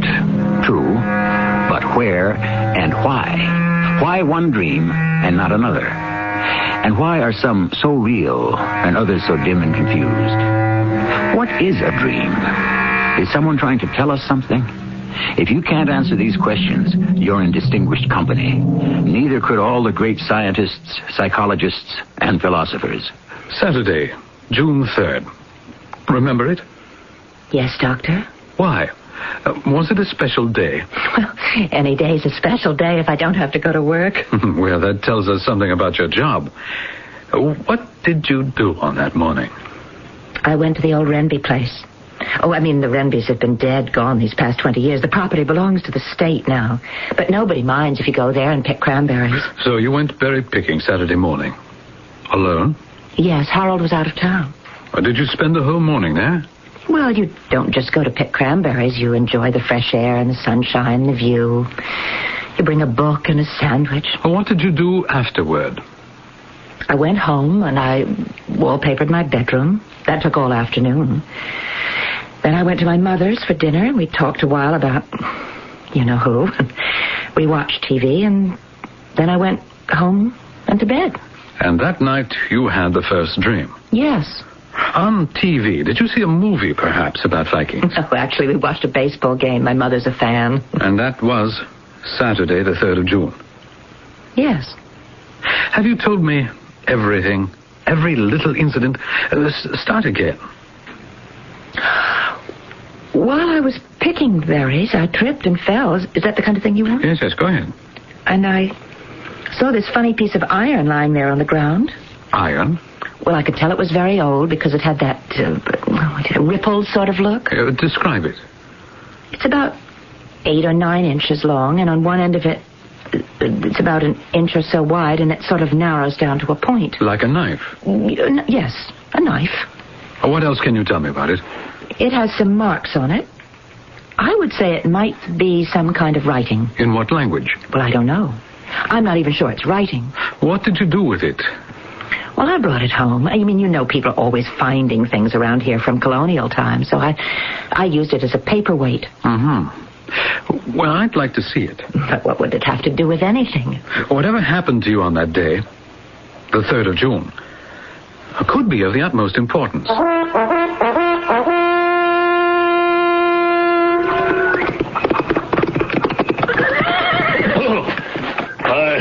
Good morning, Edith Goodley-Stater. Ah, the pirate. Yes.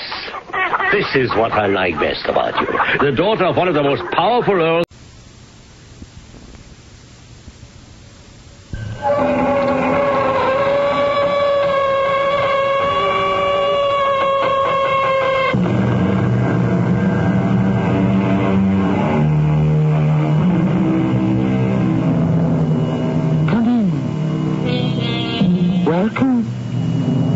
Tammy Grimes. Whenever I go to a museum or art gallery and I see the work of a great artist, a creation of canvas, of a woman of mystery, of beauty, I wonder who were those women, those girls who served as models to the artists. What were their lives like? How did they inspire? And why? Today, Mystery Theater brings you one such story with an uncanny beginning and a mysterious end. I found Pierre this morning with a palette knife in his hand. He had fallen across a canvas he was working on. He was dead. But how did he die, Max? Yvonne, there wasn't a mark on him. His heart just stopped. But such a young man. I was posing for him only yesterday. That painting, it was, shall I call it, his last act. I don't understand, Max. He had taken his knife and slashed it from top to bottom. And it was as though when he could do no further damage, that his heart failed.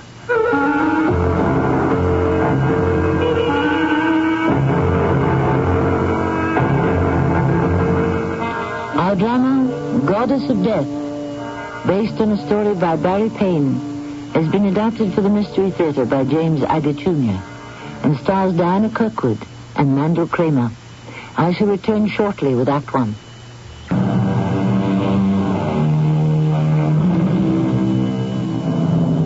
Yvonne was an extraordinary creature. Her mother had also been an artist model. I'm sure you've seen this extraordinary beauty interpreted on canvases by artists of the first rank. And so had the English painter George Haller. Also, he had heard that Yvonne was not happy with Pierre Maurice, who had hired her to pose for him that winter of 1879.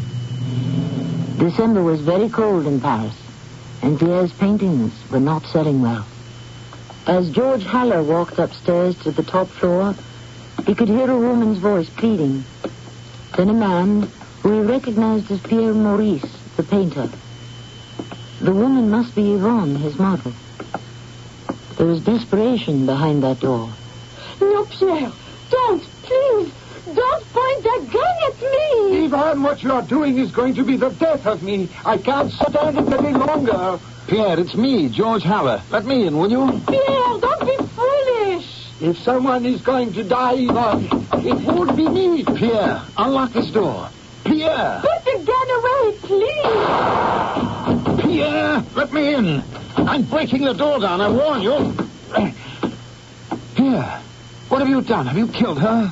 I didn't mean to. I was just trying to frighten her with a gun, and it went off. Thank heavens, she's opening her eyes. Mademoiselle, are you hurt? She's not saying anything, but she is breathing. I don't see any wound on her. Monsieur, I am all right. But I didn't shoot at her. See, the hole is over there. She kicked my arm and the bullet went into the wall over there. Mademoiselle Yvonne, are you all right? It's true, monsieur. Pierre did not shoot me. Here, let me help you to your feet. You're quite sure now? You have no pain anywhere, because I could take you directly to the hospital. No, I didn't mean it. It's been coming over me for a long time. Just hold on to my arms, mademoiselle. Up we go. All right. Now, Pierre, give me that gun. What in heaven's name were you trying to do? Now, give me the pistol. I'm not pointing at anyone. You are not to be trusted with a gun. Just take the girl and go away. What you don't seem to realize in your state of mind is that you might point that thing at yourself, and I won't have that. So give it here. I don't want the horrible thing. Yvonne, I don't know what came over me. I'm truly sorry. You go away from me. Go away. I wouldn't hurt you for the world. What in heaven's name were you trying to do with a loaded revolver? Well, it's an accumulation. Intense work, concentration, and she drove me to it. But I wouldn't hurt her, really. Yvonne, can you ever forgive me? Pull out a gun and aim it at someone? You should be put away where you could do no harm. Pierre, you don't know how lucky you are. I am not dead. Georges, I'm begging you. Get her out of my studio. She is the very devil herself. Yvonne, will you let me see your home? If you like, monsieur. I'm George Haller. I happened to stop by here hoping I could persuade you to come and pose for me. I'm glad you came when you did. Now, look, Pierre, I want you to lie down.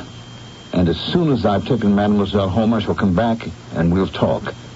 You needn't bother to come back, George. I want to be by myself. I'm through with that witch. I don't care what happens to the painting. I, too, have finished with you, Pierre. But pay me the 50 francs for the past week's work. As for posing for you, Monsieur Haller, I don't know. I must take a rest. This has been very upsetting. I never dreamed being an artist's model could be such a dangerous profession. Well, as a rule, it isn't, I assure you. Something has happened to Pierre. Get out. Get out, the both of you. When I'm sane enough to understand what I'm doing. George, you want her to model for you? Well, don't say I didn't warn you. Having her for a model will be the biggest mistake you have ever made. Mademoiselle Yvonne? Au revoir, Pierre. Perhaps I'll drop by tomorrow. We'll talk then. Don't bother. I don't want to see you again. I don't know what happened in there, mademoiselle. And what's more, I don't wish to know. Will you meet me tomorrow at Le Deux Magots? We will have some food and wine and discuss whether you wish to pose for me in the painting I have in mind. Well, all right. Tomorrow, 12? But please, I can get home all right alone. The metro goes right by my door. Tomorrow, then. 12 o'clock at the cafe.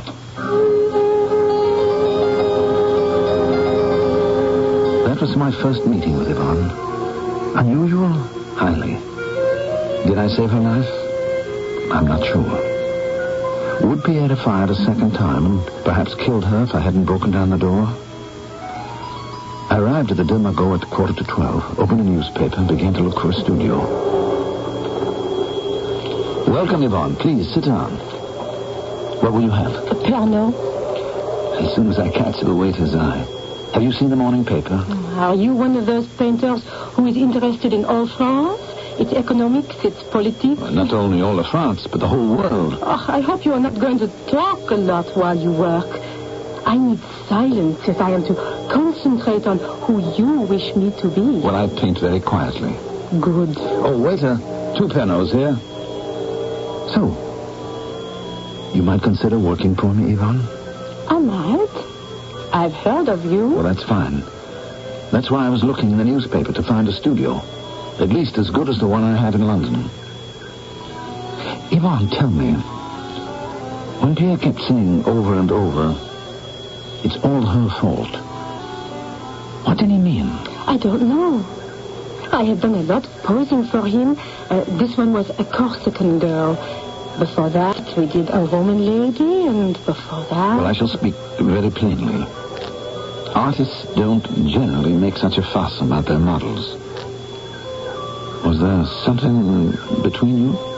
Was Pierre in love with you? Well, all painters become in love with their models in a way. But then it passes. It's not a true love, you understand. They paint me as Galatea, and they imagine themselves Pygmalion. Do you understand, Mr. Haller? George. George. You're very well read, Yvonne. To be a model is not to be stupid. I'm not just a mannequin dressed or undressed, standing or sitting. I must think and feel who I am so you can paint me. My mother taught me that. Yes, I am well-read, well-educated, and I can speak well if I wish to. You are English, aren't you? Yes, quite. Then I will tell you a little secret. The artists here in Paris think I'm French. Your first name is George, isn't it? Yes, Yvonne. What did you just say? I said your name is George, isn't it? Why, you're not French at all. Governor, I was born while Bow Bells was ringing. I'm an honest cock sparrow, I am. Well, you do a French accent very well. And I'm not Yvonne either. It's me professional name, but I'm not going to tell you me baptismal. Yeah, Parisian or Londoner, Yvonne is perfectly all right with me. I've heard of you, George. I have friends in Cheapside. They've talked of you. You're a good man. Well, I'm selling well, if that's what you mean. Well, that was the trouble with Pierre. He wasn't selling. Well, that isn't the only thing troubling him. Well, I mean, we all have those dry spells. Look, since you've been honest enough with me, I'll do the same for you. Yvonne, although you have the reputation in Paris of being an excellent model, there are certain painters who would avoid you. I suppose you mean that Toulouse-Lautrec. We didn't get on. And you know why? He's a very particular man. If I was 1 minute late, he'd start throwing brushes at me and cursing. I don't like to be spoken to like that. Sometimes you wouldn't show up at all. It's possible. On a very wet day. If it's too dark to paint, I'm saving the artist money by not arriving. Well, that could be one of the reasons Pierre was so angry. You think so? Yvonne, before we begin, I'll tell you this. If you make a promise for a session, rain or shine, I shall hold you to it. If you fail to appear, even if I have to start all over with another model, I shall. I never made a promise I couldn't keep. Yvonne, if you wish to be my model, you begin by acknowledging the truth. I do I? Now, you know the truth as well as anyone. And if you don't keep your word and arrive at the time we agree, then the truth is I'm not the painter you will be happy with. Now, I plan to start an important canvas, important to me. I'm calling it Aphrodite. One of those goddesses who don't wear clothes. Can't you paint her in the summertime when it's warmer? My Aphrodite will wear a gown, and you will help me select one. A simple Roman or Grecian toga. If I can't find a studio I can keep heated in Paris, then I'll have to bring you to my studio in London. Now, there's good money in it for you, but I don't want to miss one working day. Not one. All right. I like you. You're a serious man. And I think you know I'm just as serious about my work. It's a partnership. A painter and his model. We both know that. You're right. I've always thought that. I suppose I have been a bit casual with these French painters. I'll be a model. You'll see. Fine. I trust you will, Yvonne. That waiter never brought the drinks. You see? The French are just as casual. Oh, there you are, George. I've been looking everywhere for you. Max. When will you have to drink? Please, sit down. No, I can't stay. Hello, Yvonne. Hello, Max. Tell me, how's your Adam and Eve canvas getting on? I've had 4 Adams and 5 Eves, including Yvonne. The original creation was faster. George, have you heard about Pierre? Well, I saw him yesterday. He's in a bad way, Max. At least he was. Oh. So you know. Well, I didn't want to spread it around. You must have heard, since yours is the apartment just below. He was fooling around with a pistol yesterday. He almost hit Yvonne. I managed to calm him down. He did seem quieter when we left him.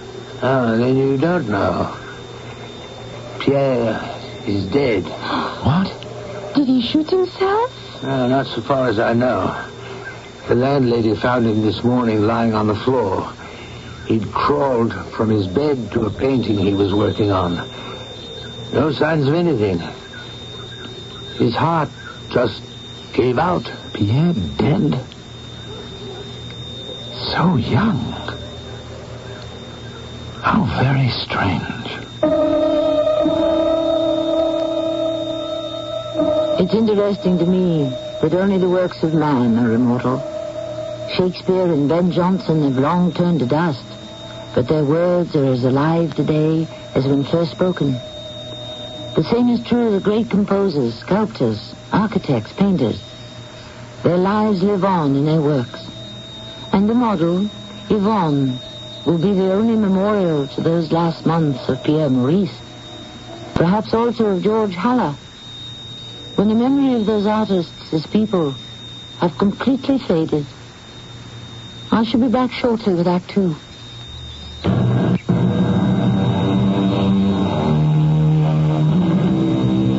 Paris, In the 1800s, the left bank, Café of the Deux Mégots.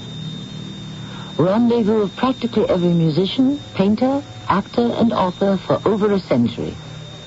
And now this meeting. Word that Pierre Maurice, the painter, who the day before had attempted to shoot his model, was this morning found dead. Max, you're quite sure he didn't shoot himself? Quite sure, George. There wasn't a gun in the place. Don't you remember, Georges, when we left, you took his pistol with you? Yes, I did. Oh, this is very sad news, Max. I mean, Pierre had genius. What he didn't have was patience. You have any idea how he died? You know I live on the 4th floor below him. Very early this morning, Gabrielle, our landlady, came knocking on my door. Would I accompany her upstairs to Pierre's? She sensed something was wrong. There he lay on the floor, dead. No gun, nothing. The only weapon, you might say, is he had a palette knife in one hand, but that has no cutting edge. There were bedclothes on the floor. He had crawled to a painting he'd been working on. He'd already started to cut the canvas, slicing it straight through from top to bottom. Was it the head of a woman wearing a blue shawl? Yes, it was, Yvonne. One of the earliest versions he did of me as the Corsican flower girl.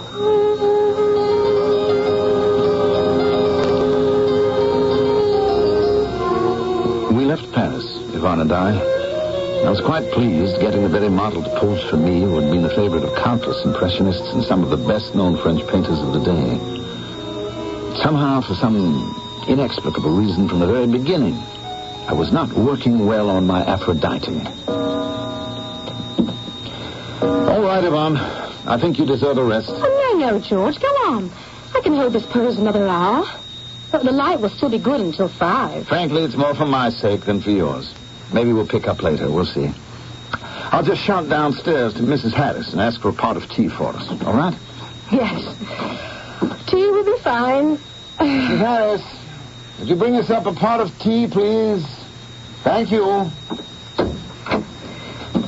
She never answers you. Have you noticed? Never has in 15 years.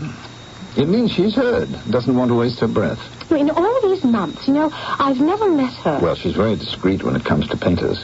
Before I took over this studio, others occupied this space. Romney was supposed to have worked here. She's a wise old bird and rather proud of her boys, as she calls us painters. Now, I've tried to catch her, just to see her. She knocks and leaves the teapot and cups outside. I run to the door, but I always miss her. Whatever is this interest in my landlady? I'd like her to know that this Aphrodite has got clothes on. That's the tea. Stay where you are, Aphrodite. I'll get it. And while we're taking our break, I think we ought to talk a little more about this goddess you're enacting. You know something, George? You're the first painter I ever posed for who treated me like a human being. Perhaps that's my mistake. I want you to be a goddess. What I want to do is more than just a physical representation of a beautiful woman. I don't understand. Now, I'm going to give you a book about Aphrodite. I know next week you're planning a vacation with some friends in Blackpool, and I want you to read the whole book. Of course I will. I wish I knew what I'm not doing to help you, George. I know Aphrodite was a goddess long before Homer wrote about her. You know, there are those who will tell you that love and death are two sides of the same coin. That love is the justification for man, and death the final passion. Do you understand? Yes. You're finding that what I am thinking and saying with my face and body while I'm posing is not love. That's the way it strikes me. So, do read the book. I hope it will bring you closer to Aphrodite. I want people to look at you and go away knowing there is real love. That an Aphrodite can inspire everyone. You know, George, you really have a way with words, you have.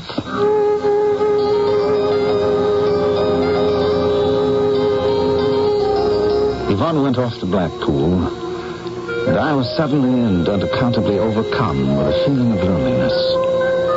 In fact, dreading to be alone.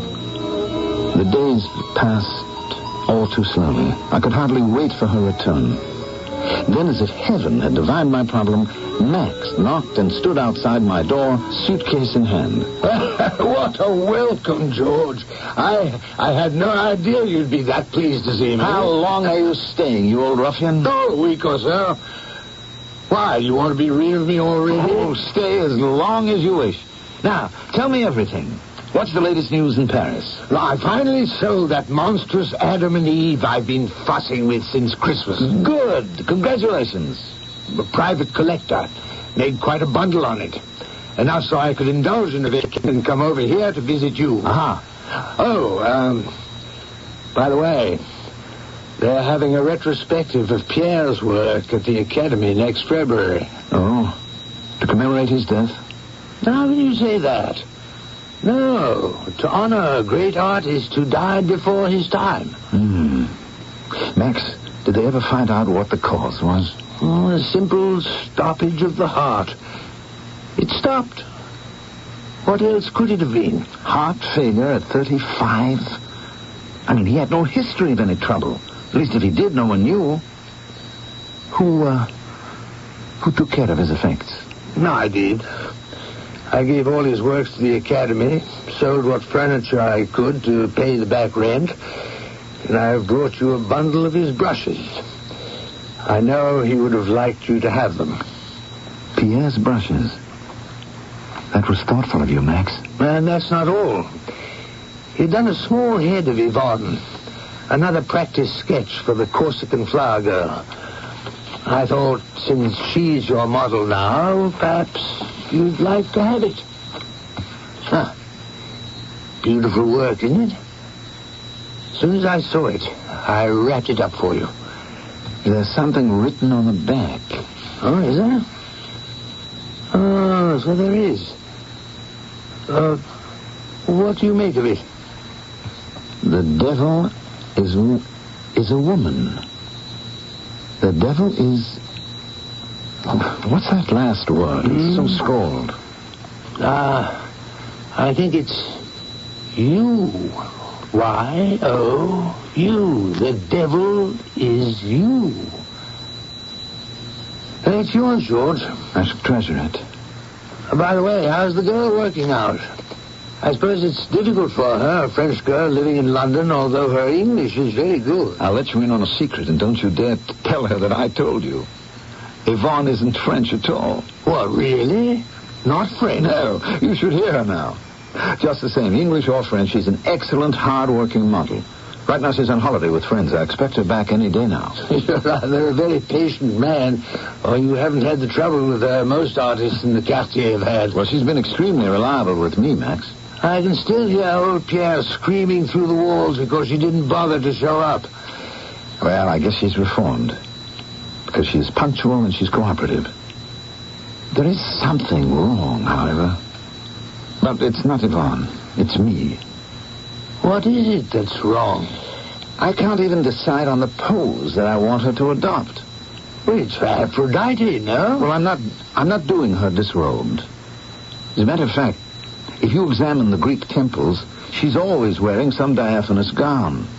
So I need a feeling of motion, of a breeze stirring. I tried her standing, her hand on a stuffed wolfhound. And suddenly I realized I wasn't painting Aphrodite at all, but Diana the huntress. And there are other problems. For some reason, she just isn't thinking properly. George, are you sure you're going about this the right way? I don't follow you. I tell you what. Let me unpack and let's go and eat. Then I'll have a look at what you've been up to. You know, you may have already painted Aphrodite and you don't even know it.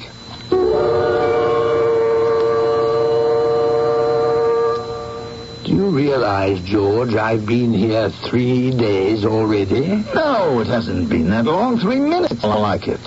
I've been studying all your trial sketches and drawings for Aphrodite. And there's one quality of that girl you've managed to preserve, and I'll tell you this. It gives me a peculiar feeling along my spine. If Aphrodite is to be a symbol of love, I don't know that you've captured it. So you've recognized it. Her eyes. Exactly. Yvonne's eyes. There's animal in it, or in them. Some creature they remind me of. Not the eyes of a human being, it's true. Somehow her expression is always animalistic. Wasn't Aphrodite the goddess of desire? Yes, and in legends led many a man to his death. But that's not the effect that I want to paint.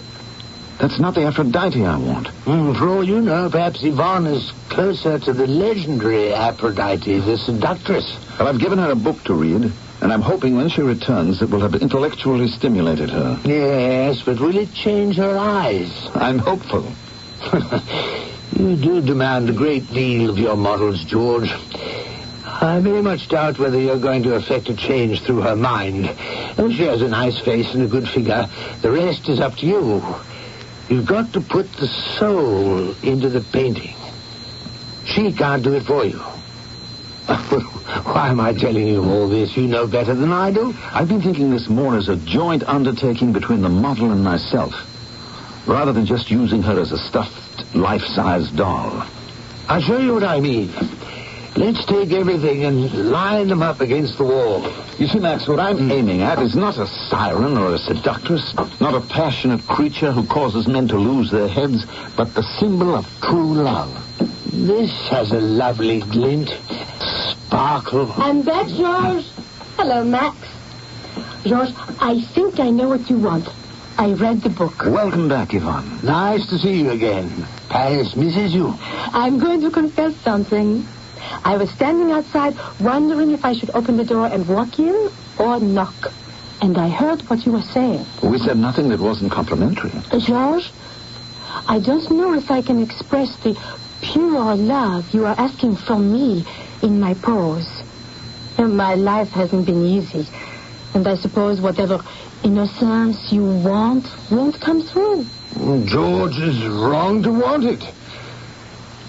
I think you have the ideal Aphrodite in Yvonne, but you seem to refuse to paint it.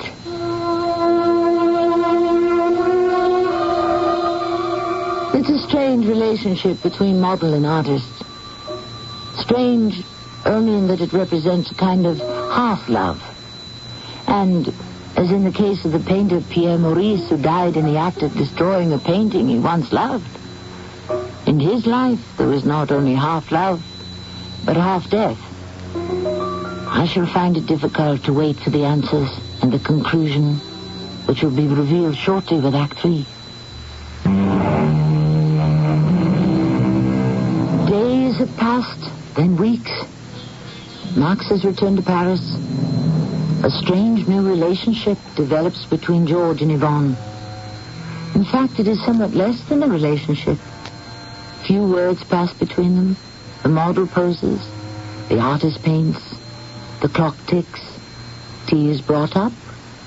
The silences are longer than the speeches. We'll take a break. I'm not tired. Look, there's still light. I said we'll take a break. Now, if you care to, you can remain here. I'm for a walk. May I see how the painting is going? No, you may not see. I'm turning it to the wall. And if you remain in the studio, I'm putting you on your honor not to look.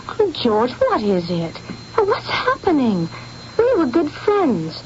Then Max came, and since he left, you haven't been the same. Max was right. I was wrong. But I can't do it. For a painting to do so much damage to what was a nice feeling. After all, it's just another painting. It is not just another painting. Well, perhaps you should get another model. I'm doing something wrong, and I know it. I'm not helping. But I feel badly about taking your money for posing, and you're not satisfied. Yvonne, it's not you. It's me. We'll talk about it when I get back. And how long will that be? Who knows?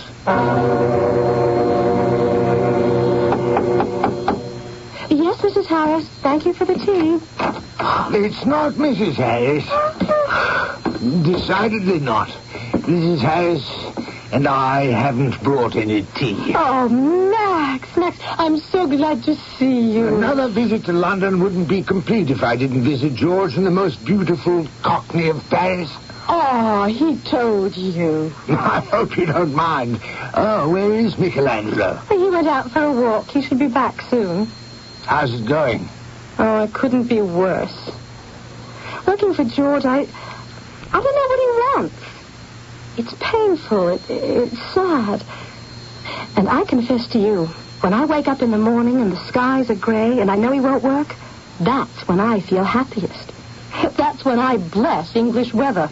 He's still not fussing with Aphrodite, is he? Let me see what he's done. Now, don't go near it, Max. He'll think I put you up to it. Yes, it's still Aphrodite, but he's forbidden me to look at it. That's why the easel is turned to the wall. I wish I knew what to tell you. He doesn't sound like the George Haller I used to know. He's not, Max. Now, I'm beginning to hate every day I have to come here. He hasn't said anything pleasant to me in weeks. Well, I shall just sit here and wait for his lordship to return. You're sweet. And maybe I'd better move off to my room in Fulham Road. No, you stay. Perhaps my being here will put George in a better frame of mind. Oh, I hope so. What is going on in this studio, believe me, is destroying us both.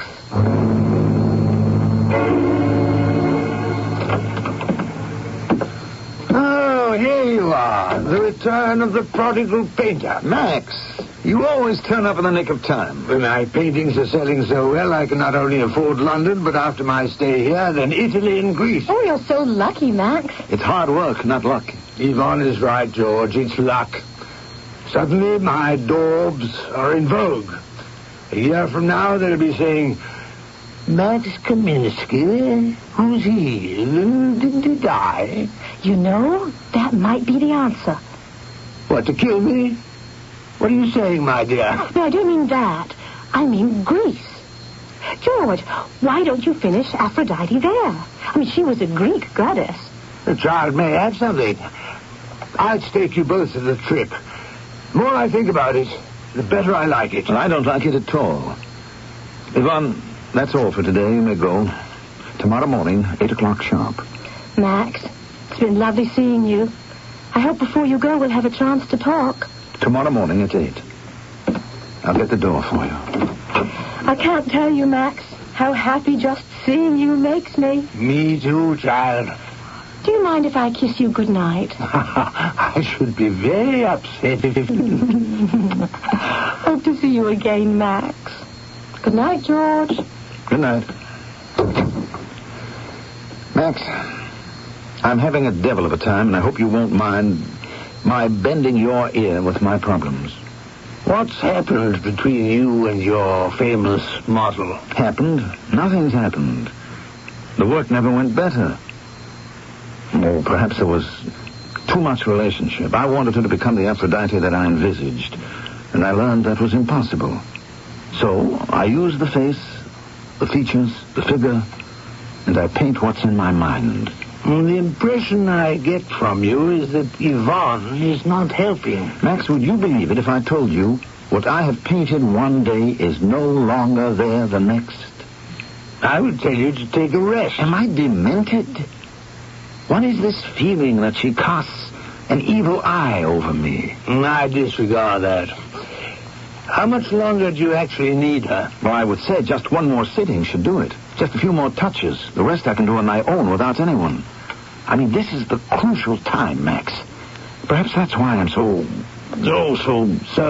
hostile to Yvonne? Am I? And you don't even know it? Yes, I do. It's because I'm really afraid of her. Terrified that I'll never complete the painting. Max, remember the day we went through all the sketches? Let me show you something. A few weeks ago, I did this one. It was intended to evoke all goddesses. Or at least Atalanta. You remember the one who raced for the golden apple? Yes. Well done. Well done. That mist, that feeling of long ago and far away. Well, this painting was on the easel. When I looked at it the next day, instead of racing with the golden apple, Yvonne had taken one of the apples and was eating it. Yvonne? I hadn't painted it that way, but the next day, that's the way it looked to me. Well, what did you do? I hadn't touched it. I left it with a goddess having the apple on her hand, And the next time I saw it, she was eating it. Well, she's not eating it now. I think you're blaming Yvonne for what's going on inside your own head. Max, I want you to have a long look at Aphrodite. I'll get it over here under the skylight so you can see her better. My Lord, but she's lovely. Yes, she is, isn't she? All you've been going through, and still you've done it. She's like no other woman I've ever seen on canvas. You see what I mean about a little more work to be done, Max? The eyes. I want a deeper shadow there. I mean, one morning's work should do it. If she comes. Doesn't she always? Yes, she does. But perhaps this time... Who knows? I have not treated her well, I know that. But fear is a strange thing. Now, Tom, there's an all-night cafe on the corner, if I remember. They serve a good breakfast, but I'd like to take you for a drink before then.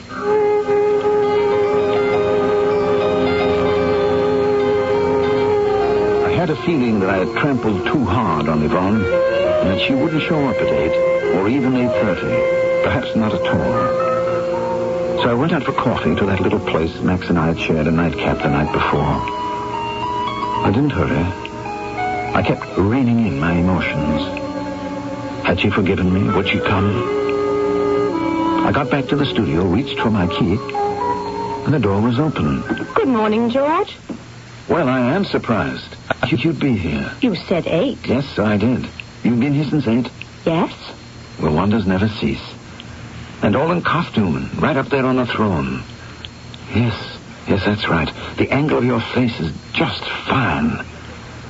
You know, I was just thinking. No, my original impression was right. The eyes to glisten a bit more. Do you know, Yvonne, your eyes this morning are absolutely glowing. You must have had a fine sleep. Glowing. Can you hold it, Yvonne? Good.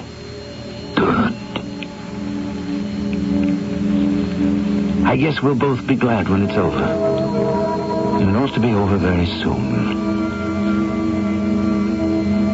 I want to tell you something very strange, Yvonne. Painting you as I am now, concentrating on every brushstroke, every line, every highlight. It's as if you and the very light itself are anticipating my every move. Oh, that is beautiful. Beautiful. I've never seen such a look in your eyes, Yvonne. Unearthly, really.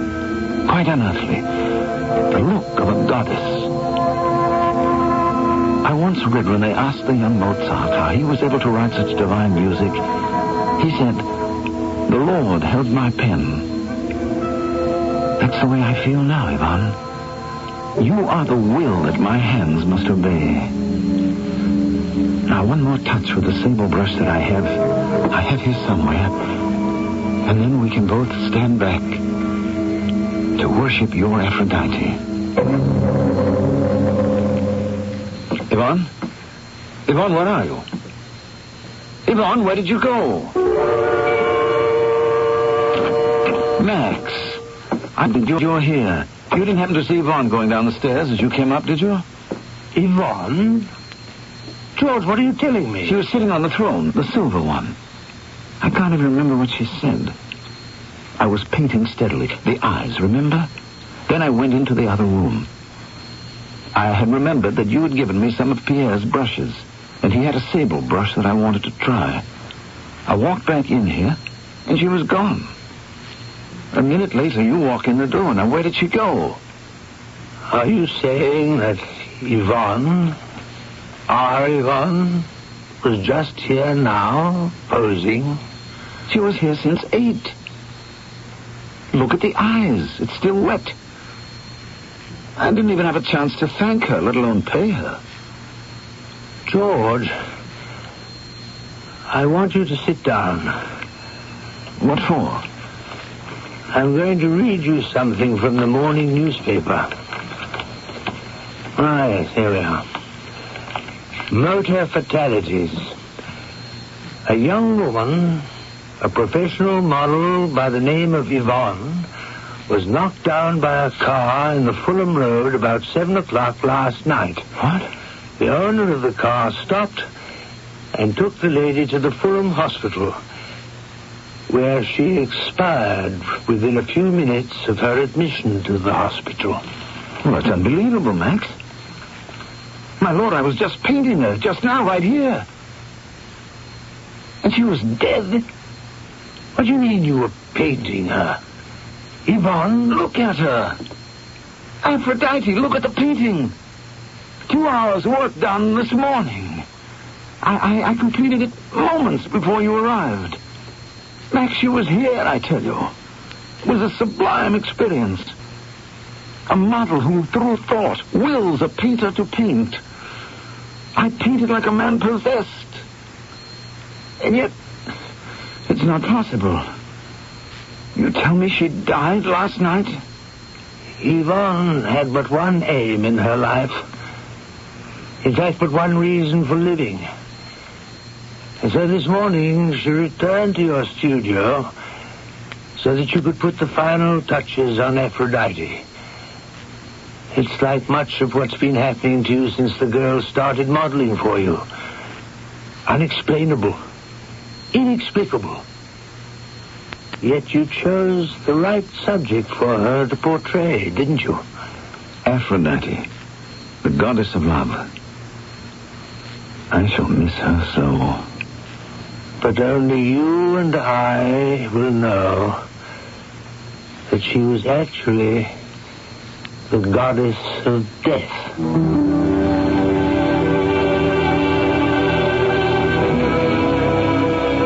For the record, the painting of Aphrodite by George Haller has been exhibited in nearly every major art museum in the world.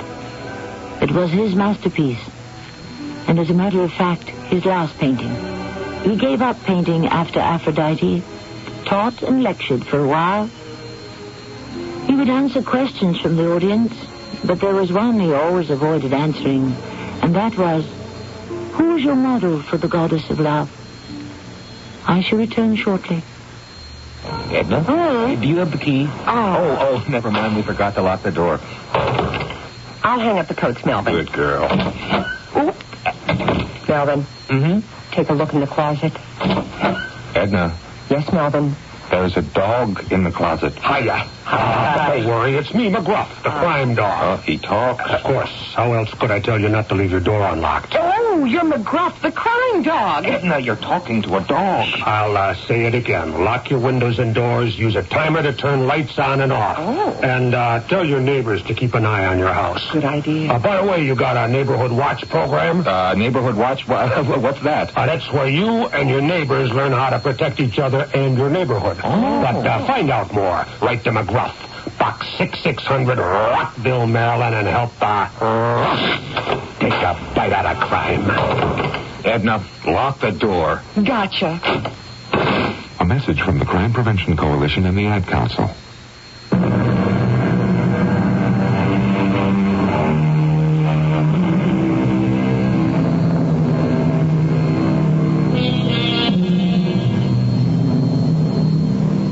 A fascinating tale of mystery, that. And to close, a few words from the writer-poet Ben Jonson. Give me a look. Give me a face that makes simplicity a grace. Robes loosely flowing, hair is free, such sweet neglect more taketh me than all the adulteries of art. They strike mine eyes, but not my heart. Our cast included Diana Kirkwood, Mandel Kramer, and Robert Dryden. The entire production was under the direction of Hyman Brown. And now a preview of our next tale. Kenneth Davis, who headed my shipping department, was a narrow, bigoted, mean-spirited, petty tyrant. Well, you know how it is. Only speak well of the dead. How does it go? De mortuis nihil nisi bonum. Oh, your Latin is excellent. Your respect for the truth leaves something to be desired. Tell me, why are you so concerned? Well, you identified Kenneth T. Davis as an employee of Chesapeake Kaufman, and that isn't true. He was not. Well, his wife told me. I had fired him. Oh. Well...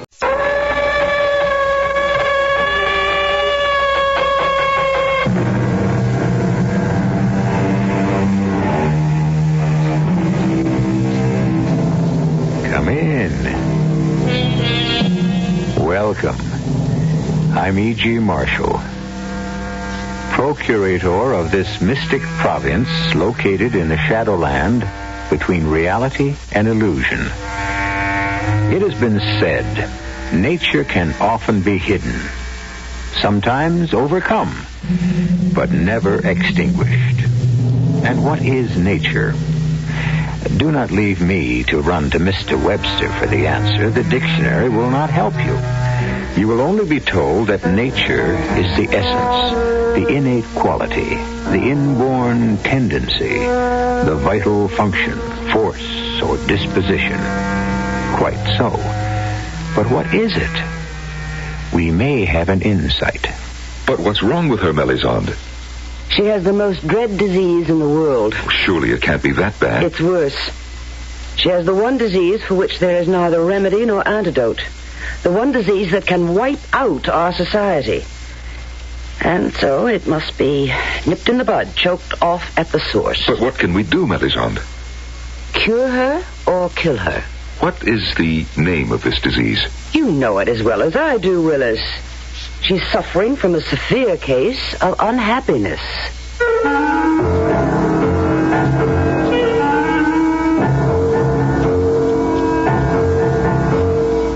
Our mystery drama, Pandora, was written especially for the Mystery Theater by Sam Dan and stars Patricia Elliott and Norman Rose. It is sponsored in part by Anheuser-Busch Incorporated, Brewers of Budweiser, and True Value Hardware Stores. I'll be back shortly with Act One.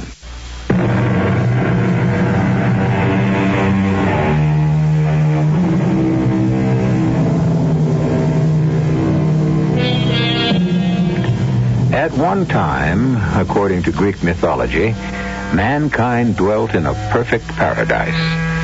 And then a young lady named Pandora permitted her curiosity to get the better of her, opened a forbidden box, and thus loosed upon the world all manner of suffering and sorrow. And ever since, all men look back upon a paradise lost.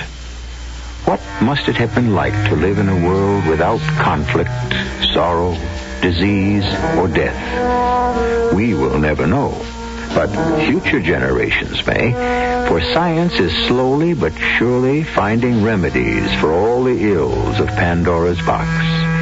And 100 or 500, 1,000 or 5,000 years from now, once again, there may be paradise. Ah, Roland. Willis, am I disturbing you? No. I was about to rest for a while. You're painting, I see. Yeah. Do you like it? Oh, yes. It's an excellent contrast of light and shadow. I wished for the style of an almost prehistoric Dutch painter. The particular painter is named Rembrandt. And after a time, I shall adopt the styles of some of his contemporaries. You know, they were a most unusually talented group. Roland, what have you been doing with yourself lately? Oh, nothing. Nothing? It makes me happy. Well, then, by all means, continue. But not happy enough. Oh, I'm sorry to hear that. Is there anything you need? Rather ask who. Very well, then. Who? Mara. Mara? Of course. Come, we'll go to her.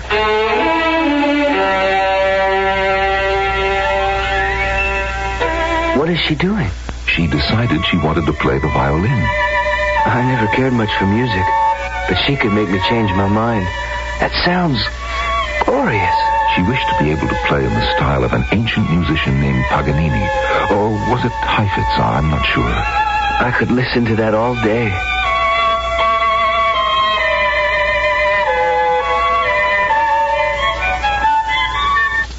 Oh, Mara, my dear, we disturbed you.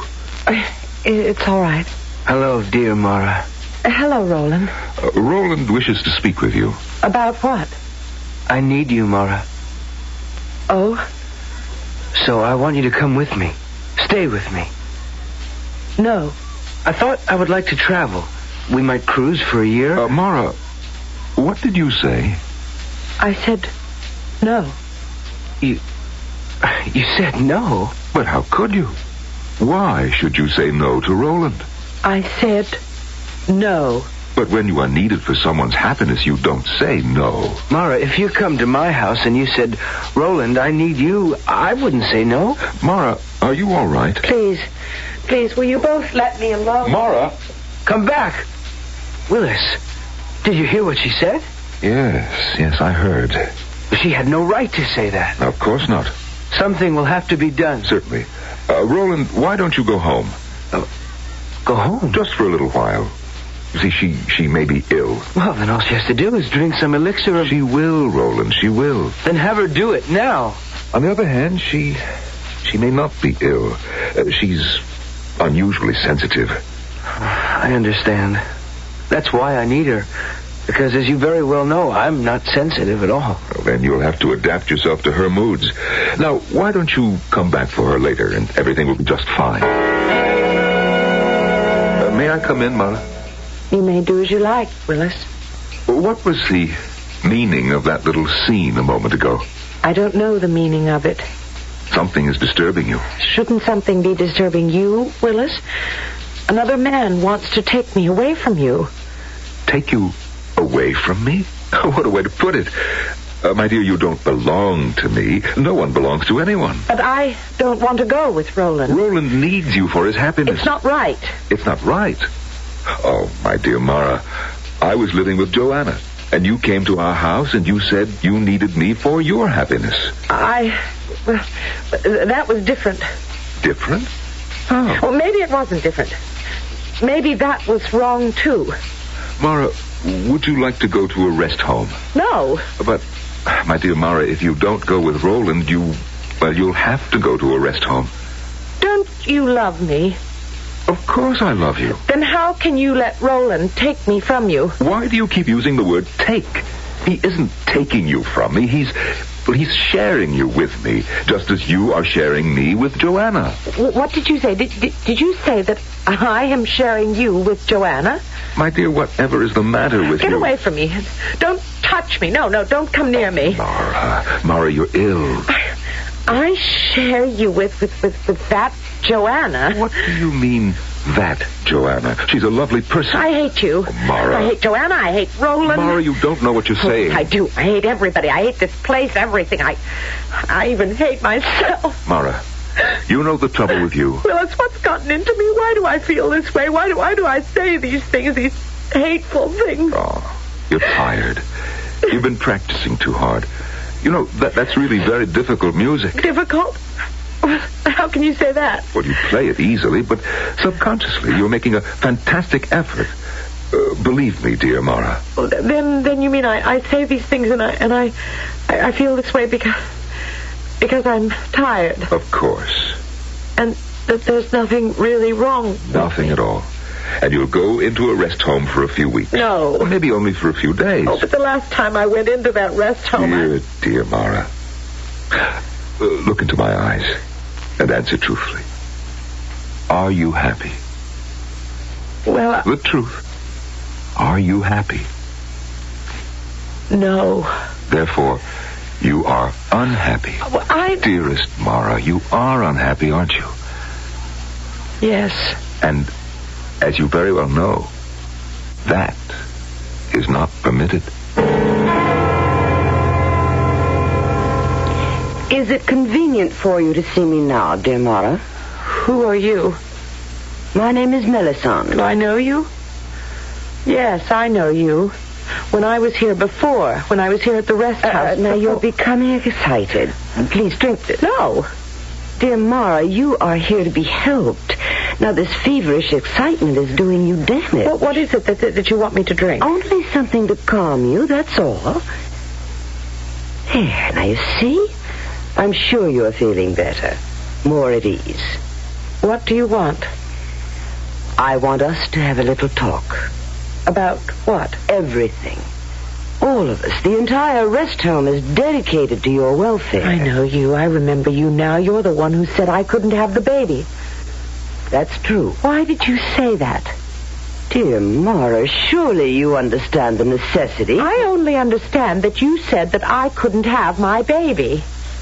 Oh, let us stop for a moment so I can play back to you what you just said to me. Because that was the most unbelievable statement I have ever heard. Listen. You said I couldn't have my baby. Did you hear what you just said? My baby. Dear Mara, the baby does not belong to you. Well, I meant that it was mine in the sense that I... Yes? Mine in the sense that I... Oh, I don't know what I meant. A baby belongs to the world. Isn't that so? Yes. If people wish to create children, these children become part of the world. Isn't that true? Yes. And therefore the world must determine if the potential newcomers possess sufficient... Oh, please, I don't want to hear any more. You seem to have a great many archaic notions, dear Mara. Would you rather we did things in the archaic way? Please stop. And permitted children to be born, hit or miss, diseased, deformed, lacking in... must we talk about it? When we have the science, the technology to determine far in advance whether or not... I don't want to talk about it. Oh, you're upset. Yes, I am upset. And we must determine what is upsetting you. Can't you tell me? I don't know. Try to think. Everything upsets But me. why? I don't know. Oh, please. Why can't everyone just let me alone?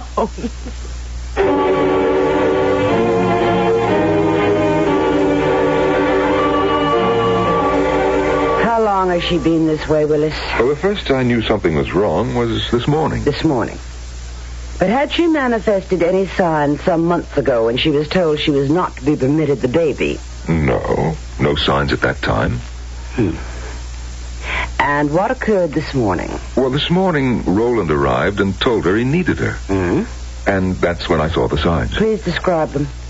She became acutely uncomfortable, emotional. And refused to go with Roland. Oh, yes. And, well, the rest you know. Do I? Or are you withholding anything, dear Willis? Why would I do that? What else should I know? Well, I can't think. Oh, a disturbing factor was when she became emotional over the fact that I still have a continuing relationship with Joanna. That disturbed her? Do you mean she doesn't know or pretends not to know about continuing relationships? Yes. Would it help her if we asked Roland to cancel his request that she go with him? No. But surely Roland is reasonable. Oh, of course. But the problem goes deeper. She will not go with him because, obviously, she is unhappy. Her refusal must make him unhappy. His unhappiness must, in turn, be transferred to someone else. Thus, a disease is created and spread. The disease of unhappiness. The one disease for which there is neither remedy nor antidote. The only disease that can wipe out our society. It's a disease that must be nipped in the bud, choked off at the source. What are you going to do with her, Melisande? Well, surely you know the answer to that as well as I do. We shall have to cure her or kill her.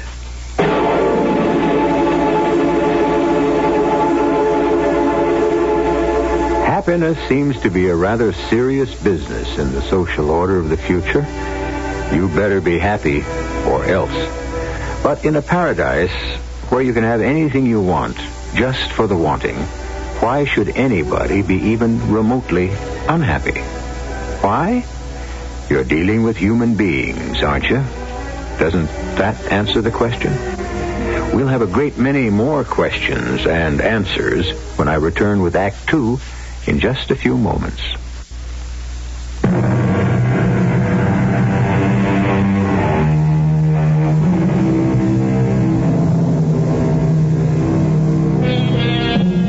Men have of goodwill have always struggled to create a better world.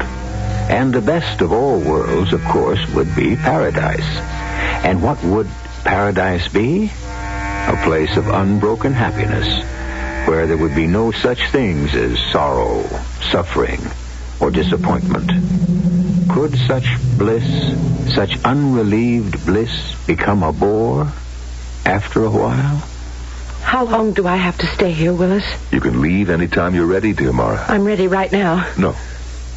Why do you say no? Because you're unhappy. You are unhappy, aren't you? But I don't want to stay here. Dear Mara. Don't call me Dear Mara. But, if anybody calls me Dear Mara, I'll scream. You're screaming now. Mara, you are in trouble. Why should I be in trouble? Because you're unhappy. That's my affair, isn't it? No, dear. Unhappiness is an infection. I'm sorry. I can't help the way I feel. You will have to. I don't care. Dear Mara. Don't call me Please. Dear. Do you know how many hundreds, how many thousands of years it has taken the world to become happy? Willis, take me home. If you insist on being unhappy, this will become your home. No. Mara, look at yourself. You're beautiful. It means nothing. Anyone can be beautiful. Talented. It doesn't matter. Anyone can have any talent they want. Just by wishing. What do you want, Mara? What do you want? I want you. But, Mara, you got me. So does Joanna. And so does anyone else who wants you. Mara, do you realize what you're driving at? Yes. What you want is for one person to own another. In ancient times, that actually existed. It was called slavery.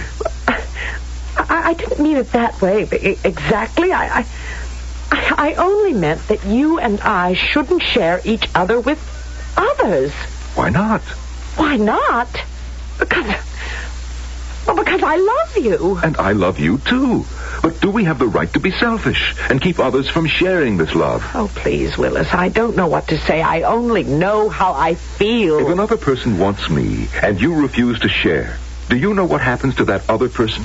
She becomes jealous. But if I do share you, I become jealous. But no one is supposed to be jealous, ever.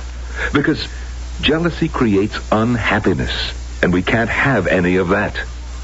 I've always been unhappy.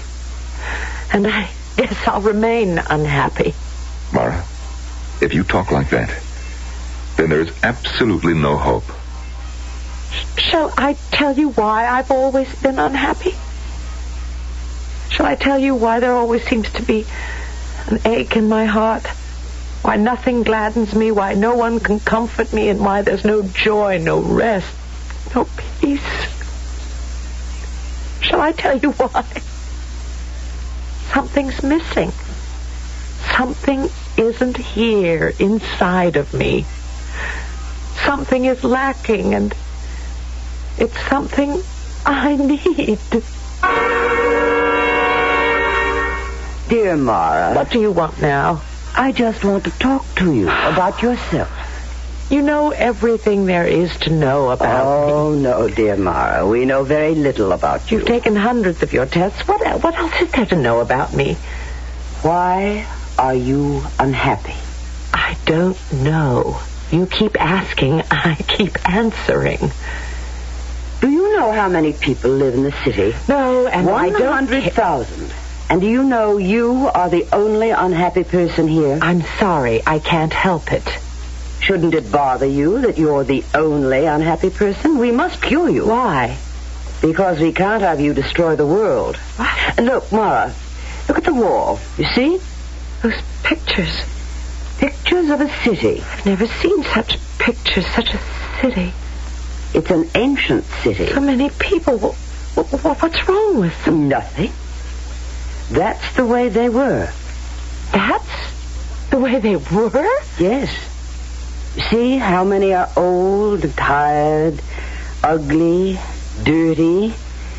See how few people are smiling? Listen to the noise.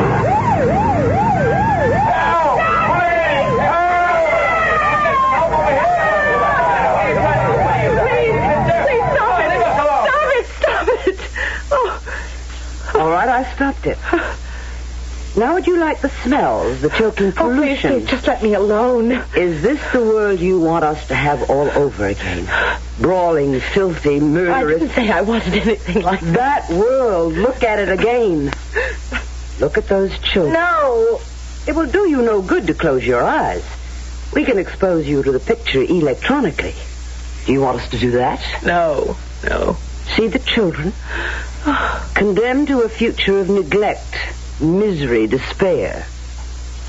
Is that the world you want us to go back to? Oh, please, I can't help it if I don't feel happy. Would you be happier with this? What's that? War. What's war? A madness, a special madness of mankind. Only man knows how to arrange it. Do you want us to go back to the time where it was arranged with nightmare regularity? Why do you make me look at all this? Because all this comes from unhappiness. I don't believe it. Unhappy people who are deprived, people who are envious, people who want something that belongs to someone else. But I don't want anything that belongs to anyone else. I only want what belongs to me. Nothing belongs to you. Don't you understand? None of us can own anything. For in that ownership lies the seeds of envy. You want Willis. Why? Because I love him. You can't own love. Love belongs to us all. Therefore, any of us can love all of us. But it's not right. Would it be better the old way? When men and women killed for each other, even started wars for each other. Was it better when love was just another mask for jealousy and hatred? Was it? I only know that I love Willis. Love. Talent. Everything belongs to each of us. The ability to play the violin, the ability to paint a picture, compose a symphony, write a play. Why should this great ability be doled out, hit and missed to a random, fortunate few? Why shouldn't it be all within the reach of everyone? So much of what you're saying I don't understand, and I don't even care about. I only know that every day I feel more and more sad. Something is missing. Nothing I have said has made any impression.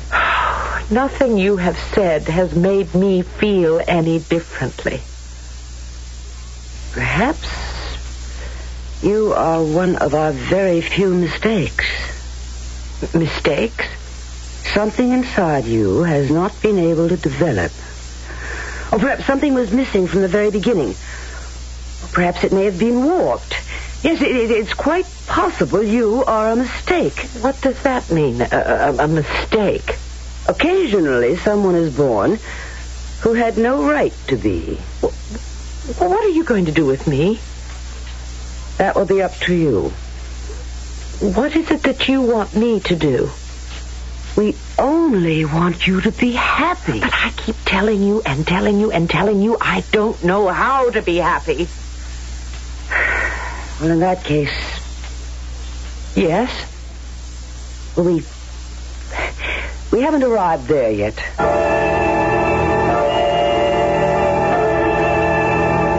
Dear Mara. Roland? Yes, I came to tell you how sorry I am. Sorry? Well, I caused you all this trouble. No. Oh, I'm sure of it. After all, if I hadn't come to ask you to go with me... I don't know, Roland. It would have been something else, someone else, sooner or later. What's wrong, dear Mara? I suppose that's what's wrong. Everybody calls everybody else dear. We all can't love each other. But we must. You know what happens when there's no love? There's war. Oh, have you seen those pictures, too? Yes. That's why I hate history. I hate it because it's so bloody and brutal. But that isn't important. Come away with me. No, they won't let me out of here. They will, if you come with me. Actually, it's the only way you could ever get out of here. Oh, please, Roland, I like you, and you're very... It will be very serious for you. I can't go with you, Roland. Why? Because I don't love you. I'm sorry. I know we're all supposed to love each other, but I don't love you. I would like to love you, but I don't. I can't. Mara, suppose you were just to say you love me. But I don't love you. I know, but couldn't you just say so? But that would be a lie. Yes, I suppose. I can't do that. I just can't lie. You're such an unlikely martyr. What do you mean? If you go back through history, everyone who died for a principle... Roland. You're just a slip of a girl. You can't be more than 200 or 300 years old. I doubt that you're even aware of the implications of what you're doing. What do you mean I am going to die? Did I say that? Yes. You said it, and you know you said it. Mara, let's end this nonsense. Just smile and say you'd be happy to come with me. Do you mean that they would kill me if I don't? Oh, that's not the way it really is. It's just... Oh, look, before it's too late, please. It doesn't matter. That's what you have to do to live. Now tell them. Tell them you're willing to come with me.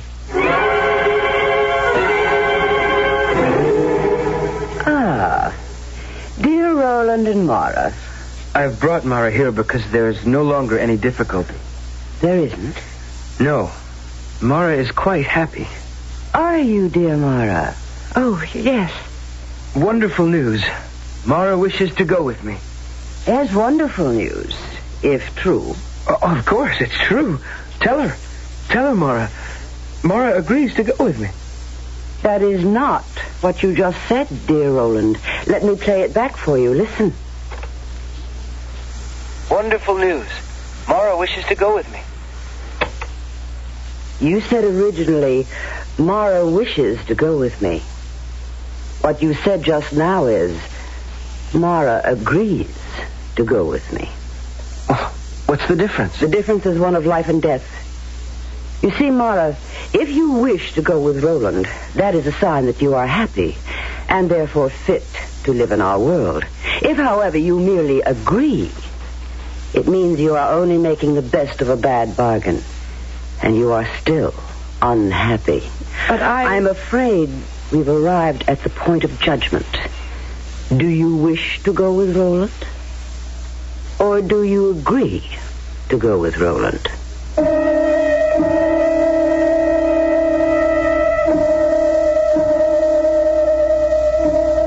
Which is it indeed? A life hangs on a single word. When you think of what words have meant in history, why, our own catastrophic civil war was basically caused by a single word, wasn't it?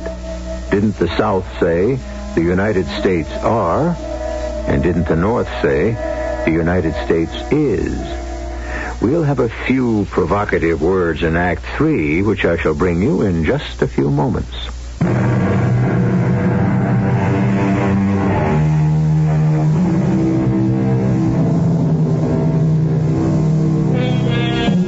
And what is paradise?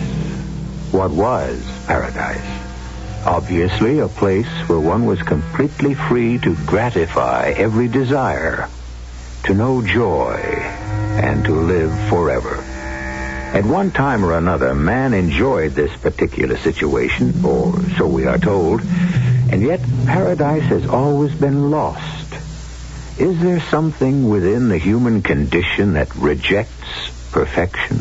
Willis, she loves you. Talk to her. Convince her. What can I say to her, Roland? There is nothing anyone can say to Mara any longer. From now on, Mara must speak for herself. Do I agree to go with Roland, or do I wish to go with Roland? No. No, I shall make it even more definite than that. I refuse to consider it. I will not go with Roland. Mara. I must ask all of you to be silent. But she's obviously ill. She needs the rest home. She has already been in a rest home. No. Mara can no longer live among us. And what are you going to do with me? The problem has never arisen before. Obviously, you cannot live here. But there is no other place. There is only here. We shall have to ask for a council to decide. My friends, dear people, you have heard dear Mara tell us how unhappy she is, and how impossible it is for her to be happy among us. This being so, How can we possibly permit her to remain free, to contaminate our society? Why do you insist Mara will contaminate us? Must we review the entire history of the world? I must ask Mara to answer this question. Is there any way you can be happy here? Well, no. In that case, since we have failed to make you happy, we must regretfully terminate your life. You will therefore return to the rest home, where you shall be pleasantly and painlessly... No. Dear Willis, can you suggest an alternative?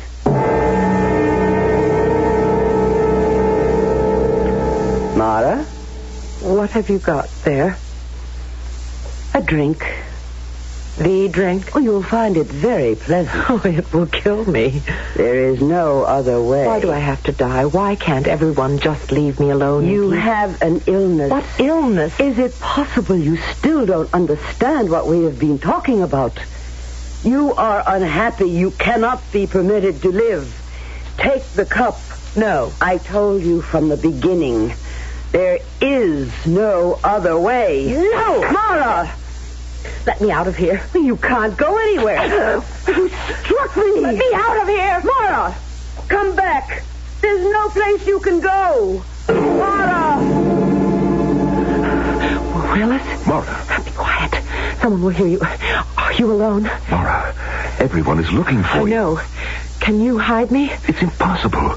Sooner or later, you'll be found. I don't want to die. You should have thought of that before. Is that how you talk to me? It's the truth. I thought you loved me, Willis. I do. But no more than anyone else.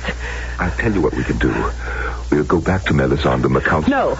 We'll say that you will make every possible effort to be happy. I can't be happy here. You must try. Oh, don't you think I have? Don't you think I've been trying all my life? What is it, Mara? Why are you the only one who can't be happy in our world? I don't know. I feel as if I were dead. Dead? As if there's no life in me. Perhaps something physical. No, they say I'm in perfect health. But why do you feel dead? Because there's no suspense. Suspense? Mara, what do you mean by suspense? I mean, I never have to wonder if I'll ever get what I want. Of course not. All you have to do is wish. That's the trouble. It just happens, and I don't have to do anything. I want to play beautifully on the violin. I just wish for it. And that's bad? I read that the person who I wanted to play like, whose style I admired, worked and studied and practiced every day of his life to be able to do it. Is that right? That I should just wish for it? Of course it's right. And your painting, the man you pattern yourself after, he's a genius. Is that fair? Was it fair for only a few people to have talent? Shouldn't everyone be able to paint or perform or write if he wants to? What do I have to look forward to? If only I could just feel alive like those people. Which people? Well, the people Melisande showed me in the pictures. Who? The ones who lived thousands of years ago. The ones who had wars and Mara, poverty. how can you say that? I looked at their world and it frightened me. It was filled with strife and anger and danger, but I envied them. At the same time they were killing themselves and destroying themselves, I envied them. Mara. Because they knew what life was like. Life? That was a world of death. I suddenly saw it. I saw the whole thing. Roland was right. I am just an ordinary young woman. There's nothing remarkable about me, but suddenly I saw what it all meant. You can't know the wonder and value of life unless death is always near at hand. You can't know love unless there is hate. There's no pleasure without pain. Oh, don't you see, Willis? Don't you understand? All of us here, we only lead half lives. We're only half people. Maybe we can make you happy. No, Willis. I can never be happy here. Here? Who said anything about here? But where else is there, Willis? Where? Why, the past, of course. The past? Yes, the past. What is our only duty in this world? to make ourselves and others happy. Why don't we make you happy, Mara? Send you back to a time when people, as you put it, lived. Can it be done? Can you do it? Mara, would you want to go back there to a time when things might be happier for you? Oh, yes, yes. I shall wish for the type of technology that can take you back. You must realize that you don't know how to do anything.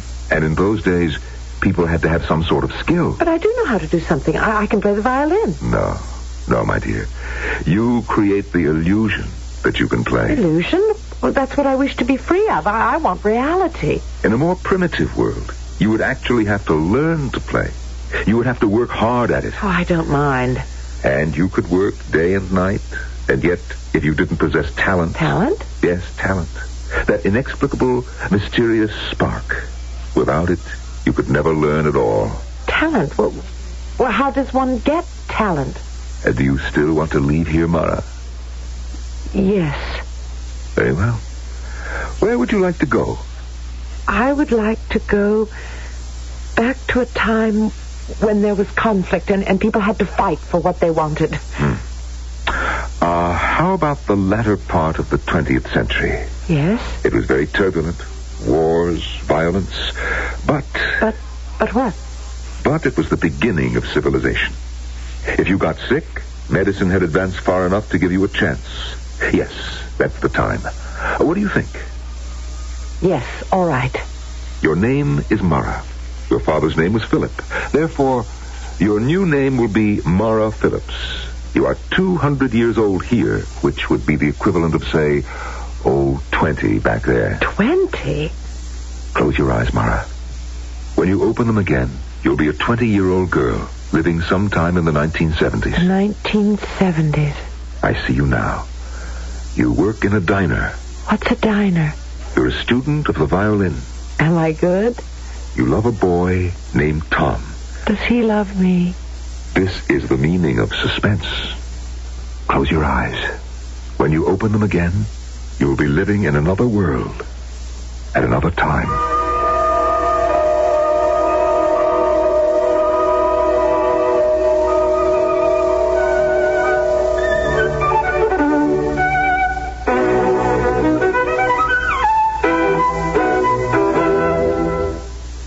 Do I sound better, Tom? Honey, you sound like $1,000,000. Am I improving? Yeah, I think so. But what do I know about it? Oh, Tom, there are times when I think you're a barbarian. Come over here. I'll show you. Tom, I haven't finished practicing. When does the professor think you'll be ready for the concert? Oh, 5 years, maybe 6. 5 years? Well, it takes work. Do you want me to give it up? Hey, baby, don't get so all uptight. I mean, it's your thing. You got to stay with it. Well, just be patient and try to understand. What do you have, sir? I'll have a small date with the waitress. Give me one good reason why I should go out with a fat, bald, ugly creep like you. Hey, Mara. Wait a minute. Listen, kid. Let me set you straight. That old character's a pal of Jerry's. Does that mean I have to go out with him? No, you don't have to go out with him, but just don't insult him, that's all. Excuse me, I gotta answer.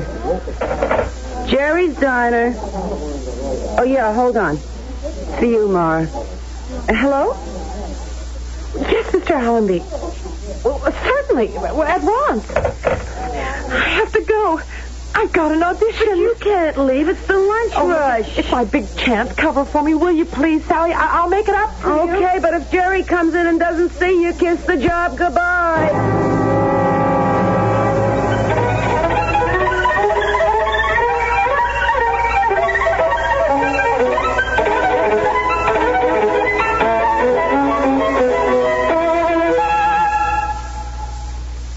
Okay, now what do you do? What do I do? I mean, you're going to a dance? What's the act? The act? You mean all you do is just stand there and play the fiddle? Oh, Mr. Allenby, I'm training to be a concert violinist. You don't have a bad-looking figure at all. Yeah, I could find a spot for you. Mr. Allenby. It would be sensational. How about if you just stood and played the violin without any clothes on?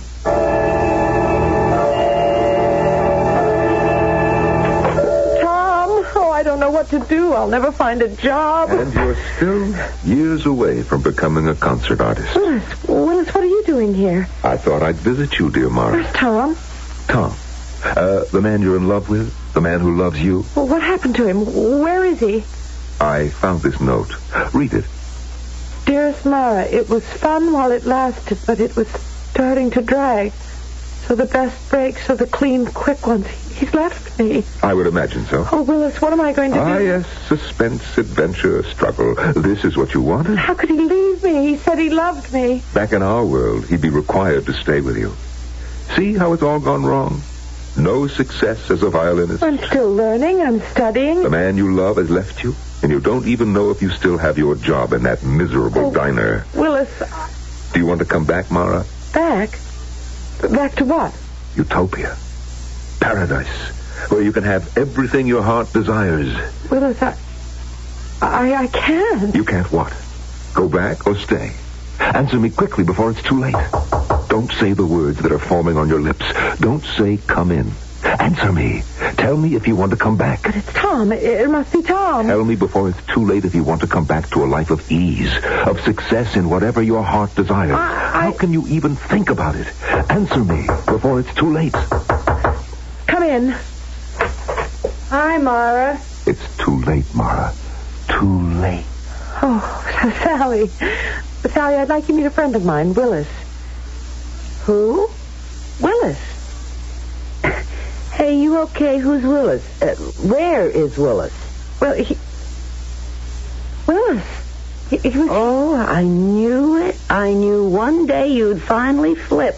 Listen, kid, I squared it with Jerry. I said you was sick. It must have been a dream. What? That I lived in a place where everyone could have his heart's desire. Hey, that must have been okay. No, it wasn't. Instead of staying there, I chose to live here. Oh, you're crazy. Why? Well, because I'm human, I guess. Oh, I wish I could have dreams like that. You ought to see some of the things I dream about. Willis, Melisande, Roland. Are they the dream? Or Sally, Jerry, Tom, this place? This struggle, this suspense. Is this the dream?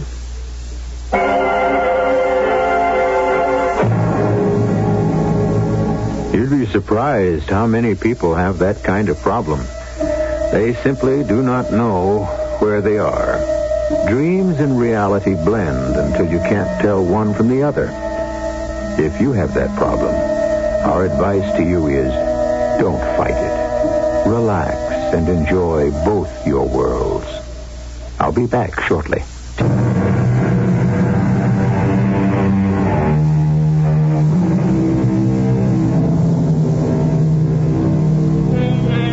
What is there about paradise that makes it impractical and impossible for humans to live there? Why do they all fail? All those gardens of Eden, from the ones created by the gods to the utopias created by men and women. Is it because man can never really be happy on a constant level of happiness? Do we always require a trial or two to give savor to life? Our cast included Patricia Elliott, Norman Rose, Joan Lovejoy, and Don Scardino. The entire production was under the direction of Hyman Brown. Radio Mystery Theater was sponsored in part by Buick Motor Division. This is E.G. Marshall inviting you to return to our Mystery Theater for another adventure in...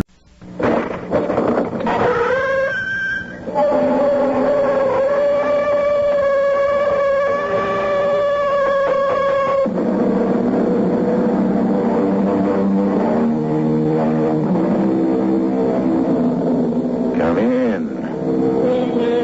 Welcome. I'm E.G. Marshall. In this tale, we're leaving the supernatural for the natural. Not that the mystery is less deep. This is a story of human beings and the passions and desires that consume and drive them. A story that concerns one of the 7 deadly sins. In many ways, the most repulsive of them all. But which of them? That is a matter of our story. Let Detective Louis Stein mention only one of them. You listen to me, Tony, boy. The more time I spend on homicide, the less I pretend to understand it. I've seen guys knocked off in an argument over a hockey game. Dames who stuck a knife in their husbands because they forgot to bring home the margarine. Candy Hart was doing your little Polly picture out of a chance in the spotlight. Envy is as good a motive for murder as the next one. And murder is what we've got right here.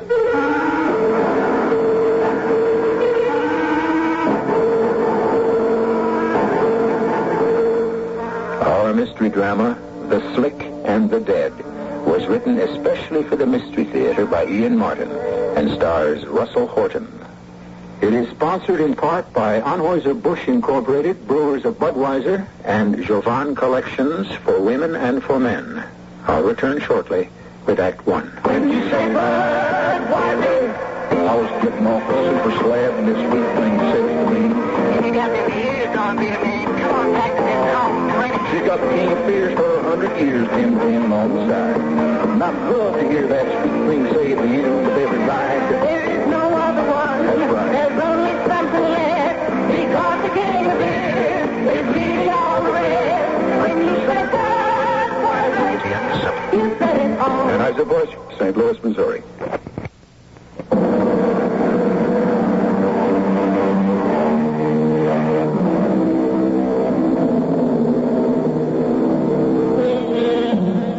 Of all the crimes on the police blotter, the most fascinating of all is the crime of homicide. Not alone because the killing of a fellow creature is the most final of all crimes, but because the reasons, the motives, the mysterious why of it are the most complex in all sins against society. For gain, for revenge, for jealousy, for 1,000 reasons, including just no plain reason at all, murder one deserves its ranking. In Candy Hart's case, all the basics of how, where, and even when are satisfactorily explained before a story even begins. What we are concerned with is why and who. Watch it, Detective Carbo. Let the boys get the basket out. Oh, sure, Lou. Good-looking chick. Yeah, before somebody wrung her neck. What'd you get from the doctor? What you usually get from a doctor, double talk. She was strangled with her own pantyhose sometime in the wee hours of the night. Couldn't pin it any closer than that? He will after the autopsy, sometime early this morning. Well, what time did the maid say she found her? Around noon, when she was making up the rooms. Just walked in and found her, huh? Well, no, not quite. See, that clerk who let her in came on duty then. He wanted to know if she checked out. Why do you want to know that? Want to ask him yourself? He's in a room down the hall. Yeah. All right, nothing more to do here. She signed in as Ruth Sniffen. Sounds like a phony. Could be. Her address was phony. And when we checked her purse, we drew a blank. Too little there, if you ask me. Somebody ripped her off? No, money was there, and lipstick, compact gum, some keys, a pencil, and a couple of hair ribbons. Hair ribbons? Mm-hmm. Hair ribbons. So? Well, nothing. It's just that funny thing for a dame to be carting around. Why? She's got long hair. Yeah, that's right. Come to think of it, though, you might have a point. How come? You take my kid, Debbie. She's got this long hair, too, you see, and she takes ballet. So? Did you get a good look at that one before they carried her around? Oh, sure. She was one looker. No, her legs, I mean. Did you notice how muscular they were? Yeah. You know, dancers use ribbons to tie back their hair. Maybe this will give us a lead on who she is. Isn't there anything in her bag? That's the whole point. Nothing. No letters, papers, no credit cards, Social Security, nothing. Tell you what, you go call Chorus Equity. That's the dancers' union. See if they got a Ruth Sniffen. I'll take this hotel clerk and see what he knows. What's his name again? You ready for this? Yeah. Cabot Lodge. What? How's that grab you? I wasn't ready for that. Lay odds you won't be ready for him either.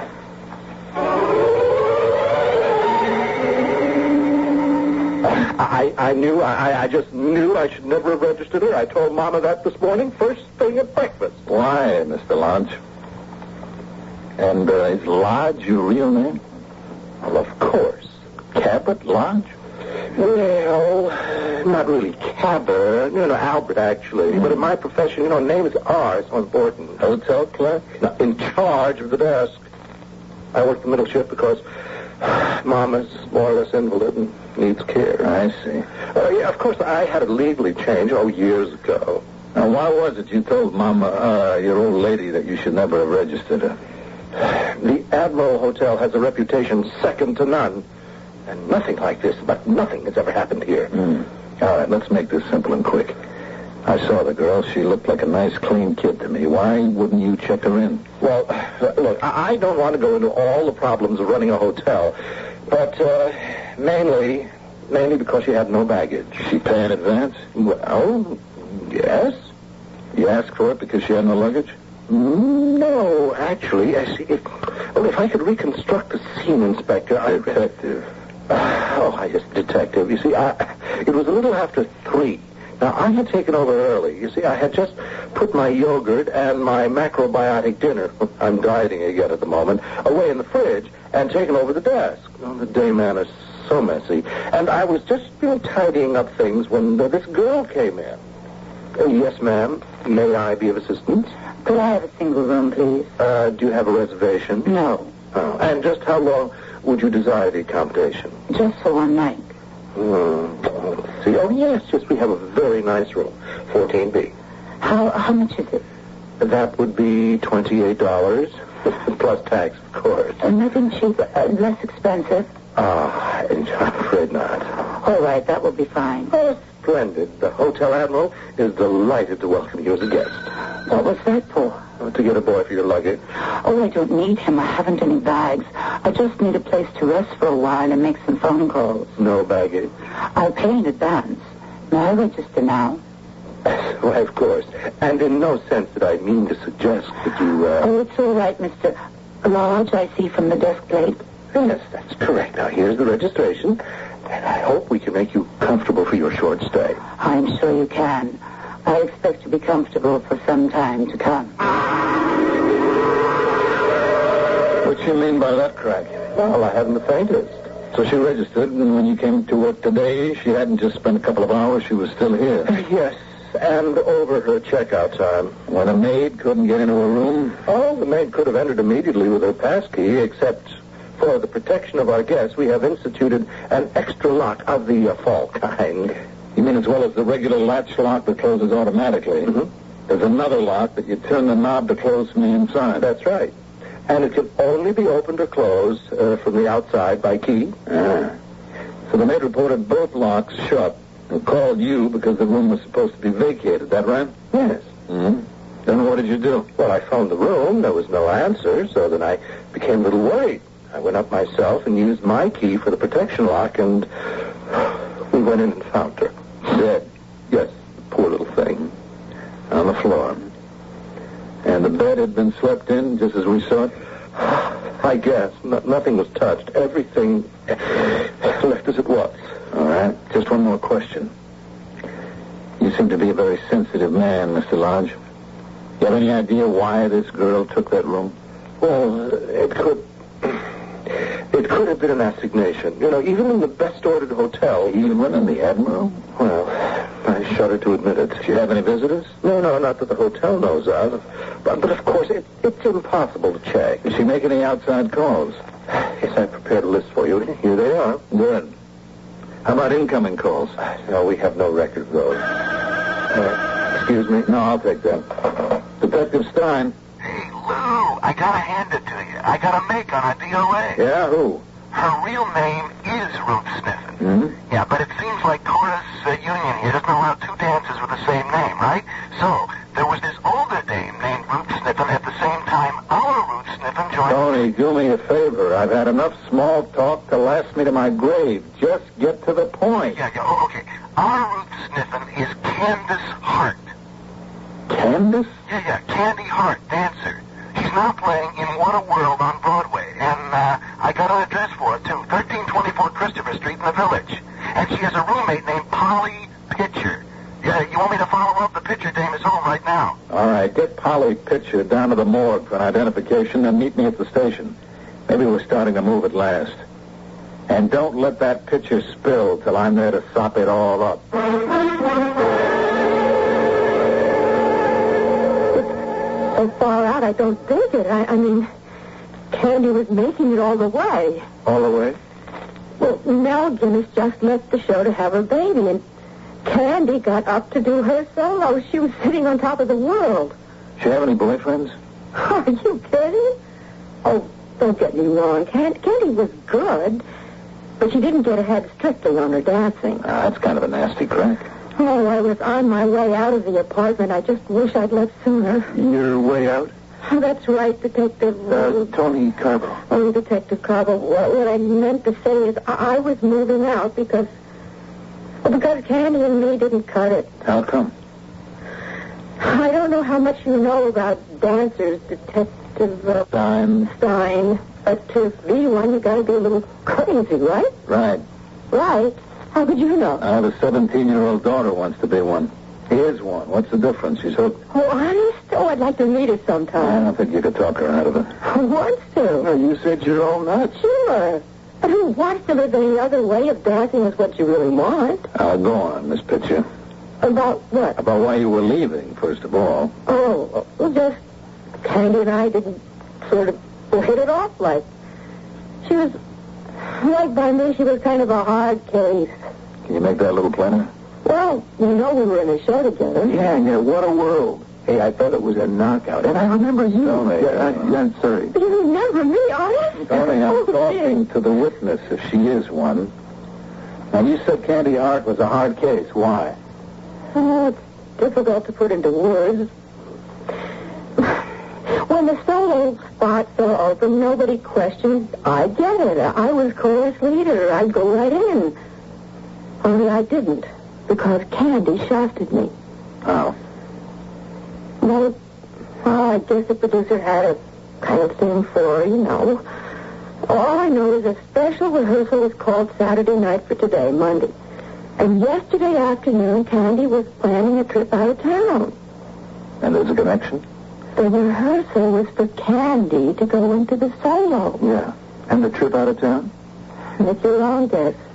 The producer lives in Eastport, Connecticut, and that is where she was headed. It looks like she never got there. I wonder why. Gee, I don't mean to knock her. I'm really just totaled by what happened. Well, maybe I'm way out of line, but that's the way I had to figure it when she left here. All right, let's go over it piece by piece and try to figure again. Something went wrong somewhere with whatever plans Candy Hart had. What, where, why, when, a million questions. Let's just start here with the beginnings. And see, can we find not what's right or wrong, but what went wrong.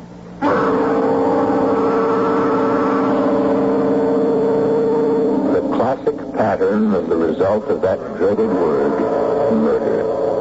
Inexcusable. The taking of another's life, for whatever motive. I once asked you to be judge and jury. That doesn't apply in this case.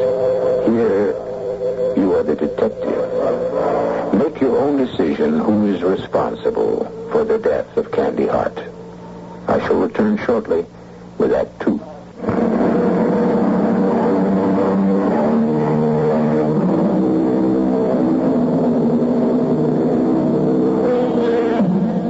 Now we continue with the mystery of the death of Candy Hart. Who caused her death and why? Remember that you are a detective along with detectives Lou Stein, 1st grade, and Tony Carbo, 3rd grade. Shall we make you detectives 2nd grade, since these reports come to you secondhand? And see if you can point the finger to the murderer as the case unfolds, while Candy's roommate, Polly, is being questioned. All right, Miss Pitcher. Incidentally, just for the record, is that an AKA? A what? AKA, that's also known as, an alias. You mean, is it your real name? Oh, yeah, sure. I really am Polly Pitcher. Well, Pauline, to be exact. Mm-hmm. You said you figured your roommate Candy was off for a little weekend whirl with the producer of your show. Is that right? I don't know. Sometimes I'm kind of a big mouth. Maybe I should have clammed up. Not with us, baby. I didn't pay. No, it's all right, Miss Pitcher. You just go right ahead and tell us again why you thought there was something going on there. Well, the way I told you. I'm chorus leader. I've done the solo a couple of times when Mel Dance was out, so nobody thought much about it. She sprained her ankle, I'd go right in.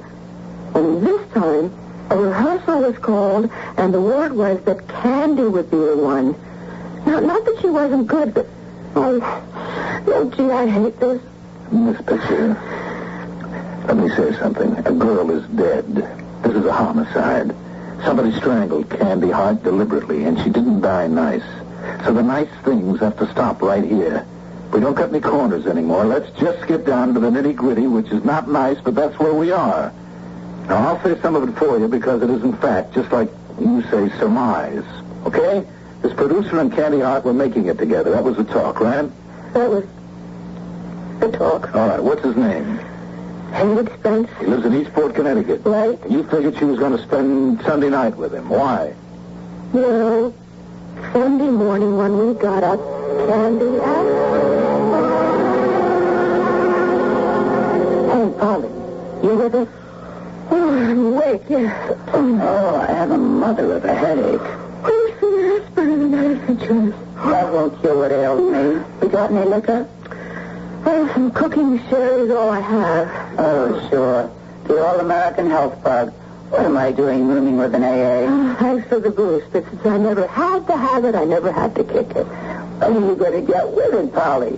You're going to be an Elsie Dinsmore for the rest of your life? Oh, knock it off. The needle has lost its charm. Oh, could use some more sleep. Anything else I can do for you? Yeah. You got a bag I can pack some clothes and stuff in? Well, stupid. I thought I was the one moving out. Oh, I'm not moving out. Just overnight. Nothing permanent like you. Oh, look, I'm not in all that rush. I won't duck out on you till you have someone to take over for me. Well, maybe it'd work better the other way, baby. Huh? How'd you like to take over the place and get yourself a roommate to share expenses? Oh, it's your apartment. I didn't think that was... Everything's up for grabs at the moment, baby. I could be moving in with someone else. Can you spring me an overnight bag? Oh, I haven't anything until tomorrow night. I rented the Jeannie Shepherd for the bus tour. She'll be back tomorrow night. Oh, great. But you have an overnight bag. The zipper's stuck. Can't get it open. Boy, wouldn't you know. What's the heavy day? My future baby doll. You mean our big man? The reason for the rehearsal tomorrow, you going into the solo? No hard feelings, Polly. That's only for openers. Spencer may have something going beyond that. Oh, boy, you're playing with fire. You mean Isabel and her bag? The guy is married. You're buying a lot of trouble. Don't you worry. Isabel's out of town, and what anybody doesn't know won't hurt him. We got any shopping bags kicking around? The best I could do is a plain old supermarket job. Solid. And after tonight, maybe you won't have to worry about making any moves. Look, I don't want to get out of line, Candy, but what do you mean? Lots of things are going to be settled by tomorrow morning. I got one thing going for me. And if Spence doesn't come through as advertised, he's in real trouble. You make it sound like blackmail. All in the point of view. The way I look at it, I'm just trying to make it easy all around. Guys do marry more than once. What about Bill Pastor? Bill? Oh, he never meant that much to me. Come on, let's dig up that shopping bag. I may be traveling third class this last time around, but you'd better believe it, baby. From then on, it's first class all the way. As far as you know, when Miss Hart left here, she was headed for Eastport to meet Mr. Spence. That seemed the idea. And she took her, whatever she wanted to take with her in a shopping bag? Yes. And that's the last you saw of her? Of course. But you didn't know where exactly she was headed? I thought up to Eastport. I mean, she called Central Terminal about train. But obviously she didn't catch one. She didn't mention anything at all about a rendezvous in New York at the Admiral Hotel? Not to me. Quite sure? Sure. What do you mean? Look, it's maybe a little early in the game.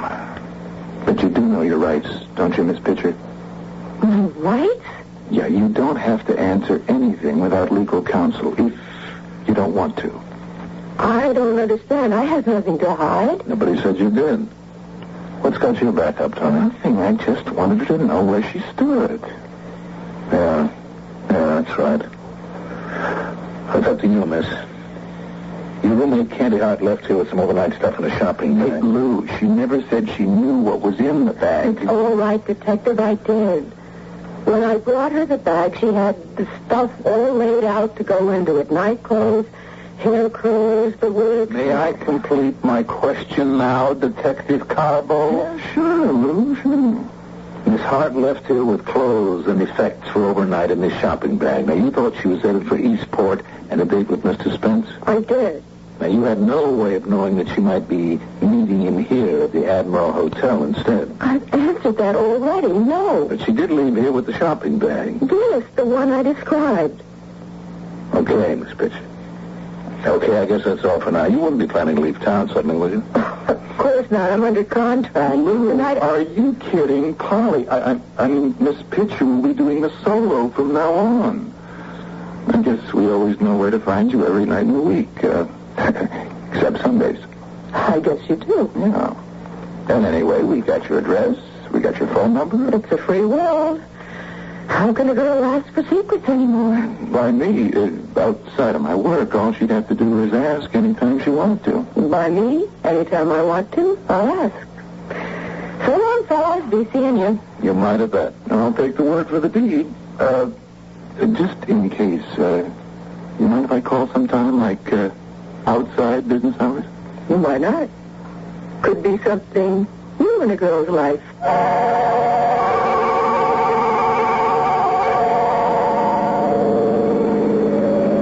I got you, huh, Tony?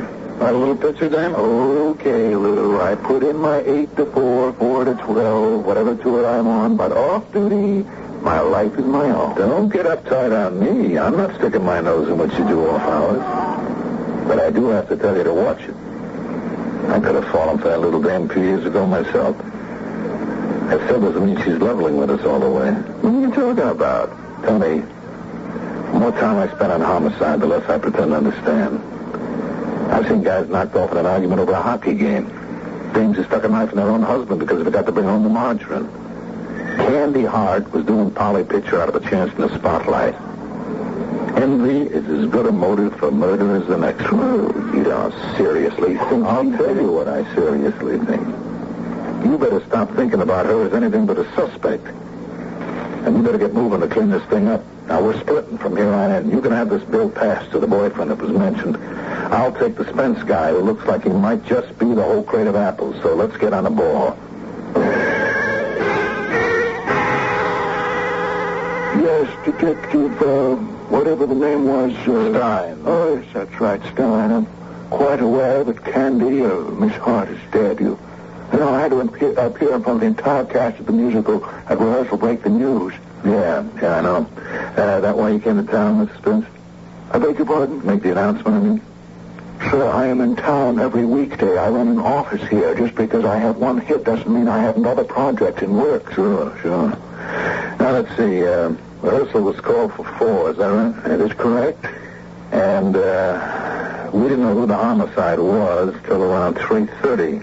Well, I can check with my secretary, but it was shortly after that time that the appalling news was transmitted to my office. Mm-hmm. As a matter of fact, it wasn't until I got to the theater for rehearsal that I was told the news. Yeah. What time did you get in this morning, Mrs. Spence? I beg pardon? What train did you take in from Eastport this morning? I didn't. I drove. Oh. Put your car in the garage? Yes. Good. And a ticket will show what time you pulled in. That is correct. As a matter of fact, I came in yesterday from the country. Oh. In fact. When was that? Well, sir, it so happens that my wife and children are visiting her parents this weekend. I found myself at loose ends, decided to come into the city. And what time would that have been? In the middle evening, after dinner, say 8 or 9-ish. My garage will know what time I left the car. Yeah, they do. 8:47. Then where did you go? Not that it's any of your business, but to my apartment, where I worked until after midnight, went to sleep, came down to my office at the usual time, around 10 a.m. Got a doorman at your apartment? No, actually, I own a brownstone. I have the bottom floors, rent out the top. And you say you were alone? I was. Did you make any phone calls? Did you see anybody during the evening? I made several phone calls, but got no answer. No, I didn't see anyone. So you were all alone from, say, 9 p.m. until at least somewhere after 8 the following morning? Unfortunately, yes. Sure. I mean, you're an intelligent man, Mr. Spence. I mean, you can see where all this is headed, right? Naturally. Now, Candy Hart. Why was she suddenly packing a bag to come and see you in Eastport while your wife and family were away? What? Was it because she was getting that solo spot instead of the regular girl who filled in? Has Polly been giving you some kind of a story about me and Miss Hart? I've done a little checking around. I had to warn you there was a lot of talk about Doesn't mean a thing. A theater company registers gossips like a family. As a small village, sir, Candace Hart was an employee, a talented one, but nothing more. That why you invited her up for the weekend or for Sunday night? Who said I did that? As a taxi service meets all the New York trains, they got an office that side of the track. My information is you drove in with your white caddy, license number UV557, in time to meet the 1205 from New York. Now, you seemed annoyed there was no one on it. You went over to Mario's place for a couple of snorts till the next train. When no one was on that for you, you drove off and went, where? You seem to be doing all the telling. Why don't you finish? That's all I got. The rest you told me. You came to New York. I'll give you a bracket, 12 to 4 a.m. Were you at the Admiral Hotel during those hours? I was not, sir, nor to the best of my belief, except to have a drink in the bar waiting for a train, have I ever been anywhere in the Admiral Hotel. All right, so much for who. At the moment, it wasn't you. Now, another big question you might be able to answer. Yes. Why? Why would anyone want to murder her, and why did you take a room in the hotel? Think it over, Mr. Spence. And remember, like I said in the beginning, you don't have to answer anything without a lawyer's advice.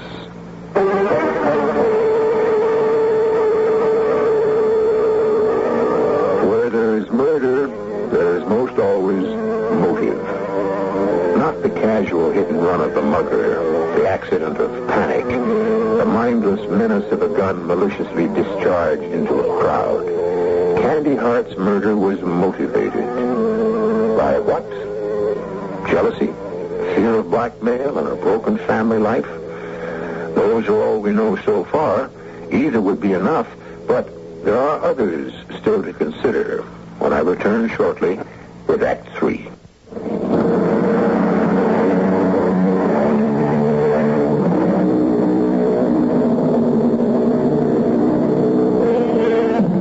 While Detective Lewis Stein was questioning Haywood Spence, Detective Tony Carbo was questioning a man whose name had arisen only obliquely so far in the investigation, but a man whose testimony would prove to be surprisingly illuminating, since it introduced a whole new element into the case.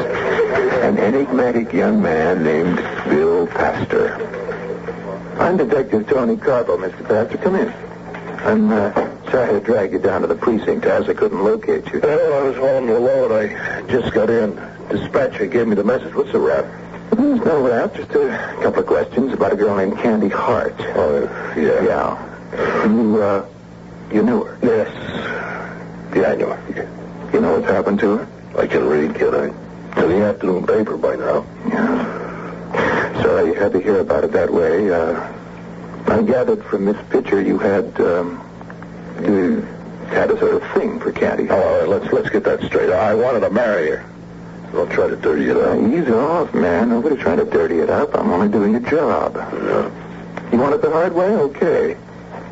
Where were you between 12 midnight last night and, say, 4 o'clock this morning? Zonked out. You want to make that clearer? I was sleeping. I had a haul freight out of here from Boston. 6 o'clock this morning, I just dead-headed back. Okay. can check it out if you want. I already have. Not that it matters. When was the last time you were in touch with Candy Hart? I saw her a few days ago. She gave me my walking papers. Mm-hmm. How come? None of you. Well, what's the difference anyway? Who fights City Hall? I wasn't good enough for her. Except when she needed me. You want to clear that up? Yeah. She called me last night. What time? Around 6. From where? I don't know. First off, I thought it was from out of town, from that Spencer's place. Yeah, what did you think of second off? Nothing, because I got the kiss off. You want it all flat-foot? You can have it, with my compliments. I still can't figure it. Yeah. Bill, it's Candy. Hey, how are you, baby? Where are you? Where? Never mind that for the moment. I need help. Oh, what am I here for? You got it. It's pretty crazy, Bill. I just didn't know who else to turn to. I like that. You wouldn't. I mean, whatever I say goes no further. You just have to ask. I'm asking. So you can bet it. Not on your life. Okay. Now here's what I need to know. If a person, if someone has a sack full of dough in, like, small bills, kind of worn, could they be traced? No. Wait a minute, kid. What are you mixed up in? Bill, don't ask questions. Just give me answers. Well, how would I know? You know why? Oh, I know it's not like that with you anymore, but you do have, like, connections. Listen, where are you? Let me come up and talk to you. No, first answer me. Okay. The answer is, I don't know. I don't know where they came from, do you? No, but I can guess, and they're not legal. Counterfeit? No. Lifted, stolen? Not exactly. How small denominations? 5s, 10s, 20s, a few hundreds. Not new. What do you want me to say, Candy? I've been up the river. I don't want to buy it again. It could be okay, but if it was me, I wouldn't try to pass it. What would you do with it? Broker it, fence it. Those boys know how to spread it. What would that cost me? How much you got? Never mind that right now. Let's say it was 100,000. Oh, well, with no connections, you'd be lucky to keep maybe 25%. And if I had connections like you? Candy, even if I had it, I wouldn't touch it. Now, you listen to me. Whatever you got to stake, forget it. If it's the wrong side of the law, it is worth nothing. Turn it in. Now, look, you want me to help? Tell me where you are, and I'll come up and we'll work it out. Forget it, Bill. I never had money like this in my life, and I'm hanging on to it come hell or high water. Candy, honey, believe me, you're making a mistake. Candy! Oh, how can you be so crazy and stubborn?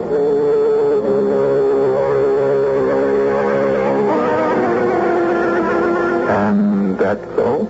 She hung up on me. And you've got no idea where she was calling from? No, I tried to trace her to that roommate of hers, but she never gave me the time of day anyways. I wouldn't press your luck, Lizzie. You keep your mouth off this picture. Like that, huh? You better make that clear.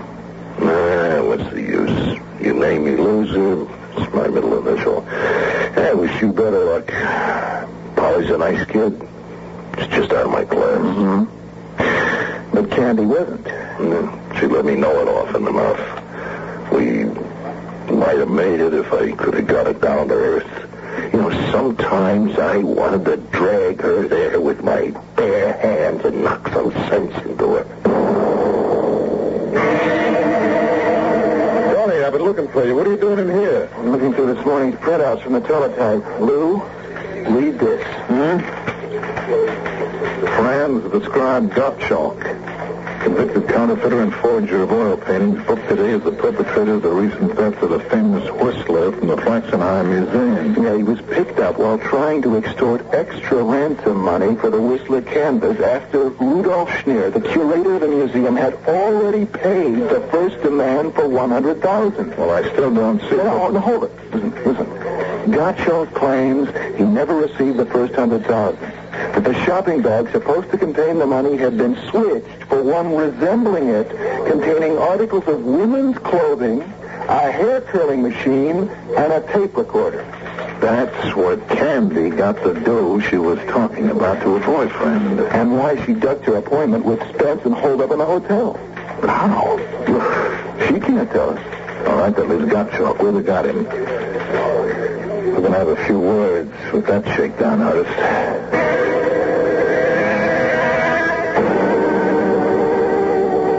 Supposing we just go over it again, friends, and this time let's do a little singing. I told you it's the truth. I want to know how that girl got the money. Friends, Gottschalk, whatever your name is. I like better just Frank. I'm an American citizen. Yeah, you were like a straight out of the clean. I still am, even if I cannot vote. Frank, if you don't come clean with me, there are a lot of things you're not going to be able to do for a long, long time. This isn't just an extortion rap anymore. It's maybe the big M. I have nothing to do with murder. Okay, convince me. Play fair with me. I'll give you all the breaks I can.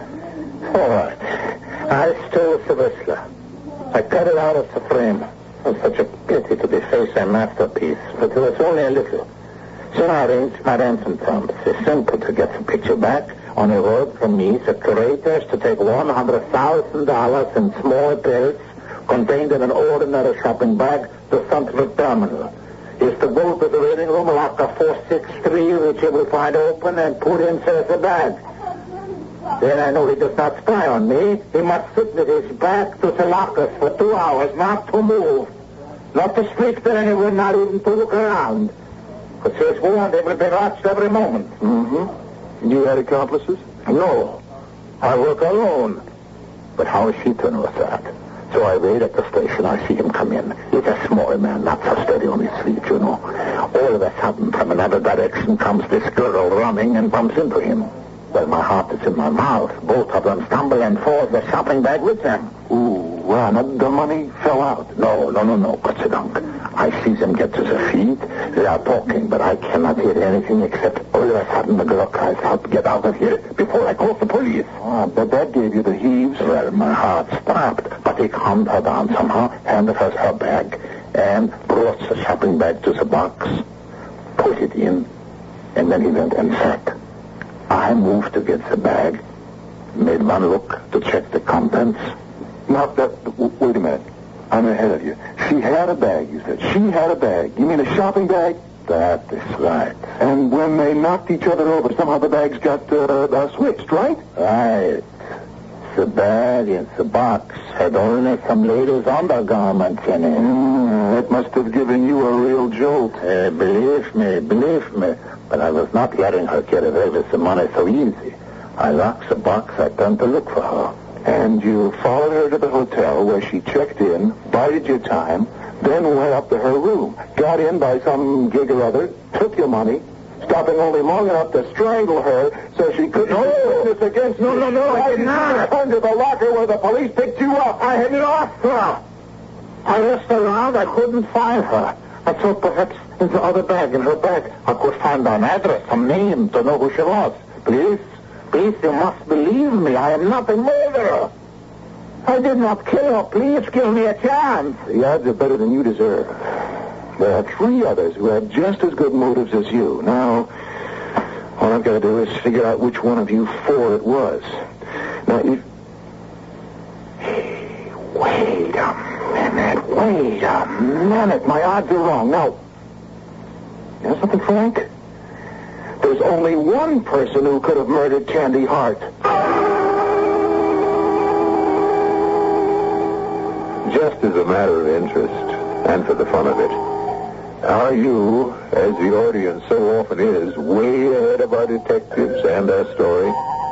Could you name the murderer and his or her motive now? Have you perhaps even known from the beginning? Or would you like now, before we complete our story, to pick your own candidates? Now, for those of you who feel you know or have guessed, here is the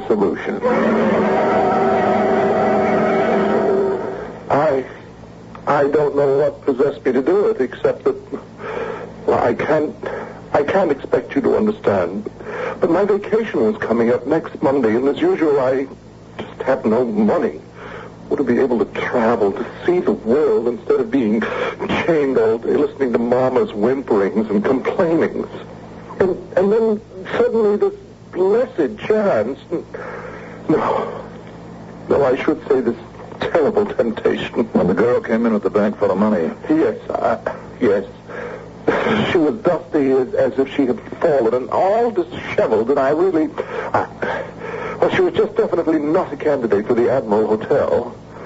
Well, I was thinking of telling her that we were all filled up when she put down her bag to register. Oh, Lord, help me, it tipped over, and the newspaper covering it at the top slipped aside, and I saw it was full of money. So you let her in? Yes. And later that night you went up and used your pass key to get into her room. She woke up and recognized me and turned on the light. I offered to share, but she was impossible. She said she would scream her head off if I didn't get out. For the first time in my life, perhaps, I lost my head. I snatched at anything to gag her, and somehow it was around her throat. And then before I knew it, she was dead. Well, I had nothing to lose. I took the money. I thought I could get away with it. I knew that money was stolen, but somehow, I don't understand. Somehow, you guessed. And the worst thing of all, I just don't know how we're going to break the news to Mama. I'm not sure I understand all the way myself, Tony. How did you peg it? Well, first off, I couldn't see our desk clerk Lodge ever letting anyone into the hotel without baggage, a woman especially. And second, once we knew the money was involved, I figured that let Spence and Pastor out of the picture. And little Polly, you never figured was in it at all. You said it. Now, as for Gottschalk, if he killed Candy and took the money, why try a second holdup? But most of all, it's my total recall. Like how? You notice those special protection locks at the hotel? Mm-hmm. The regular fall type. Right. Protection for the guests from the inside. But the only way to close that special lock from the outside was to have a key. And the only person who had that key was the hotel clerk. Elementary, my dear detective Stein. Now, what am I supposed to say? Amazing? You didn't think I didn't twig that right from the beginning? It's just that I couldn't figure that mama's boy having any reason for... Well, I guess we're never too old to learn, huh?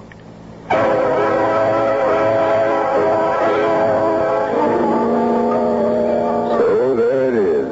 All wrapped up, finished, ended. As you guessed it.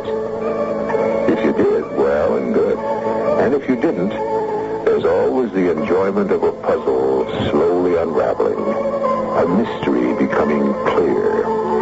I hope you enjoyed it as a change of pace and as a reminder that the order of natural events is frequently just as chilling as the supernatural. I'll be back shortly. Pick up a pickup. Pick it up and take it home.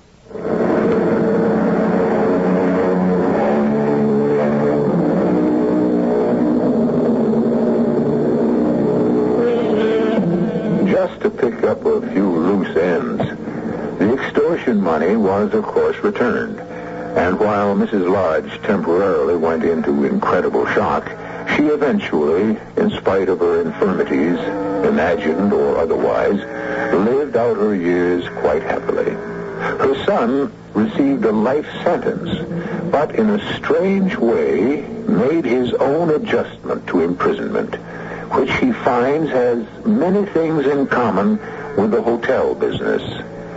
And Detective Tony Carbo is married to guess who? Our cast included Russell Horton, Rosemary Rice, Mandel Kramer, Josephine... Test drive the Mazda and discover the astonishing difference in Mazda's rotary engine world. Experience the future today at Jerry Freeman Mazda in Dallas. The CBS Radio Mystery Theater presents...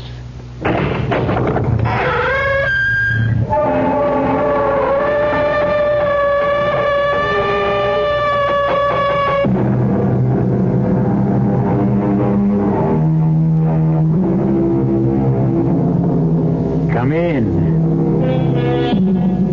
Welcome. I'm E.G. Marshall. Welcome to a world of terror. To those of you who have never experienced terror, it is but a word, quite meaningless, really, altogether without substance. But to those who have felt its icy touch, it has the same mind-shattering meaning it had for Jane Prentice when Iris Patterson told her... You'll just have to pretend you know nothing about all this. Act like a bride. Like a bride? No, I can't. It's up to you. You're really in no danger at this point. You won't be till you sign the insurance application. I won't sign it. You'll have to, so you don't arouse his suspicions. Oh, and one thing more. Yes? Whatever you do, don't cross him. Do as he says, precisely as he says. Always. Or we may not be able to save you.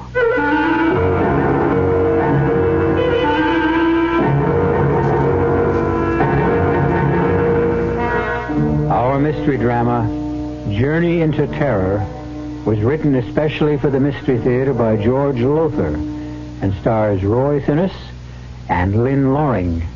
It is sponsored in part by Buick Motor Division and Anheuser-Busch Incorporated, brewers of Budweiser. I'll be back shortly with Act One. Say, do you know what happens this time of year? The swallows come back to Capistrano. Nope. The buzzards come back to Hinkley Ridge, Ohio? No. Bulldogs all over the world begin to shed? Not even close. Oh. This, my friend, is the time of year when you can get a super little deal on the practical but elegant Buick Apollo. And just between you and me, it may very well be the best chance you'll ever have to buy a Buick. I could have sworn this was Buzzard Day in Hinkley. This can make your blood pressure go up. And Madame wish? Oh, I'd like pâté to start, I think. Oui, Madame. And vichyssoise. Chateaubriand, yes, and petit pois. Darling. Yes, dear. I forgot my wallet. What, again? Oh, monsieur. Yes, your blood pressure can go up, but usually it will come back down again. If it doesn't, you may have hypertension. But hypertension can be controlled. Your Heart Association advises you to see your doctor regularly. Gotcha. Now that you got rid of the mosquito... Darn mosquito really bit me. Here's how to get rid of the stinging pain and itch. How? With Camphofenique. That awful itch is caused by fluid mosquitoes inject under your skin. The penetrating action of Camphofenique gets to the cause to stop the itch. Protects against infection from scratching, too. That Camphofenique really works. Camphofenique relieves the sting and stops the itch instantly. Camphofenique.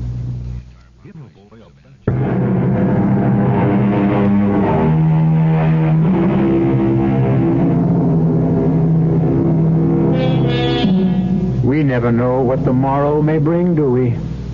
Indeed, what unexpected turn of fate may change our lives within the next hour. The truth is, we may well see but ignore telltale signs which warn us of danger ahead. And when the blow falls, wonder how in the world we could have failed to take heed. Jane Stoddard took no notice of the telltale signs and as a result faced death in a horrible form. I certainly admire the way you're taking the sudden change in our honeymoon plans, Jane. You're a real sport. Nonsense, Tom. Whither thou goest, I will go. To Detroit instead of the Bahamas on your honeymoon? It's not your fault your wealthy client lives here instead of Nassau. Patient, Jane. Patient, not client. A very handsome and talented one. Do you have patients all over the country? All over the world. You mean we're going to be traveling constantly? Oh, no. My practice is mainly in New York, but now and again I'm called into consultation. We'll have fun, sweetheart. You'll see. And now I'd better get a move on, or my patient will find himself another doctor. Will you be long? No, a few hours. Why don't you get out of this hotel and do some shopping? Maybe. But right now, I think I'll just stretch out and rest a bit. Good. Then you'll be in great shape for the theater tonight and some dancing later. See you in a few hours, sweetheart. Darling. Bye now. Bye, dearest.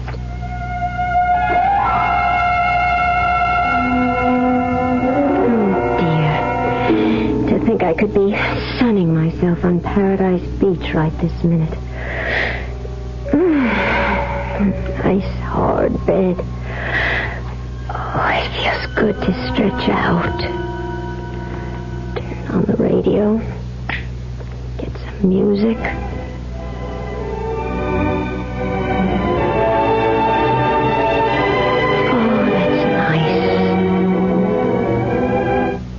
We interrupt for a special bulletin. The body of a woman, a newly married bride, was found less than an hour ago in her palatial Shaker Heights home. According to the police, she had been tortured, then strangled with one of her own stockings. The coroner has established the time of death as having occurred about 48 hours ago. Fine honeymoon. I'm in a hotel room listening to the latest murder report. Yes? Mrs. Stoddard. Mrs. Thomas Stoddard? Yes? I'm calling from the lobby, Mrs. Stoddard. You don't know me, but my name is Iris Patterson. I know you're alone at the moment. I saw your husband leave the hotel just a few minutes ago. What is it you want? I want to come up and talk with you. About what? It's an urgent matter, Mrs. Stoddard. In fact, and please don't be upset now. It's a matter of life and death. Life and death? Whose? Yours, I'm afraid.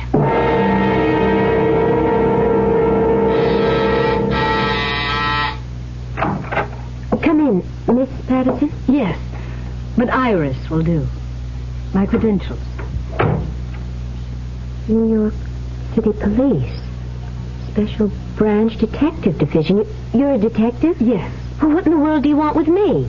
Mrs. Stoddard, what I'm about to tell you is going to shock you. But please keep in mind that, at the moment at least, you're in no danger. Danger? At the moment? What are you talking about? Let me explain. About an hour ago, the body of a young woman, a bride, was found in her home in Shaker Heights. I just heard the bulletin on the radio. Did you? What has that murder got to do with me? She was murdered by your husband. Here, please, here, let me. No, I'm all right. I thought for a moment you were going to faint. So did I, frankly, but I'm all right. Surely you've made some sort of mistake. No, I'm afraid not. But you must have. Tom, my husband can't possibly be a murderer. No matter what you say, I can't and I won't believe it. I don't blame you for feeling as you do, of course, but perhaps you'll believe me if I tell you a few things about yourself that will surprise you. Such as what? Your first meeting with Tom Stoddard was accidental, or rather appeared accidental. What? Why, yes. I mean, it was. It was in New York City. It was raining. We both hailed the same cab at the same time. And at his suggestion, you shared it. Yes. It happened roughly 10 days, 2 weeks ago. Yes, but how do you know? It's his M.O., his modus operandi, the way he operates. Now, I'm quite sure, for example, that you have no family to speak of, no mother, father, they're dead, no brothers and sisters. That's true. And few close friends. You lived alone, no roommate. You're absolutely right, but I still don't... Victims are always young women who are alone in the world. You see, this helps to make them easy prey. I mean, they're lonely, they yearn for companionship, and are perfect setups for a whirlwind courtship. He swept you off your feet, of course. Oh, he did. Flowers, candy, dinner dates, theater. It was... I was ecstatic, but... No, you can't be right. You have made a mistake. A terrible mistake. Mrs. Stoddard. Jane, if I may. Yes. We have made no mistake. For example, what about the insurance policy? What insurance policy? Hasn't he mentioned insurance to you? No. He will. Hasn't gotten around to it yet, that's all, but sooner or later, probably sooner, he's going to want you to take out an insurance policy for a large sum, naming him beneficiary. It's unbelievable, incredible. It is true, nevertheless. If Tom is a murderer, if he did kill that bride in Shaker Heights... And a few others. Then why don't you simply arrest him? Because we don't have enough evidence. He's extremely clever. And so far, we've been totally unable to nail him with the goods. That, Jane, is where you come in. What do you mean? We want you to help us nail him with the goods. Me? You could be. The chances you are his next victim. Now, if you consent to work with us, follow our instructions, we can set a trap for him. With me as the bait? Yes. No. I couldn't do that. I haven't the nerve for anything like that. I think you have. And just remember, you're in no danger at the moment. You won't be until you sign your name to an insurance policy. But, look, wait a minute. There's one thing I don't understand. What? Tom wasn't married to that young bride in Shaker Heights, was he? No. Well? He marries his brides for money. Kills others for killing. Oh, good Lord. If you'll help us, just work along with us, follow our instructions, you will have a better chance of saving yourself than if you don't. What do you want me to do? For the time being, nothing. Except to, well, just act like a bride. In other words, do nothing to arouse his suspicions. I can't do it. I just can't. It's up to you, Jane. Of course. Now, if you feel you can't, well, you can't. But as I said, you're in no real danger now, and you won't be until he brings up that little matter of insurance. Jane, you can do it. You must. All right. Good girl. Now, one thing more. Yes? He doesn't remain long in one place. He kills and runs, you might say. Now, he'll probably suggest leaving Detroit and going somewhere else. If he does, and we're positive he will, go along with him. Don't cross him. Don't ever cross him. One false move could mean sudden death, Jane. Sudden and agonizing death.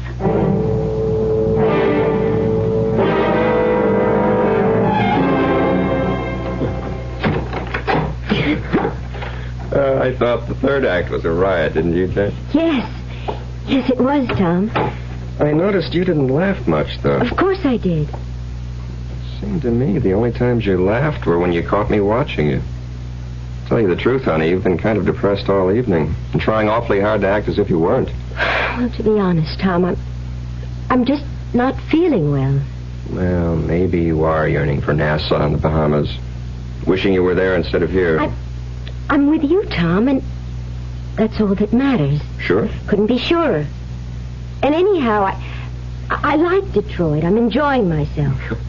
I'm sorry to hear about that. Why? Well, we're leaving for Los Angeles in the morning.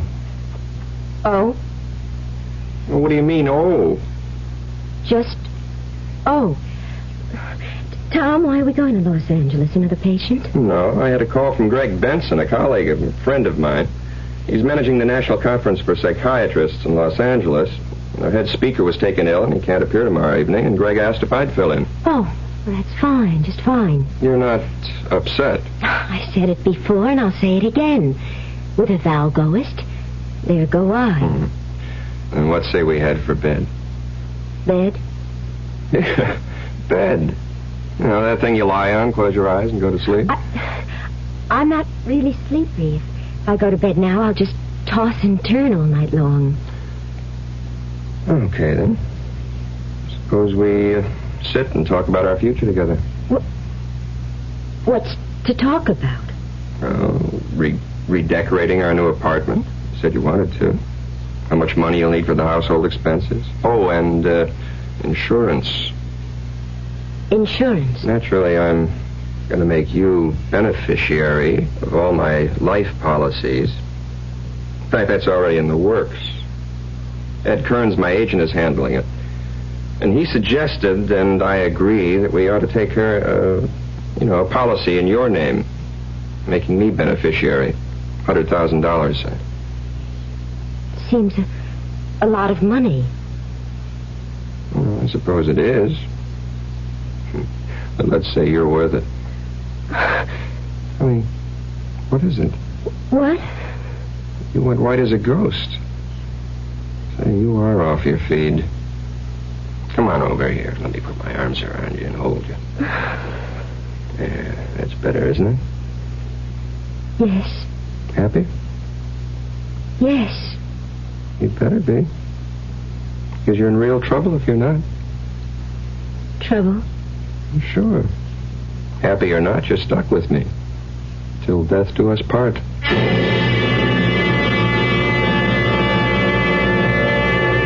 It would appear that Tom Stoddard is not only a murderer, but a murderer with a sardonic sense of humor. The full import of those words from the marriage ceremony, the import of Tom's use of them, is by no means lost on Jane.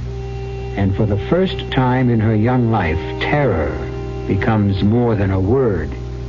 It becomes an actuality. I'll be back shortly with Act 2.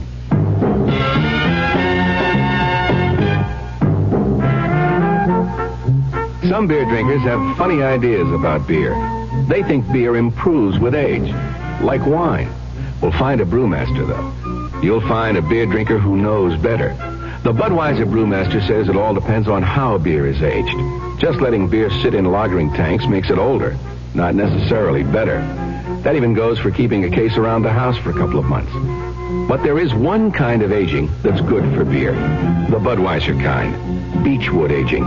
In this kind of aging, something happens. It lets all the flavor of the choicest hops and best barley malt that go into Budweiser get through to you.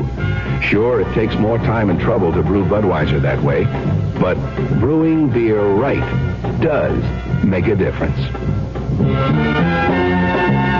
Anheuser-Busch, St. Louis. Just because you feel scorched by hot summer weather, there's no reason why you should have to walk around looking scorched. But a lot of irons that are good at removing wrinkles also do a good job of tattooing your clothes with brown spots.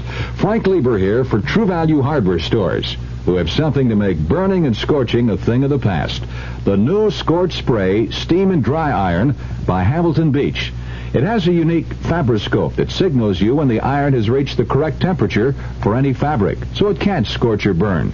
It sprinkles on any setting, so you can remove those deep-down wrinkles easily. And it's self-cleaning. Cleans itself through the back and not the vents, so you won't end up with dirt, lint, or chemical deposits on the sole plate. Take the worry and guesswork out of ironing. Get the Hamilton Beach No Scorch Spray Steam and Dry Iron. It's just $9.99 at the True Value Hardware Store nearest your home.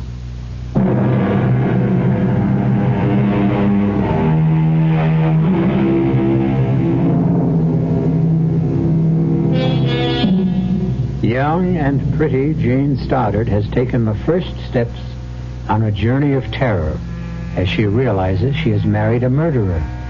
A man who tortures and strangles brides for money and for thrills.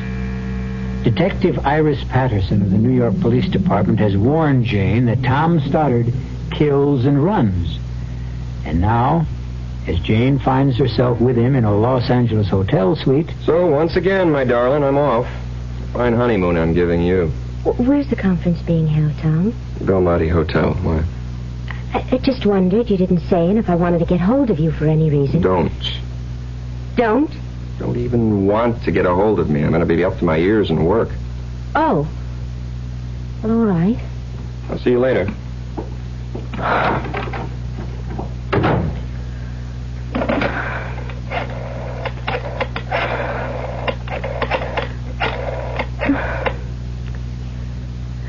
Belmonte Hotel? I wonder if you would tell me, please, in what room the National Conference of Psychiatrists is being held. What? Would you repeat that? There is no conference of psychiatrists being held at the Belmonte? Yes. Thank you. That's what I thought you said.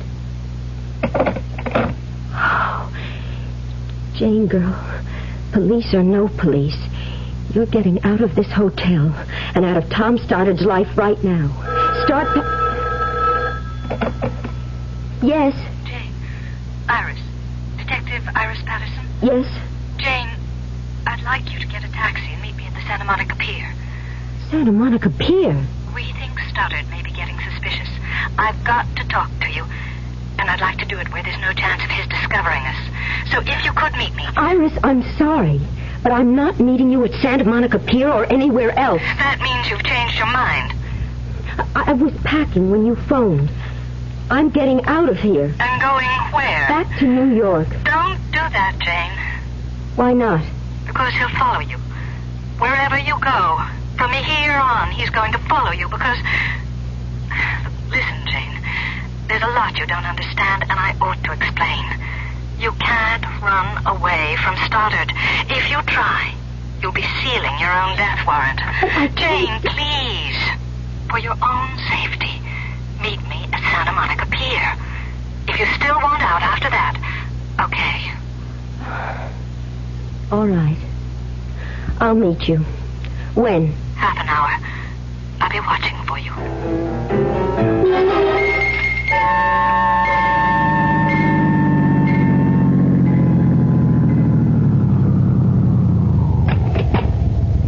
Keep the change, driver. Jane! Jane, over here! Here, Jane! Hello, Iris. Oh, we're safe enough here, I think. Would you like something to drink, to eat? Iris, I've been followed. Someone has been shadowing me since I left the hotel. Of course. That man in the car over there... What do you mean, of course? You're under strict guard. The man in that car is a Los Angeles detective. Oh, I'd forgotten I was being held under surveillance. Oh, well, you feel safer. Much. Well, you're half an hour late, though. What happened? Iris, I'm sorry, but... Well, you won't believe this. I couldn't find the pantyhose that go with this dress. I hunted high and low, and What's that, eh? Nothing. Nothing. Iris, there is something. The second I mentioned pantyhose, you got a funny look on your face. Okay. I wanted to keep it from you. No sense alarming you unnecessarily. Jane, there's been another murder. Here in L.A. A bride strangled with a pair of pantyhose after being tortured. No. Iris, that does it. I'm getting as far from Tom Stoddard as I can. Jane, another girl who married Tom Stoddard became afraid of him, left him, and tried to hide from him, and... Well, it took him 2 years to find her and kill her. But he found her and he killed her. No! The simple truth is your safety lies in our arresting Stoddard with enough evidence to put him behind bars for life. Now tell me, Jane, has he mentioned that insurance policy yet? Yes. Last night in Detroit. He wants to take out a $100,000 policy on my life with him as beneficiary. You didn't sign anything, an application for the insurance? No. Well, then you have nothing to worry about. Until he asks you to sign, you're relatively safe. Relatively? Don't worry. Safe enough. Iris, what did you want to talk about? Well, the next step is getting started with the goods. By this time tomorrow, unless we miss our guests, you'll be in Miami, Florida. What? Where... Now, look, I'm going to lay this on the line, Jane, and I want you to understand clearly what you're in for. Where we want to catch Stoddard in the act. The act of murder? Of murdering you. To be precise, the act of attempting to murder you. He won't succeed, of course, because you'll be surrounded by police. Of course. I mean it. Now, the reason we feel sure he'll be heading for Miami, probably tomorrow, is because that's where the original murder took place. The original murder? Yes, here's the story. You see, nearly 5 years ago, Stoddard fell in love with a gorgeous... well, sex pot, madly in love. They met and they married in Detroit, came here to L.A. on their honeymoon, and then went on to a beach cottage a few miles north of Miami Beach. Why did he murder her? All right, I'm coming to that. Stoddard had to be away for 24 hours or so on business, and he left his bride in the cottage. But then he changed his plans, you see, unexpectedly, and came back to find her with another man. He killed the man first. And he spent hours torturing his bride before he killed her. I don't get this. If he killed this woman in Miami, and you know he did, how come he's still free? How come he's not in prison? He was, for more than 3 years. He got off with a reduced sentence on a plea of temporary insanity. I see. Only as we see it, and have every reason to believe, he's still insane. You really mean it when you say if I try to go somewhere he can't find me, he'd still find me? He'd still hound you until he does find you, yes. Then I have no choice, have I? I don't think so. All right, Iris. I'll go along. What else can I do?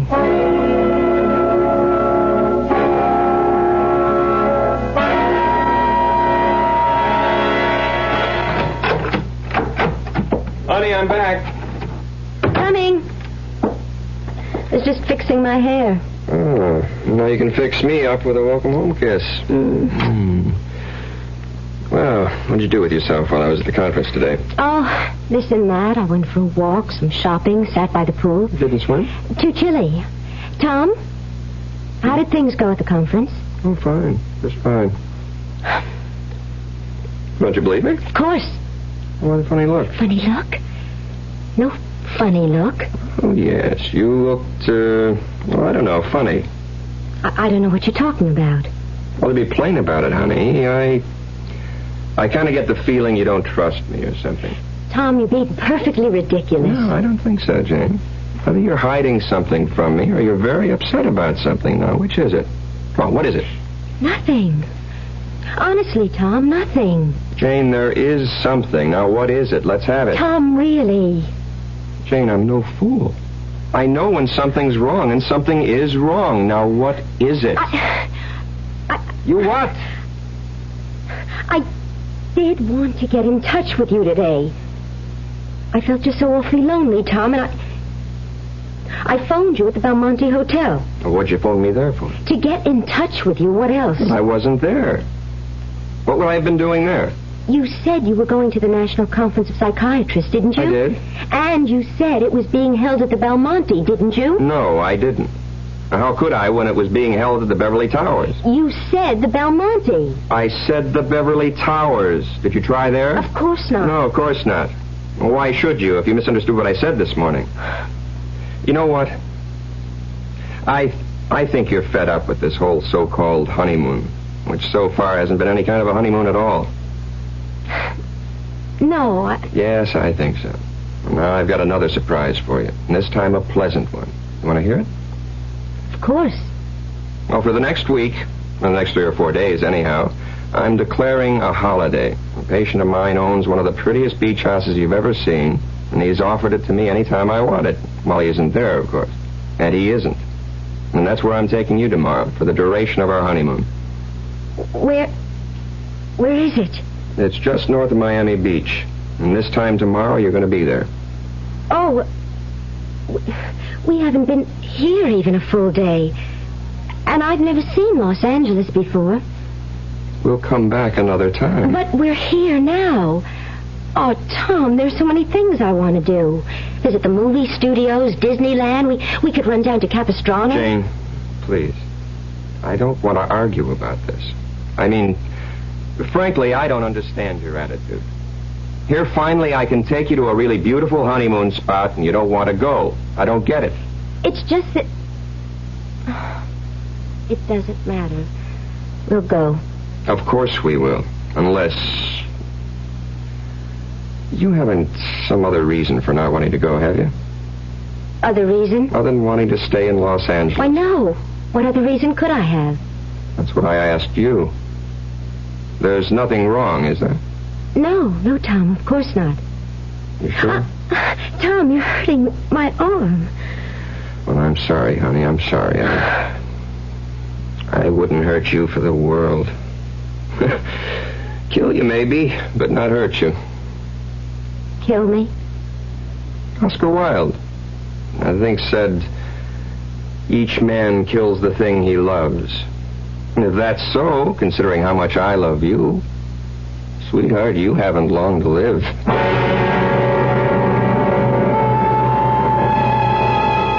So Jane Stoddard moves along, step by step, on her journey into terror.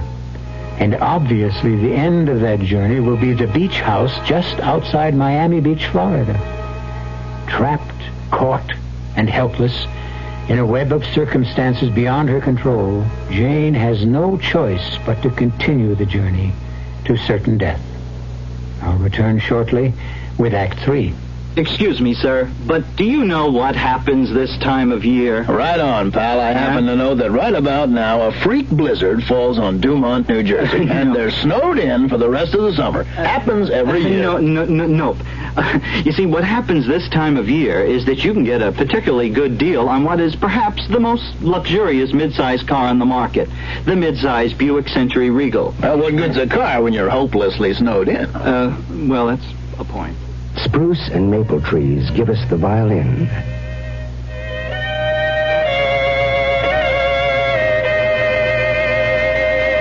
And if we don't stop burning them down, we'll have a little less music. Sometimes a gentle rain in one place adds up to a raging torrent in another. A torrent that can uproot lives as well as trees. Essence of beauty, breath of immortality, man's cherished treasures. Magnificent Oriental treasures await your viewing at the Haiku Gallery, number 175 in the Quadrangle.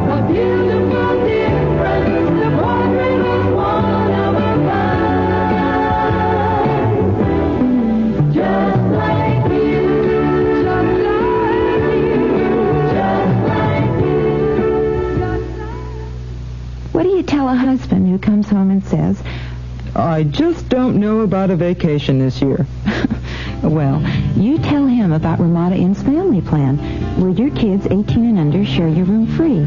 And you tell him about the toll-free Ramada Inn's reservation number, 800-228-2828. At least that's what I tell him. At Ramada Inn, you're always welcome home.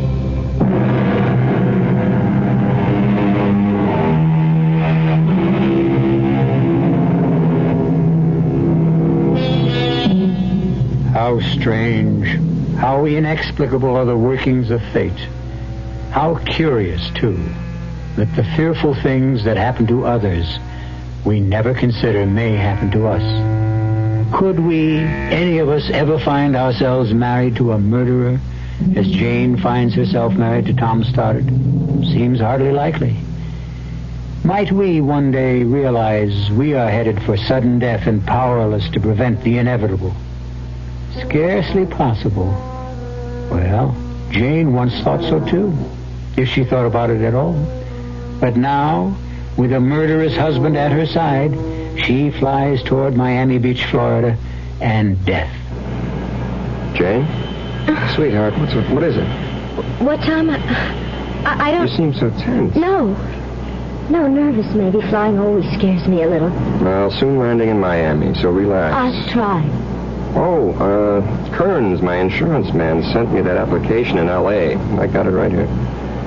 Application? You know, the insurance policy I'm taking out on your life. Now, here's a pen. You can sign it now. Now, shoot it back to Kearns from Miami Beach. Well, sign it, honey. Yes, of course. Good. That takes care of that. Oh, mind if I settle back and catch 40 winks? Of course not. I'm going up to the ladies' room. Okay.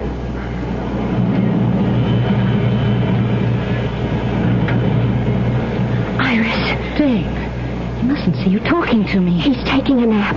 I saw you come on board. Iris, I just signed for that insurance policy. $100,000 and naming him as beneficiary. Did you have to? No choice. That's too bad. I hoped he'd hold off on that till I got things squared away with the Miami police. I signed my own death warrant, you're saying? No. It's not as bad as that.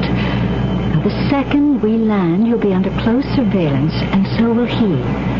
Follow instructions, and you won't have a thing to worry about. I wish I could be as sure of that as you seem to be. You can be. Just trust me. Now go back to your seat before he wakes up. The last thing we want is for him to see us together. Jane? I can hardly bear to sit next to him. Hang on to your nerve, Jane. We're close to the end now. I just hope it's not the end for me.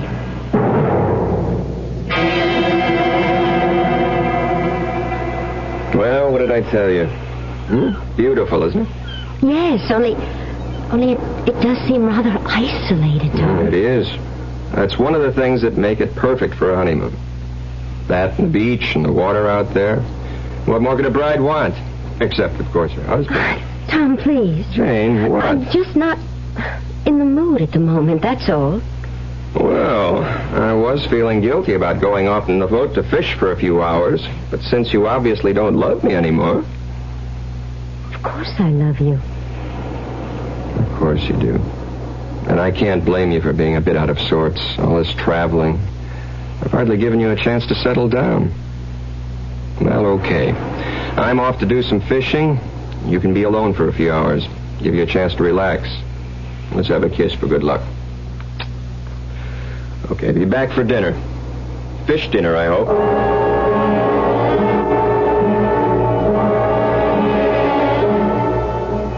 Jane? Oh, Iris. Thank heaven you're here. Tom's gone fishing. Yes, we know. We watched him leaving the boat half an hour ago. We? Myself and 2 detectives assigned to the case. Now, look, Jane. I've got something to tell you you're not going to like. Just try to keep calm, will you? Yes. All right, here it is. We're quite sure, Detectives Allen and Barney and I, that Stoddard will attempt to kill you tonight. Why tonight? It's the anniversary of the night he murdered his first wife and her lover in this cottage. No. Don't look so frightened, Jane. In a way, you ought to feel relieved. After tonight, it'll all be over. For me, maybe. Not a chance. I said we're sure he'll attempt to murder you. But we're also sure he'll fail. How can you be so sure? Oh, well, we just are. You're evading me, Iris. What makes you sure? I didn't want to make things harder for you, Jane, but, well, there's the torture. Torture? Yes. Are you telling me you're going to let him torture me before you move in? I'm not telling you anything of the sort. What I'm saying is that we've got to let him make the first move. We've got to have the evidence to convict him. And that brings me to the next step. Yes? Now, we're going to have to bug this cottage. Set up a tape recorder with concealed microphones in each room. Why? Because once he has you, that is, once he thinks he has you where he wants you... No, I can't go through with this. Jane, you can. Now, please trust me. As I say, once he thinks he's got you where he wants you, he'll do a lot of talking. He'll get pleasure out of telling you who he really is and how he tricked you into marrying him and what he intends to do before he murders you. Now, Detectives Allen and Barney and myself will be here in the house recording every word. And Jane, dear, I give you my solemn word. Once we have the evidence, we'll move in on him so fast he won't have a chance to lay a finger on you. I hope you're right. Now, one more thing before I go. Here's a sleeping powder. You always have cocktails before dinner. Now slip this powder into his cocktail tonight. Put him to sleep? What on earth for? So we can bug the place. He'll only sleep for an hour or so. It's a light dose. But he's out fishing. Can't you do what you have to do now? No, it's too risky. Everything has to be concealed carefully. And we can't chance him coming back unexpectedly.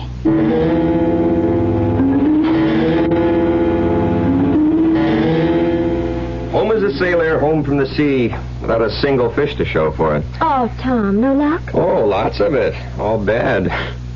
But you should have seen the one that got away. Well, at least I can drown my sorrow in a couple of dry martinis. You? Yes, I'll mix them. No, I'll do it. You relax now. I've been doing it all afternoon.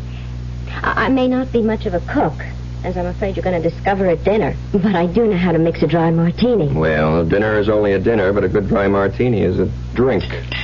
Whatever that means. Well, it must mean something. I'll think about it. Well, what'll we do tonight after dinner? Get a drive to Miami Beach? Why don't we just stay here? Oh, well, that's okay with you. Perfectly. It's going to be a full moon. We can sit on the beach and watch it come up over the horizon. A perfect moon for a perfect honeymoon. Here. Thank you. Looks good. Tastes good, too. You make a fine dry martini. Thank you, sir. Let's have these out on the porch so we can watch the sunset. Huh? Good idea. Oh, this deck chair feels good. I'm more worn out from fishing than I thought. You've had a lot of air and sun. That sun was hot and bright. Even with sunglasses, the glare was hard in my eyes. Yeah. You didn't put anything in this martini, did you? No. I feel sleepy. So suddenly. As you said, the glare of the sun on the water. Worse than I thought. Oh, boy. I just can't keep my eyes open. Can't stay awake. Oh, I'm sorry. Don't mind me. Close your eyes. Rest them. Yes. I never felt so asleep. What was that? Nothing. The glass slipped from your fingers. Don't worry about it. I'll clean it up. You sleep. Tom? Tom? Good. Iris, here. He's asleep. Fine, Jane. That's just fine. You handled everything exactly as I wanted you to. All right, now what? Let's go in, so I can decide where to place the mics and the tape recorder. You didn't bring them with you. What? The microphones and all that. No. Those detectives will bring it. No. Well, if you haven't got it and they're not bringing it... Glass doors, why are you locking them? They have to be. Whatever for? Because that's the way it was. These glass doors were locked when I came back that night. What? Came back unexpectedly and found Jim with her. Iris, what are you saying? I told you. That day on Santa Monica Pier, I was supposed to be away for a day or so, but then changed my mind and came back that night and found them together. In bed together. I killed him, but I tortured her. Iris! Put her through the hell I would go through later, thanks to her. You? Yes. And now you. You'll go through the tortures of the damned. Like the bride in Detroit, in Los Angeles, and finally here. You tricked me from the first. Tricked you? Why, you little naive fool. It was no trick at all. My only problem was that husband of yours asleep out there. Trying, always trying to be one jump ahead of me. And sooner or later, he'd have succeeded. Tom was after you? Has been. Since I escaped from the asylum. No. You don't know who your husband is? Well, of course you wouldn't. You hardly know him at all. He's not just a psychiatrist, my dear. He's a psychiatrist with the New York Police Department. Oh, poor fellow. I escaped on the very day he married you. The police needed him. They needed him badly to figure out where I'd go, what I'd do. And he did figure it out. Only he was always just one step behind me, not one step ahead. This makes no sense. The day I met you on the Santa Monica Pier, I was followed. I was. The man in the car following me, you said he was a detective working with you. With your husband, silly. No. Not me. Yes, You were being guarded, tailed every way you went. But not by me, by your husband. Why didn't they catch you? You and I sat there on the pier. That man in the car couldn't do a thing without endangering your life because I had this. And could have plunged it into you the minute he made a move. A knife. Long enough to reach your heart. Sharp enough to do to you what I did to her. No. Before I strangled her. Slowly strangled her. No. Oh, please. Stand still. Oh, don't back away. Yeah, that's all right. Move back. Just keep moving back into that corner where I can get at you with this knife. Where I can start working on you. A little cut here, a nick there, a stab in just the right place. Making it last. The torture. Making it last as long as... Iris, don't move. Just don't move. Now drop the knife. Oh, Tom, I put a sleeping powder in your drink. A drink I threw away when I said I'd join you on the porch. Yes, Iris, I have been one step behind you. But this time, thank God, I've been one step ahead of you.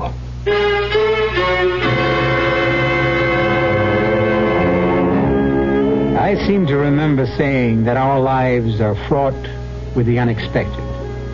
Also seems to me that, wrong as I can be at times, this time I was right. Glad I was. Jane Stoddard was only a pawn in the game the fates play. But thank heaven, she remains a living pawn. I'll return in a moment. Who knows how to help you solve your shopping problems? Your Better Business Bureau knows. What with all this oil shortage and all, Mrs. and I are talking about having our furnace checked out. I wonder what we should do. I can give you some advice about what to do. Yeah? Who are you? I'm the man from your Better Business Bureau. Now, it may be true that your furnace is in need of repair or even replacement.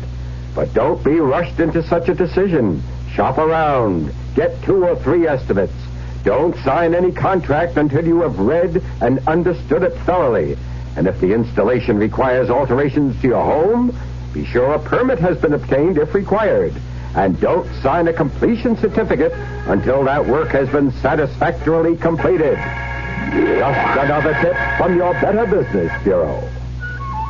Once upon a time, there came to pass a new law, and great changes came over the people. They were happy and busied themselves at work they enjoyed. They were kind to the earth, and it gave back to them. No one had to lock doors or put fences around their land. Everyone had enough to eat. The sick and the aged were cared for. The people stood proud and tall. In the land of make-believe, there were no poor. The Campaign for Human Development is working to make the same thing happen in our real world. Campaign for Human Development, United States Catholic Conference.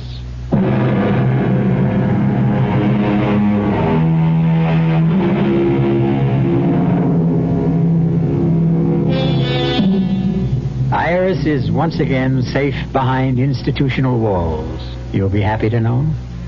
As for Jane and Tom Stoddard, they're on a second honeymoon. Or maybe I ought to say the first. The other one doesn't count. Our cast included Lynn Loring, Roy Thinnis, and Carol Teitel. The entire production was under the direction of Hyman Brown. Now, a preview of our next tale. But I'm not with the police, I swear it. Why all the questions, huh? Why all the nosing around? Ow, you're hurting me. Take it easy. I don't want no trouble in here. She's something. She's got to be. Bess told her I do business in your place, and now she shows up here the next morning. Don't that sound fishy to you? Well, it's funny. Come on, baby, Jim. Jimmy, don't. I was just the statue. Oh, I just wanted the statue. The what? I just used this thing. What's the statue got to do with... Wait a minute. Wait. You're right, Wormer. She's not a cop. Yeah, she's been acting like a cop, but that's not what she is. Please. Oh, please let me go. I didn't mean any harm. Please let me go. No, please. Sugar, you're not a cop at all. What you are is a nun. Radio Mystery Theater was sponsored in part by Anheuser-Busch Incorporated, Brewers of Budweiser, and Buick Motor Division. This is E.G. Marshall inviting you to return to our Mystery Theater for another adventure in the macabre. Until next time, pleasant dreams.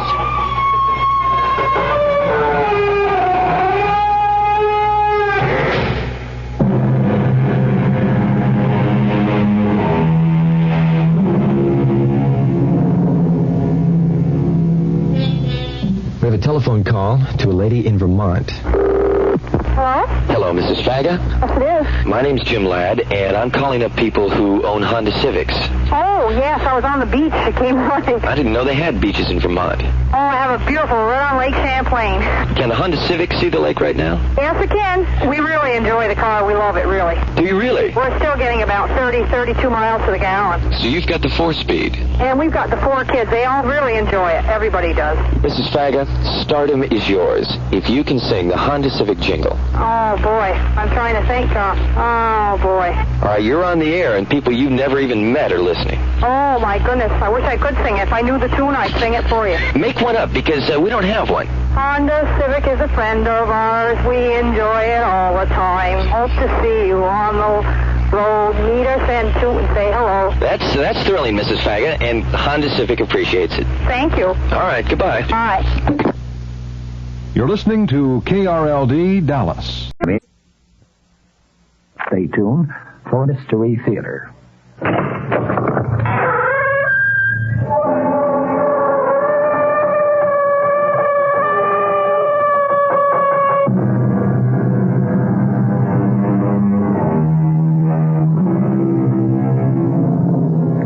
Come in. Welcome. I'm E.G. Marshall. This time I bring you not a horror story, not a mystery story, but a story that aficionados classify as the perfect crime. In other words, you see what our police friends call the perpetrator plan and execute what appears to be a perfect crime, one for which he will never be brought to book. And then you are kept in suspense, wondering or trying to figure out for yourself what little mistake he will make or has made that will